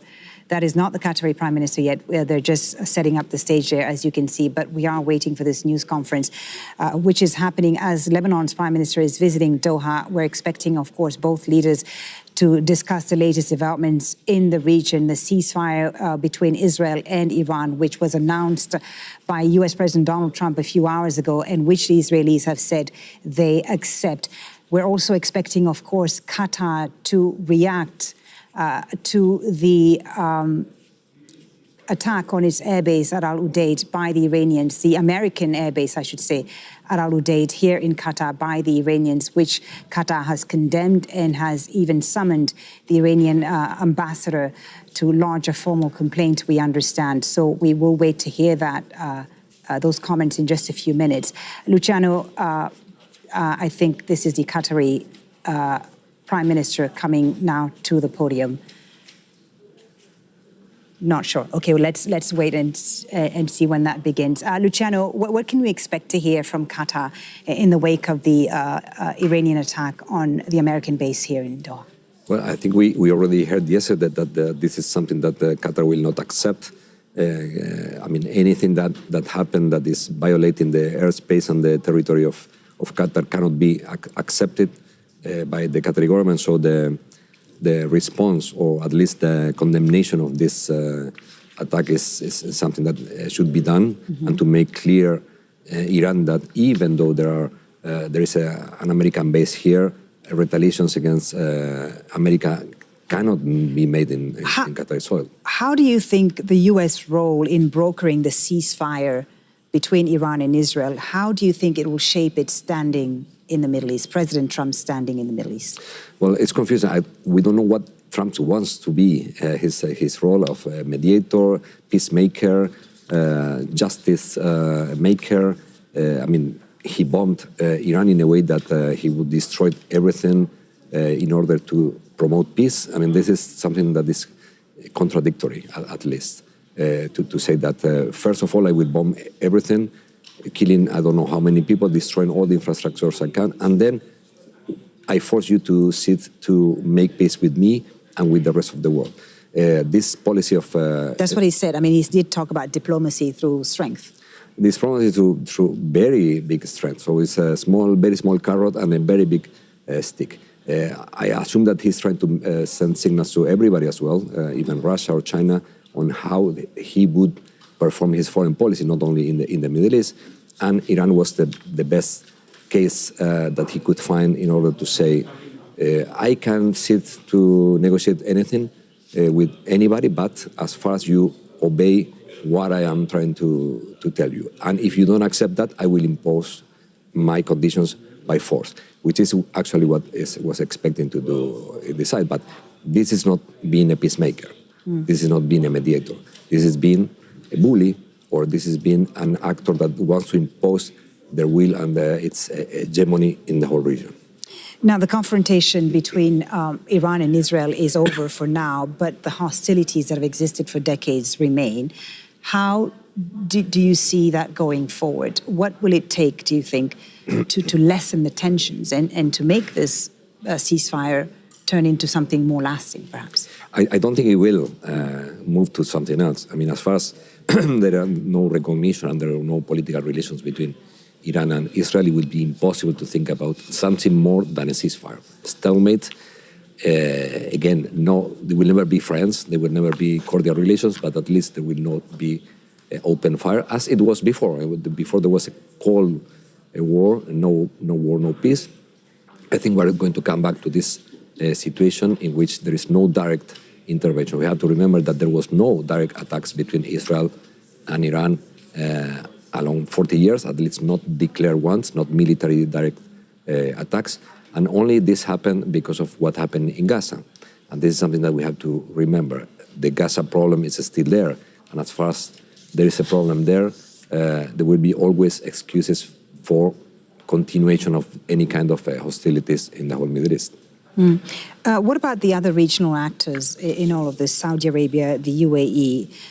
Do you see them recalibrating their position following these events? I assume that at this point, I mean, it's difficult to see what they are thinking, if they were happy or unhappy with the situation. I mean, they criticize both Israel and the United States because of the unilateral attacks. But of course, none of these countries want Iran to impose their will in the whole region. They all want an Iran state that is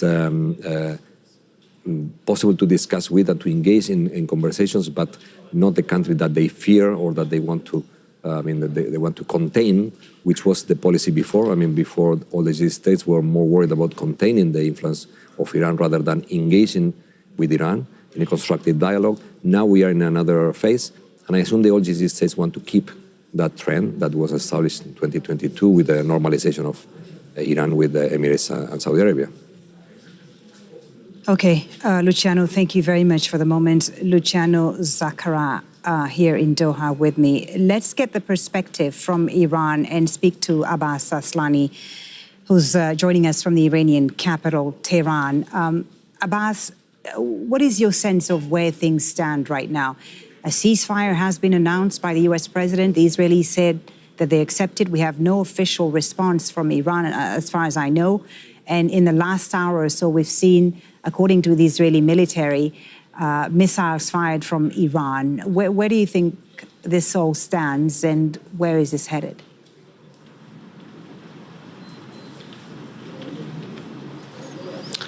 Folly, as we speak, there's a official statement from Iran's Supreme National Security Council confirming the ceasefire. They are saying, and they're framing in this way, that they have been able to impose the ceasefire on the Israeli side. But in the meantime, they have been warning that they are not trusting the enemy, and Iran's armed forces will be ready to retaliate against violation of the ceasefire.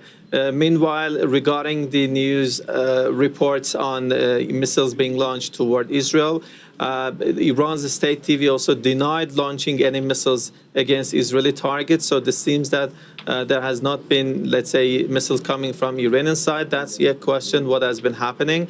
But at least it's not from Iranian side. So in the early hours of this ceasefire, the situation might be fragile, and it needs, attention from the both sides in order to avoid, a renewed escalation. But it seems that we also have the official confirmation from Iranian side, and it's important to take note that there will be no violation of the terms of this ceasefire. Very important to bring us that latest line there from Iran, and thank you for it. So we now have official confirmation Abbas Aslani, our guest in Tehran, telling us that the Iranians have also now accepted the ceasefire after the Israelis announced 2 hours or so ago that they would agree to the ceasefire, which was announced by the U.S. president. The Iranians now also saying, yes, they will abide by this ceasefire.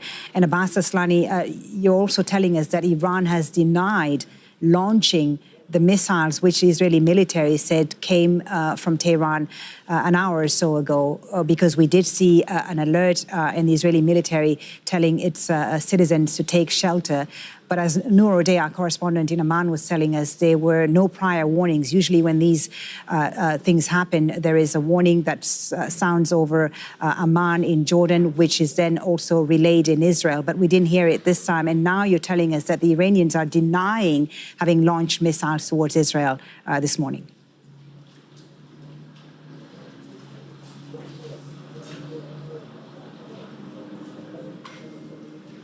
Well, this could be, first we have to know if there's any missiles being launched against Israel. We have to know that where exactly the source of those launches are. And this could be also suspicious given the record that Israel has had in adhering to the previous ceasefires with other parties in the region. They have had the record of violating that, and they have been trying to look for pretexts. But the official, let's say, stance and position here in Tehran is that there's a ceasefire and they have not launched missiles. So, but if we are hearing something different from Israeli side, does not necessarily, indicate that, that's the case. And we have to be watching what will happen in the coming hours. And if, Israeli side wants to respond, I think this could be a suspicious, incident that they are looking to find a pretext in order to break that ceasefire. But Iranian side is denying any, let's say, renewed attacks on Israel. Okay. Abbas, you talked about Iranian leadership presenting this and their accepting of the ceasefire as a victory. Will that also be seen as a victory by the Iranian people, the Iranian public? Because these past 12 days have been extremely costly to Iran. We've had over 400 people killed, if I'm not wrong, and a great deal of material damage as well.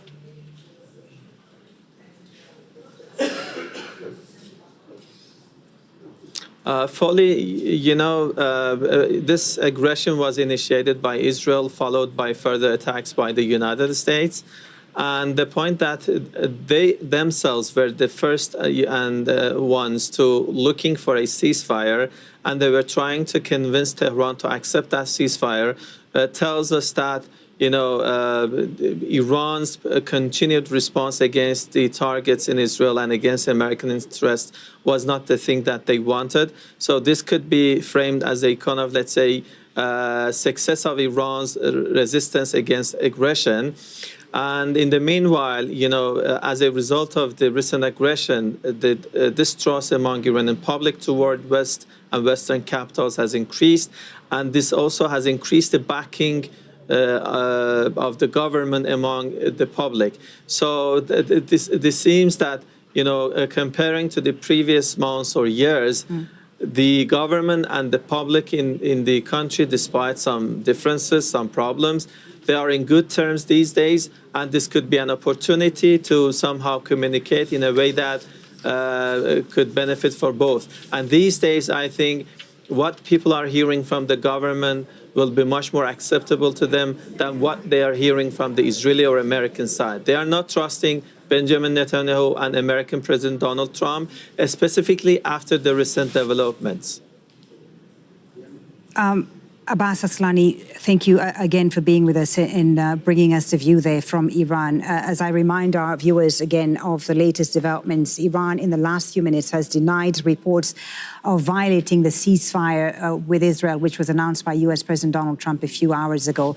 Iran denies launching missiles towards Israel, saying that they did not come from Iran. The Israeli military had said earlier that it detected launches from Iran, to which then the Israeli Defense Minister Israel Katz said Israel would respond forcefully. But now the Iranians are saying that they were not behind that missile attack earlier today, an hour or so ago, towards Israel. Let's bring in Luciano Zaccara, once again, Associate Professor of Gulf Politics at Qatar University. So we've had a denial there from the Iranians that they violated the ceasefire, which the Israelis had already accused them of. What does this indicate? This indicates perhaps that the Iranians want the ceasefire to work. I mean, it looks like the Iranians are committed to do so. At least this is what we are hearing. The Israeli press keeps saying that Iran broke the ceasefire, so I assume that along these hours we will keep hearing this cross accusations about who violated the ceasefire. This happened in every ceasefire. It's always complicated to make sure that both sides are complying with this ceasefire, because both want to get. Right. What do you think it's going to take for both sides to respect the ceasefire? I mean, we have few details about how it will work, of course, but what mechanisms do you think need to be up and running for it to be fully operational and respected? The only one that can monitor this to happen or to be compliant, both actors to be compliant, is the United States. But there is no trust between the United States and Iran, and it's one of the aggressors. That's why it's complicated. It's the first time that you have a mediator in this ceasefire between two actors. That they already bombed one of the countries that is signing this ceasefire. So I think it's a unique occasion. I don't remember any other occasion like that the mediator, that the one who negotiated this ceasefire or asking the ceasefire to both actors, bombed one of them. Okay, Luciano, do stay with us. I'm going to bring in Meron Rapaport now in Tel Aviv, editor and writer at The Local Call, which is an Israeli news site. Meron, in the last few minutes, we've had the Iranians denying that they launched a missile attack on Israel, the one that was announced by the Israeli military about an hour or so ago, which the Israeli defense minister said there would be a response to. What do you make of that, and how do you think this denial will be viewed by Israel? Of course, it is very hard for us to know where the truth lies. It could be that a missile was launched, maybe without a decision by the Iranian government. It does seem that the Iranian would like to keep the ceasefire. There are elements in the Israeli government that are not too happy with the ceasefire, although they say that Israel had a great victory, but still they're not very satisfied with the ceasefire. Bezalel Smotrich, the finance minister, the defense minister, Israel Katz, has also, along these 12 days, have shown that he's interested in regime change also, although he didn't say it in so many words, but it was quite clear that this is where he's aiming to. Right. So there are many elements that would like to go on a little bit. How will Prime Minister Netanyahu deal with those elements in his government, those hardliners who want this war to continue, who've said they want the war on Gaza to continue as well? It would seem, Prime Minister Netanyahu wants to please perhaps the U.S. President Donald Trump and accept the ceasefire and have it hold and be successful. How can he convince those hardliners in his government to get on board? It's not an easy task, and we've seen that during the Gaza war, that Netanyahu more or less went with Ben-Gvir and Smotrich when they refused the ceasefire, when they refused a deal to release the hostages. He went with them. So I'm not sure that he will be able to stop them. But yes, as you said, Trump is in there too. And you have to add another thing. I think that although there is some kind of euphoria in Israel that Israel has succeeded in its goal and has delayed at least or even completely destroyed the Iranian nuclear threat, the Israeli public, the Israeli home front is not ready for an attrition war, that a war that will go for weeks. Israel is paralyzed in the last 12 days. Of course, we've seen missiles hitting major cities, in the heart of major cities. 30 people were killed, almost 30 people were killed. Almost 10,000 people had to leave their home. Right. So it's not so easy. And I think Netanyahu would like to have this over. Right, which even begs the question, Meron, whether Netanyahu can really declare a victory here, because this all began with the premise that Israel wanted to end Iran's nuclear program. He says it's been successful, but we don't really know to what extent the Iran nuclear program has been damaged, do we? No, we don't know. I'm not 100% that the Iranians themselves know exactly what happened there. This all deep in the ground, so I'm not sure that the whole picture is there. But what is quite certain, and this is not a success for Netanyahu, is that he said at the beginning that there will be that the negotiation will be under fire, while the Iranians said that they are ready for a ceasefire, and that the negotiation will be held only if there is a ceasefire. Now we have a ceasefire without a deal, without Iran committing to anything concerning its nuclear program and the missiles program. So this is not a real success in the sense that the Iranian regime is there, right. Some kind of nuclear program is there, and the missiles are there. Meron, let me ask you about the U.S.-Iran the U.S.-Israel relationship, I should say. Is there a sense, perhaps, that Israel here could have given up part of its sovereignty, because we have now Donald Trump being the one who effectively decides when to start or end a war? What would you say is the state of the relationship, and who has the most influence right now in the relationship? It's an interesting question, because let's say, first 10 days of this war, it seems that it is Israel who is leading and Trump lags behind and try to keep up and claim that this is an American war, while it was an Israeli war. At the last, I would say, 48 hours, it changed with the American attack, and now with Trump announcing the ceasefire before Israel did. Yes, I think Israel is now in awe to the U.S. It will be more difficult for Israel to resist demands from the U.S., from Trump, after he participated directly in the attack. So, yes, to a certain extent, Israel is stronger because it has the Americans with it at war. This is something unprecedented. But at the same time, as you said, they're giving up some of their sovereignty. Very interesting. Thank you, Meron, for now. Meron Rappaport in Tel Aviv. Let's go to Phil Lavelle in Washington, D.C., our correspondent there. I'm going to ask you the same question that I just asked to Meron there, Phil, about the state of the U.S.-Israel relationship, how it's seen in Washington, and who has the most influence right now. Well, I mean, there's no doubt about it. I mean, America has Israel's back. I guess that's the way to put it. You know, you think about during the election campaign, leading up to the election and everything that was happening in Gaza, there was no question that Benjamin Netanyahu wanted Donald Trump to win the election. You could see that the relationship between the two men had been repaired after it had been quite fractious. And even before the election, Benjamin Netanyahu and his wife going to Mar-a-Lago to meet Donald Trump, and Trump saying that he would be the most pro-Israel president ever.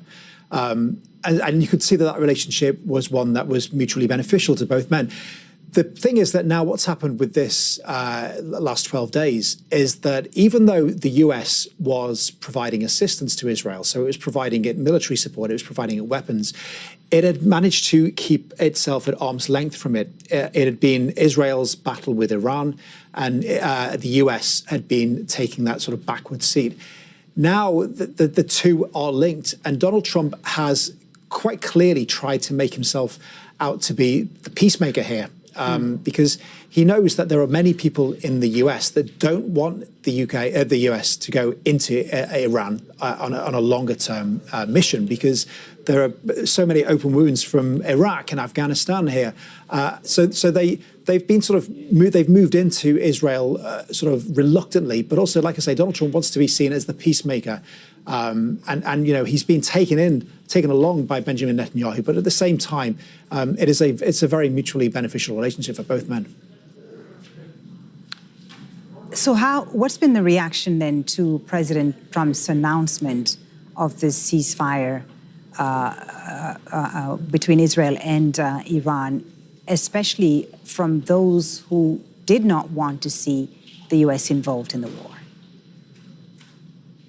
He's getting a lot of good press from the Republicans. I mean, as you would expect as a Republican president, but you've got to bear in mind that his own party that he controls so much of, for so many days, there was like an open battle going on within this party, because you had people who are perhaps what you would call the hawkish Republicans. So your likes of Lindsey Graham, a senator from South Carolina, Ted Cruz from Texas, who were openly appearing on television. And they were appearing on one channel. They were appearing on Fox News, because that's the president's favorite channel. And they were directly addressing him down the lens and saying, Mr. President, you've got to go in here. You've got to take this opportunity to do what is necessary and to stop Iran getting a nuclear weapon. But at the same time, Donald Trump is also beholden to his base. And his base is the Make America Great Again movement. And that is the part of the party that he controls, or that he founded. That's what he says on his caps, Make America Great Again.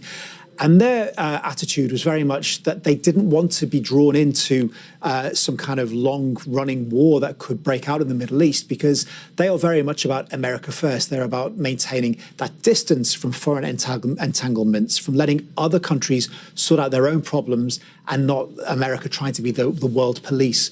So he was getting pulled in both directions. And what was quite interesting was there were some very prominent podcasters and influencers. And that just goes to show how things have changed nowadays, because it's not just politicians. It's people like Charlie Kirk, for example, who is a fairly young guy, quite conservative. He leads a group called Turning Point USA. He was seen as quite instrumental in helping Donald Trump appeal to that younger audience during the election. People like him were saying, this is not what we should be doing. Tucker Carlson, who used to be, a host on Fox News and is quite a well-known face here, was openly saying, we shouldn't be doing this. We should be keeping our distance. What we've seen since then, is Donald Trump has managed to kind of appeal to both camps, because you've got the hawks who have seen him go in and do what they feel needed to be done with Iran. But at the same time, you've got those Make America Great Again sort of section of the party who have seen him go in, sort of do what needed to be done, but come out again and not have to draw the US into it. Because the last thing people here want is the thought of troops, down the line being sent in, boots on the ground, when there are so many people who are still getting over Iraq and Afghanistan. Iraq was, 20 years ago? But still, to so many people, it is such a fresh wound. Okay, Phil, thank you very much for that for the moment. Phil Lavelle in Washington, D.C. Luciano Sakara, let me ask you about the U.S. role in brokering this ceasefire, and Donald Trump's most precisely. How will that affect his standing in this region? He already had good relations with a number of countries. How do you see the U.S. role in brokering this ceasefire shaping the rest of its relationship and foreign policy in the region? Well, Trump has been going back and forth in different aspects, asking for ceasefire. In different conflicts between Iran and Israel, and between Israel and Hamas as well. So he has not been consistent, and lately he has not been the one determining the agenda. It was Netanyahu who decided to derail the conversations when there were about to take the sixth round of meetings with the United States in Oman. So it's not clear whether he is the one who is going to make peace. He's the one that is going to impose American new pacts in the Middle East, or he's just trying to do what is asked to do by some powerful actors, and according to his own way to make politics that is more based on a business approach and using the... And we saw that recently with his recent visit to the region when he traveled to Qatar, to the UAE and Saudi Arabia as well. Exactly. It's not a consistent policy. We cannot see a Trump doctrine that is based on some principles, some values. It's based on more opportunities. It's more pragmatic. And when he needed to use the force, I mean, he claimed since the very beginning, even his last presidential term, that he doesn't want to start any war. But this is totally inconsistent with that policy, with that premise. Pushing peace through war, through bombing a new country that was never bombed by the United States in his whole history, shows a very different approach compared with what he said before. So I don't see United States moving forward to a more mediator or more peaceful role. I think that... You don't think so? I mean, the Abraham Accords is something that he was pushing for, establishing a relationship between a number of countries in this region, Saudi Arabia and Israel. That's something that he pushed for during his first term and that he seems intent on wanting to achieve in this second term. You don't see that happening in the region? What is the posture of the leadership in this country regarding Israel? Has that changed? I mean, he was successful at his first term because he finished with this, but we see the result of that, the consequences of that. This was on the detriment of the Palestinian cause, and we are facing all this war that started in October 2023 because of the abandonment of the Palestinian cause and because of the lack of support that the Palestinians had in order to establish the two-state solution that everybody seems to be abandoned right now. So expecting to enlarge this Abraham Accords without fixing the core problem that we are now seeing, that is Gaza still there, Gaza and Palestine, because West Bank is also becoming targeted. I don't see how this can happen. I don't think that any Arab country now will sign any agreement as far as this is only imposed by the force, imposed by Israel and imposed by the United States without solving any of the previous situations that they are. So are you not hopeful that now that there is a ceasefire between Iran and Israel, and hoping that it holds, of course, that a ceasefire in Gaza could be next, perhaps? Because, again, Trump wants to be remembered, as you said, known as the peacemaker. He's always talked about winning the Nobel Peace Prize and so on. Could that be the next step, perhaps? First of all, there will be only a ceasefire. There will not be a peace agreement. There was no normalization between Iran and Israel. On the other hand, we see that while the worldwide attention was paid on what was going on between Iran and Israel, Israel was killing people in Gaza. I mean, the amount of people that has been killed in the last 12 days is amazing, and nothing changed in that context. So, and Trump stopped talking about that. Basically, there is no conversation about ceasefire in Gaza. There is no conversation about exchange of hostages for something else. So Trump is not interested anymore on that because it's not attracting worldwide attention. This is attracting attention. Claiming that he finished the 12-day war is something that he's proud of. Moreover, when he received this kind of accomplishment by Netanyahu, praising his behavior and praising Trump as the only country that dared to do that was done against Iran. Luciano, thank you very much. Again, we are continuing to wait for this news conference here in Qatar. A news conference that will be held by the Qatari foreign minister. There is movement in the room. It looks like it's imminent. He'll be speaking alongside the visiting Lebanese Prime Minister Nawaf Salam, who's on an official visit to Doha. They are, of course, expected to address the situation in the region and this ceasefire that's been announced between Iran and Israel. The Qatari Prime Minister also expected to comment on the Iranian attack on the American base here in Doha, the Al Udeid base. Qatar has summoned the Iranian ambassador to lodge a complaint against Iran over that attack. We will wait to hear from the Qatari Prime Minister and the Lebanese Prime Minister as well. Luciano, let me come back to you and ask you about Qatar's role in all of this. They, it would seem, also played a role in convincing Iran to accept the ceasefire with Israel. Yeah, it seems so. At least it was reported that the Emir had some role in this negotiation, which is good. I mean, the fact that there is still, this shows that the relation between Qatar and Iran has not been harmed because of it, at least not harmed in a big extent. There will not be,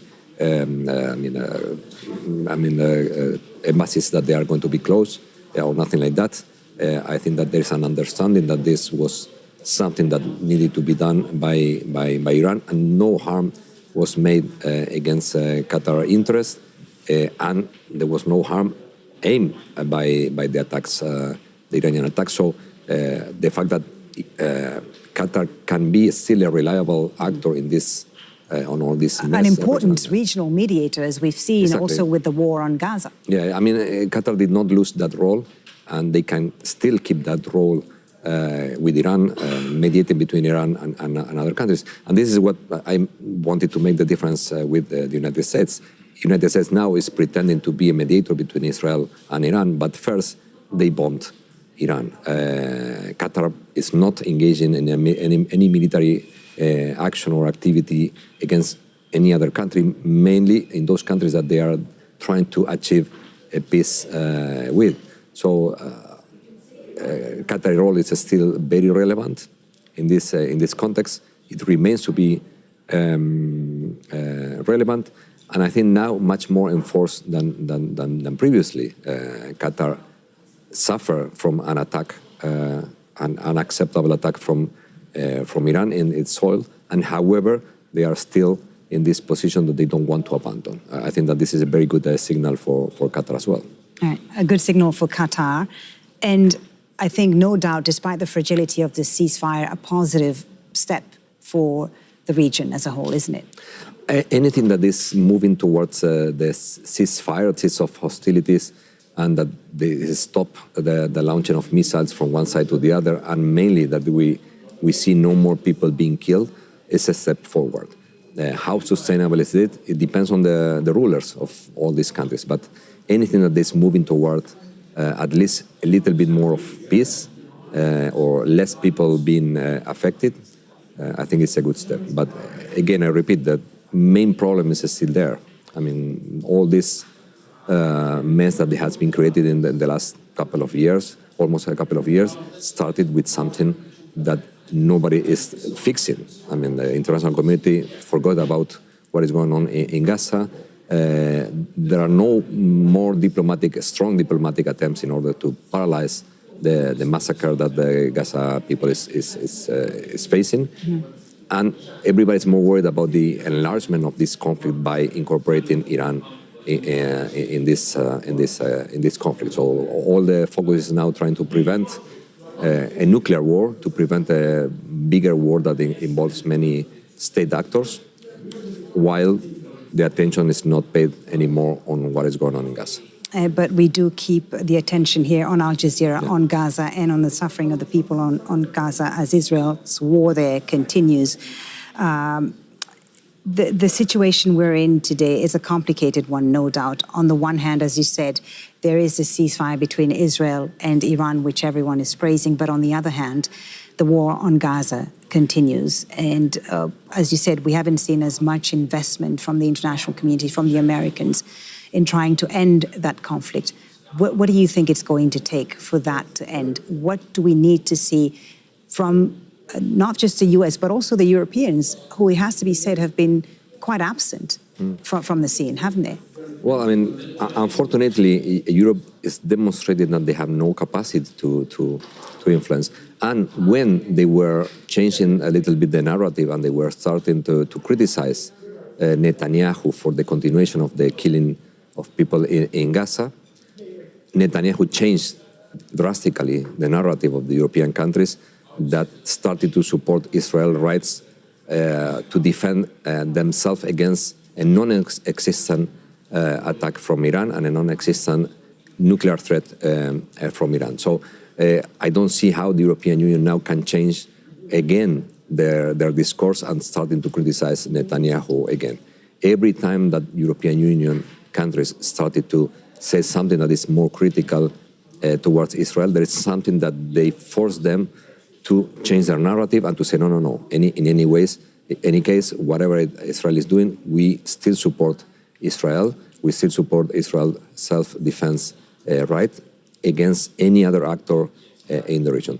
And this, I think, delegitimizes the role of European Union. Luciano, thank you very much. As always, good to get your thoughts. Thank you for sticking around and continuing to follow all the latest developments in this breaking news story that we continue to cover here on Al Jazeera and the ceasefire between Israel and Iran, which was announced a few hours ago by the US President Donald Trump. Let's remind you of the latest developments at 9 GMT. Iran's military chief has denied the Israeli accusations that the ceasefire had been violated. The Israelis said missiles were launched soon after the truce came into effect. The defense minister of Israel, Israel Katz, said he instructed the military to respond forcefully and that Tehran will be targeted with high intensity. Iran says the missiles intercepted by Israel were not launched from Tehran. Again, a denial from the Iranians that they launched missiles towards Israel after the ceasefire was announced. Now, earlier there was an Iranian attack 2 hours after the Israeli government announced the ceasefire. Before that, there was an Iranian attack. Before that, the Israelis released a statement announcing that they had removed a dual immediate existential threat from nuclear weapons and ballistic missiles when they announced that they were accepting the ceasefire that was announced by the US president earlier. Here's what that statement said. Israel thanked the US president and the United States for their support in defense and their participation in eliminating the Iranian nuclear threat. It said, in light of achieving the objectives of the operation and in full coordination with President Trump, Israel has agreed to the president's proposal, but added that Israel will respond forcefully to any violation of the ceasefire. Israeli citizens must continue to strictly adhere to the Home Front Command's instructions until full compliance with the ceasefire is confirmed. Well, we have also received a statement from Iran's Supreme National Council, and it reads, the divine reward for this profound and meaningful conduct by the people, the prudence and effort of the fighters and the wise leadership was the victory and support that forced the enemy to retreat, repent, and unilaterally halt its aggression. The proud and great nation of Iran is informed that the armed forces of the Islamic Republic of Iran, without the slightest trust in the words of its enemies, remain armed and ready to deliver a decisive and regret-inducing response to any further hostile acts. Well, we are unpacking the latest developments with our correspondents in Washington, D.C., Amman, Jordan, and Tehran. And we begin with you, Ali Hashem, in the Iranian capital. So in the last hour or so, we've had a denial from the Iranians that they were behind a missile that was launched towards Israel earlier, and also confirmation, an official response from the Iranians that they accept the ceasefire that was announced by President Trump.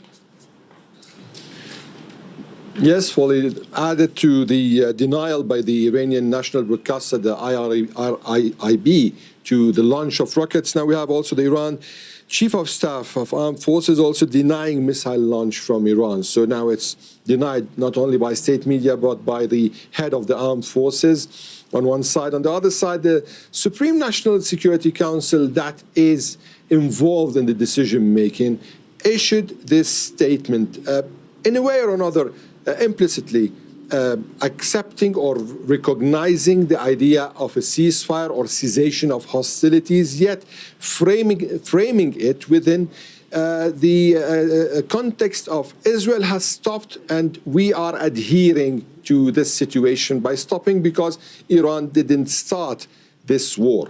So this is the framing here. Of course, it's a war of narratives also. At the end, when a war comes to an end, there is kind of a narrative war, whereas each side would like to present themselves as winners or as victorious or as not giving up or conceding. So this is the position from here from Tehran. it's clear Iran is fully recognizing the ceasefire despite the wordings. And now also we're hearing from the spokesperson for the Foreign Ministry. I would like to read his statement. He says, our missile strikes against the U.S. Al Udeid Air Base were a legal measure under Article 51 of the UN Charter and response to U.S. aggression against our sovereignty and territorial integrity. This measure was not directed against our friendly and neighboring country, Qatar, and Iran is committed to its deep-rooted and good relations with this country. We're always committed to the principle of good neighborness with Qatar and other neighboring countries. And, we will not allow the U.S. aggression and evil policies to incite discord between us and our brothers in the region. So this is the second time in less than 24 hours. Yeah, a response then there again to the Iranian attack on the Al Udeid base, which is the American base here in Qatar, which we understand the Iranians, Ali, had warned both the Americans and the Qataris about prior to the attack happening. Well, it's clear that in advance this was said, and the Iranians sent to the Qataris and the Americans. But at the end, to Qatar, a sovereign country, this is a breach of its sovereignty. And that's why there is this reaction, which is understandable. And to Iran, given the fact that yesterday in the statement by the Supreme National, or this morning, by the Supreme National Security Council, and now by the Foreign Ministry, they are stressing the idea of the brotherly relations, the deep relations with Qatar, and that this was not directed towards the state of Qatar. Now, on the other side, we saw Qatar playing the role in the mediation and bringing this whole episode, the 12 days war in the region, to an end. And of course, President Trump spoke about this, but despite the attack that occurred on Al Udeid base in Qatar, Qatar played this role. It's of course another victory for the Qatari diplomacy. Right, a victory for Qatari diplomacy, and as you said, Ali, the Iranians also presenting their acceptance of this ceasefire as a victory, and again, Iran denying that the strikes on Israel after the ceasefire was announced came from Iran. I want to ask you, before we let you go, Ali, about how the Iranian public, the Iranian people, are viewing these latest developments, the ceasefire announcement, because these past 12 days have been costly to the Iranian people. We've had over 400 people killed, I believe, and a great deal of destruction and damage in Iran. Well, Folly, this was the first war in decades that the Iranians had to go through. They went through a lot of things, sanctions, problems, political unrest, but this is the first time they had to feel the situation of insecurity. And this gave them a kind of another kind of a feeling right now. The solidarity that we saw among Iranians when it came to the war and how they dealt with it as a threat to their own entity, to their own country, to their own nation. Of course, today is another day. Today is the day after the war, and many people might be relieved because of the end of the war. But the big questions will start now on what's going to be in the future about the nuclear investment. This is an investment that's been going on for decades. How the Iranians are going to deal with this investment after what happened in the past 12 days. And also there are some probably issues that they will look towards as very strong defensive layers, such as the ballistic program. To them, this helped them in creating a kind of a balance of pain between Israel and Iran. It let them in this war create a kind of deterrence. So these are all questions not only within the normal Iranians or within the elite. It is going to be, these are going to be national questions. Everyone is going to ask these questions. And of course, the relation between the system and the people, because this war gave the country a chance to see a kind of a new rapport between the system and many of the sectors, even those who used to oppose the system. So how is this going to be dealt with? Is the government going to seize the opportunity to take more steps? These are the questions, strategic questions, big questions. Indeed. And the normal Iranian, how are they going to see this reflected later on their plates, in their houses, on their economy? Because today, with such a situation, the next day after a war, there'll be negotiations. The day after negotiations, there should be a deal or a way out of this whole situation. So these are right now the main priorities that people are looking towards. Ali, thank you very much for that. Ali Hashem in Tehran. Let's now bring in Noor O'Day in Jordan's capital, Amman. Noor is keeping an eye on developments in Israel for us from Jordan. The Iranians, Noor, denying again the strikes on Israel after the ceasefire went into effect. What's the latest you're hearing from Israeli officials? Well, Foley, the Israeli media is reporting on those denials. They are saying that Iran adamantly rejects accusations that it fired those missiles, but we haven't seen a change from the Israeli Minister of Defense, who had posted instructions to the Israeli army to strike at Tehran in response, or a change of heart, if you will, from the Israeli Minister of Finance, Bezalel Smotrich, who said that Tehran will tremble. So we're waiting to see. Everybody knows that those hours are very tenuous. People are literally holding their breath until they can finally say that this is really over. And to see those restrictions in Israel lifted on ordinary day-to-day tasks, that's when they will know that this is really over. And so the coming hours will be decisive. As you say, everyone holding their breath to see if this truce will hold.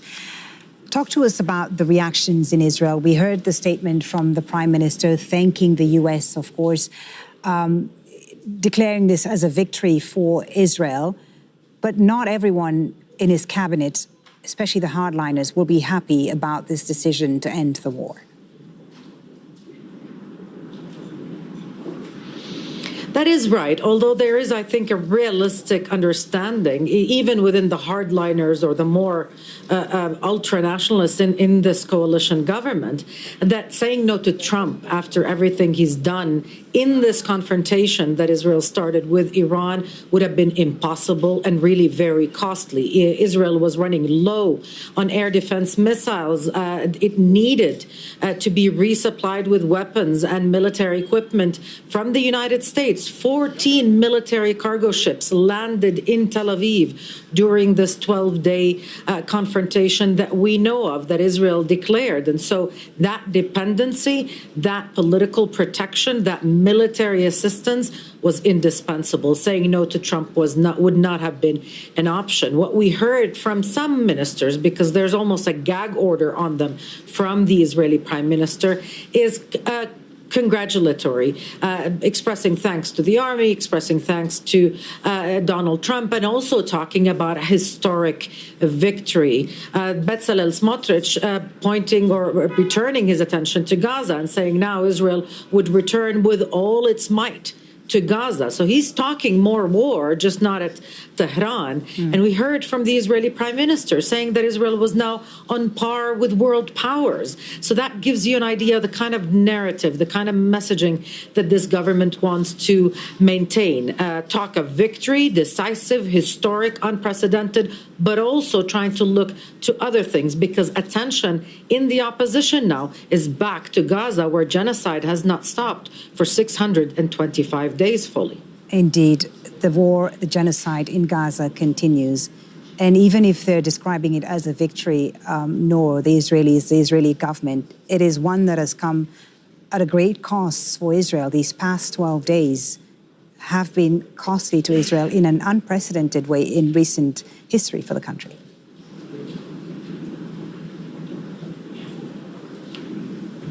Most definitely. 28 Israelis killed, according to official authorities in Israel, and the economic damage, the damage to infrastructure and to buildings that we know of, that the military censor has allowed to be published, is truly astounding and unprecedented in Israel. In addition to the buildings that caved in because of the bombardment, 30 buildings are slated for demolition. Just this morning, 3 buildings were heavily damaged in Beersheba or Bir Saba, and those buildings are feared to be in very precarious position. They might not be able to be repaired. 4 people were killed this morning. All of that on top of the economic cost. Ordinary Israelis have filed individual compensation, a request for $1.3 billion or a little bit over that. To give you, to contrast and just show you the enormity of the price in those past 12 days, in 20 months, the compensation requests received by Israeli authorities from ordinary Israelis didn't amount to $1 billion. So this was a confrontation unlike any other, one that Israel started, that Donald Trump ended, and gave a way out to everybody involved, because the cost of continuing this would have been almost unthinkable. Noor O'Day in Amman. Thank you, Noor, for the moment. We'll come back to you, of course, throughout the hours here on Al Jazeera. Let's just now remind you, before we speak to our correspondent in Washington, D.C., of how President Trump's ceasefire announcement unfolded. Here's Heidi Jo Castro with the details. Even as air sirens sounded over Israel and Iran, U.S. President Donald Trump congratulated the two countries on social media, announcing it has been fully agreed by and between Israel and Iran that there will be a complete and total ceasefire. The timeline, as announced by Trump, said the ceasefire would begin 6 hours after his announcement, posted at 22 GMT Monday. He said Iran would stop its attacks first, then Israel would follow, and upon the 24th hour, an official end to the 12-day war will be saluted by the world. He went on to congratulate both countries, Israel and Iran, on having the stamina, courage, and intelligence to end what should be called the 12-day war. This is a war that could have gone on for years and destroyed the entire Middle East, but it didn't and never will. The U.S. president ended the post by saying, "God bless Israel and God bless Iran," just a day after suggesting regime change in Tehran. Trump's whiplash announcement of a supposed ceasefire deal came hours after Iran fired missiles at the American Al Udeid Air Base in Qatar. No damage or injuries were reported. After the attack, Trump reportedly told the Emir of Qatar that Israel had agreed to a ceasefire and asked for help to persuade Iran. Qatar's prime minister reportedly helped secure Iran's agreement. U.S. Vice President J.D. Vance gave Trump credit for taking the deal over the finish line. Now, what that means, I think, is we have to talk to Iran and, of course, to Israel about what the future holds. Because while we have obliterated the Iranian nuclear program, our hope and our expectation is that they're not going to try to rebuild that program. Meanwhile, Trump's claim that the war between Israel and Iran was coming to an end brought relief to some Republicans on Capitol Hill, as all wait to see if the ceasefire holds. Heidi Jo Castro, Al Jazeera, Washington. Phil Lavelle is in Washington, D.C. for us. Phil, as Heidi said there, everyone waiting to see if this ceasefire hold. Remind us of how it came about, what President Trump said. Well, President Trump says that both Israel and Iran called him pretty much at the same time, simultaneously, and said, "We want peace." The Iranians have given a different account on one of their news broadcasts a little earlier. One of the anchors said that Trump called and she said, these are her words, "a begging-like manner," after that US airbase was attacked in Qatar. But what will be interesting to see, Folly, is what happens in the next half an hour or so, because we're expecting to see the president on the White House lawn. He's due to leave for the NATO summit. You've got to remember Donald Trump's character type and how we often see him in the media. He's quite a showman, which I think is fair to say, but also he wants to be seen as the peacemaker in chief. He's made no secret of the fact that he wants to be given the Nobel Peace Prize at some point. And the fact that this ceasefire seems to be very, very fragile, the fact that he only 4.5 hours ago, put up that tweet saying, do not violate it. And already we're sort of having these concerns that it could be quite tenuous. It'll be interesting to see just what he has to say about that, because we know from Donald Trump that he can often come out with the most unpredictable things. And he vacillated wildly just over the last few days, from going to talking about the potential for a regime change to, as Heidi just said, God bless Iran, God bless Israel, and make Iran great again. So we're going to hear from him quite shortly, but it'll be quite intriguing just to see which way he takes this. In the meantime, I mean, this is being seen as a win for him, for the US president. Talk to us about the reactions there in the US, especially from those who didn't want to see the US, the Americans involved in another conflict in the region, the Americans intervening on behalf of Israel. How is this being seen there? Yeah, a few days ago, the party looked really split. Which was quite unusual for the way that Donald Trump holds the Republican Party, because he pretty much controls it. And yet you had these two different camps. You had your traditional, your hawkish Republicans like Senator Ted Cruz from Texas, Senator Lindsey Graham from South Carolina, who were saying, you've got to invade Iran. And they were actually going on television. They were appealing down the lens to the president and saying, Mr. President, you've got to do this now. It's your only opportunity. But at the same time, you had the Trump base, the Make America Great Again part of the party, which is essentially the part that he founded. And a lot of those voices are very anti going into any other country, because part of the DNA of Make America Great Again is focusing on America. It's about staying out of these foreign wars, staying out of Ukraine, all these foreign entanglements, and just focusing on American problems. And there was real concern from a number of very prominent voices within that part of the party.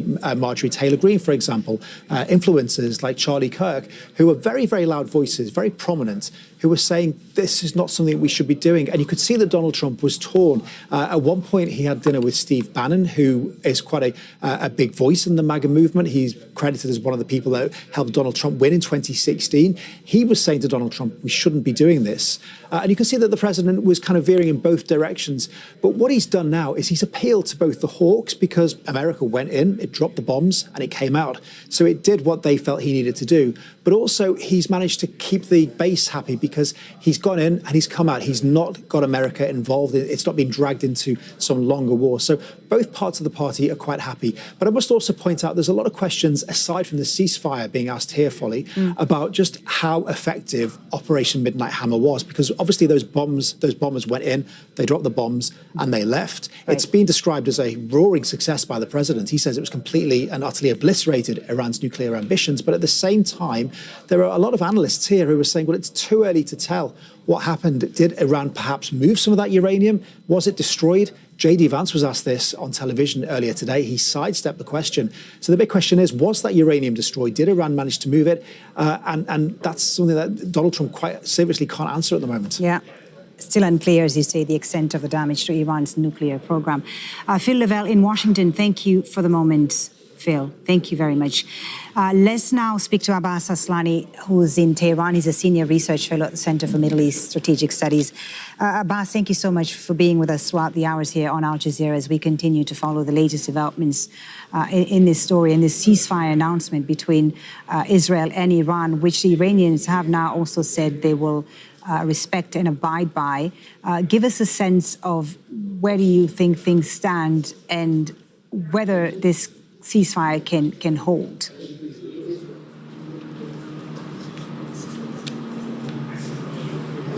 Fully now we are experiencing a fragile situation whereby the Israeli side is claiming that there have been receiving missiles. Iran is denying launching any missiles. But in the meantime, a military official here in Tehran said that Israelis have been attacking parts of Iran by 9 a.m. local time, which is, after the ceasefire taking into effect.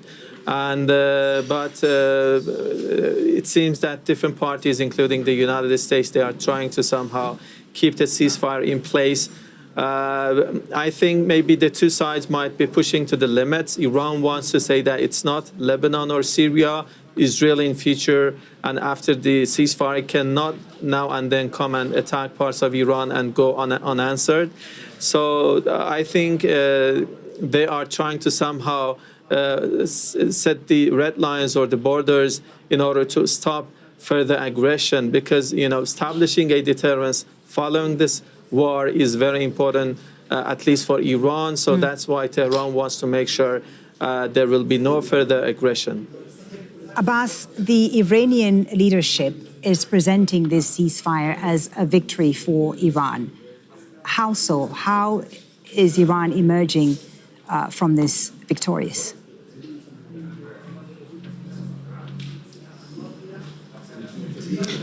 Folly, as you said, Iran has been framing this as imposing the ceasefire on the Israeli side as well as the United States. They're saying that it was initially a kind of, let's say, announcement by the United States and followed by Israel as a kind of the end of the war. And then they waited for Iran's confirmation that indicates that the other parties were under pressure to end this conflict.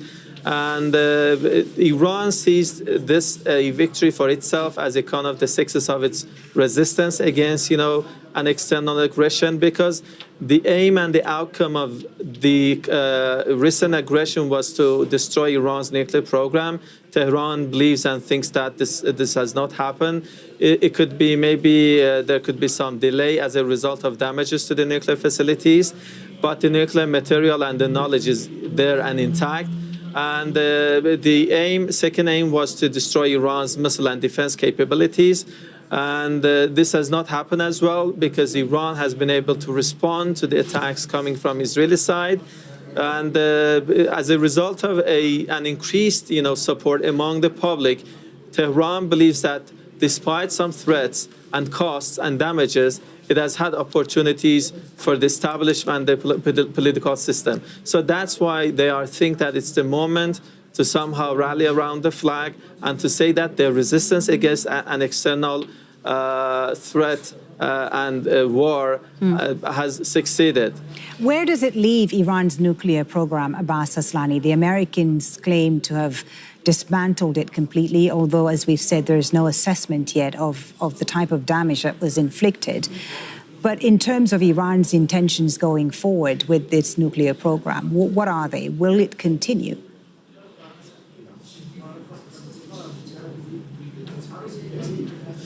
Fully Iranian officials, including Iran's nuclear chief today, they said that they are investigating the extent of the damage to the nuclear facilities. And he said that they have been pre-planned, measures in order to recover and revive those damages and the facilities.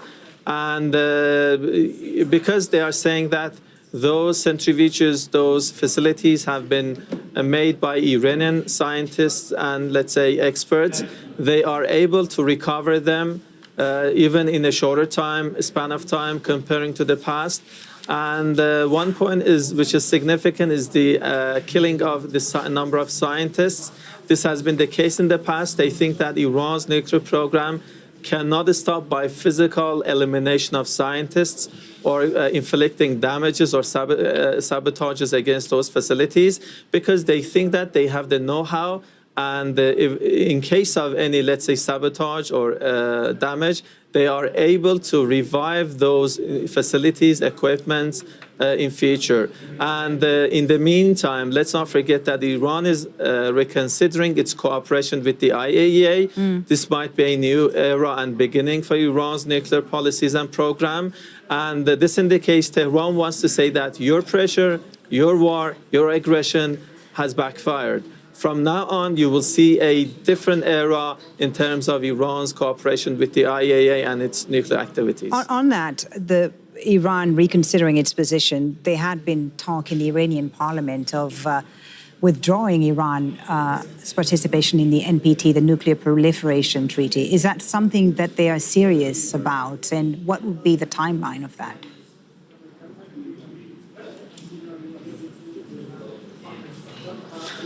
Fully the related commission, meaning the National Security Commission of the Parliament, they have passed the generality of the general outlines of a bill calling for suspension of Iran's cooperation with the IAEA. This could be a prelude, not necessarily exactly the withdrawal from the NPT, but a prelude for that in case of further pressure. And so this can impact Iran's, let's say, a cooperation with the UN watchdog, nuclear watchdog, in the opposite way. So that's why some are saying that Iran's cooperation in the past, membership in the NPT, has not benefited the country, but it has paved the way for further pressure on the country. So why should Iran remain in that treaty? And this is a serious discussion, much more serious than ever. Okay, Abbas, thank you very much for the moment. That's Abbas Aslani joining us there from Tehran. It is now 9:30 GMT. You're watching Al Jazeera and our continuing coverage of the Israel-Iran ceasefire. Let's remind you of the latest developments now. Iran's military chief has denied Israeli accusations that a ceasefire has been violated.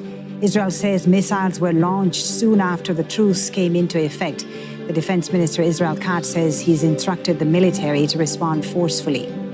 The alleged Iranian attack came less than 2 hours after the Israeli government agreed to the ceasefire. Israel released a statement announcing it removed what it called a dual immediate existential threat from nuclear weapons and ballistic missiles. Meanwhile, Iran's Supreme National Security Council says Israel was forced to accept defeat and a unilateral ceasefire. The body has also warned that Iranian armed forces remain prepared to respond to any further attack.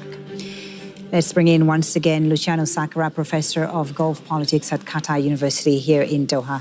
Thank you, Luciano, for being with us again this morning as we continue to follow all the latest developments in this story. Quite a lot happening in the last 24 hours. It's been an emotional roller coaster, really, especially for us here in the region. Let me ask you first about these latest developments and the fragility of this ceasefire. We've heard already accusations from the Israelis that there's been a violation, which the Iranians have denied. Do you get a sense that both sides are committed to this truce? To some extent, yes. Yes, but always this happens that when the ceasefire starts, both actors try to benefit as much as they can before the ceasefire is effective. And cross-accusations start to be issued between the two actors. This happens very often when a truce is announced. I'm not surprised that these kind of things are going on, and it's very difficult to confirm what happened or what did not happen. But as far as there is no an official decision taken by any of the two that they will not follow up with this ceasefire, I think we can say that at least we are safe at the time, that there's not going to be an escalation, that both accepted something that both consider a defeat of the other. I mean, it's clear that the Iranians consider that this was a victory. But all of them are framing it as a victory. The Iranians are saying it's a victory. Netanyahu is saying it's a victory. It seems like it's... Even Trump. For Trump, it's the biggest victory for Trump. That's how he's been presenting it. It seems like almost... The attack on the base here in Qatar, the Iranian attack on the American base, it was almost as a face-saving measure, action, where all sides could come out victorious in it. Yeah, exactly. I mean, I repeat what I said before. I mean, since the fall of Assad regime, Iran accepted that there was a situation that was not favoring its position in the whole region, and therefore they accepted negotiating with the U.S. Without very clear terms, but we had 5 rounds of negotiations. Trump wanted to impose his way of doing negotiations. Iran was trying to resist that, and in the middle of this negotiation, that was trying to reach a stalemate between Iran and Israel. Netanyahu decided to take his own measures in order to derail these negotiations, and in order to, I assume that what Netanyahu wanted to do was to eliminate absolutely and once for all any kind of threat that this was coming from Iran, and that any negotiation with the U.S. would not achieve that goal. And therefore, Netanyahu decided to achieve that goal that he claims he did, but actually we don't think he did.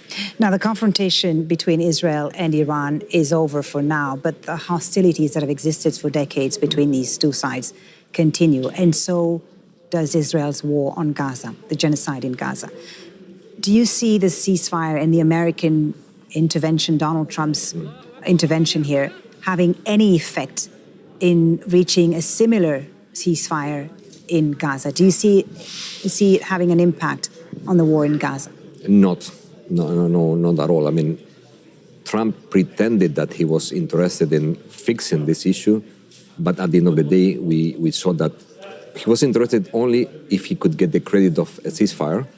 But as far as this ceasefire was not possible, and he couldn't even pressure enough Netanyahu to stop the offensive against Gaza, he decided to focus on something else, trying to achieve it. But don't you think he would want to pressure Netanyahu on Gaza now, to stop the war on Gaza? I mean, he should. If he is consistent... Given that he presents himself as a peacemaker of the region. If he is consistent with his own way of understanding what he can do or what he wants to do, which is achieve global peace or at least regional peace, he should follow the next conflict. He said, I mean, in his inauguration, he said that he wanted to fix this in short term. He did not fix it. He started another problem because at the end of the day, bombing Iran is not fixing but starting a new problem. He claimed that he fixed it in 12 days. Okay, now is your turn to fix the other issue that is still there for more than 18 months, and you promised that you would do it, and so far nothing happened. So I think this is an opportunity for Trump, if he really is a man of peace, to push Netanyahu to say, okay, we stopped that. We made peace between you, both of you. You claim that you achieve your goals. It's okay. So you can claim that you are victorious in this war against all your enemies, including Iran. So now fix the problem that you have. Now, another country, Luciano, that is said to have played a big role in achieving this ceasefire behind the scenes is Qatar, of course. The country which Iran attacked last night, the US base here in Doha, which the Qataris have complained about, summoned the Iranian ambassador. They've played a role, I understand, in achieving this ceasefire between Israel and Iran. Tell our viewers more about the Qatari mediation efforts and the influence they played on the Iranians, the influence they've had on the Iranians all along. Well, Qatar is a country that has the best relations from all the GCC states with Iran, and I think it is on the benefit of the mutual or bilateral relations that will make possible to continue. Right. Do you think, sorry to interrupt you, do you think that's why the Iranians chose to target the American base here in Qatar? Absolutely. Yeah. Because they knew that it is possible to mend ties with Qatar, and if they had done this with Kuwait, the Emirates or Bahrain, it would have been much more complicated to solve that. That Qatar understands much more the needs of Iran and the threat perceptions of Iran.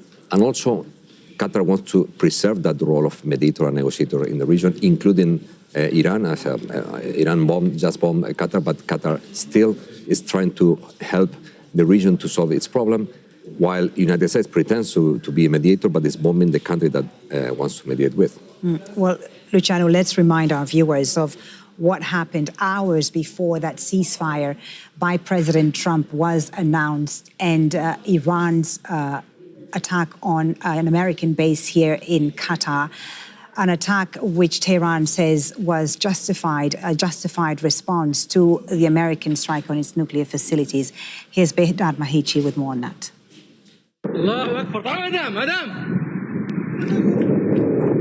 Projectiles and interceptions in the sky, this time over the Qatari capital, Doha. Shelter-in-place warnings as a barrage of Iranian missiles target the largest U.S. airbase in the Middle East, in what's being seen as a symbolic show of force. Tehran calls it legitimate self-defense and retaliation for the American bombing of its nuclear facilities on Sunday. The message of this decisive action is clear and direct to the White House and its allies. The Islamic Republic of Iran will not leave any act of aggression against its territorial integrity, sovereignty, or national security unanswered under any circumstances. Right, I'm going to have to be very careful. Whoa! The airspace temporarily closed over Qatar as defenses shot down all but one of the missiles fired, the attack resulting in no injuries or deaths. But drawing condemnation from Qatar, which holds deep ties with Iran. Qatar condemns, in the most severe words, the Iranian missile attack on the Al Udeid Qatari airbase. This attack represents a blatant violation of the sovereignty of the country of Qatar and a contradiction to the principles of good neighborliness, and represents an attack on international legitimacy and international law. And the state of Qatar confirms that it reserves the right to respond. The sprawling Al Udeid base just outside of the capital Doha typically hosts some 10,000 American troops. But most personnel and aircraft were evacuated last week, the clearance visible in satellite imagery. Washington and Qatar say they were warned in advance that the attack was coming. Some suggesting it's Tehran's way of signaling it doesn't want to escalate the conflict further. Bedad Mehichi, Al Jazeera. A reminder that we're waiting for a news conference by the Qatari Prime Minister, which was expected about 2 hours ago, over 2 hours ago, running late, as you can see. He'll be speaking alongside the visiting Lebanese Prime Minister. And as soon as that begins, we will bring it to you live, of course. Luciano, let me come back to you on Qatar's role in the mediation, not just on this ceasefire between Israel and Iran, but also on the Gaza war. This is a country that has taken on an important role in this region. Remind our viewers of what Qatar's relationship has been, not just with Iran, but also the Americans. I mean, a number of countries on opposing sides seem to rely on Qatar when it comes to negotiations. Yeah, exactly. I mean, Qatar has been a very relevant actor in all this issue that started in October 2023 in terms of mediation. There were some periods in which Qatar showed frustration because there was no collaboration between the different parts. Qatar was part of the two ceasefires agreements that they were reached. That one of them was not followed up by Israel. Qatar keeps also mediating between Iran and the United States in different aspects of this negotiation. And despite the fact that Qatar has been accused, both in the United States by some sectors or conservative sectors, accused inside Israel as well. There were many op-eds published saying that Qatar should be the next enemy of Israel to be targeted. There were many accusations against Qatar, and Qatar did not stop playing that role, that relevant role of mediator, even though Iran attacked Qatar yesterday. Qatar wants to keep that role of mediation in this region. It's conscious about the relevant role that Qatar has been playing since a long time ago in terms of mediation, and they want to continue that. And I don't think that Qatar will engage in any kind of military adventure to punish or to do anything against any other state, as the United States did with Iran before asking for the ceasefire. I think Qatar has its own way of doing international politics that so far proved to be more useful and more constructive in the region rather than destructive as we have been seeing from Israel lately. All right, Luciano, thank you for the moment. Let's get the view from Israel now and speak to Meron Rappaport once again, who's an editor and writer at the local call, an Israeli news site. Meron, thank you again for being with us. What is being said in Israel about how this ceasefire between Israel and Iran came about? I think there was some surprise, especially if we consider that Netanyahu, from the beginning of the war, said that he will negotiate, that he will continue the war, and the negotiation, if there are negotiations, will be under fire. But then the fire stops, and there's no agreement for reduction of enrichment of uranium or anything else. So in a way, it's a little bit surprising. It is less than Netanyahu himself in a news conference a few days ago put as the conditions for the end of the war. Of course, the end of the Iranian nuclear program and of the ballistic missiles and of support to the what is called the axis of evil, what is called here the axis of evil. So all this is not fulfilled, and yet there is a ceasefire. So it was a little bit by surprise, I think. A ceasefire that came as a surprise, you say, Mehran. We know the nature of his cabinet and the hardliners he has to deal with. Will that be a problem for him? Because, as we've been saying, this deal came as a result of President Trump intervening on behalf of Israel. So presumably he will not want to disappoint Trump, Netanyahu. How does he convince those hardliners in his government, in his coalition, that this ceasefire needs to be kept and maintained? The hardliners will not dismantle the government for this, even if they are not 100% happy, and even if some of them were quite clear that they want to see a regime change, not only more a commitment by Iran to dismantle all its nuclear program, but also a regime change. This is, of course, much less. But I think these ministers understand. All right, I'm sorry to interrupt you, Mehran. We are finally going to go to this news conference here in Doha with Qatar's Prime Minister and the Lebanese Prime Minister, the Qatari Prime Minister Mohammed bin Abdulrahman Al Thani, speaking there alongside the visiting Lebanese Prime Minister Nawaf Salam. Let's welcome my dear friend and brother, Dr. Nawaf Salam, the Prime Minister of Lebanon, the brotherly state of Lebanon. I would like also to apologize for the delay in the air traffic yesterday, as we were keen on maintaining his safety and the safety of the air skies. That's why he was forced to delay for a few hours in Bahrain. We had a joint meeting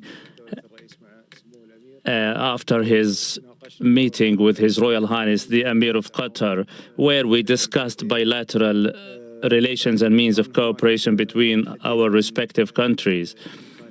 We also spoke about the venues in which we can work together to support stability in Lebanon.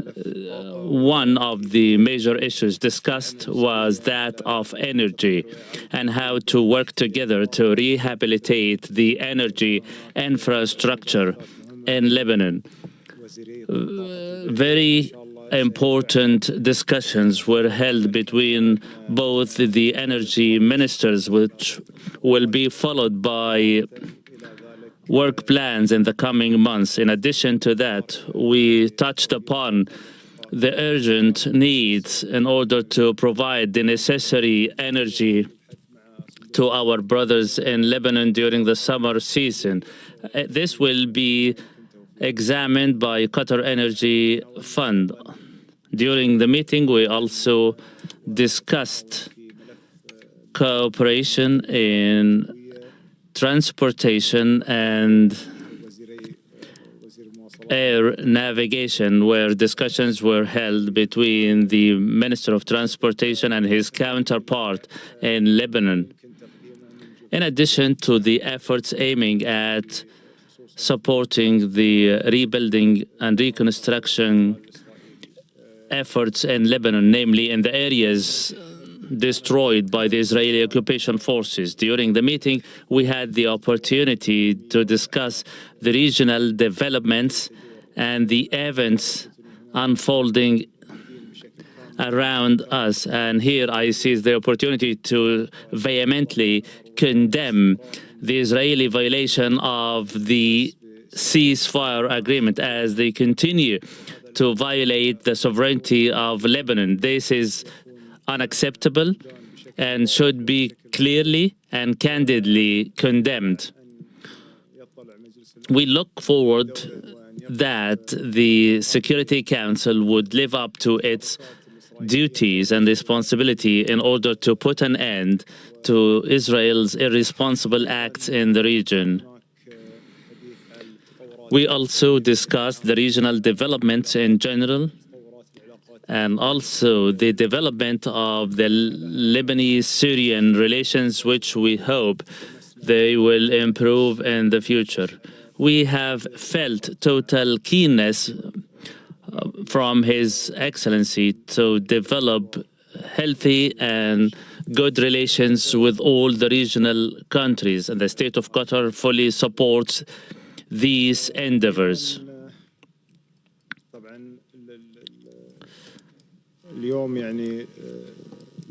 Today, regretfully, we stand after very bitter conditions the region has lived and challenges unprecedented long ago.